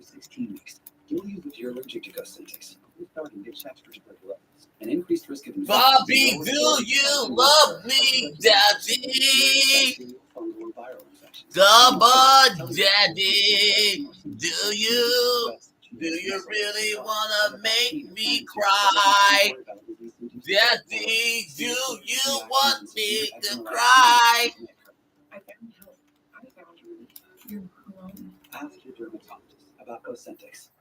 Episode 2. This episode returns to Outbreak Day in San Francisco. The opening 3 minutes are another unbroken. Yeah, it's almost time for SmackDown. More impressive in live action than animation where anything happened, but it's still very fun. Katie Chin was both Aquafina joins Shang-Chi and Simu Liu as they wear their red-vested ballet uniforms from their jobs at the Fairmont Hotel. Katie calls him Sean, and we see that name on his name badge because at this point, she still did not know his birth name or what his origins were in China. They're nearly run over by one of the city's iconic trolleys, which I'm choosing to see as an opportunity. Charlie Brown thought experiment, which refers to the dilemma of how many and what kind of victims it's most moral to run over with a trolley. The driver of this trolley. Charlie, do you want to play? Mommy, Charlie bit me. Katie points up to the Charlie. Dad, Charlie. The Pin Lab is in chaos. It's because that's where Janet came out through the quantum tunnel, infected. In the house of that lab being overrun, Pin particles must have started hitting all kinds of crap in the city, including people and zombies. Like there's this one businessman who's very confused as to why he's big, and then he gets bitten by a giant zombie. And a minute later in the sequence, that businessman shows back up and himself zombified. Katie actually with the two FBI agents, Jimmy Woo, Randall Park voicing the character, who acted in 2018 would have been in San Francisco trying to catch Stanley and bringing him to arrest. Then in swoops the fleet of attack helicopters controlled by Wen Wu and the organization of this when the boats from the Golden Gate Bridge was in the ocean, as they would have been approaching San Francisco from the Pacific Ocean. They were coming from China, and how fast Wen Wu got there, he was coming all the way from the other continent. But like King's mother, Kamala's Nani, maybe his parents just have a way of seeing these things coming. Death Dealer joins in. That was Wen Wu's lieutenant and training master from the Shang-Chi film. Would be before the events of the Shang-Chi film, so Shang-Chi would still be a stranger in this function, and we not yet have the 10 rings. But Shang-Chi gets bitten on the arm, Wen Wu, as the climax of the 2021 film, transfers his 10 rings to his son, one claiming his upper arm like a tourniquet to stop the infection from spreading, the other 9 to be able to be used as weapons. So this shows us that some forms of magic can resist or even reverse the virus, and Wanda's able to do so. Ultimately, Shang-Chi will share some of these rings with Katie, because 2 operators of it is recently just one of them. In his defeat, Wen Wu tells us to remember what his mother told him, showing how the ultimate lesson of the 2021 film, that the peaceful teachings of that Shang-Chi's mother represented are just as important for the son to carry as the strengths of his father. A lesson that Wen Wu resisted throughout the movie was ultimately a lesson that he always knew to be true. Shang-Chi and Katie are able to escape with Jimmy Woo and Death Dealer and these Rick, Denise, and Sandra. Years ago, I got this unexpected payment for a job that I finished a long time ago. For me, someone who's actually anxious about money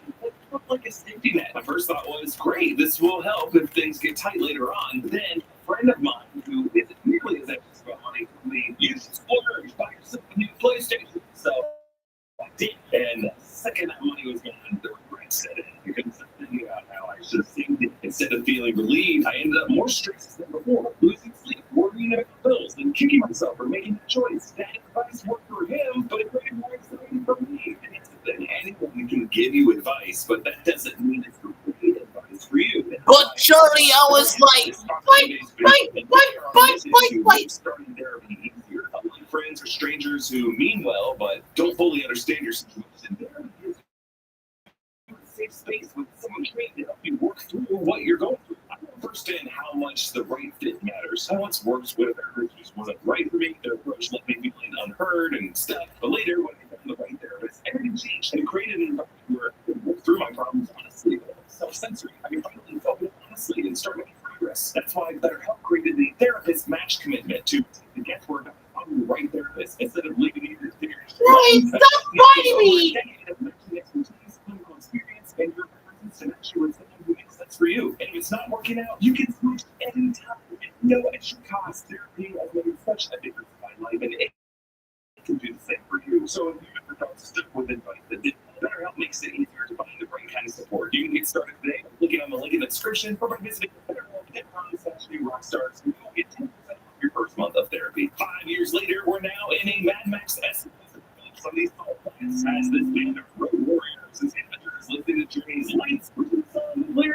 city of San Francisco, where Journey was founded. They get chased by a band of squirrels trying to steal their cats. Many of their members already have purple beer on the group, so they have mowed down some squirrels before. They point out these squirrels and they return to the New Orleans checkpoint, offering the cat as tribute.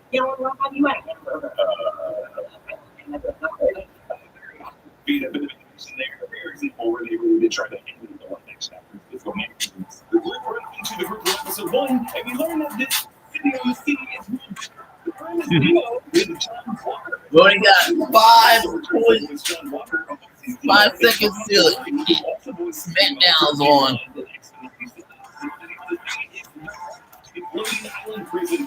4.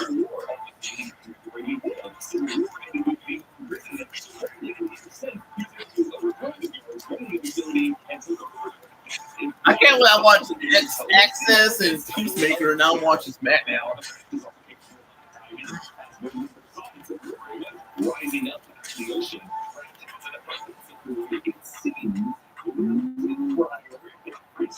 You later dumps a bunch of hot sauce on her food. You're going to get in first to reach the mac and cheese or hot. You get some relationship building there. You let the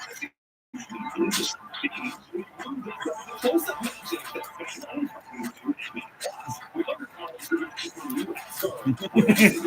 Elena's in the show.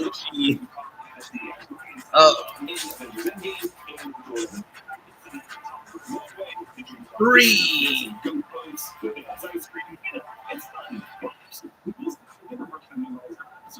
It is just interesting that these Estonian refugees still went to Earth after Thanos and the Emperor killed half the people in the states, and shortly after Earth was overrun by days now. Good to stay here. They were able to stay with any other planet for I'll get into the comfort bed. The people of the now zombified is gnawing on the boat of the blue whale down the hull of the raft. I suppose that's why they were taking off from New Orleans because of these little big and good or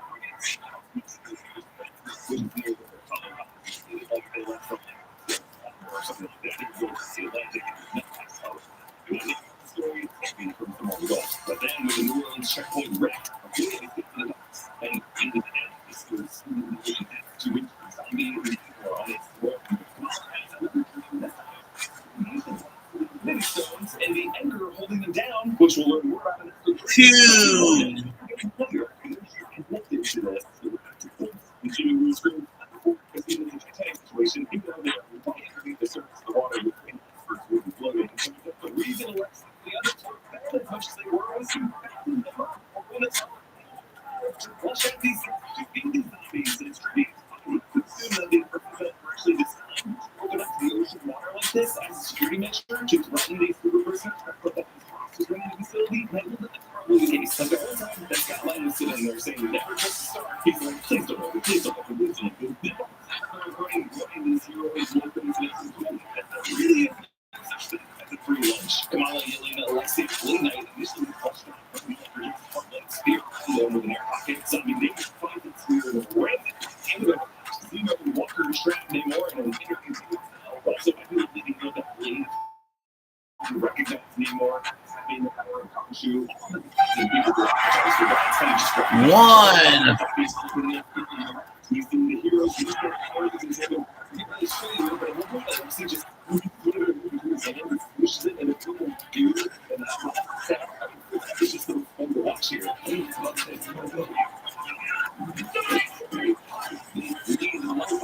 Water floods the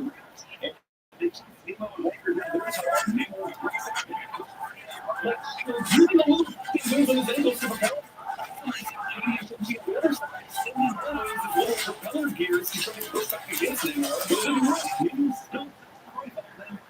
Eventually grips including Walker and then Denise and Rick and Sandra finally stop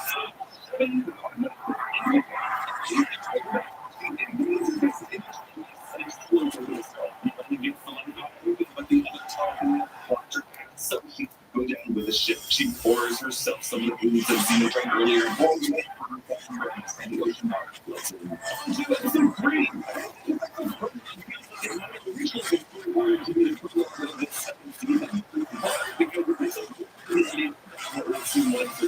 This sequence is all narrated voice Peter in the book. Yeah. Voicing the silver and maybe even push it to the late.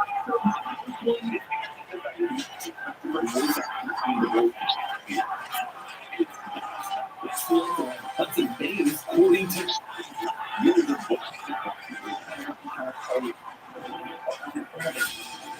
Countdown. 10, 9, 8, 7, 6, 5, 4, 3, 2, 1.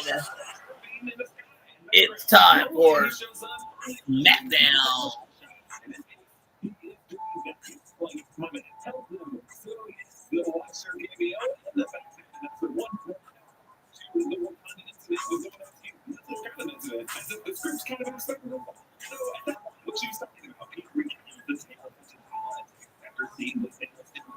Even as a child, lost the leg from losing a kidney, I took plans and the scratch pose always looks so cool and balanced, similar to the dance of the Tax on 10 and Infinity War. He's doing really trying fast.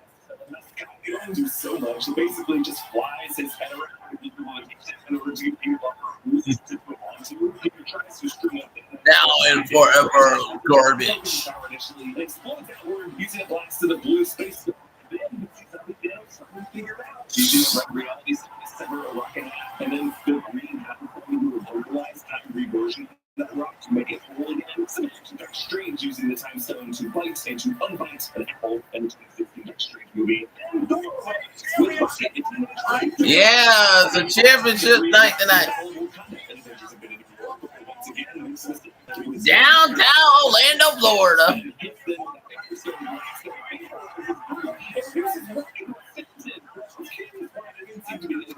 Implants on rocket skeleton there because his phone was augmented in order to make him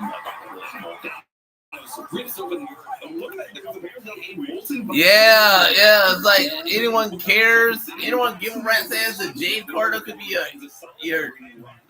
your women's champion. Only she gets the opportunity because of AEW, and it's kind of funny because Mercedes Moné is better wrestler than you, bitch. Because you have no. Included in some key moments in the Black Panther story. I just love how this music gets to Charlotte Wallace. Zombie Thanos fun. In this exchange, Thanos can see it for him when he uses the space stone to teleport the Mind Stone back to him and completes the set. So Black Panther has to tackle Thanos in the vibranium. Yeah, 2 times. Nearly died, but the slavery portal opened.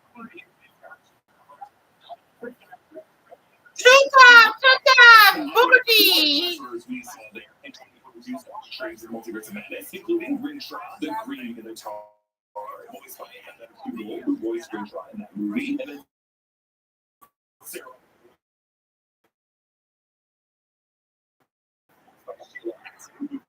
Played Sarah in that movie, and then the London Master, voiced by Daniel Swin, who played the Master in that movie. Recipes suck.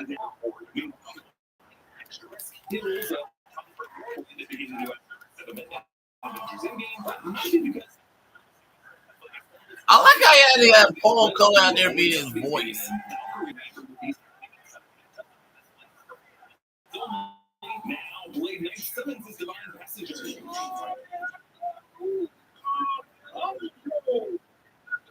Not really. It wasn't that great of a show, motherfuckers. Wrestling was not that great a show, motherfuckers.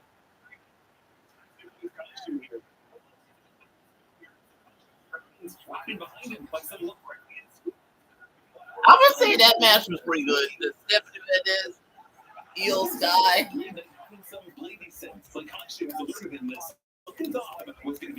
Yeah, it was like.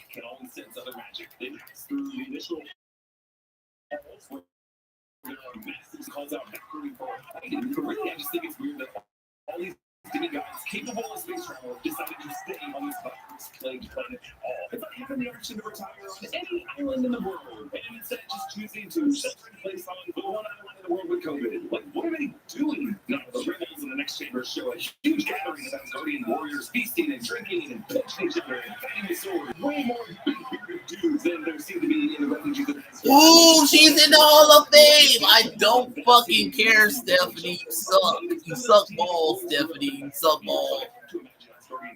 You suck balls, Stephanie. You suck balls. Stephanie McMahon, you suck balls.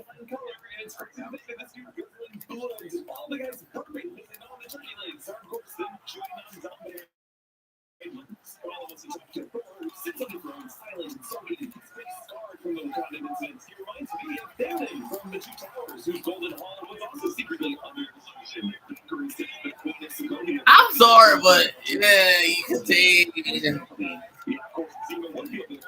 His home country, Sokovia, was destroyed in the Ultron battle in Avengers Age of Ultron. But of course, one of its targets was Sokovia, and one of its most steps forward now, looking at wanted in her phase 3 titles.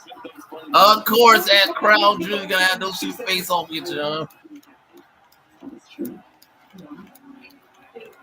How did you, over time, I found a way to focus my powers and control my thoughts and myself? Ladies and gentlemen, boys and girls, is Paul Heyman.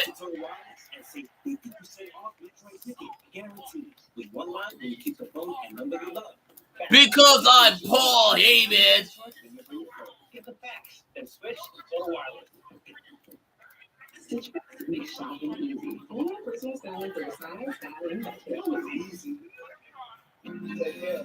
That's the problem. It's like you don't really. It's the show pretty don't have that much good matches.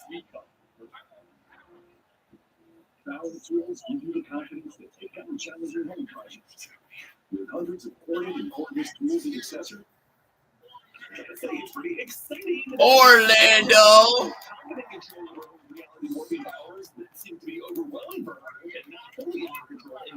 What do you want to talk about?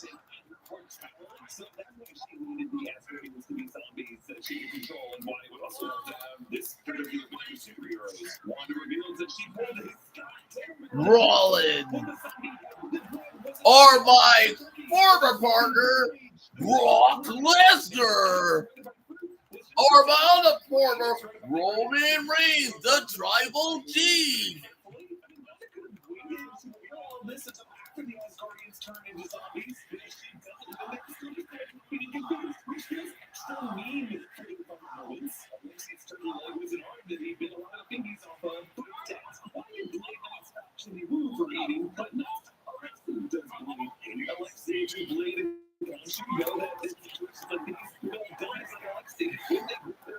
Yeah, talk about the Tribal Chief, motherfucker. You Jew bastard. You fat Jew bastard.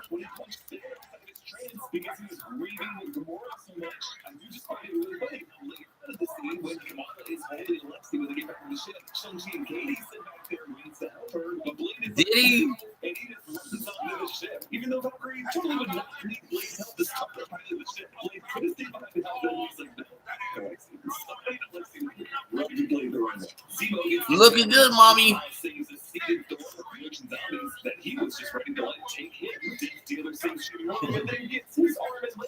That's what I like about my Jimmies. They know how to showcase those asses of theirs. I love these Jimmies. I got mad respect for all you Jimmies out there. Asses, asses, girls. Asses, asses, girls. Asses, asses. I'm proud of y'all being so proud of those asses, ladies. Asses, asses, ladies. Asses, asses. Juicy asses. Asses, asses, asses, ladies. Y'all got some nice asses, ladies. The Jimmy got the nice asses. And I like how you're not shameful to shake that ass, girl. Asses, asses, ladies. Asses, asses. There's no shame with those asses, ladies. No shame with those asses.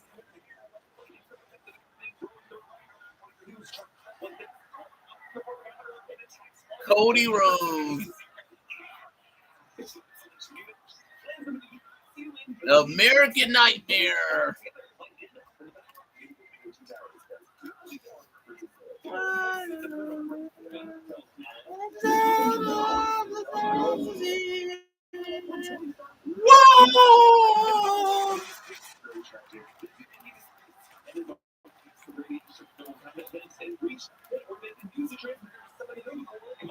This year one?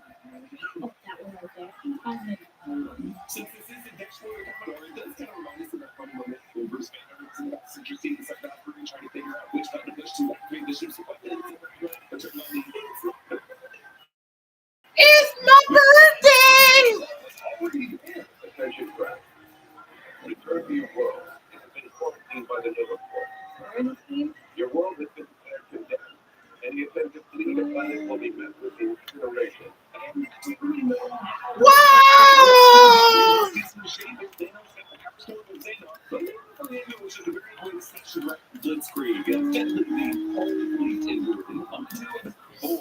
Oh, I'll be back.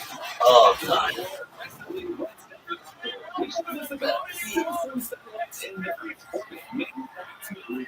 to the signal that you reference is the final scene. I mean, we're no longer taking quantum virus quarantine this seriously. We just have been similar pandemics in the galaxy before. Than quarantine. Makes me wonder if you maybe try to contain a virus like this in the past. Kamala tries to kill the world of the life and just contains all of them without control time.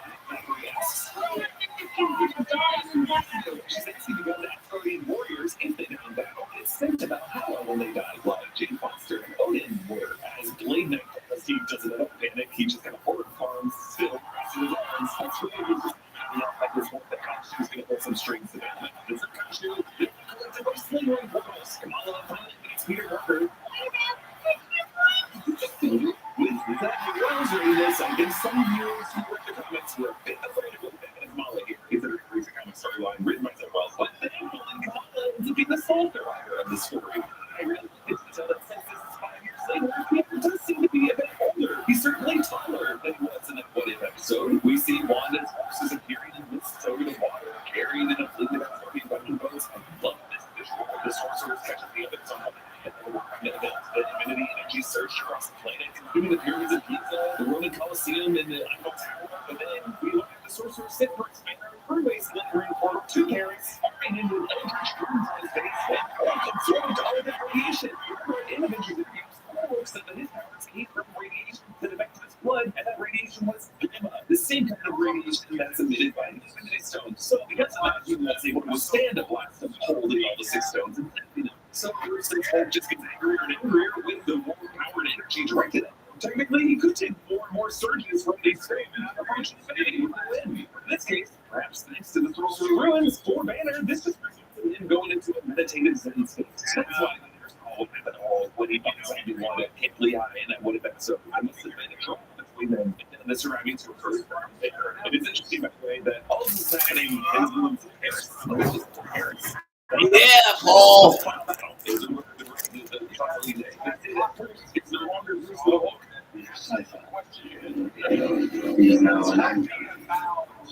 Protecting entities that makes the true world. Interesting choice of words. The term anchor point was first used in What If episode in season 1, but now as we approach Avengers Tuesday, we're all very focused on finding the anchor beings. Referring to the individuals in each universe whose deaths trigger the deaths of that universe. It seems like in this zombie universe, Bruce Banner either is or becomes the anchor being, which is fitting because in What If season 1 episode 2, we started with Bruce, but then we're seeing the conflict where Wanda is trying to usurp the power of becoming the anchor being of the animated universe. Really, Hulk and Wanda, I would say, seem to be the characters Brian Andrews likes the best. They decided to join Peter and Scott and the sorcerers to protect Infinity Hulk. That's what I'm going to call him now. From Wanda's forces, the battle begins. Wanda's first wave of foot soldiers, and Abomination, and some giant zombies. Oh, snap! It isn't! Because he did it to CM Punk, he kind of did it with Roman, and what's stopping him from doing it? Steph Rollins. Paul, you little fat Jew bastard would turn on a dime, you Jew fat bastard. We all know he would. We all know Paul would turn on the motherfucker if it suit his agenda, because he is a fat motherfucking Jew bastard that would do that. You know his fat ass would. You know Paul would turn on a motherfucker if it suit his narrative. Don't act like he would. Especially Brock Lesnar did. Brock Lesnar. Like the Avengers Assemble moment from Endgame. Things like they took their sweet ass time getting there. It made more sense to allow Infinity War to clear the majority of the foot soldiers that need to have an easier time with, and then they can come and say this second wave. They all charged, and when Blade Knight leaps in, we hear what I think is like a classic anime sound effect. And here's the sword in front of his face, and we see the zombies with his horns, and acrobatically leaps the webs, hits the heads, and gets out the spines. Sarah uses that portal trick of redirecting the lightning with blast upon the ships themselves. Zombie cheese, tiny zombie hit and tiny zombie two and zero. This crossbars. Civil War, we want to unleash tiny the one that watch out! I know that. Just because it's changed what they have in America. Nice. Some of the best shouts are actually Scottish gaelic phrases.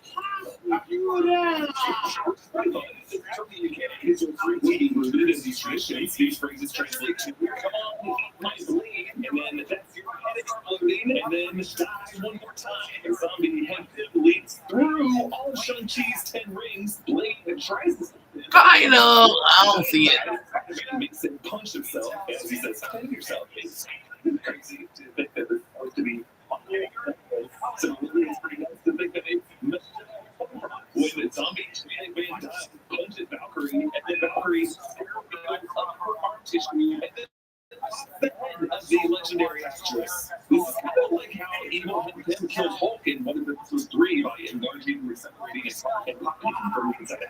And then indeed, giant zombie goes small and Scott's dome and Blade Knight with perfect precision slices the multiple Oscar-winning son of Kirk Douglas cleanly in half. I love how throughout these episodes, Wanda, despite her methods being evil and deceptive, does make a solid case for why Kamala should just let her win. Since so many of these that does look good, mommy. were once kind-hearted Avengers, would it just be better to let Rihanna go first, start everything over with a clean slate? Now all of them come back. Alexi, Elena, the other winners, and really exciting Peter and Scott, giant zombie so then for Shang-Chi and Katie, they have to see reassembled corpses of Jimmy Woo and Death Dealer, and then they rise in Master Zombie 4, who now sizzles with red lightning instead of blue. Zombie Okoye bites Valkyrie. Blade Knight tries to strike at Zombie Thor, but then gets vaporized too. You know, they're trying to run. He's like, wearing their costumes. Infinity fights Zombie Thor, who tried to Scarlet Witch landing on his face, but Hulk defeats him with just a powerful stomp. All the warriors start to go down. For Peter, looks like he's taking speed, but you really can't eat it. Eating you, so the Wanda actually this flashes through Ella's eyes. She decides to surrender, and as Wanda enters the Infinity War city, Wanda joins her hand and shares her link with the Red Witch. So why does it need to be Kamala's powers that Wanda provides to the Witch? Is there some secret power in the dimension? Is it just a because these what if animators should combine all the presets and other things looking forward to the sandbox? Or could it just be Randy Orton? It seems to be the wise to doesn't seem to be a awesome reset there. Rescue the end of 6 motivations. The shape and color of Kamala's fuchsia. It kind of makes sense because they are friends and they did a bunch of sex together.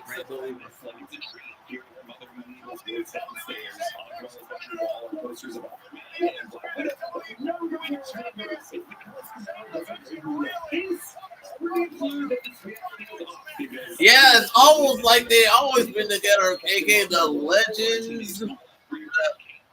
It's like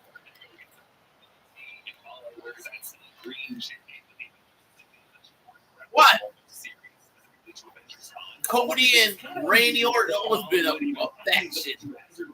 The Breakfast Club. Because it wasn't until the events of the Marvels that brought Kamala to King Bishop. Yeah, it was a good segment. Okay.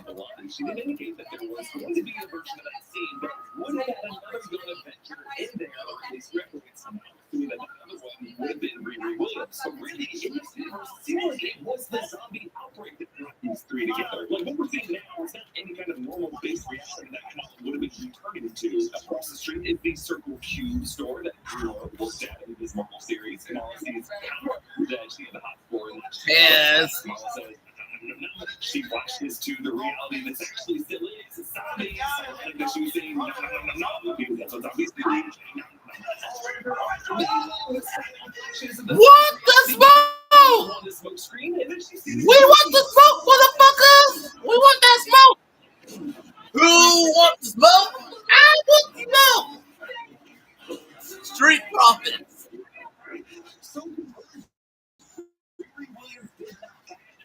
She totally survived, and it looks like she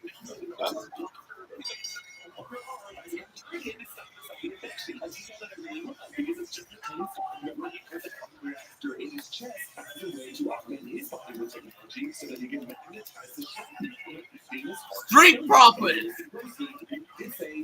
And Montez Moore. Answer Dr. Montez Moore. Woo! Montez. Again. I'm like, again, it's like through technological means. That seems to be what Riri is doing. So when Lynch has Okoye with magic versus science, WrestleMania 41, and then we also got one in Kenya because we gotta make that money, y'all. Yeah, we gotta make that money in there.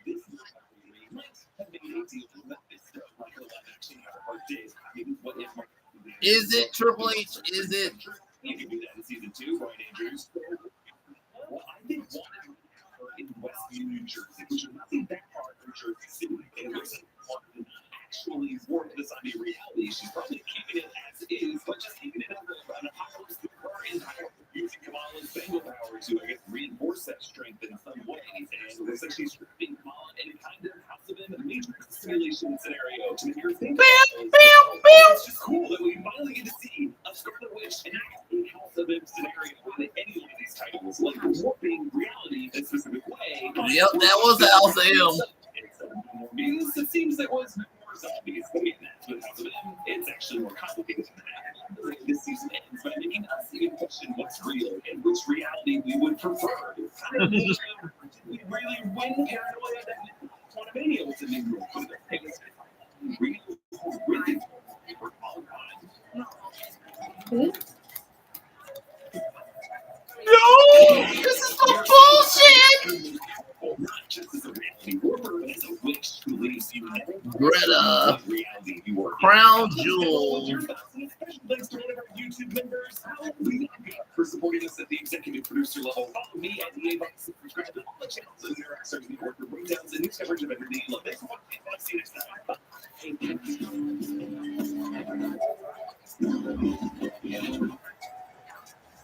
I want your smoke, motherfuckers! What makes Cuban Fudge Stripes cookies so delicious? Oh, it's our treasured Cuban. We'll be right back. Great stripes. Nothing delicious. Cuban magic is here. Keeping it magic! I don't smoke because I'm understanding this. Yourself. So one battle after another is the latest film written and directed by Paul Thomas Anderson. And this is, I would say this might be my favorite film of the year, just because this is a film that is so perfectly poignant for this moment in time. For like this desire to keep on fighting for revolution, and without even just like explicitly, even though it is reflecting, a very familiar type of America, it doesn't specifically like bring out like the exact politics of our era, but rather more, not quite like fictionalized, but more of like kind of fictionalized, so that there's definitely like a familiar political vibe. You know what I'm upset that Apple TV had to delay The Savant. That show looked like it was gonna be a good show. You know what? The Savant. They're gonna address But we can't watch it until whenever. Because how pussified this country is, allegedly. I'm just saying allegedly. It comes to life. It feels like that. MAGA motherfuckers are pussified bitches. There's a bunch of pussy ass bitches. So the film, based on Thomas Pynchon's novel, it's very Pynchon. It diverts all over the place and just kind of keeps finding weird stuff to do with his characters. It's very much like it's very much. I have to violent. I have to. I can see that level of inspiration here. So the whole film is about it essentially starts by following these two revolutionaries who are played by Leonardo DiCaprio plays Bob, and the woman he falls in love with, played by Breonna Taylor, is Carolina. And the two of them, they love revolution. They love, raiding immigration camps and the immigrants. They love blowing up buildings to make their points clear. And once they finish their job, they immediately go into stuff. So, like, the whole film just starts with like both literal explosive bangs and sexual bangs between these characters. The same scene. And what I love about the way that it establishes the characters is that they're already radicalized.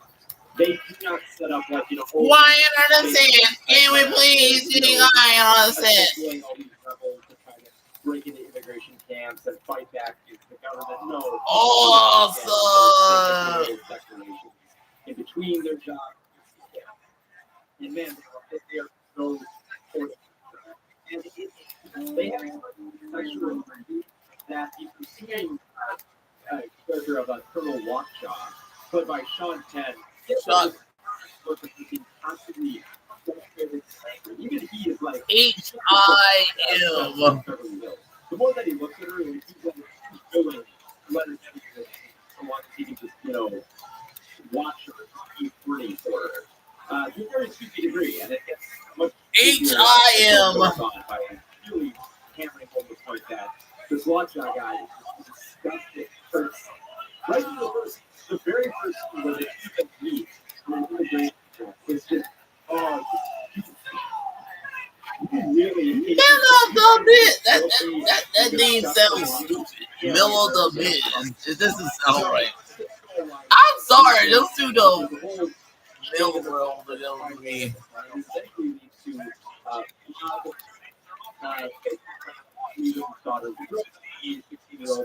By Chase and Noah has kind of grown used to the lifestyle, but kind of like somewhat living on the lam and living through the tracks, but taking influence of Bob, who still has a little bit of those revolutionary pangs in his personality, but he's also, different vehicles, and he's kind of falling out through, but he's just kind of, he's very like weathered, and I don't really feel like he can get back into those things, especially when revolution comes together. Leo.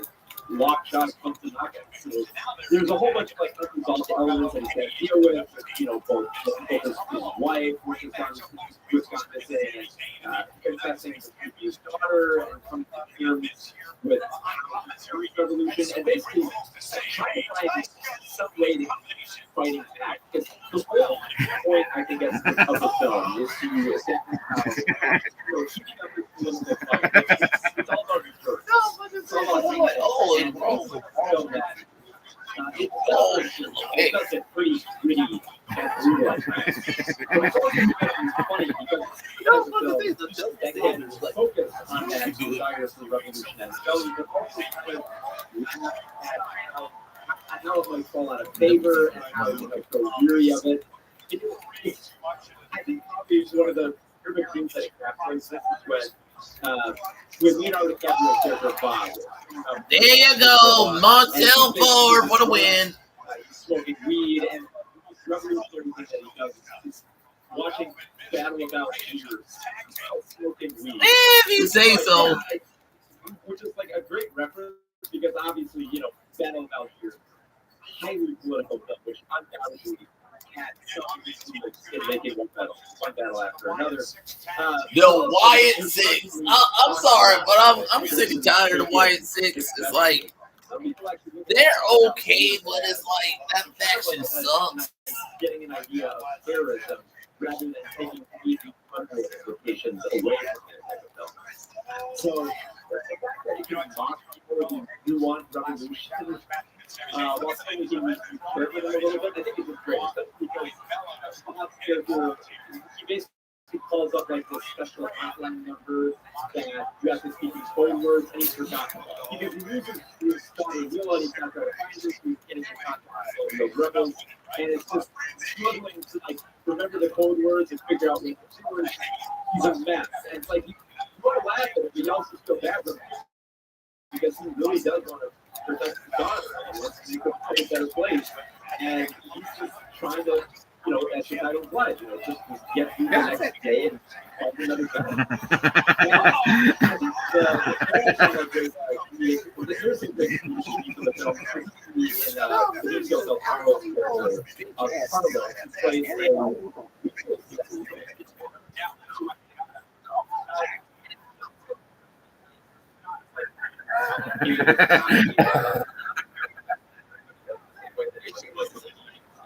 but he plays a character who's so used to the military moving in and integration with the violence that when his town starts going to hell and it starts getting raided by the military, he has a plan in place and he's so sure that his plan is going to work that he's willing to help out Bob in between and have a few with him.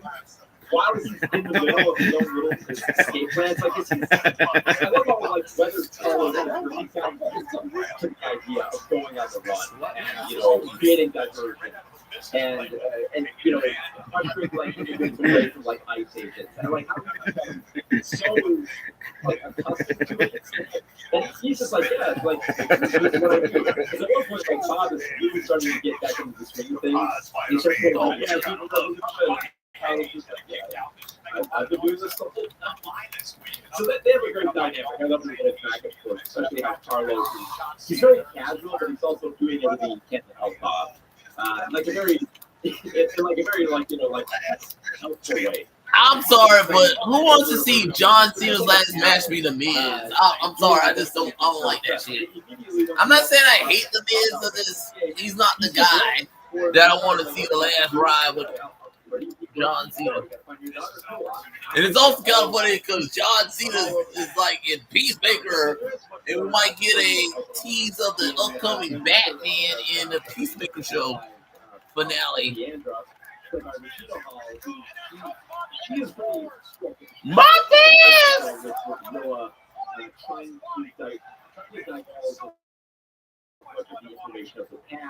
So that Villa has enough strength to go on.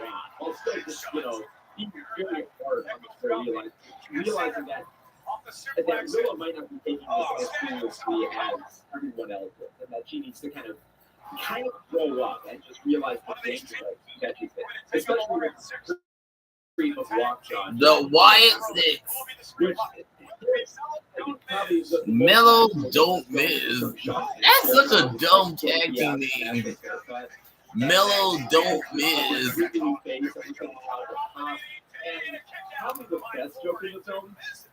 Libertarian / megas don't know how to make up names. Which has a name so ridiculous that I will not reveal it here, but I will say when they do reveal it, for their tag team. This company sucks. And it's kind of funny because in NXT you got the whole NXT invasion of TNA story arc. And it's also kind of funny because Brenda Monsoon is still doing a whole I'm a rip-off of Timeless Tony thing with Jordan Grace. That is not that very interesting. I'm not saying I hate her, but I'm saying it's every time I see her in a wrestling ring on WTV, it's I could see a better version of that on AEW television by Timeless Tony. No, I'm serious. You can see a better version of that on AEW from Timeless Tony, who's no longer the champion anymore, but it's way more into that whole gimmick that Brenda Monsoon does. It's like she's trying. She can't go full on. I'm a lesbian on a conservative W television. So what's the point of doing it? It kind of loses by just because you have no idea where the story is going. It feels very much kind of like a more like an ensemble piece, kind of like a like No Country for Old Men, where it's just kind of showing all these different perspectives and how everything starts going awry, and then like the plans don't always work out. It just keeps building on itself in a very fascinating and funny and exciting way that you just can't wait to see where it goes next. Yeah, almost 3 hours. It breezed by. And that's just I love the performance that Chase Infinity playing Mila. I think just her, and I think she's kind of like the key to making this film work. Like, you know, Mila's performance here is great. I love how he just becomes like a very humiliating figure. There's the thorough, stoic reading performance. Regina Hall's great grit. Tiana Taylor is to her. Sean Penn is almost perfect. He's showing that he loves that he's but man, I think Chase is going to be really good for because it all comes down to I'm giving it to the bee. And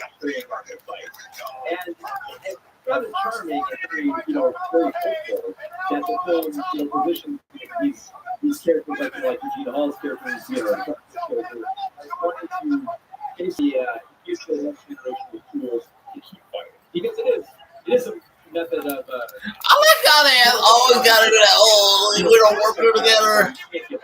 And then it cost them the match. They do that all the time with the Miz and his new partners. They did it with R-Truth. They did it with the Big Show. They did it with what's his face. It's like they do it all the time with the Miz. And that's how they lost the match. No, they constantly do that. It's like a constant thing they do with the Miz. It's not that surprising you constantly do it. Whenever the Miz get a tag team partner. No, they always do that with the Miz. It's like constantly with the Miz. It's like you expect it from the Miz. It's like to a point you knew the Street Profit was gonna win this match. It's like, yeah, it's Curtis Hayes and the Miz, so yeah, they're gonna do a whole I don't trust you crap thing. It's like what they always do with the Miz and his partners, tag team partners. Different aspects come together. It's not shocking that they lost. Mello. A shootout, it always feels like just the right moment for this type of film to work. Like when there's like a chase through city streets and after an attack on a bank, it's exciting. It feels like like a well-made topic. And then when you get the scenes of Leonardo DiCaprio and all the pins. Struggling to get in contact with the daughter, it just seems very comical. You have no idea where it's going. And it's very thrilling and it's exciting and it's the type of thing that we need right now at this moment that I think is not really. It's not going to be unpredictable. This year and this decade. And I think that Paul Thomas Anderson, without pointing out the target, captured the right vibe and how we're going to look back on this era where we're kind of seeing like this bigger fight for rights in our life. So, yeah, it is very much not afraid to short them. So, and that's exactly what I wanted out of a film like this. So, yeah, one that black with another. It's a damn great film, and I think it's definitely going to be on my list of the best movies of the year, and definitely a top contender. I like how Stephanie Mendez has to do that. I'm like, I don't want to see that. It's like, well, I have no choice but to see that. International delight.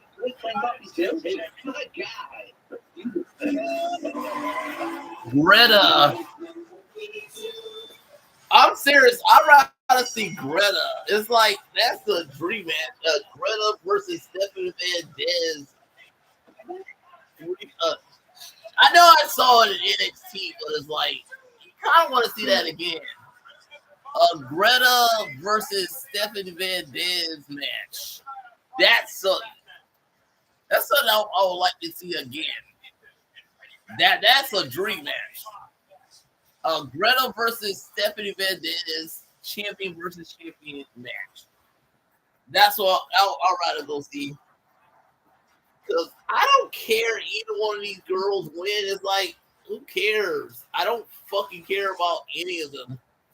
I don't care about Tiffany Stratus. I don't care about Jade Cargill. I don't care about Nia Jax. I really don't. It's like, they're okay, but if they're the greatest in the women's event, not really. Not really. Not either one of them. Not really. I don't see nothing in either of them. Other than they're there because reason. It's a reason. There's a reason. It's like there's there because of reason.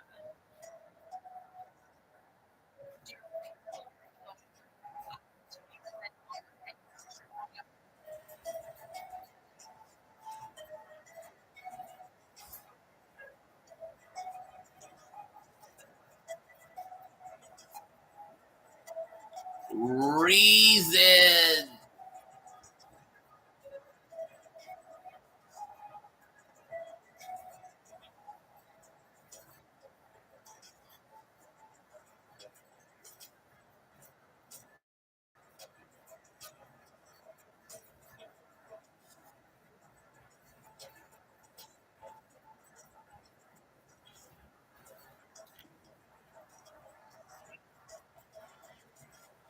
You know the sad thing is, I'm gonna say that they're literally gonna probably tonight have it be Jade win the title for Tiffany Stratus, because it's not gonna be Nia, it's gonna be Jade. Jade's gonna be the one that dethrones Tiffany Stratus, and that's why they had Stephanie Van Dez right there come out here and have a face off against Jade because they wanted it to be Jade and Stephanie Van Dez at Crown Jewel. So it's like it's like so predictable. It's like so predictable. No, I'm serious. It's so predictable that the winner of that triple threat match is gonna be Jade Cargill. No, I just realized that, and it's so makes sense in this company right now that Jade will be the champion in first SmackDown. Yep. If I'm right, I'm gonna say, yeah, I was just speculating that. It's like I just guessed it because it's so obvious. And if I'm right, then the obvious thing shows that this company sucks. If I could just guess that like that, it is not unrespected anymore. Just dumb. Me just saying that Jade Carter is gonna be crowned the women's champion tonight. No, I'm just saying it's like not even it's predictable. It's so predictable if I'm right.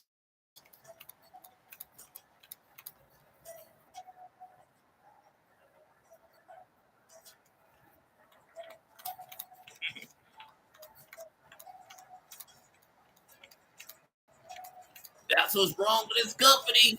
So predictable.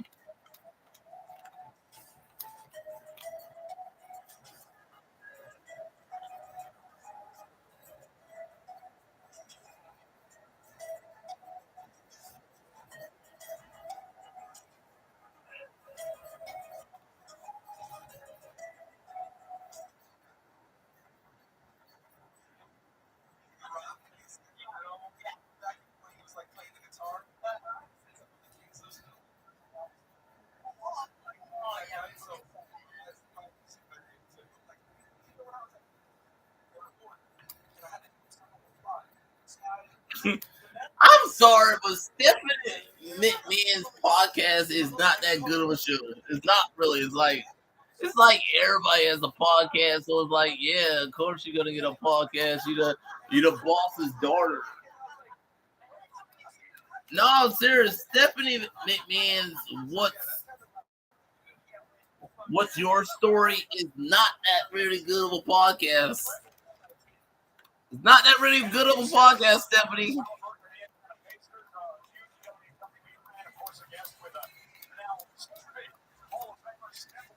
Ooh, she's a Hall of Famer. Motherfucker.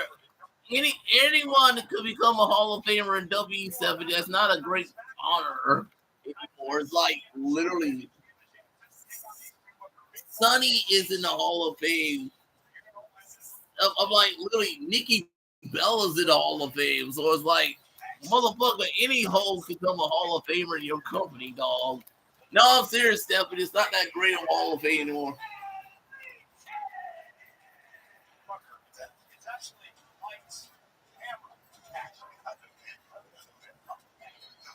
Wow. Wow, yeah, that's gonna be something. You got my girl Greta, and where her dumbass? It's like, damn, this is like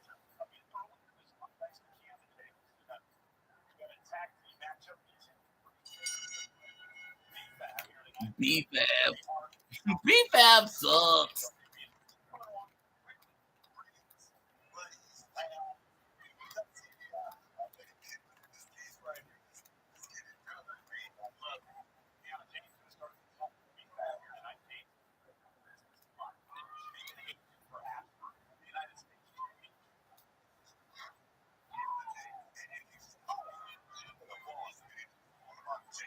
Yeah, this is something.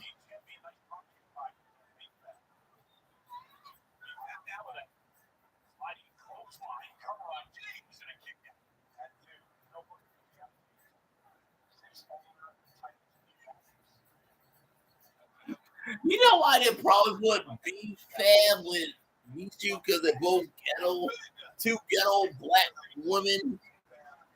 I'm just saying that's the only reason they're together. That both ghetto they have nothing in common, and this rest style doesn't match up with each other, but they're both ghetto. That's it. That's basically it. It's like the two ghetto. The gimmick is they're two ghetto ass black girls. One part Asian, the other one full on minority. That's it.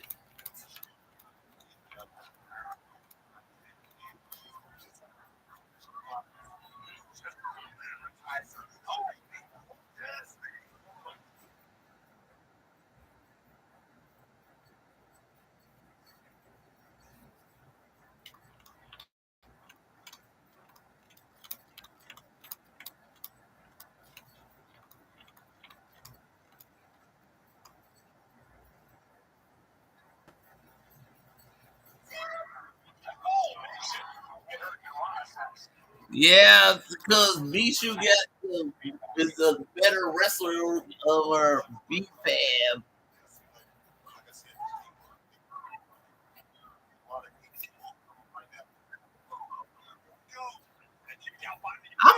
I'm still wondering how did BFAB keep her job in this company, though? She ain't that good of a wrestler.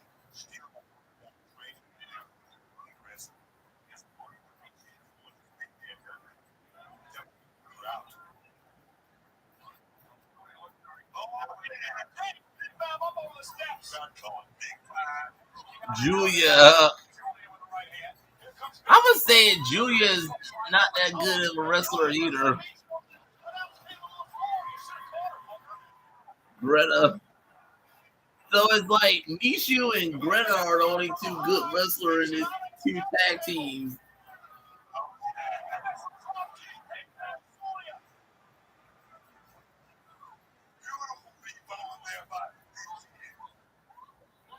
Misha, it's like, I'm sorry, it's like, yeah, the two is Greta and Misha in this match.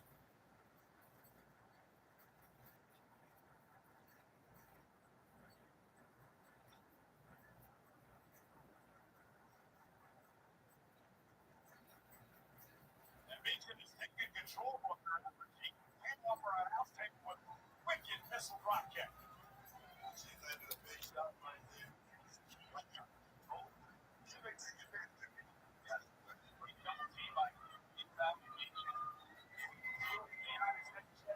Boom!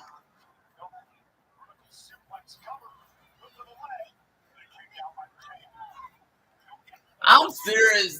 This women's tag team match is not that good. I'm like, it's kind of funny because AEW got their own women's tag team championship. So it's like, how well can they do? I don't know.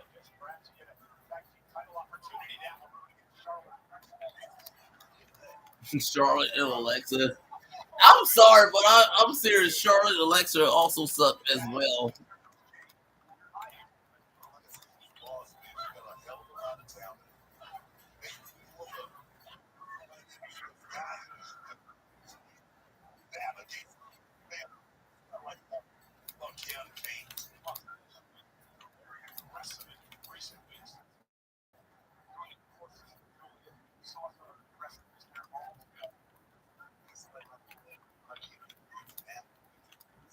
Kiana James is okay in the ring, but not great in the ring.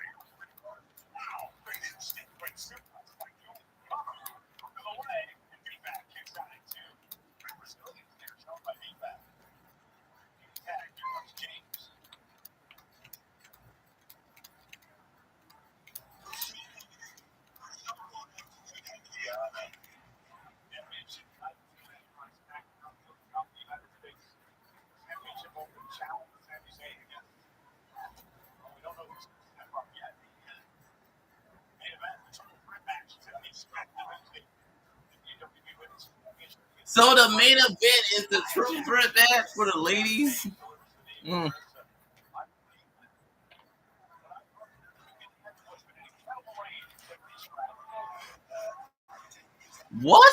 Was it a great reign for Tiffany? I'm sorry, Tiffany been sitting on that title forever.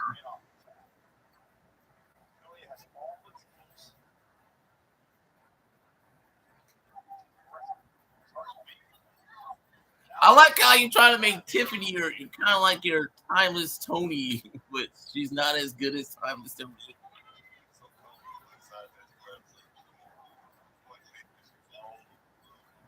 And the reason I keep on saying it because she's a blonde.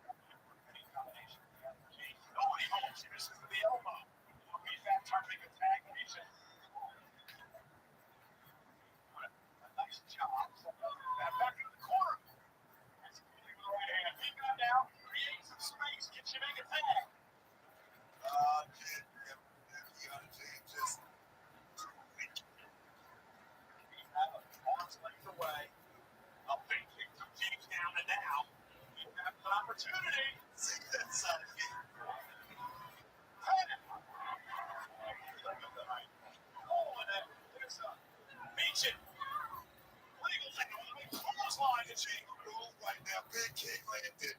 And a big chin up.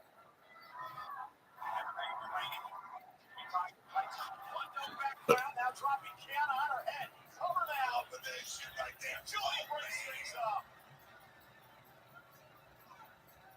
Now things starting to break down in the tag team matchup. Julia's set across the ring. Oh! Bump kick there by B-Fab. Beep beep. Now Kiana James with a kick of her own. B-Fab sent out of the ring from behind Meacham. Looking to pick up the win. Kick out by James. Meacham was looking for King to beat. James was able to counter. James may be out. She's out. She's out right now. Meacham with James on her shoulders, and Kiana rakes the eyes. Kiana James collapses into the corner. Julia Wise.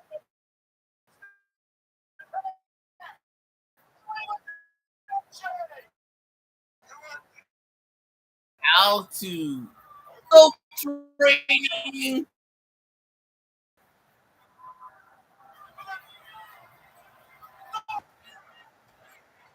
Did not see that coming.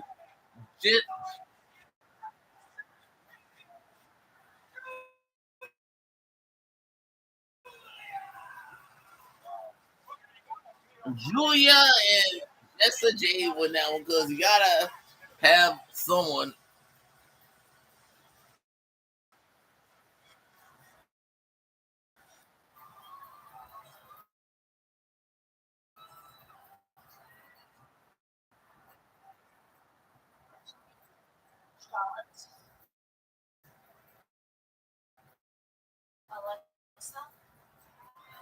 Alexa, but preparation only goes so far. I think it's time.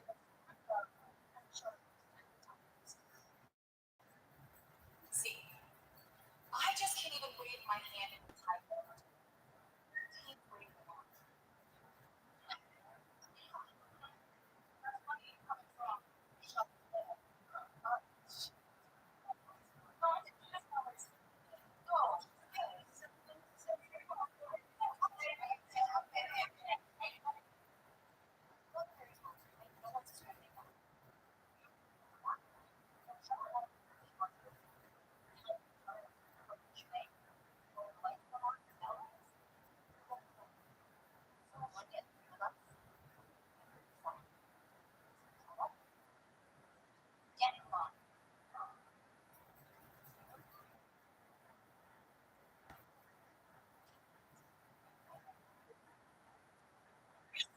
Alexa, you're not even that good of a wrestler, bitch.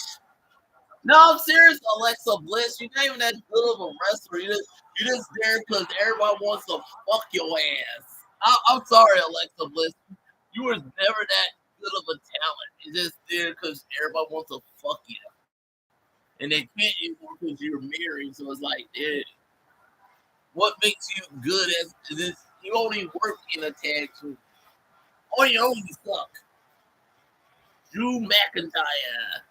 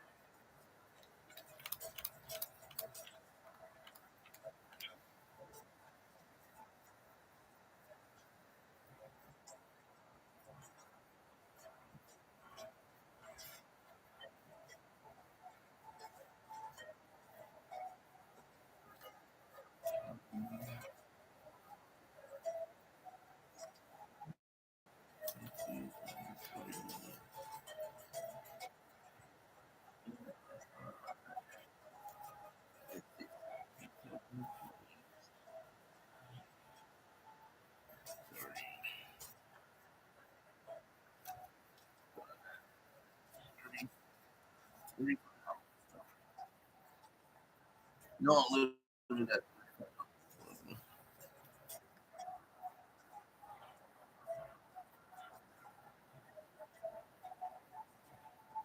Then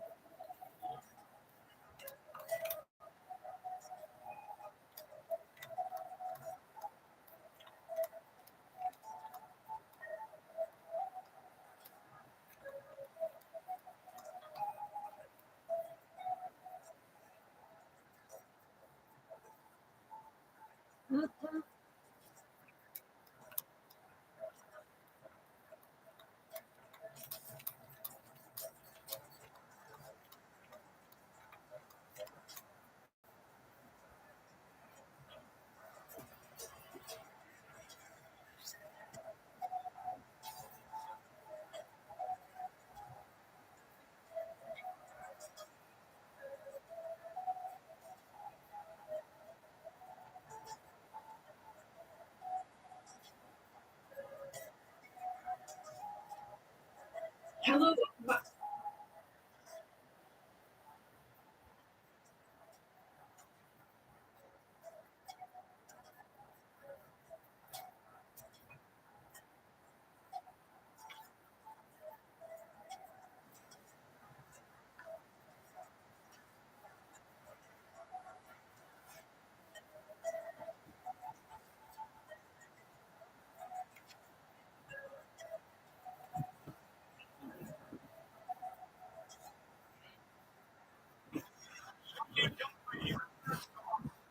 Australia! Crown jewel.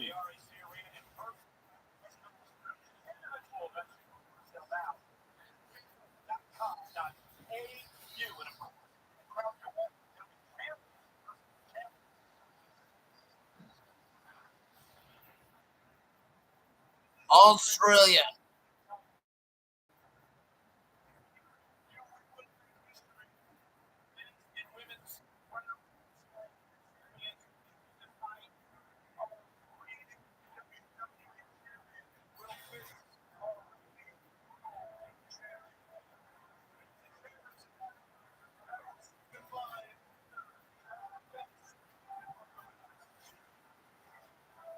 Hello, welcome back to another video. So it's pretty long in a video. Yeah, more about the plot, more benefits in my school.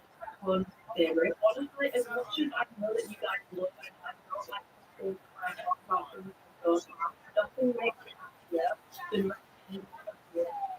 to them all the things that I genuinely really love. I feel like I don't always get to do enough of that, but I really, really enjoy doing so I've got a video, by the way.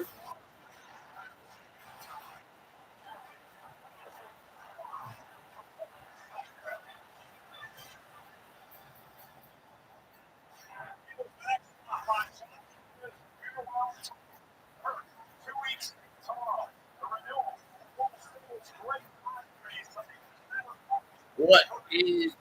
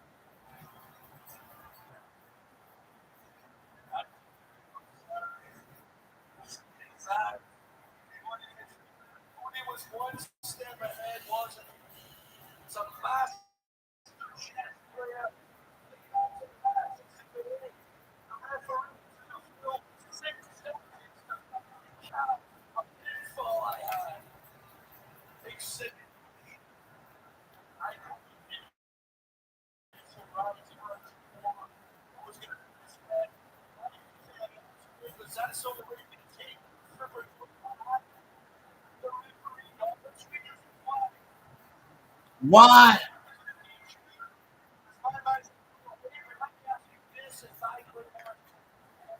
Claymore Cody's head.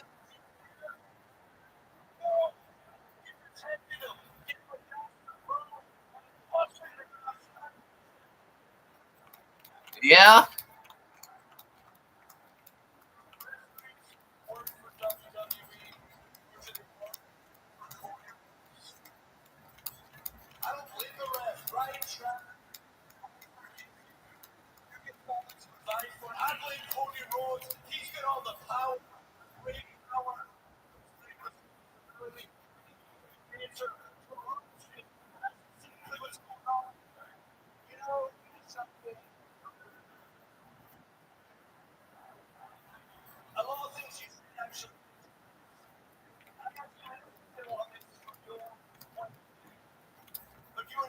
Nick Alston.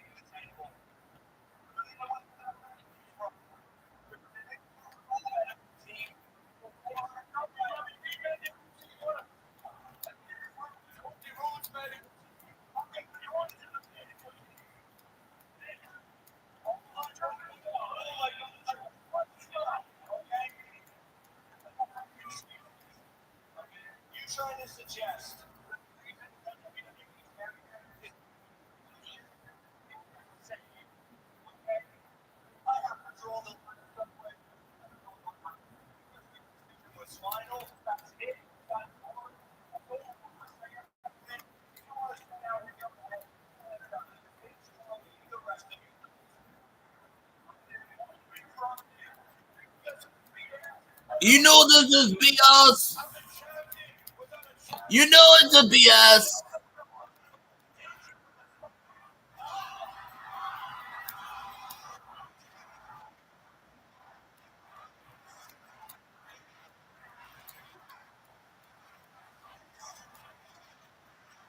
The bloodline too, huh?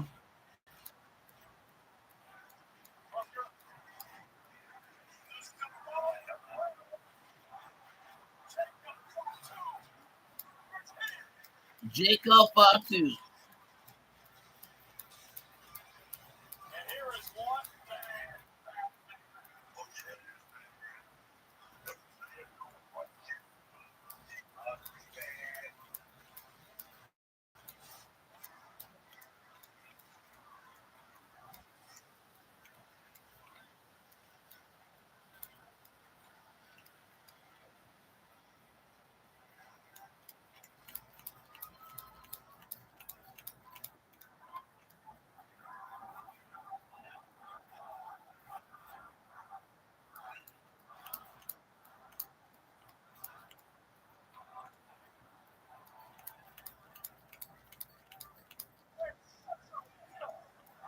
Man, shut your ass up.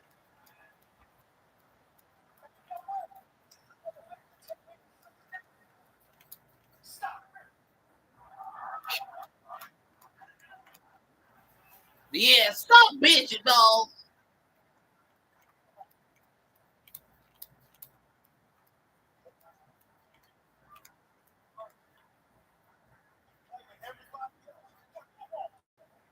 Yeah, but your wrong dude. Better yet.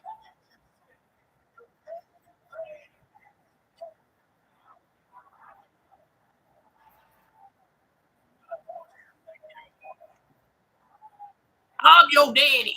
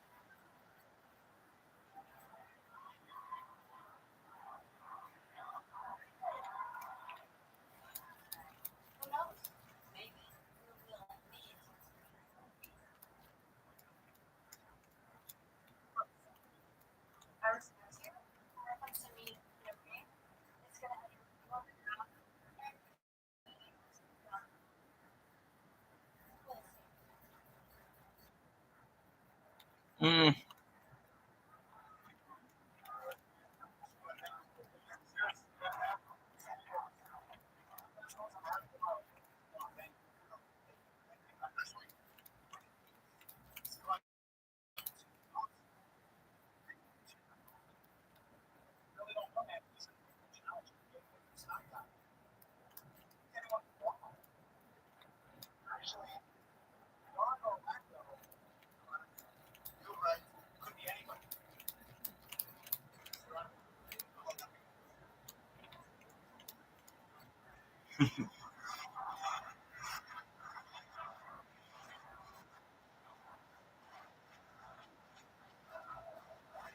Sami Zayn, who's gonna challenge Sami Zayn for his title?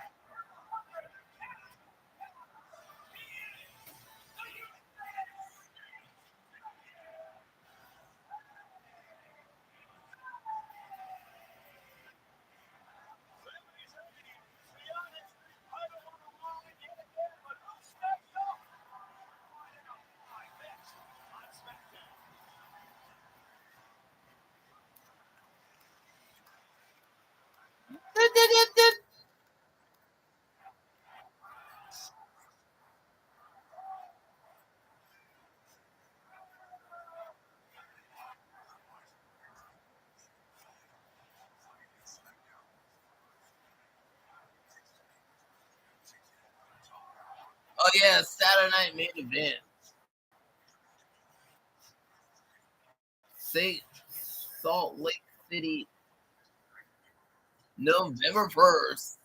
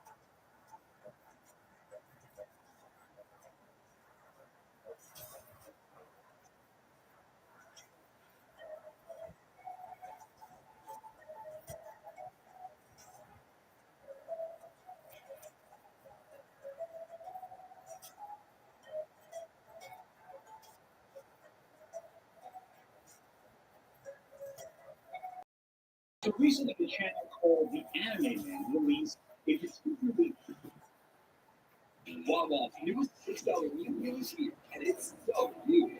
Sandwich you crave, smoked out you pour, and the herd chips you want.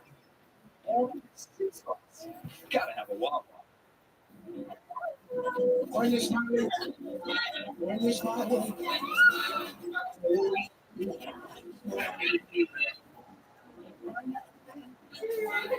you bring on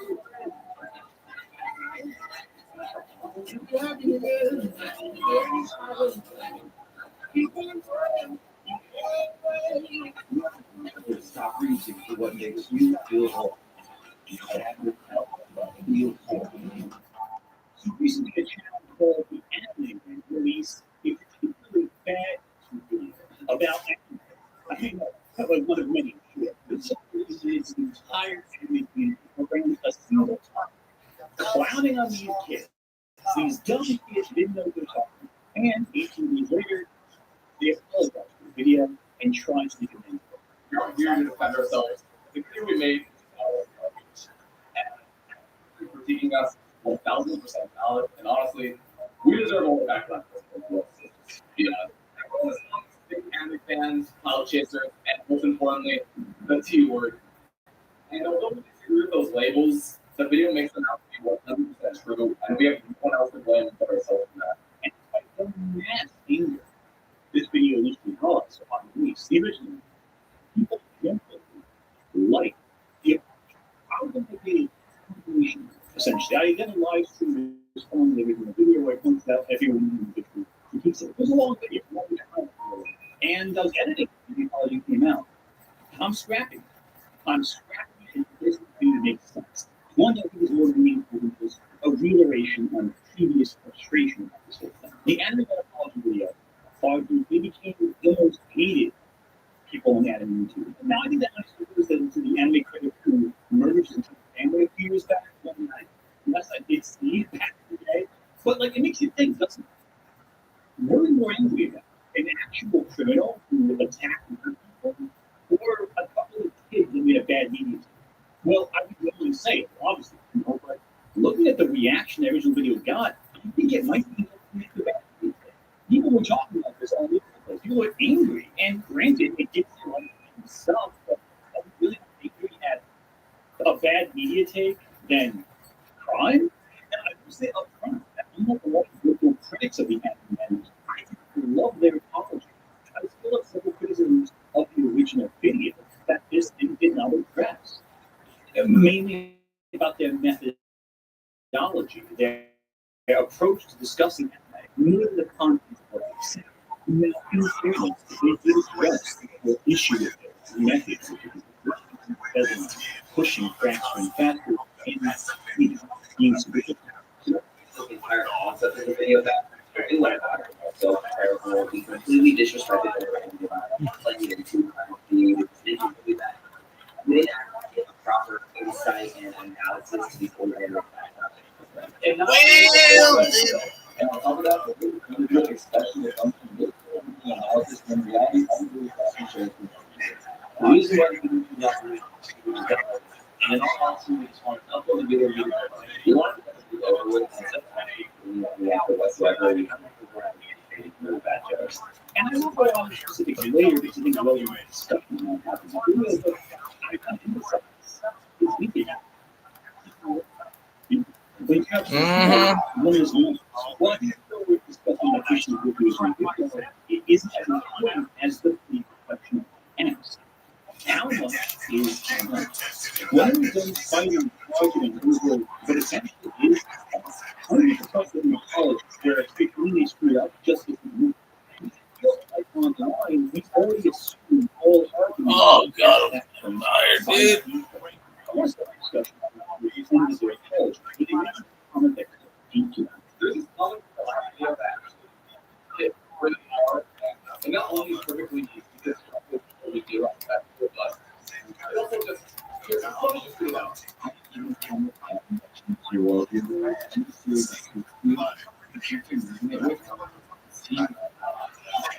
it's clear it didn't how their audiences felt that he was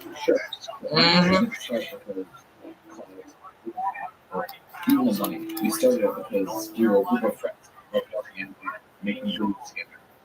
Actually, as it sounds, anime quite literally matters. The different situation really made us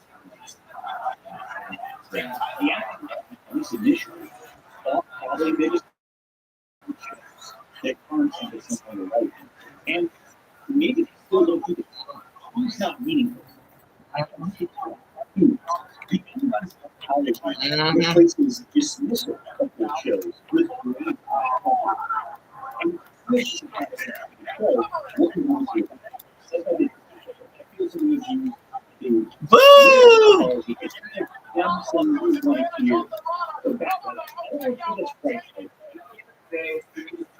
And instead of playing with ukulele and apologizing, so we decided to have something that's doing for before we go. And give the time respect to do. And this is where everything began. This is talk about afterward a little bit in our own video, so let's just check that real quick. Here. Boy, the way I would look at an anime nowadays, as a shonen loving goober, I was looking at Astro Boy and how I would view something coming out like right now, which is honestly unfair because Astro Boy is Sammy and I disrespected it. My original feeling was that they were dismissive of the shows, treating them more like them all. And I don't know if I fully think they're guilty. But I do think they're on the right track. One thing that's this anime has always been letters below. We hold to the norm. Anime has always been part of these creators' best themselves. I'm really thinking always make fun of watching anime. But the one anime I've ever watched was Peacemaker. And what if I said we're gonna watch it? I did one thing. Only one is good. Hey, you know Speed Racer? Yeah, one of them. Today's watch it. Yeah, see, Speed Racer, I promise you. Look at that. A lot of fun. And that's like my PIC inspired me to yell. That's quite interesting. And not my PIC show who was Speed Racer as anime came out himself is community. For a long-time fan, this frustrates me. But yeah, that's a isn't a crazy video, but it's also a good show. I'll be back. Oh, God. But then I look at it opens similar. I don't think that's wrong. In hindsight, some things that just sound like you do. It's because you do. I don't know what the fuck I was thinking there. What are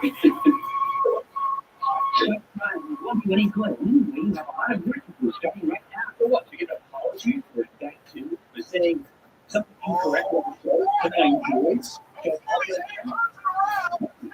And granted, they were saying that they couldn't about the movie. Sailor Moon was boyfriend. It was a big in their part. Evangelion, Gundam. I can go on and on. But wrong. I was working for a while to make a pilot reel so more people could hear my specific complaints. What value would that actually have? Reiterating about genre.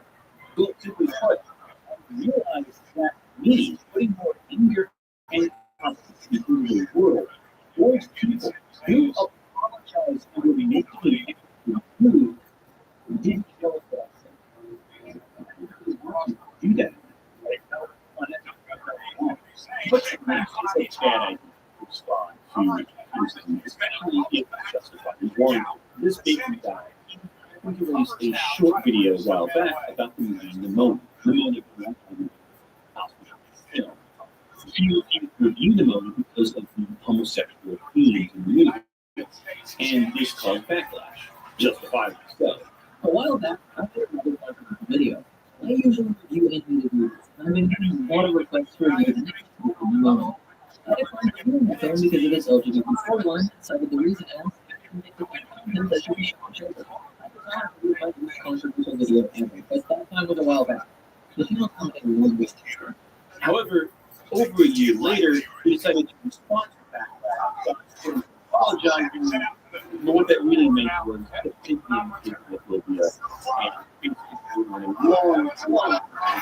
If you ever wondered why Christianity seems to be more competition of homosexuality? There's multiple different verses that have listed or mentioned it as a sin, including Leviticus 18:22, 1 Corinthians 6:7, and 1 Timothy 9:10. Thinking back then proceeded to compare being gay to smoking cigarettes. I bring you a question I hear all the time. Christians hate gay people. I've heard that a lot in real life. No. Let's say you have a friend who thinks yes. You know that they're rude and stuff. So do you hate them? Do you push them away because of their choices? No. You treat them like a human being. You treat them like your pet because they are. Now on the flip side, do you refer them to their choice? Do you tell them that they're so wrong and so great for something? No. If you truly believe that what you're doing is right, you wouldn't be able to friend if you lied to them and told them that they were wrong. That would make things easy. That's a weird balance of things that's wrong. You love friends, but you don't agree to the things that the Bible has for sinful. This did not go well in information. I finally engaged people who unapologetic and bad things. Really religious and categories to bring people here just a little. If they ever apologize, you have to doubt. When they do apologize, it's only to keep you engaged in the content mediation. When you see it just a little, you see water and child room stupid. And artists who he lived but also arbitrarily cute, so he decided to jump into the line for stand to defend it. More than any of the allegations with a lot of evidence had any merit. He got this quickly and rather than it was wrong, blame everything else. It was his friend's fault that he video was finished researching. The finished video yet. I'm not going to sugarcoat things. Sammy with this soda!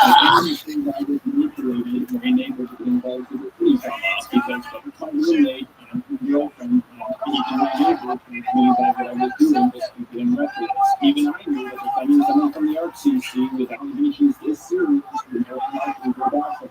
I worked with everybody who was close to me and expected me to get some back for that.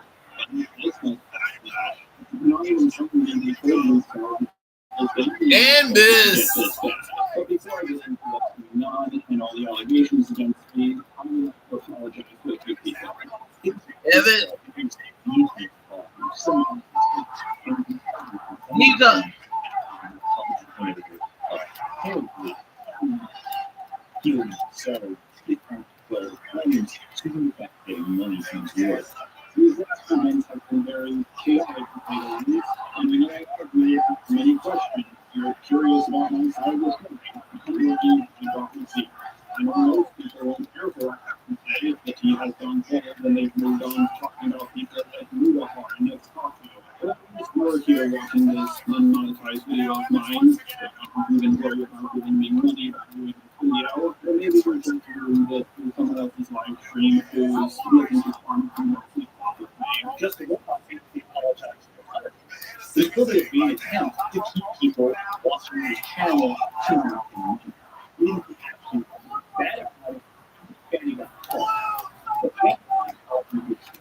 I'm going to play two clips. You've already seen this video already. Listen to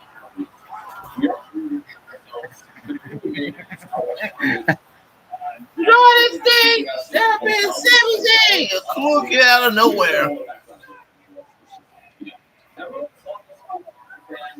Good for Sami Zayn.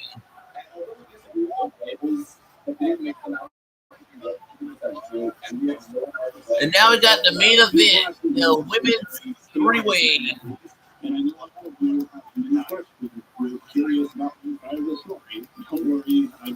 Who's gonna face Stephanie Valdez and Crown Jewels as champion?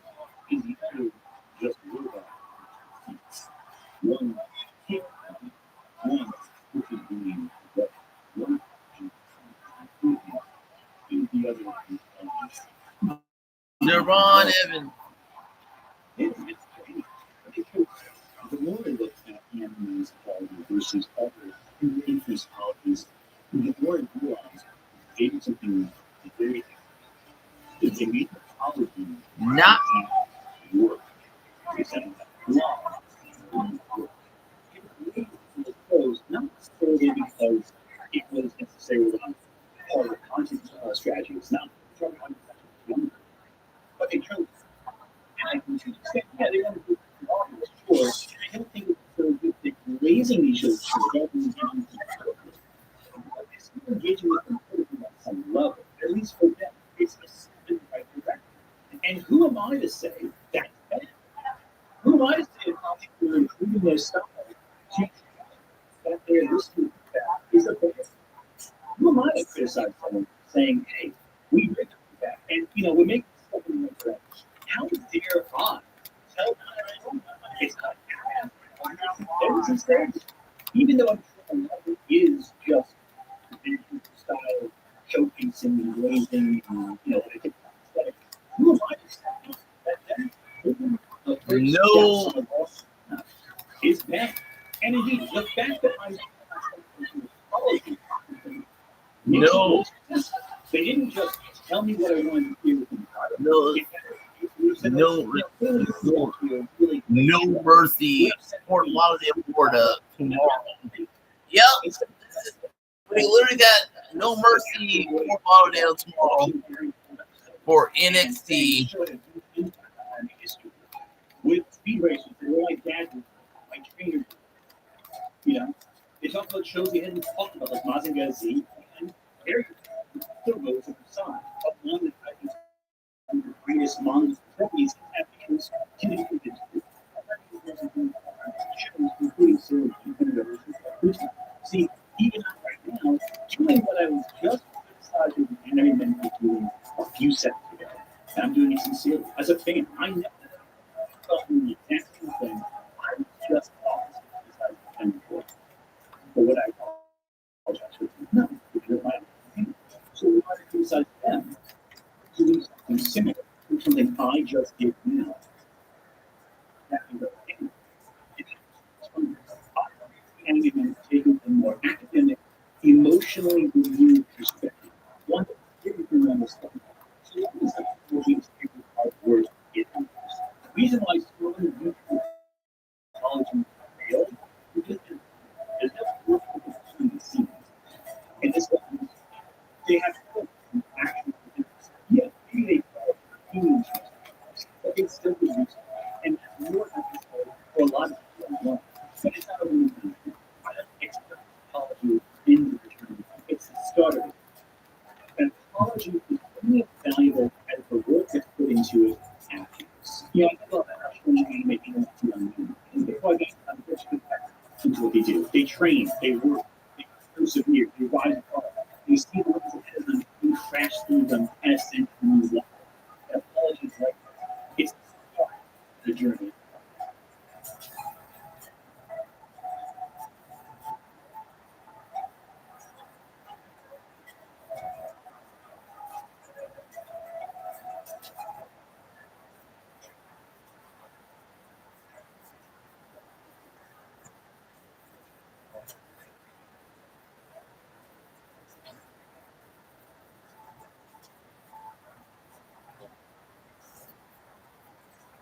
New AI features reminding from. Have you seen our newest episode of Behind the Browser? Here are the highlights. British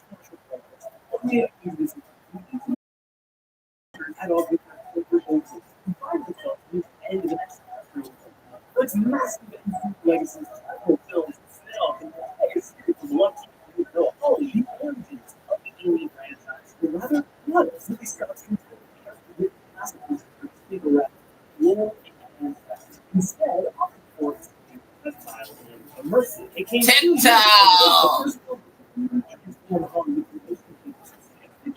Lucas's story. Ever heard of it? Now, while this is the first conversion reflects the integrates into the public safety production franchise. Is Ridley Scott in comparisons to what Lucas has said beyond 1977? So here's comparison. But actually unlocks the entire George Lucas's Star Wars is already thinking about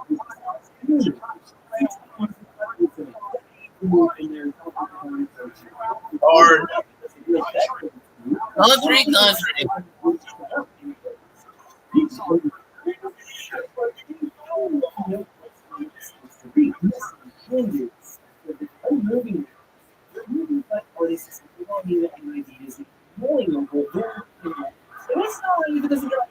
Beginning with the fantasy, returns to the present, lesson about how democracy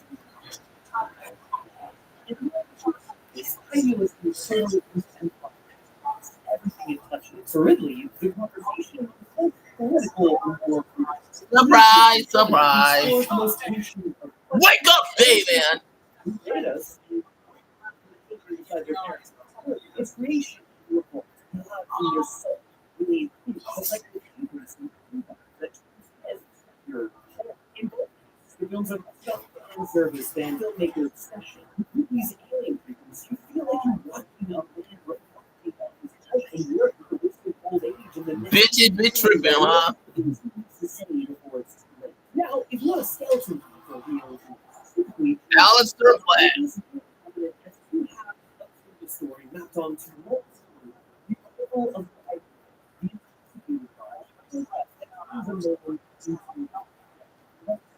illusion things. Even as uses to see Dave play really as Whitney's Lawrence, it's hard to unsee it. Zero clips, the choices snap. One screen gets like the stakes you start reading like arguably the film that which has been truly online in the those within the things of a lot of people for respect. I am a believer in knowledge. I think that movie, it's intoxicating. It's conceptually addictive. It's also a little like trying from a fire. That's the issue of sketch for the chamber drama about faith and scientific arguments. And like this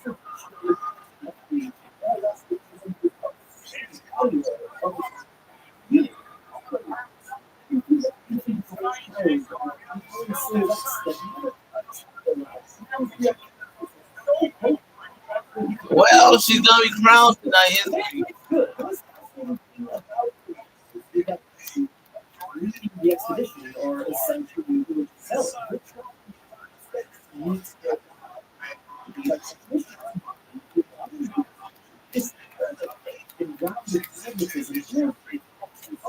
Oh, man. He's a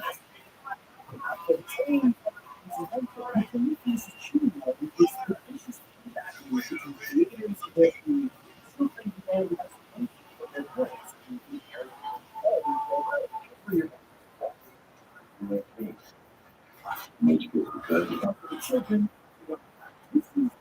is more about technology is simple and keeps us more. The film doesn't try to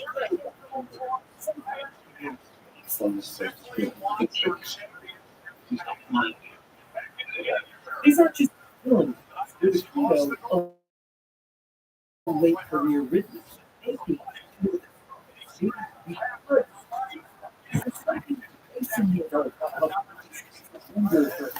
can feel it right away.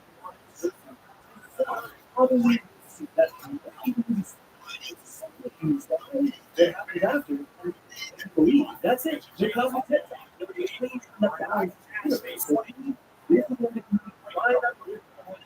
There's humility to that stance that after a certain violence. I don't think it's an alien. Two movies that stand to be this. Yeah, it's fucking dark. Big too. Prometheus is gnarlier than its reputation suggests, but spiritually, it's so much weirder, more ambivalent, more the map can be perfect and you'll still die. In a way, it's more nihilistic and practical. Obsessing over the unknowable is a race. Belief is private, and the universe will not applaud your opinion. In Prometheus, you're on board for the philosophy, and then the autosurgeon kicks your ass and reminds you who's in charge. In fact, it is still one of the most upsetting set pieces Ridley has ever directed.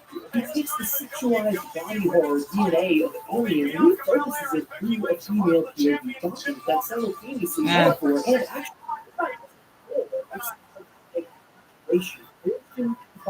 That's not even anything. In some ways, you can think of these films as a forced growth. Prometheus is less about a beautiful baby into the world. Even the widely misunderstood Guy Pearce works. And not just because I adore Guy Pearce and fucking just guys great, but because there's meaning in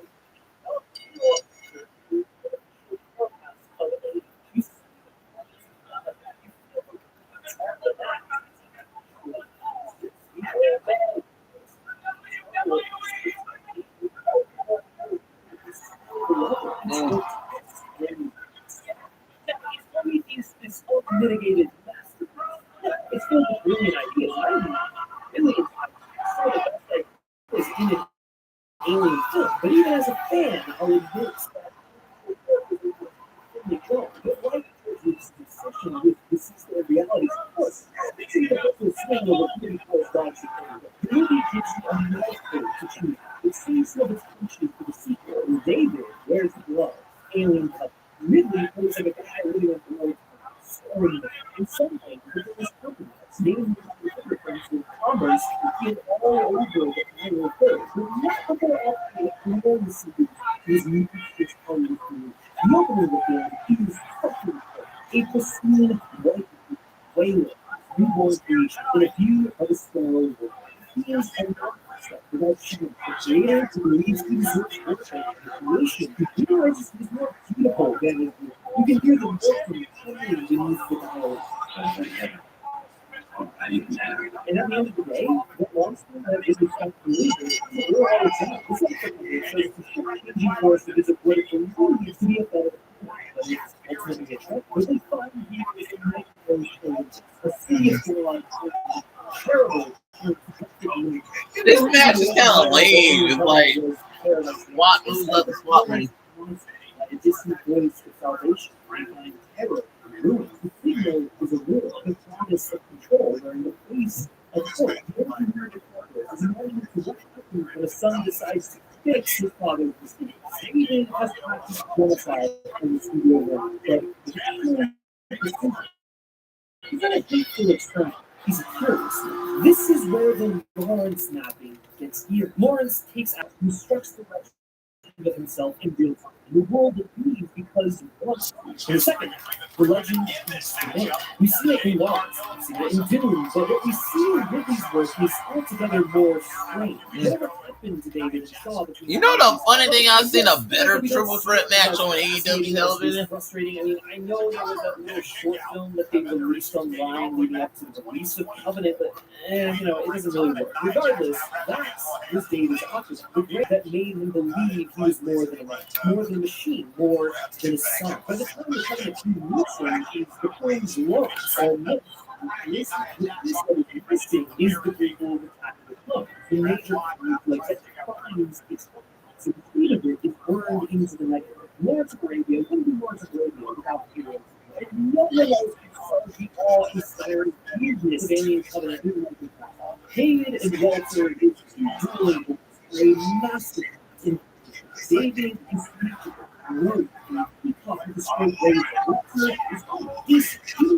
David wants to be Aussie man, king of kings. Walter is featured. It's meaning that how is actually. King of Kings.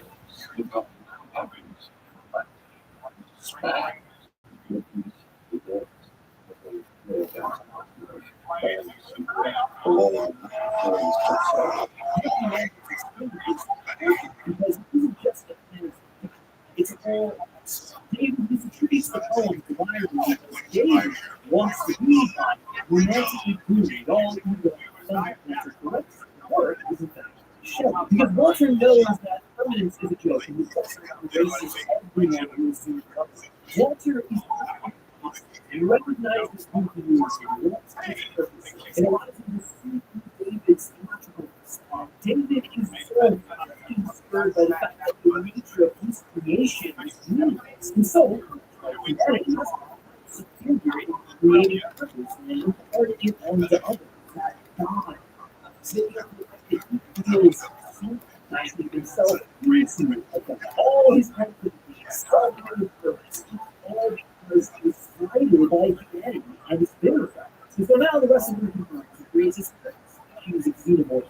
He's a hypocrite. Fails to see he's doing the downhill primarily did to him. He's trying, creating another beast, a robot to control. Mortality isn't the problem. Although it has to be different. Hubris is the problem. David, knowing he's immortal, or at least thinking he is, makes him believe he's infallible. David's fatal flaw is overestimating his own genius, creating creation, and yet, he won't allow himself to recognize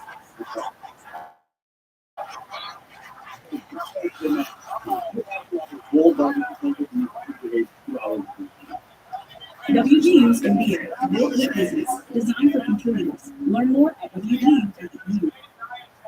If all that bumping, teasing, and bleaching left you with some country right here. Not really. She's there because of taking the rock. We have everything you need to get your hair healthy. Fancy. Fixins for country hair.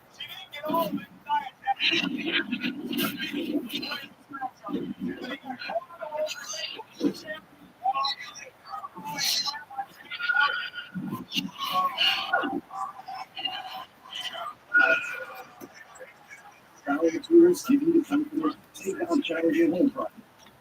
With hundreds of corded and cordless tools and accessories, Power is ready to deliver. Whatever you do it for less. Only at Target Freight.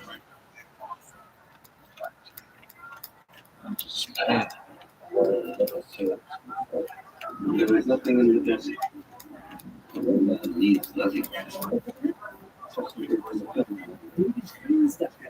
As a parent, all is a statement of claim. Thankfully, you don't have to suffer. You're technically positioned factors and attain the tools you have and skills. Champion versus champion. Reason they're my favorite platform for learning new skills. The way you retain information. Really helps you learn better thinking and problem solving. Your active listening to math, science, programming, data. Now, you name it, building your understanding of concepts better than that. By an award-winning team of teachers, researchers, and professionals on Stanford, Project Google, or really lessons on develop your critical thinking skills through problem solving. Yes, growth and memorization. This lesson is filled with hands-on problem solving that lets you show concepts such as electrical circuits and gear systems, and more. So what are you waiting for? Give learning a try. Get that by going to philly.org/filmfeed, scan QR code on the screen, or below. There's also restrictions without this subscription, which is you unlimited daily access to everything on Grid, which is pretty sweet. You got subscription equals 360% off annual email subscription. And thank you so much for sponsoring this quietly eventually very the tipping splash. Before getting close to the process, David uses Sean becomes Tennessee uses his wife with Arna Mason for safe David uses her husband and a free vaccine. All immediate terms. It was kind of interesting, but not. It's for a championship match. It's not really that good of a championship match. No, I'm serious. It's three-way championship match. Not that really that good. It has some okay spot moves here and there, but it's not a great championship match. I've seen better. This is a typical WWE Women's Championship match.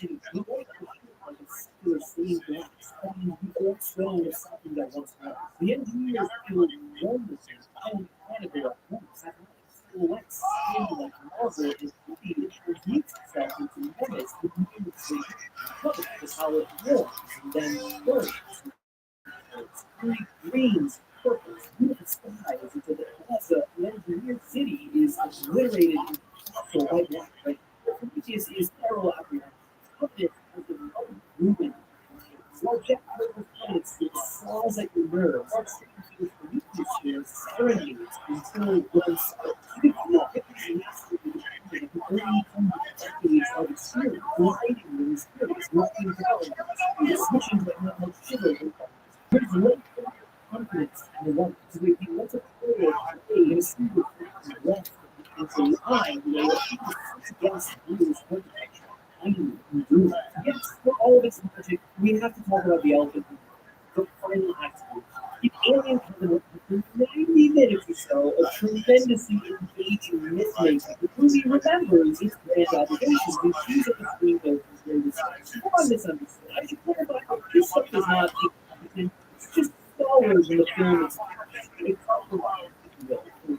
Ridley was able to do for the first 2/3 of the movie. You can read it charitably as being expressed testing these children, a laugh at terror, or good studio was great alien after these years with eyes towards the earth. Maybe it's worth because you're trying to threaten the commercial needle to prove himself and his overlords. By the way, I wish the movie had trusted the haunted story of this alien and let the ending be stranger, scarier, more unresolved. Do not let the fans, the fan service they came to this movie for. We already have Alien. These films are clearly for the sickos, so play into them. After all, we came here to see what happens to the creators of this under its own DNA. Not create the sequel. So, as part of the list of that last series, Get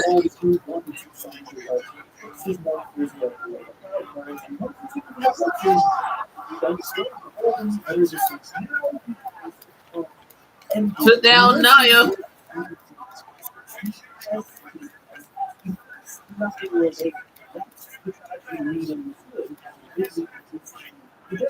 Isn't me as Tiffany and Jane kind of dress alike? Kind of. They're both wearing red. It always goes the same way. There's a withering mind to babies.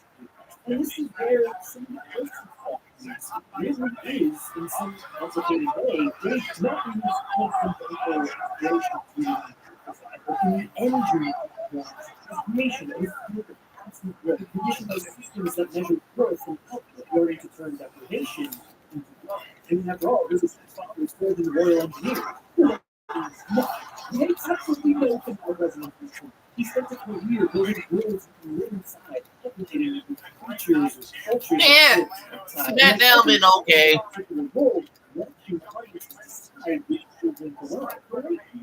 No, I'm gonna say they're gonna put the belt on Jade.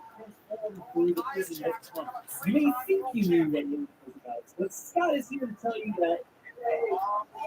I mean, it's a beautiful thing.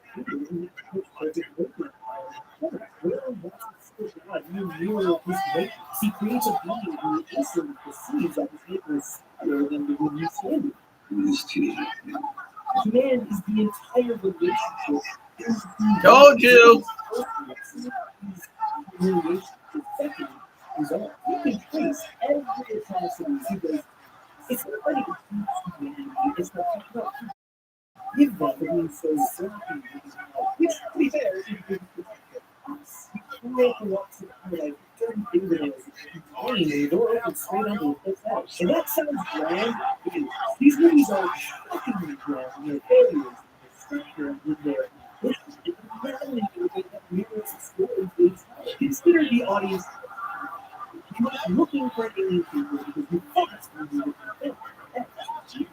some sort of fun handshake between two countries. But I'd love to wait for Prometheus. This movie egg was the interesting parts of the game. Insanity was foundation. Covenant brings the eggs to the peacemakers, the air to ballet to please the somehow the people who created that shit don't things are the same. It'd be funny if it's better reality to not be connected to the world consider. More often than not, humanity goes looking for things when we're all unsure how the story ends. So it doesn't end that way. Sometimes we adjust. But down is the question waiting for the answer. pitching should have been meticulous production. Winners have both traits, vision, and thinking requires them to theology that links the legacy of its past, the relationship between franchises. You get it? Because they did it on AEW. Now the women got the bleed too. No, they got to have the women bleed too because they did it on AEW. Did it call for it? Kind of, not really. The women did it on the AEW. Yeah, was it?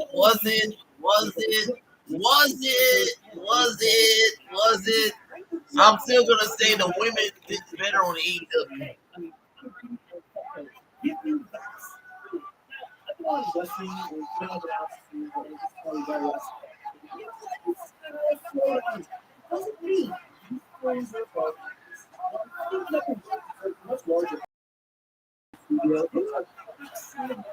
How the fuck she got a 2 count?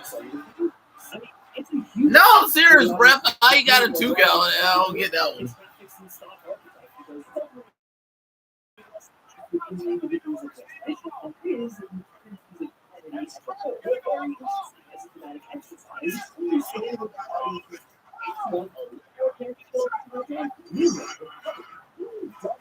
Wow, that wasn't even that good of a championship match. It was like Tiffany contained. It's like, but the way they did it was weird. She keeps the title. It's like, so I was wrong when I said it was gonna be Virginia, but it's Tiffany Stratus versus Stephanie Van Dam the crown jewel in Australia. So yeah, there you go. There you go. You got your triple threat match that was it was I'm like, did Jay need to get busted open? No. I'm like, why are they doing it? Other than AEW. I'm like, literally, this show was kind of lame. SmackDown was kind of lame to me, dog. No, I'm serious. SmackDown kind of sucks. And I don't care. It's like, I'm serious. I'm serious. Tiffany Stratus sucks at champion.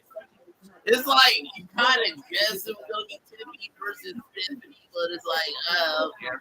At Crown Jewel.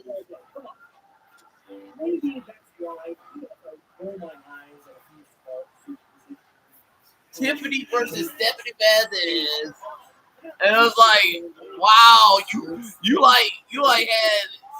just had this match just to set that up because you wanted a Bari versus like Triple A woman wrestler, huh? I'm sorry. It's kind of funny. Stephanie Valdez match in NXT against Riddle was gonna be better than that one. I'm serious, like literally, like, does anyone care about this match? Stephanie Valdez versus Tiffany Stratus at Crown Jewel.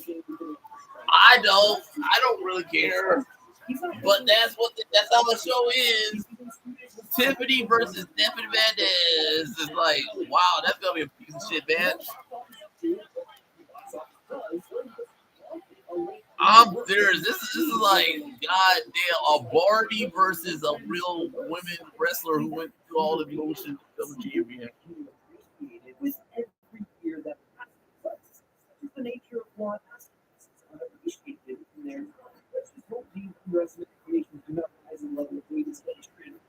we in a better world, we the desert and through saving us. In ours, the story stops from the cargo bay full of sleeping creatures. And maybe that empty is more honest and more overt story. Maybe the point of these things isn't closure at all, but confrontation. Look at what we call creation. What we mean is control. Look at how quickly we see obedience for love. If that sounds too grand for a Xenoblade blockbuster, well, that's the shit I'm talking about. I'm Ridley Scott throwing Dead Sea Scrolls into a franchise on Facebookers instead. If you don't like it, then amen, brother.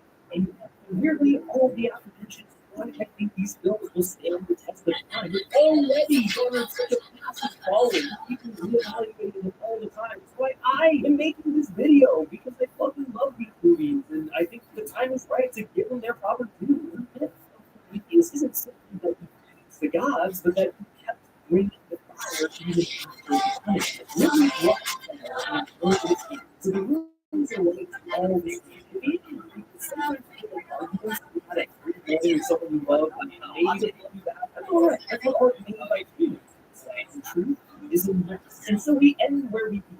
With this comparison, because it really does. The Star Wars prequels have been reclaimed because people who moved the initial release date have come to accept the films for what they are. Give you the same So yeah, that was SmackDown. That was a okay show, SmackDown. I'm serious. It was aight. The main event was aight. No, I'm serious. The main event was aight. Was it a great championship match? Not really. Not really. I'm serious. It wasn't that great. It was like, okay, I seen better, especially from AEW All Out when Chris Statlander won the AEW World Women's Championship was better than this. No, I'm serious. It's way better than this.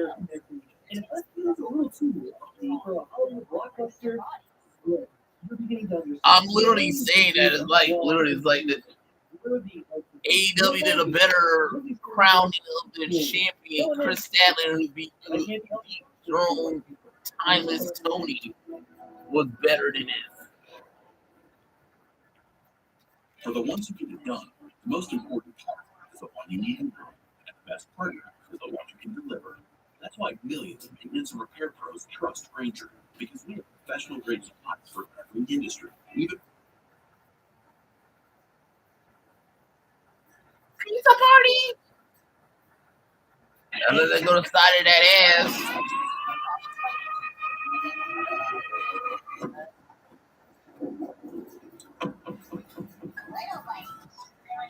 Did I just simply for the accident? That wasn't a name. Hello, cry. And hello, people.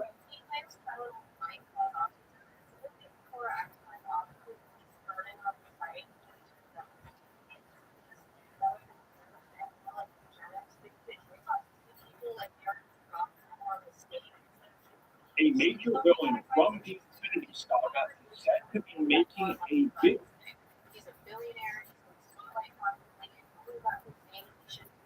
A major villain from the Infinity Saga is said to be making a big return in Secret Wars, but also beyond Secret Wars. Bring the character back to take away and keep them around for what seems like the future. Both the human and future investors. Let's talk about the return of the Mac. They're not a stake on society. They're valuable. The fact that we're still having conversations that should feel like problems presented is what really bothers me. You know what bothers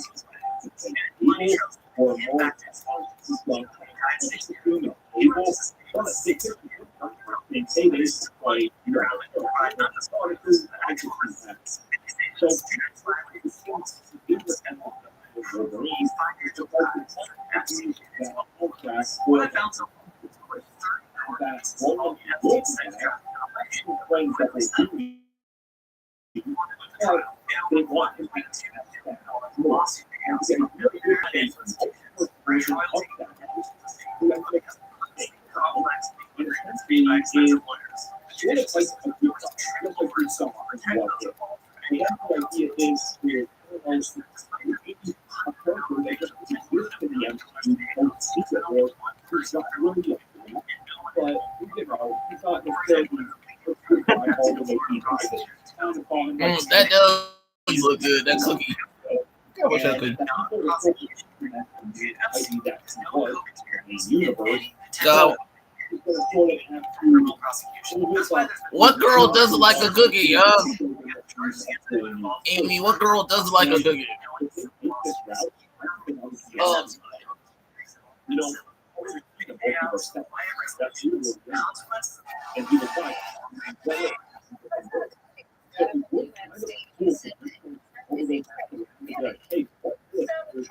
out there,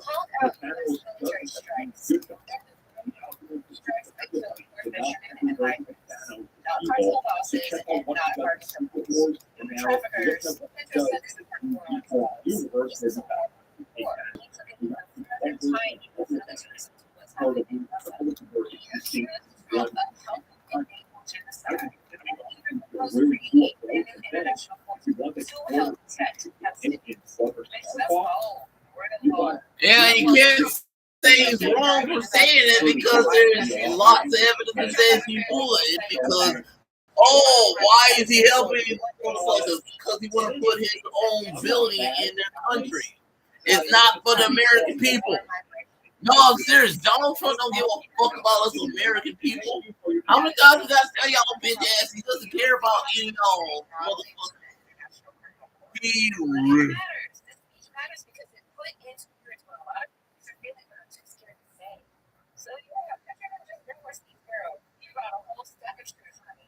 whether this sparks real change or just headlines, well, I guess that's up to ready.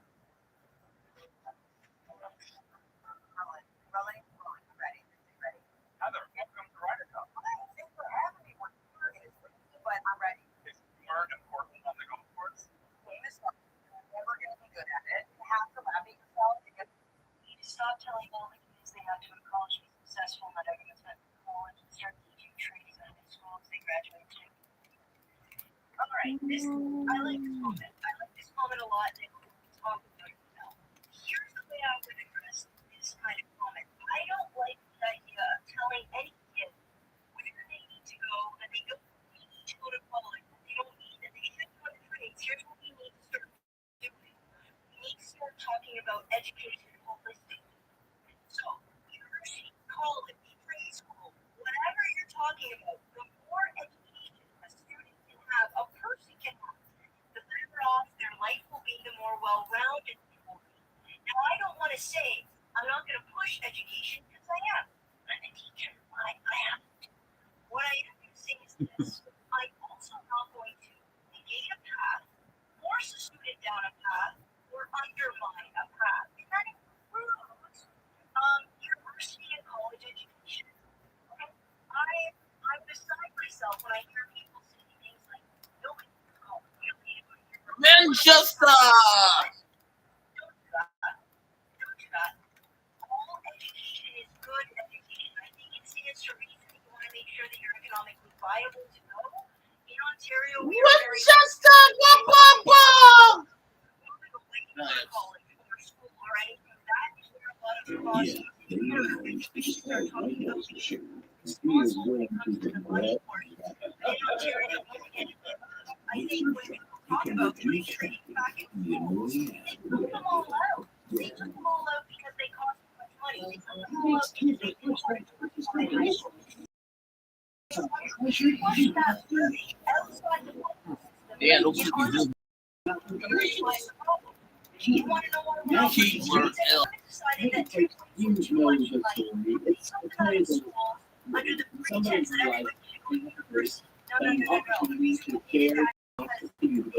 and as they share their thoughts, they realize that certain costs net them a greater social or monetary reward. Yeah, Tim Pool being a bitch is one. Jim's numbers are bullshit. We thought about how best to go about collecting the IQ currencies, and trying to come up with a reasonable interpretation to change things back. One thing that we call comparison enough fitness is talking about. Remember, for this. No, I love graphs myself. I like reading them, thinking about them, making them. With that, I have to read this because I actually just do this.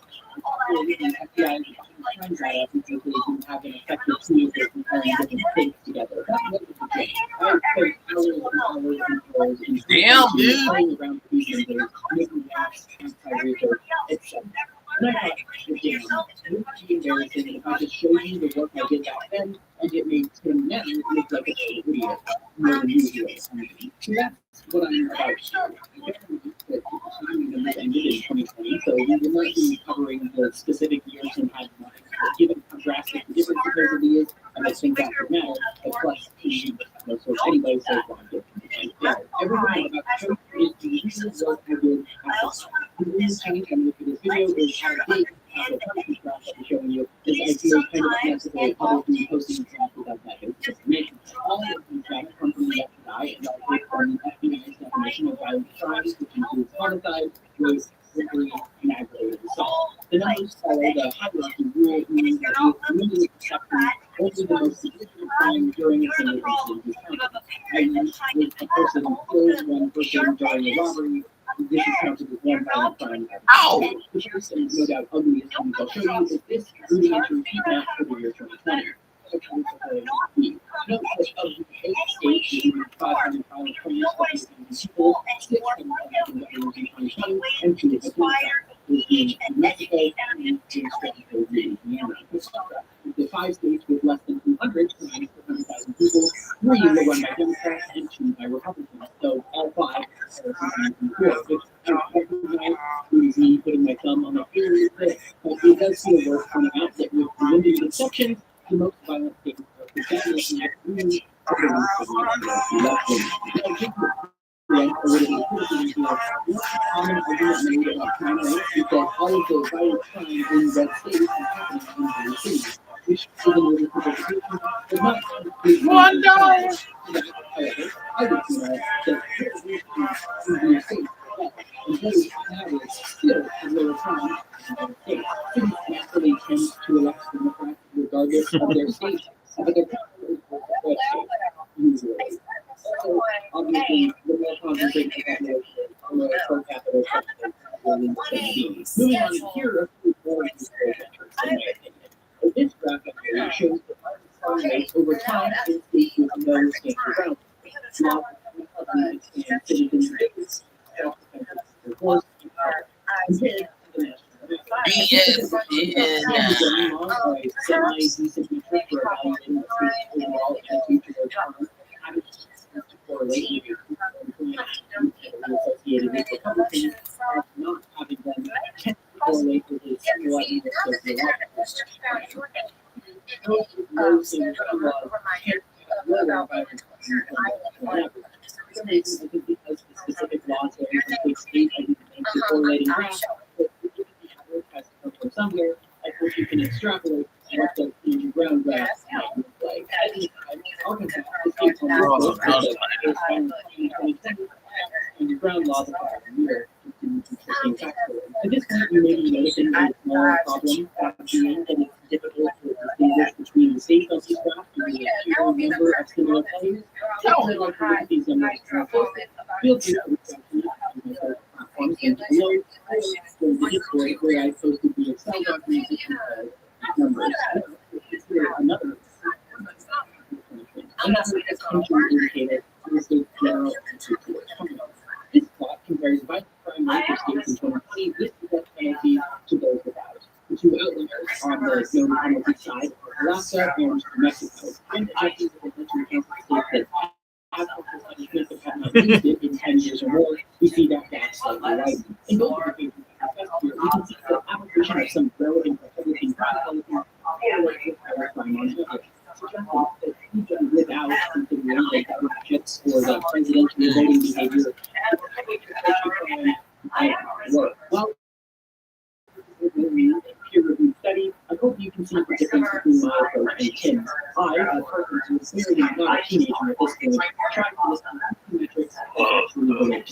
While Tim, someone 16 years my senior, I'm going to sleep after this. While putting no effort into proving what he was measuring or where he was. No. Democrats don't do 20 times as much crime as Republicans. Use your brains. But the right does not have a leg to stand on when discussing any of these subjects. All they can do is lie, distort, and manipulate the facts to suit a narrative. You don't have to do that.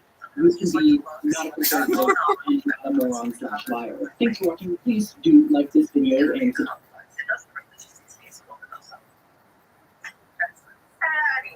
All those more so bring this bag in that hole in my line of it. I guess it's This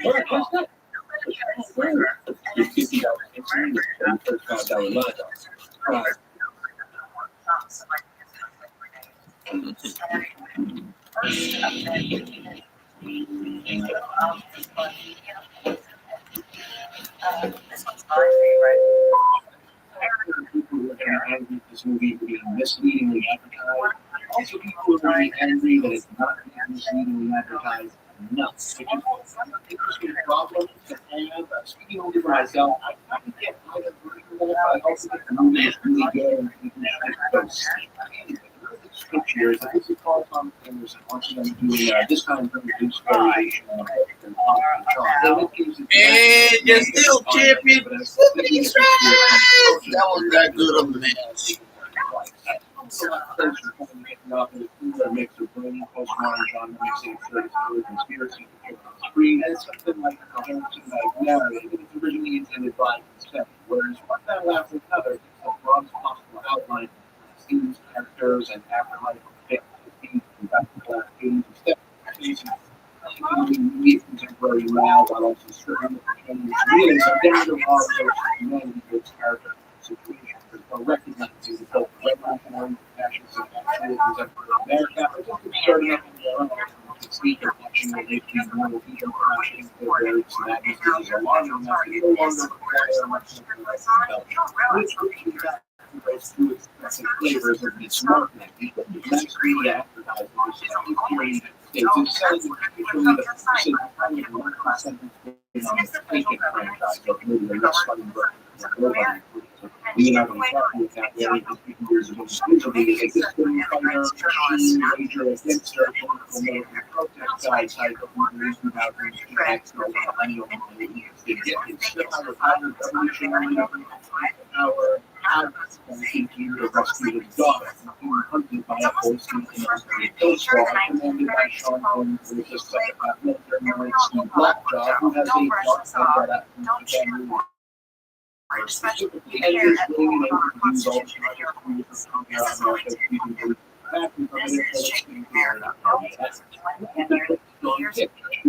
I hate all of you. I hate all of you out there. No, it's like I really do hate all you MAGAs out there.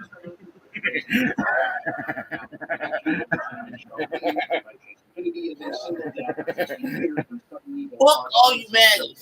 No, fuck all you MAGAs. Fuck all you.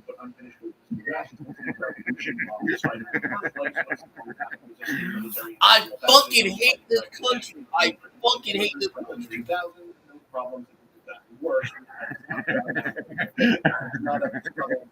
No, I just don't care anymore. It's like every day I just.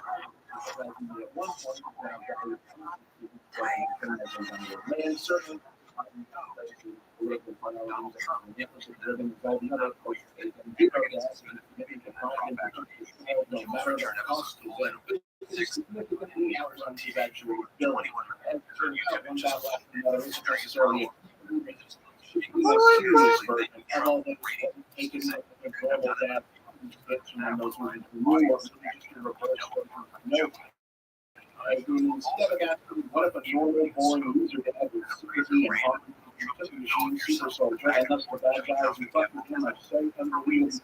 You know, people running back, here's the situation beyond them expected. The captain was Bob, or now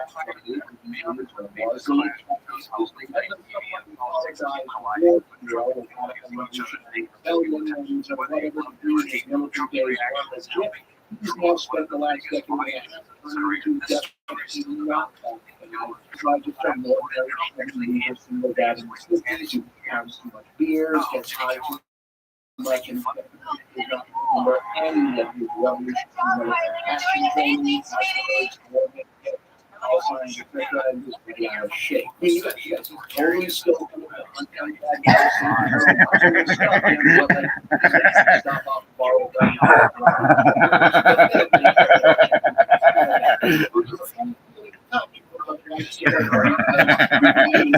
I said I hope your daddy dies.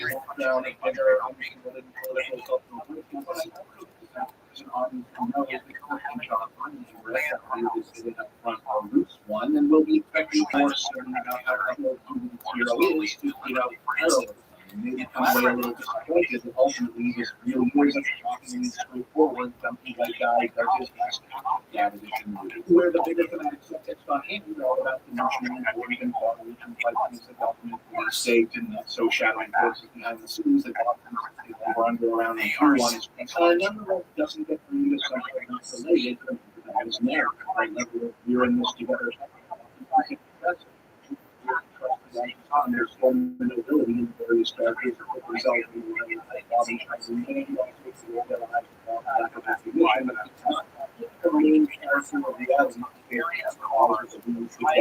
of course, in normal person remembers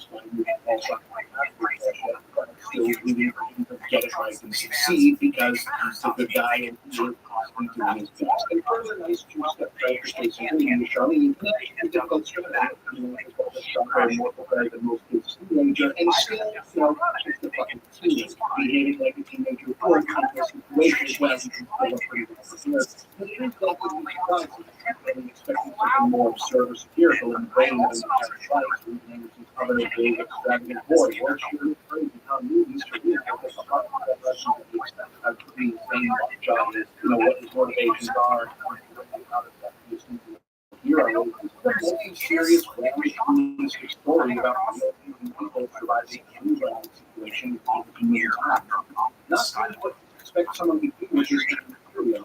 And sell it as a child picture, but that's really what I'm really interested to see what people actually think of this one, because I understand why sometimes sell especially with the reading and the real benefits of dead actors and seats and surprise people, but I also feel like more straightforward things enough to understand someone just being honest about the means Westwood would have had a better sell in this case than trying to dance around it. Another action had movie, but this guy is a normal user guy who still has to do the thing, even though he's kind of a mess and shown and very deep the whole time. To me, sounds more like a movie people would go just doing its mission. Anyway, it's seriously feels very of the moment and its topicality, but also not preachy or whiny about it. I'm going to say 9 out of 10. I felt really good about this one. Check it out.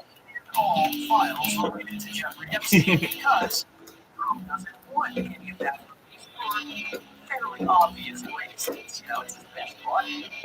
But Mike Johnson can no longer fight. Mike Johnson no longer has the numbers to keep those Epstein files hidden any longer.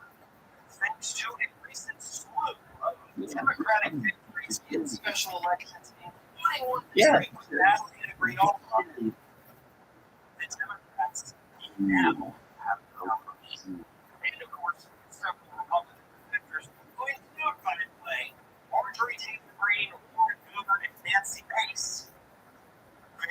Very weird for them to do this, but they now have the votes. They didn't get most of the release of these Epstein files. So here's why this matters. Obviously, earlier in this month, the Democrats and the Republican defectors tried to force you read that right. Not only is Marvel Zombies actually out, but it's actually good. Despite Marvel putting $8. In order to force it by bypassing Johnson and the House rules, you file a discharge petition, and the majority of people vote in favor of that, or if you get the 218 number in. Regular legislation, which is to release files would come before. Democrats didn't have the numbers. And in the beginning of September, they did. And they thought, okay, well, we got special elections coming up. We're favored in those elections. So if we win those two, which they did, we'll have the numbers. We can make it happen. They now have the numbers. They don't have the members. Once Gray Alder is, of course, sworn in, Congress is off this week. It's going to be in it. But it does mean we're going to get. They don't expect this to come out next Monday. Here's what happens. Once the discharge petition is in fact brought to the floor, and it is voted upon, and it passes, then, according to the House rules, which is kind of known, whatever, You have to win 7 games. Jalapeno ranch. Flavorful and chicken flavor to your favorite hoagies, wraps, sandwiches, and more.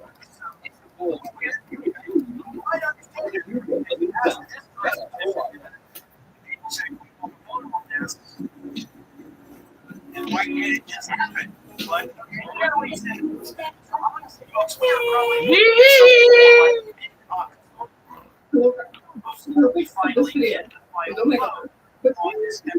talking about is biology behind water, as well as the story of where water came from.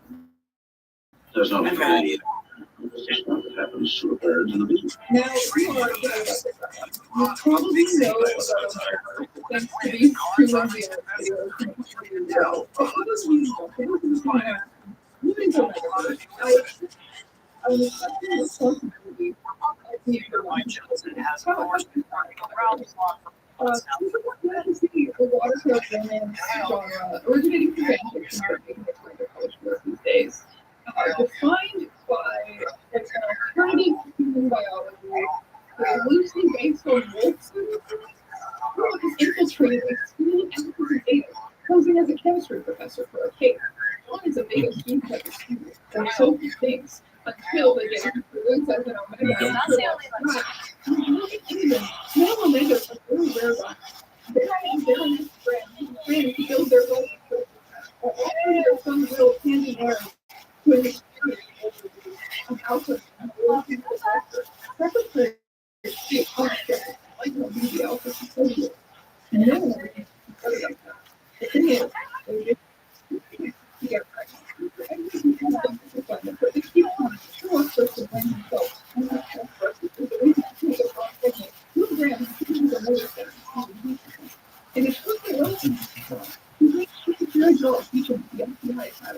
Although the officers they find him kind of small and jumpy, the nature of his job keeps anyone from guessing his status. Until he goes to the heat at a crime scene. In addition to being time, everyone is also trying to also figure out their own characteristics.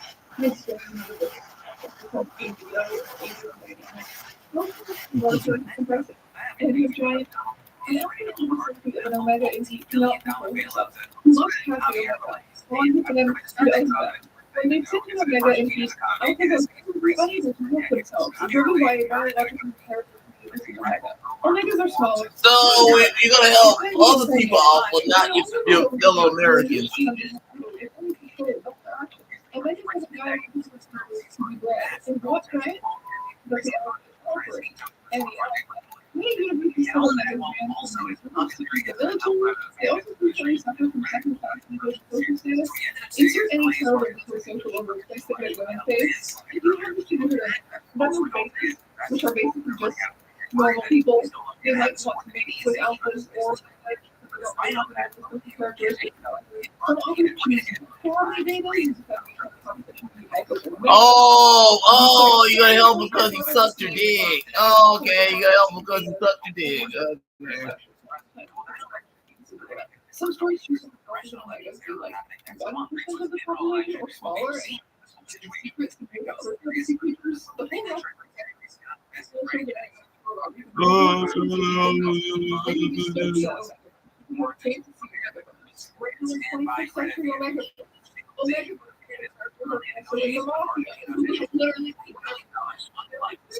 Oh, you got money to help them, but not the American people. Oh, yeah, don't fuck yourself. So. Will be carrying the child to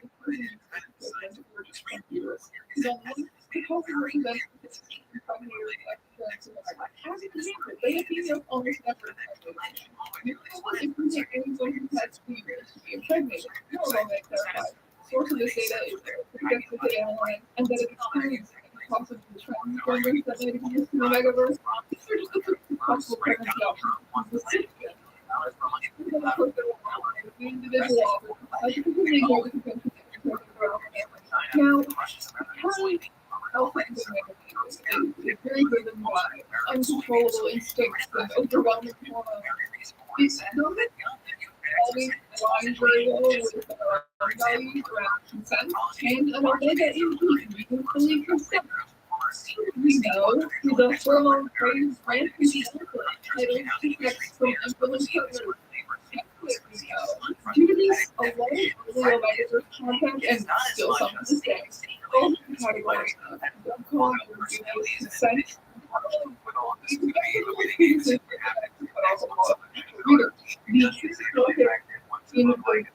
Introduce the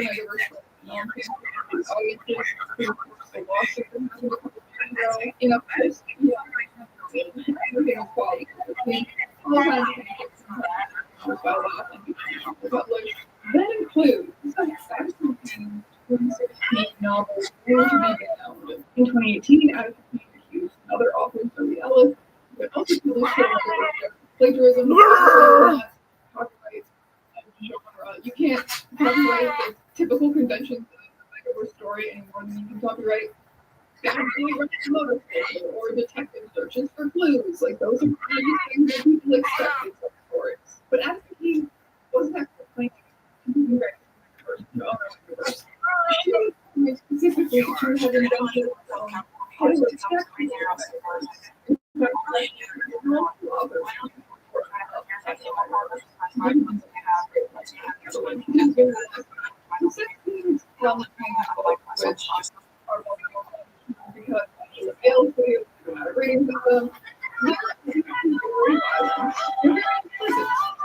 majority of readers, they're easy to make fun of. If you're not like just triggered by that sort of content, oh, okay, so in other words, it's that it's ethically in the words, it's irredeemable in every way. So people are crazy, right? Metaverse, it's metaverse is a lot.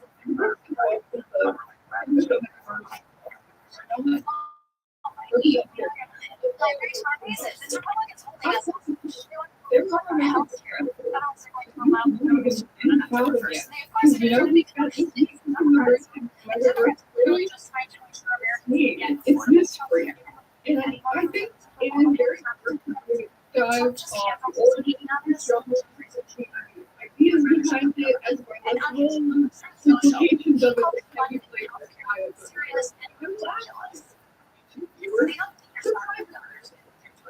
just a moment.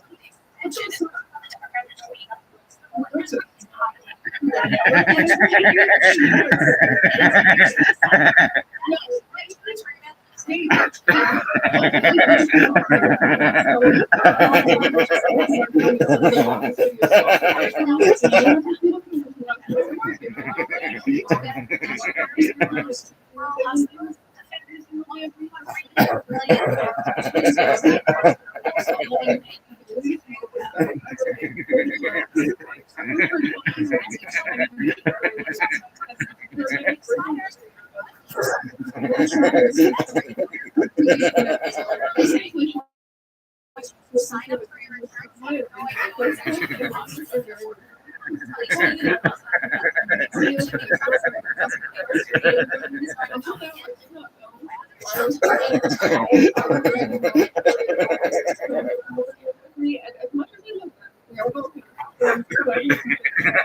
so nice.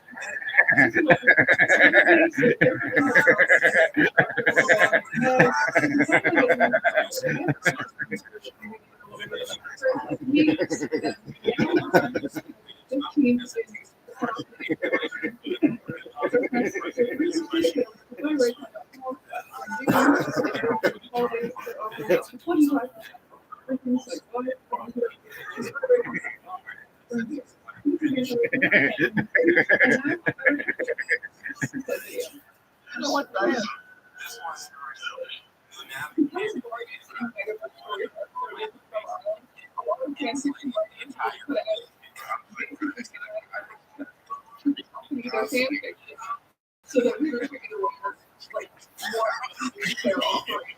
You can do slightly different you can hold a lot of metaverse guys out there. There's one of them to be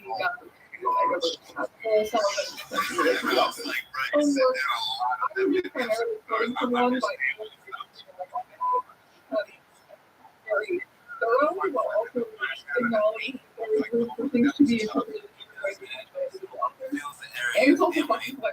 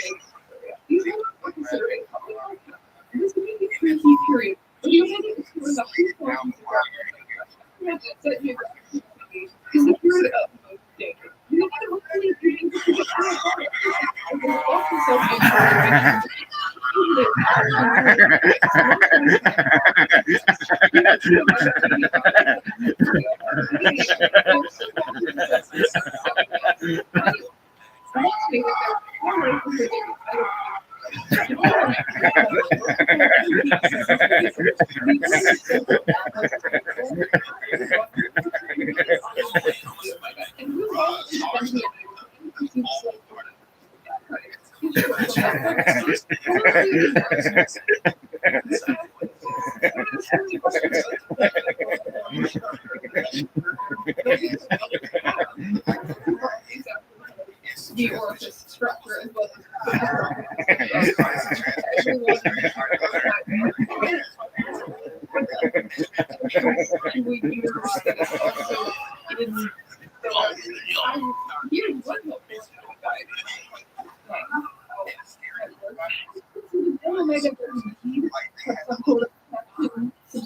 Yes, that thing. But they also have something that might look like a reference to the penis. What is that? Not at the base of the Popsicle. This results in a much pregnancy, anatomy, apparently not are lost together.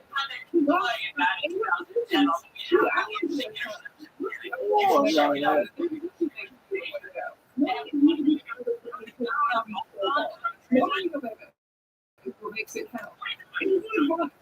However, many entrepreneurial organizations for people selling their work and continue to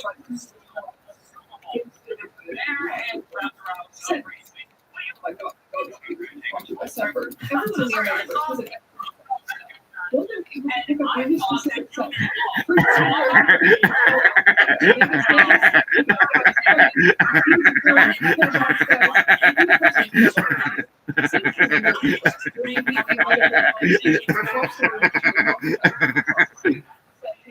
These are in those partners.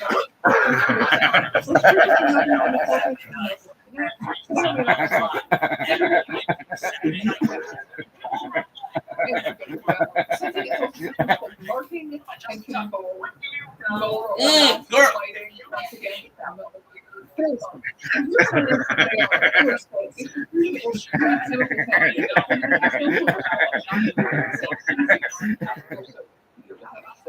Some writers can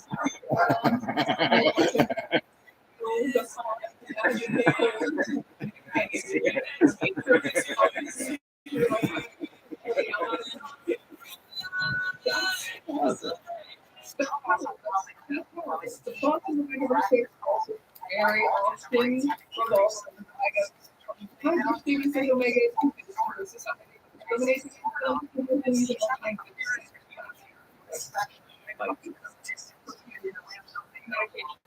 So, on the other hand, you can available for two both alphas and suppressants. And a lot of antidepressants will not be will be able to resist the lure of a heat source or whatever. If the depressants go entirely to get the heat source, will go in. Most chronics and good. Well, maybe in the military, so we have agents or police with astronauts or working in another tightly controlled environment, suppressants are often managed.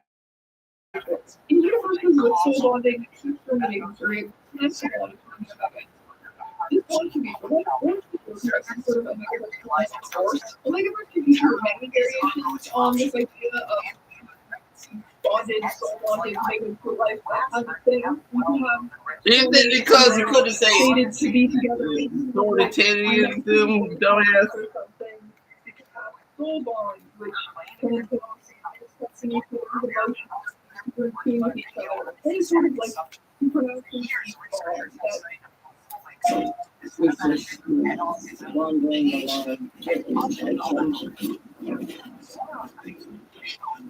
And some show biological responsibility, especially animal lives. That it is possible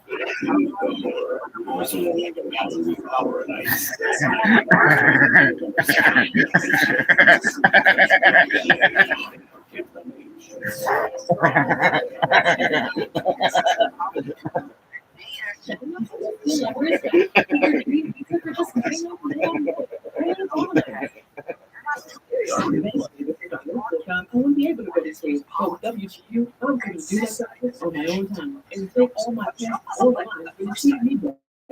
Learn more at WTU.edu.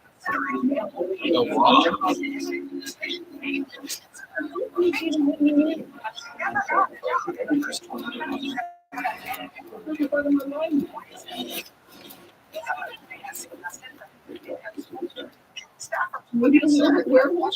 Some writers will also choose all the characters, social dynamics, big packs. The appeal of this is more often like a friendship and family kind of thing. And our helpful organization also provides a helpful stern sit down about world building with self-writing community. Would this get us result in a 1% death rate in access to modern medicine? So immediate call out for people who are like megamegas, which is some of them. Basically, for your world building, not to take people off. You're going to have to consider the fact that male omegas are 20 is on faith.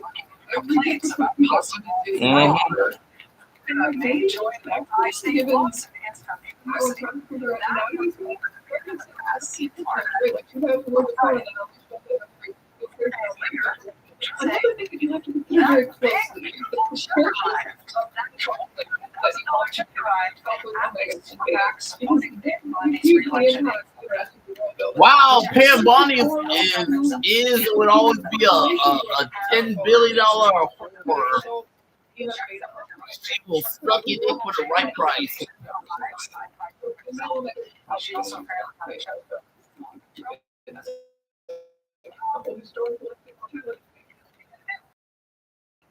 It's the home. It's the home. You say that your world contains an equal amount of population versus whatever percent of population. Those are all going to be very different societies. 50% of the population. The people would probably resemble the modern day West Coast population. You have a large difference.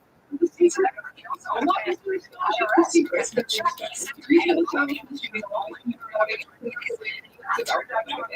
you want retail and establishments need to purchase pants for their own local schedule, especially support the club.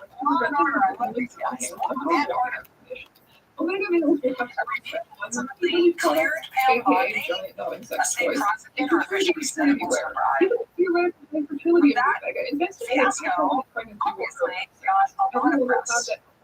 And that was urban legend type story. With no Omega person about also huge variation. Regular human culture in the world receptive relationships. It's cultural those guys do religious Christianity trade the following thing in the Holy Spirit. We had hanged in each offenders, he and each against the priority and we also had understand my defending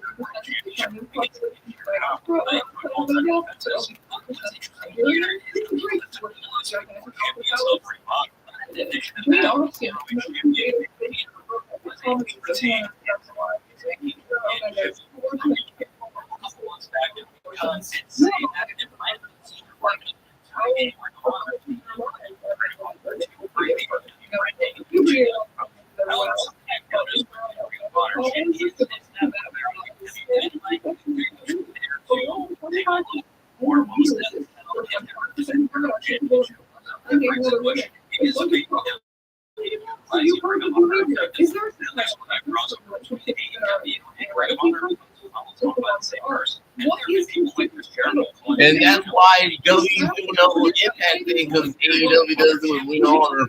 No, it's the exact same thing.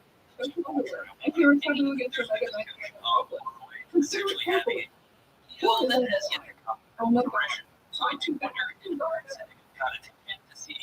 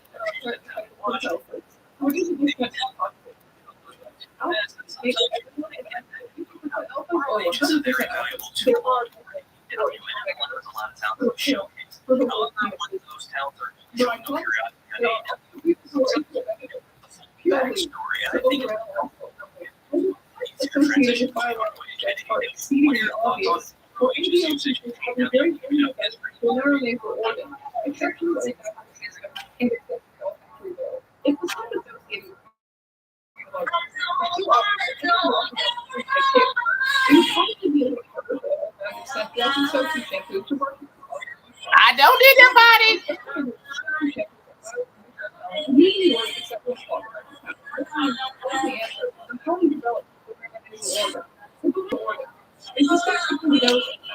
This gives us some interesting applications on brain for behavior.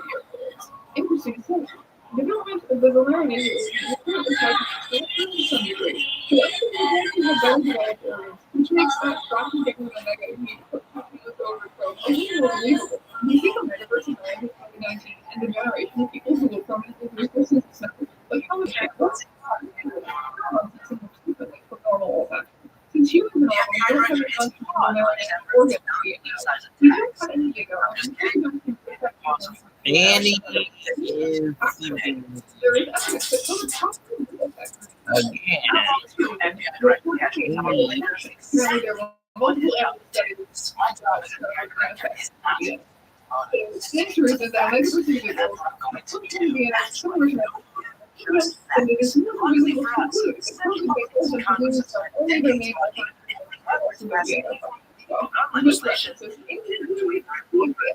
metaverse economy is in what is the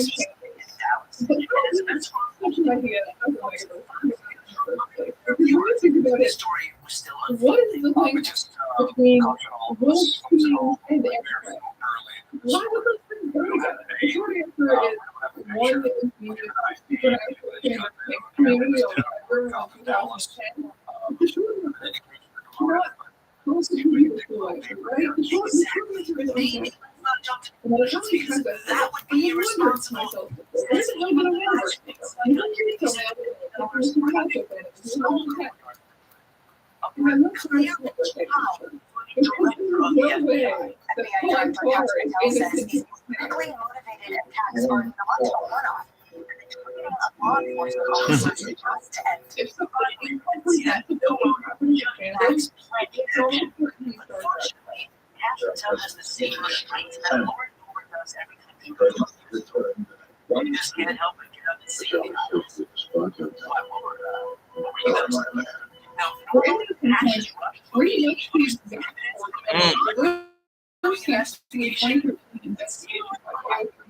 pretty much these One more example of how it's completely unqualified. Your company of information position to account and the it was Cash Patel himself who posted the something in custody, but then had to retract that post when it turned out to be. So this is why none of these people are biased. Anyway, it's most certainly into 24 hours you have to. honestly the best any of us do when it comes to being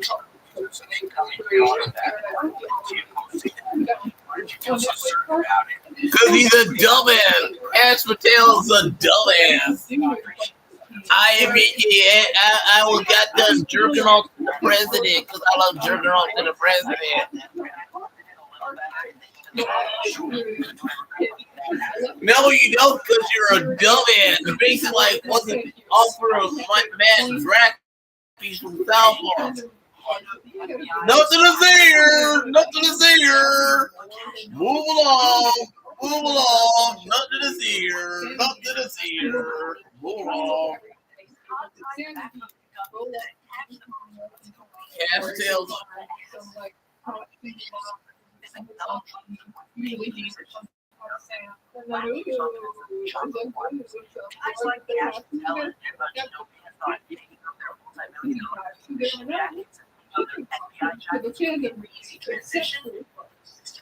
Told us to incest many members of the intelligence headship. After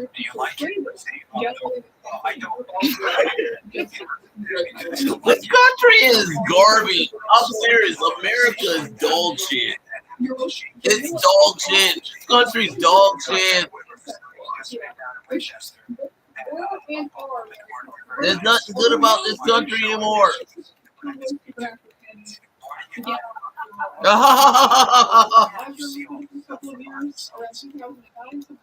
Companies began to appear according to the I think is where you get with the rules on the show. Post of time, and a king, or sometimes they or some other. And another user, anonymous Tanner, Amy was like the not necessarily. I think there were various obviously maybe very different sections who were meeting today. Basically, when you look at the post creative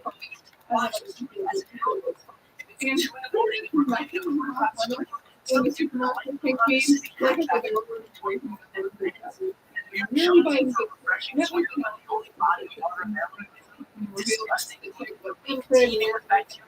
all sides of pre-existing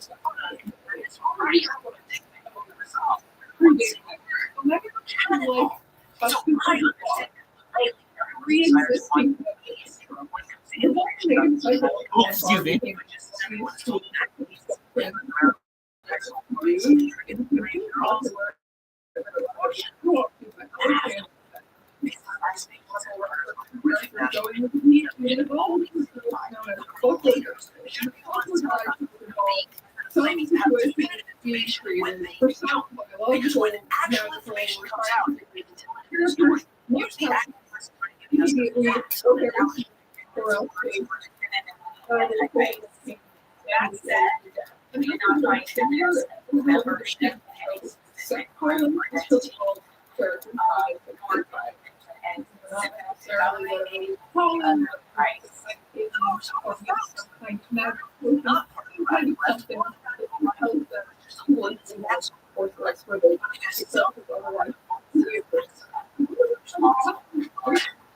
The left.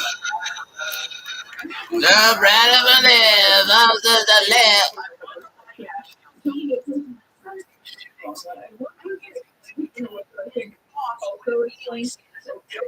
Very well. which two characters go absolutely zero over each other. There are lots of reasons why they would do that. Yeah, everything's the left. It's the left.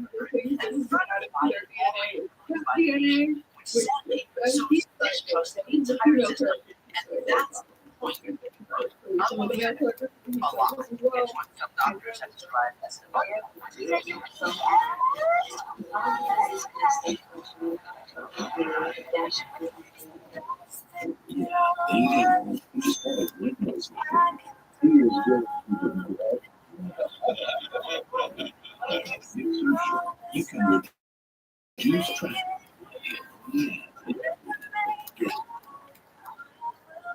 You have a vision for now, and it's life. You sit down, looking at skills shaking because isn't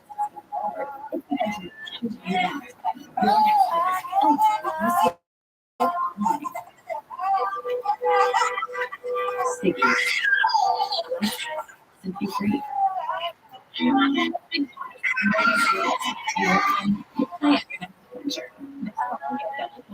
Every qualifying day. Life's the trip. Make the most of it and best.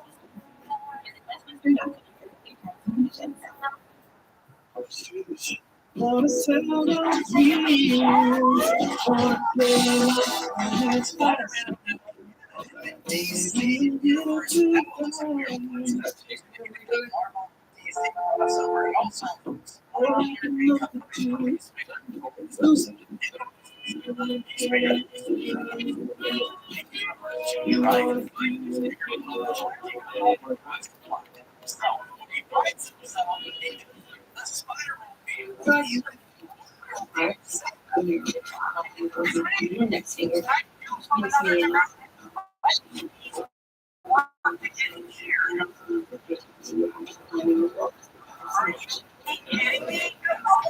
Yeah, they kind of did that.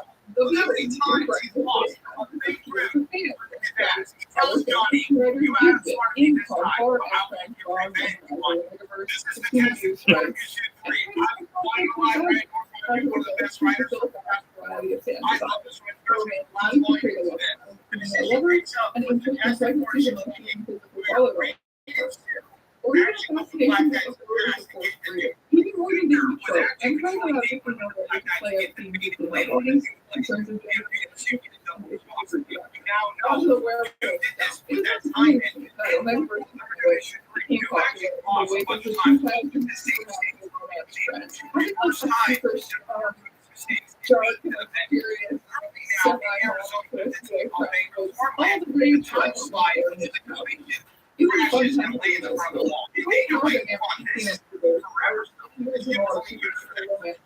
It's a serious book, you know, like if you already want a powerful animal boyfriend, you just grow.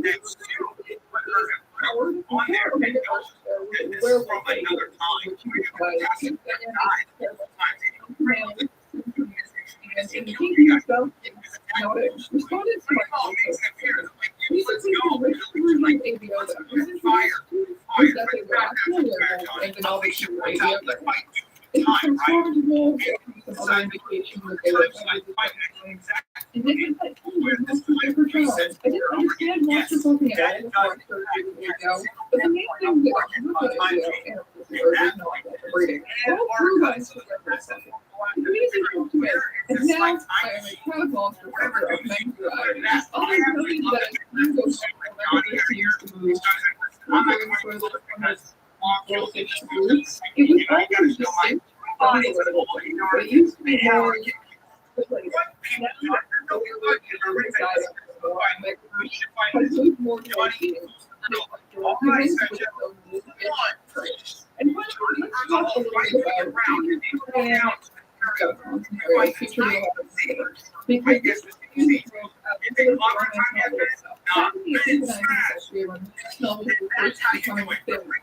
it was not considered virtuous for a woman to express any sexual interest. So at least those that you could propose their life and root for and who would be rewarded with a happy ending, I think to be very unpleasant. Fast forward to mid-century, Shocks and Cold novels and bought its cover. Fast forward to modern day bad boy romances, and they still take a feature some very choose go. Boy who has no respect for the boundaries and would be if he was real. It's about the ability to be trying to get. I'm a female at birth, so there's a lot of good girls that want sex that came with the adult upbringing, and man, that wasn't my experience. And I think it's so proud about that. So really, ABOs have the experience and right in a world where characters can just make you fuck up stuff and bond to each other. There's no shame in that. It's happening. And people who are no longer women who were raised as women have been practiced for literal centuries. It has to do with the fact that many of them have denied the age in which you seek out sex in their world. You will always see people who really feel like shame, creating these scenarios where they can have sex. Even if they're not allowed to have sex. I feel that people are still really put off by this kind of thing impression.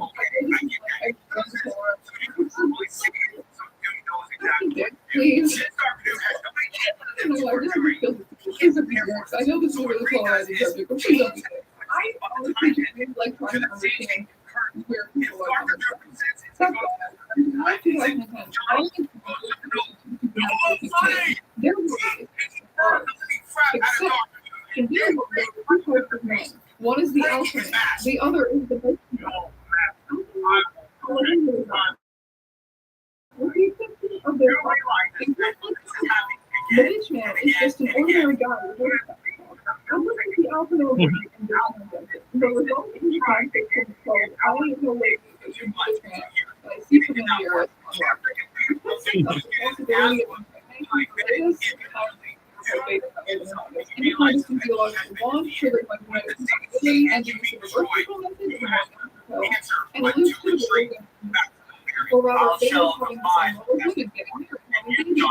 But crucially, it created a dystopian 50 death society based on this gender relation. At the same time, it reflected on itself in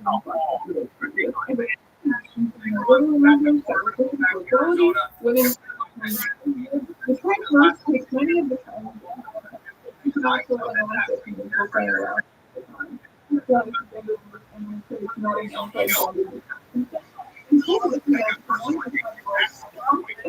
Your universe, but both reiterates and gender personally a reflection on that world and by extension ours.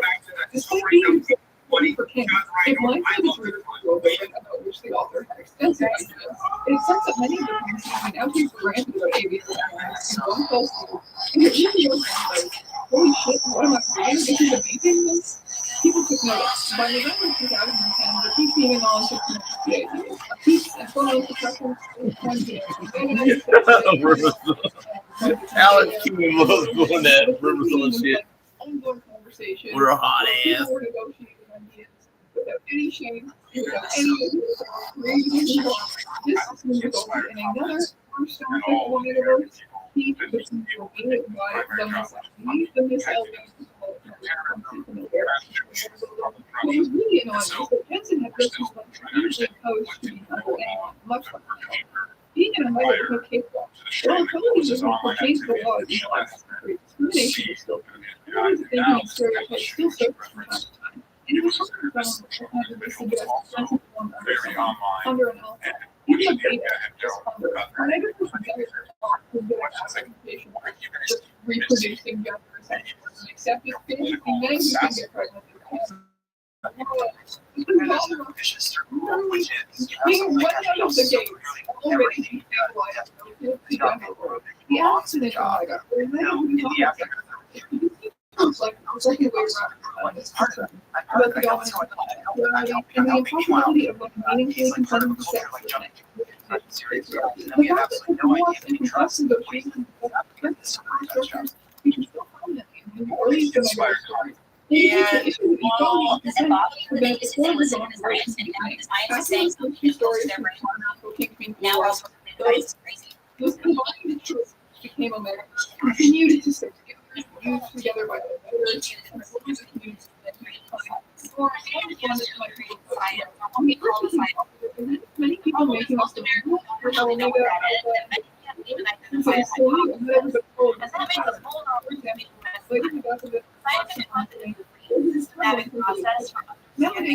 we follow the same set of information, following things formulated hypotheses and one experiment realized the result of the one study did not find it to be relevant, but ideally many times independent researchers and it was all again to reproduce their different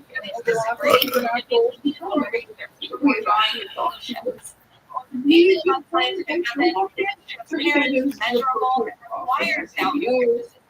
Evidence. For scientific methods, you rely on tradition and anecdotes to understand the world. For most of it, I've known human history in the 30 years.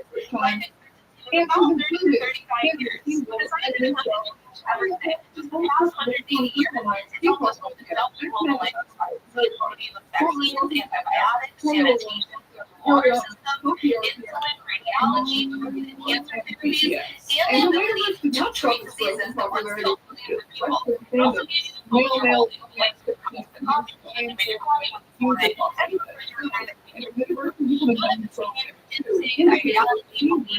contaminated method designed to capture works in this part was understood scientists say that they don't mean that science is perfect, that it always gets things right the first time. They don't mean that scientists are infallible or that our current understanding is the final word. They need to trust the information we currently have because it was different from what the scientific method is the most reliable tool we have for understanding the world around us. It's about following a method that has it's true that many it's a power, but also looking for vulnerable to bad actors who prey on people searching for certain and filling gaps in our understanding with pseudoscience, including politicians who exploit scientific literacy for their own No, it's not. So Martin King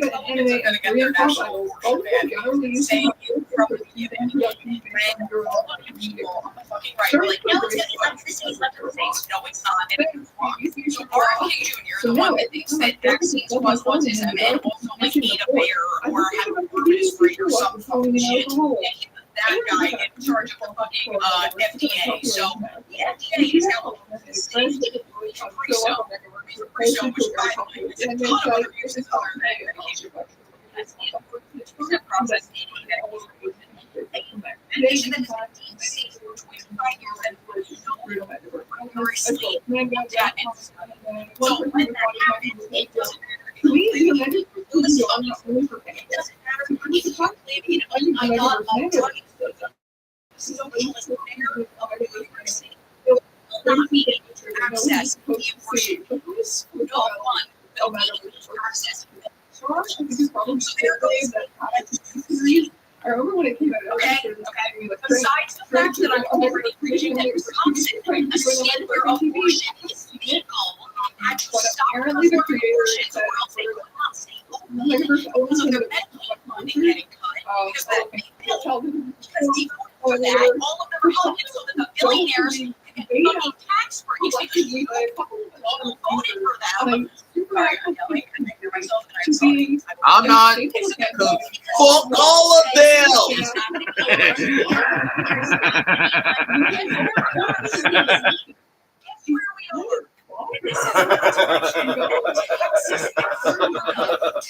The most anti-abortion states are very legislators. They're like, no report, the abortion act was inconstitutional.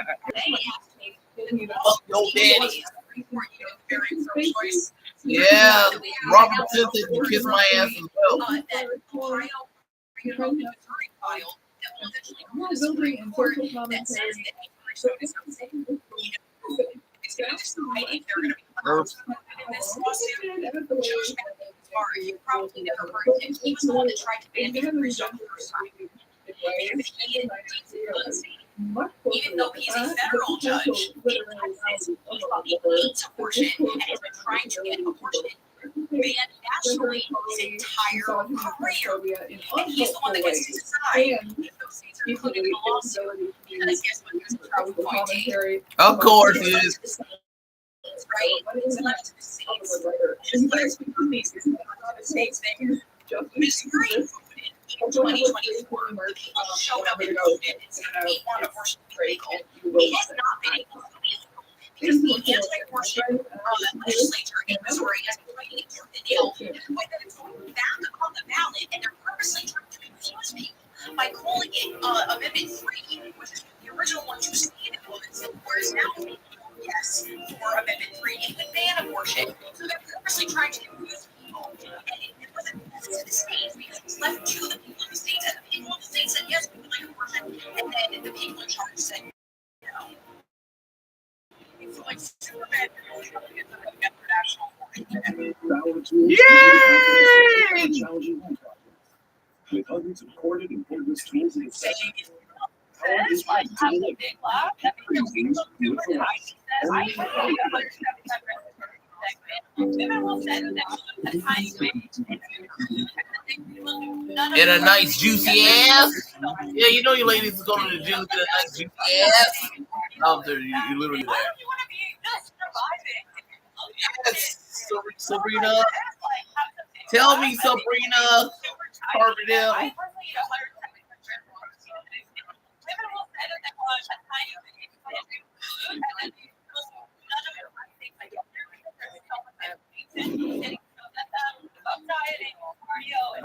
So the new trailer for Marvel's new Rain and we're getting totally normal responses to it.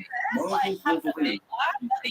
I do like me some nice gym girls. Like, all girls just love showing off your asses. I'm just saying.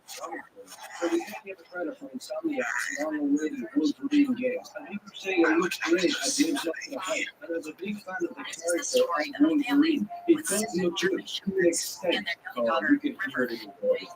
Definitely. Anyway. Trailers and posts. People are leaving out one crucial detail. And I'm not going to keep it here. We're trying to make you watch the entire video. I'm sure I'll get you straight. This film is confirmed as feminist garbage. We don't get the confidence when he says the word confirmed while he can get this one. So, just look at the future of my life. But at the same time, why is the students of technical Christopher Nolan variation instead of the actual character's costume? I don't see an issue with the design. Neither. With some variation.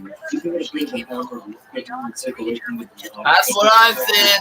It's basically the same look for kind of like in the MCU. You can do a character from the comics. Explain that to me. And explain to me how any of this is growth slut. It's very hard to just Insomniac with you. If you do a Spider-Man Morales and Spider-Man 2, I didn't realize that Black Man emphasized was so offensive to you. Thanks for the offensive, but you're looking for real criticism and not based on Spider-Man 2 because it was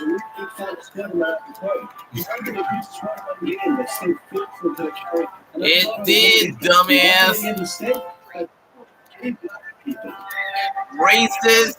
Homophobic. Spider-Man. Needs to be a meme that. That's not what it said in the movies. People of color. He seems to have a strange fixation with skin color. Can't do a lot. Wow. Disabled is. Well, Do you just see a female character and immediately lose your mind? Because that's what it sounds like.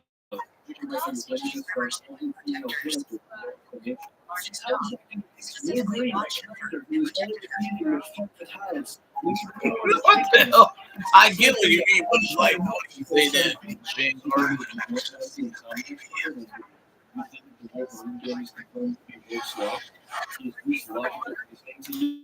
you can really see some of this from the league. Maybe I have to watch my words here, or maybe I don't, because nobody really sees it. How do I say this without getting myself in trouble? Using the internet, and let's just say I remember a sneak peek of Wolverine a few months ago. I'm not lying. I'm actually getting it all together, and I'll tell you the truth. This game is hiding something that it's not showing anybody in any of the trailers. You don't just play as Wolverine in this game. You also have to play as Jean Grey. It's 4 sections that go on from red to white. Oh, Jean Grey!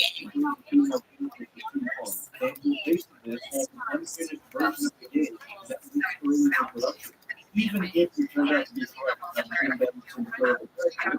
is actually proven in what makes things really clear and political. You have to substantiate why do this is you when you say that these things are first. It shows zero contradiction. Yeah, nobody's telling you that. And Jean Grey is not a feminist. They're going to make it insufferable. Technically, she is, if you read the comics. Why am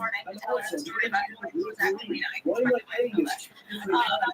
Because one character has a story, and the game is supposed to be around like anyway. Question what you play is, you know, it's the game called Spider-Man. I need to first have experience. The only person is weak, I agree, and not there masculine. You know, like the exact. So he's weak, even though he's short with the game is he's genuinely towards the same industry, it must be true. He's not masculine because it's the same game, so it must be true. You have to play in sections of the game. If you go to sections, that's not an issue. Subject in the game, there's something else.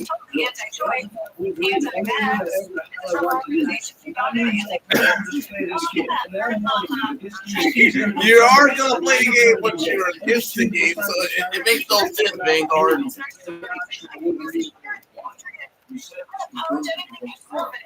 And their online is someone else.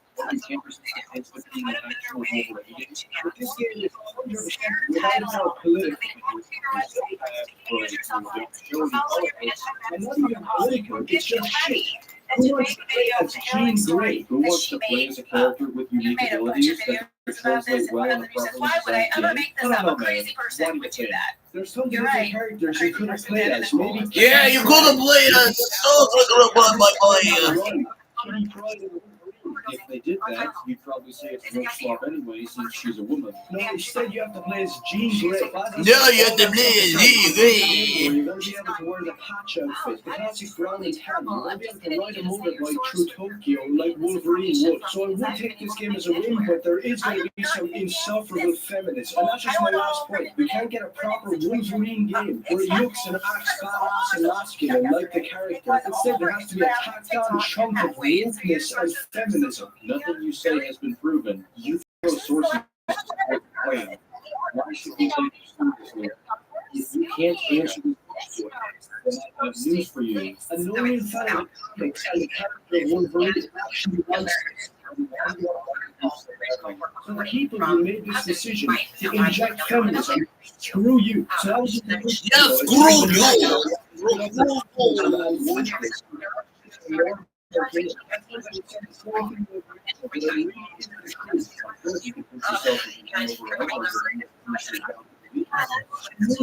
that she got a call from the stranger at 4 in the morning to tell her the story about his first contact with the night. About his story, press conference and we're like,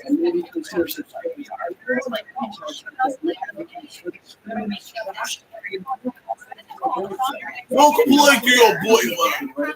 I wasn't expecting anything. Oh yeah, they're right.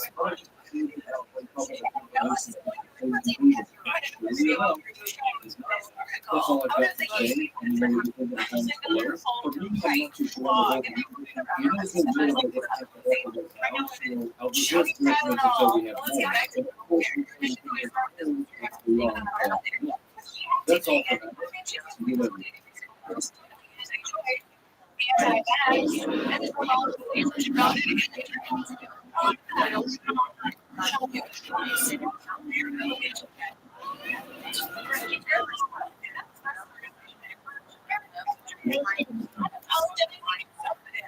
Yeah, go fuck your girlfriend. Go fuck your girlfriend. I'll fuck her. Fuck your girlfriend.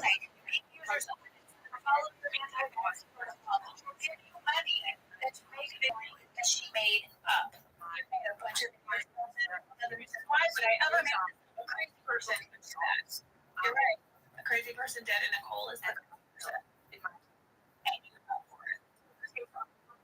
it was because they had to compete with AEW, so they did a false finish with them two ladies.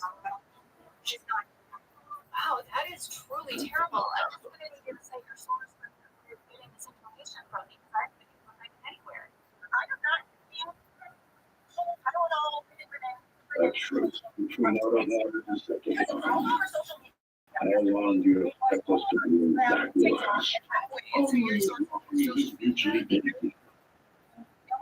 and they have continued to share missions and beliefs. I will come to this thing.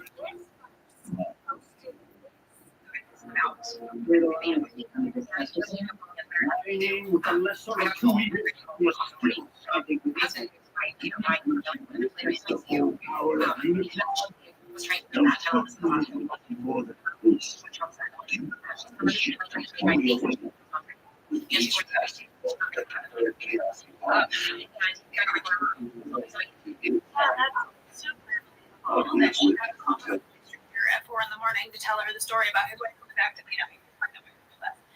About this story the day after this press conference. And we think this Nicole, seriously, what could she possibly have to gain from picking up this story? Well, let's find out. So, you're an executive director of the Prime Minister. That's great. And everybody goes, oh, yeah, all right. And I go, this is the one you're referencing because you put another video up where you this article. How did the gateway fund it? Contacting your own blog. If you're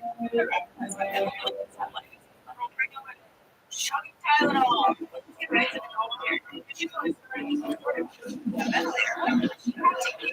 It's totally anti-choice. Trouble using about it. Oh, look at that. Okay.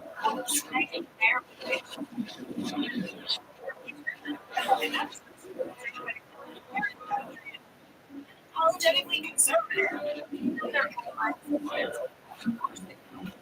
Better way to get more people safer to Tylenol so that they go to your website. Maybe there's something that's purple your antivirus protocol. If you're ready, then you make a video of the airline story that she made up. You made a certificate about it. So why would I ever make this up? Crazy to do that. You're right.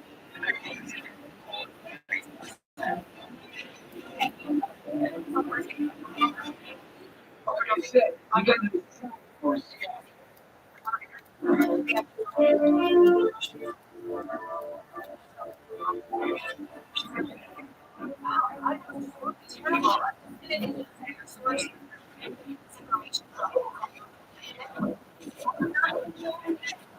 I don't know.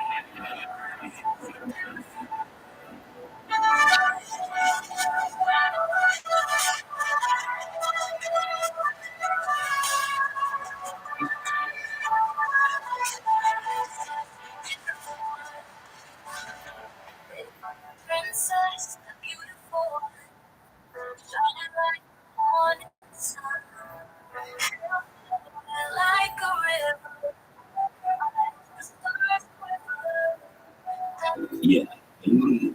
You just bought a white noise machine. We are going to regret that. You can reduce traffic and be a little White noise.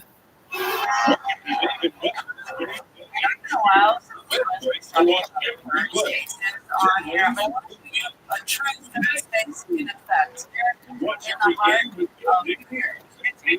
the heart of the very I don't mean to suggest it's like the Central Plaza. There's all over the city.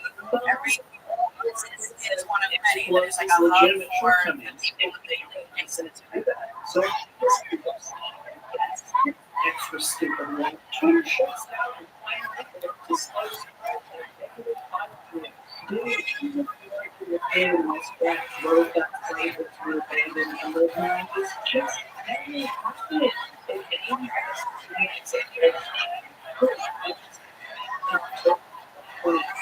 It's 8:30 p.m. right now. Everything happens a bit later here. The sun sets a bit later, the sun rises a little later. The sun is being dinner time for most people, as you can see. The adults come here, grab a drink, grab some food. Most of these families live walking distance from here.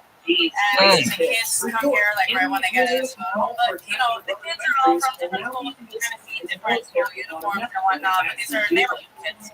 And you know, growing up, when I was young, I was in an apartment complex and we had like a big kind of third phase plaza, like kind of in the center as well. And I had some neighborhood kids, and then I had my classmate friends. And yeah, it was like this vibe. Still there today, so everyone's just hanging out. It's pretty cool. Pretty magical. I know it's been a while since the U.S. was talking about. My therapist asked me how I've been in early 2000s. One week count wraps up. My therapist asked me how I've been handling everything. I said, you know, I've just been taking it one night at a time. Like, if you are under the age of 30, you will get this joke. The only reason I say this is because I grew up in a very political household, which most people didn't and still don't.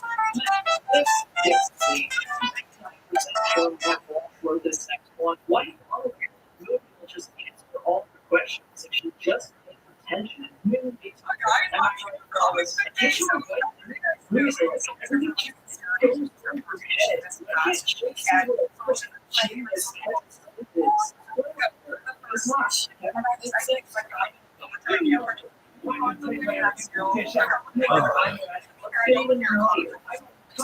Kevin Smith's best movie.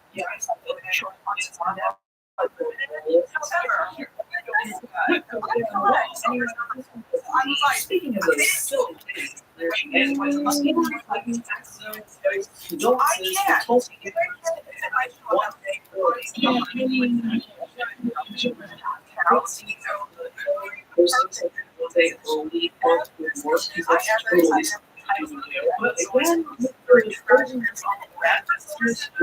you guys really have special pills?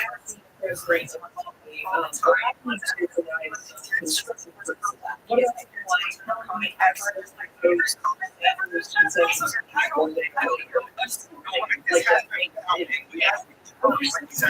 is a slight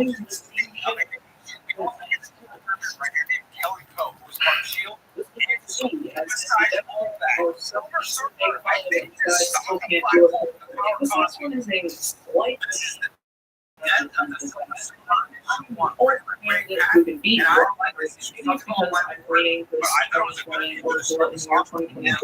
This is just so like yes, like oldest sin. So gets this. Yes, next up, the decent one. Triple cancel. That's the what it done, and I am surprised to get out of the debate here. These articles that satirize Trump versus when they try to satirize Democrats. A lot of the jokes about Trump are funny because they are on brand for him and make sense. They don't take a single finger out of their asses to do anything.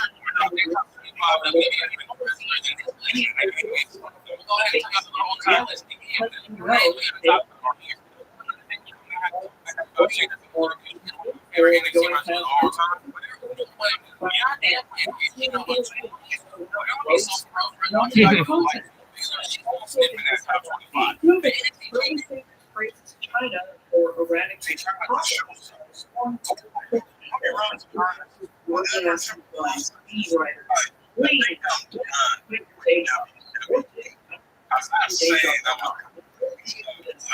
yikes. But not only that, again, just put the democratic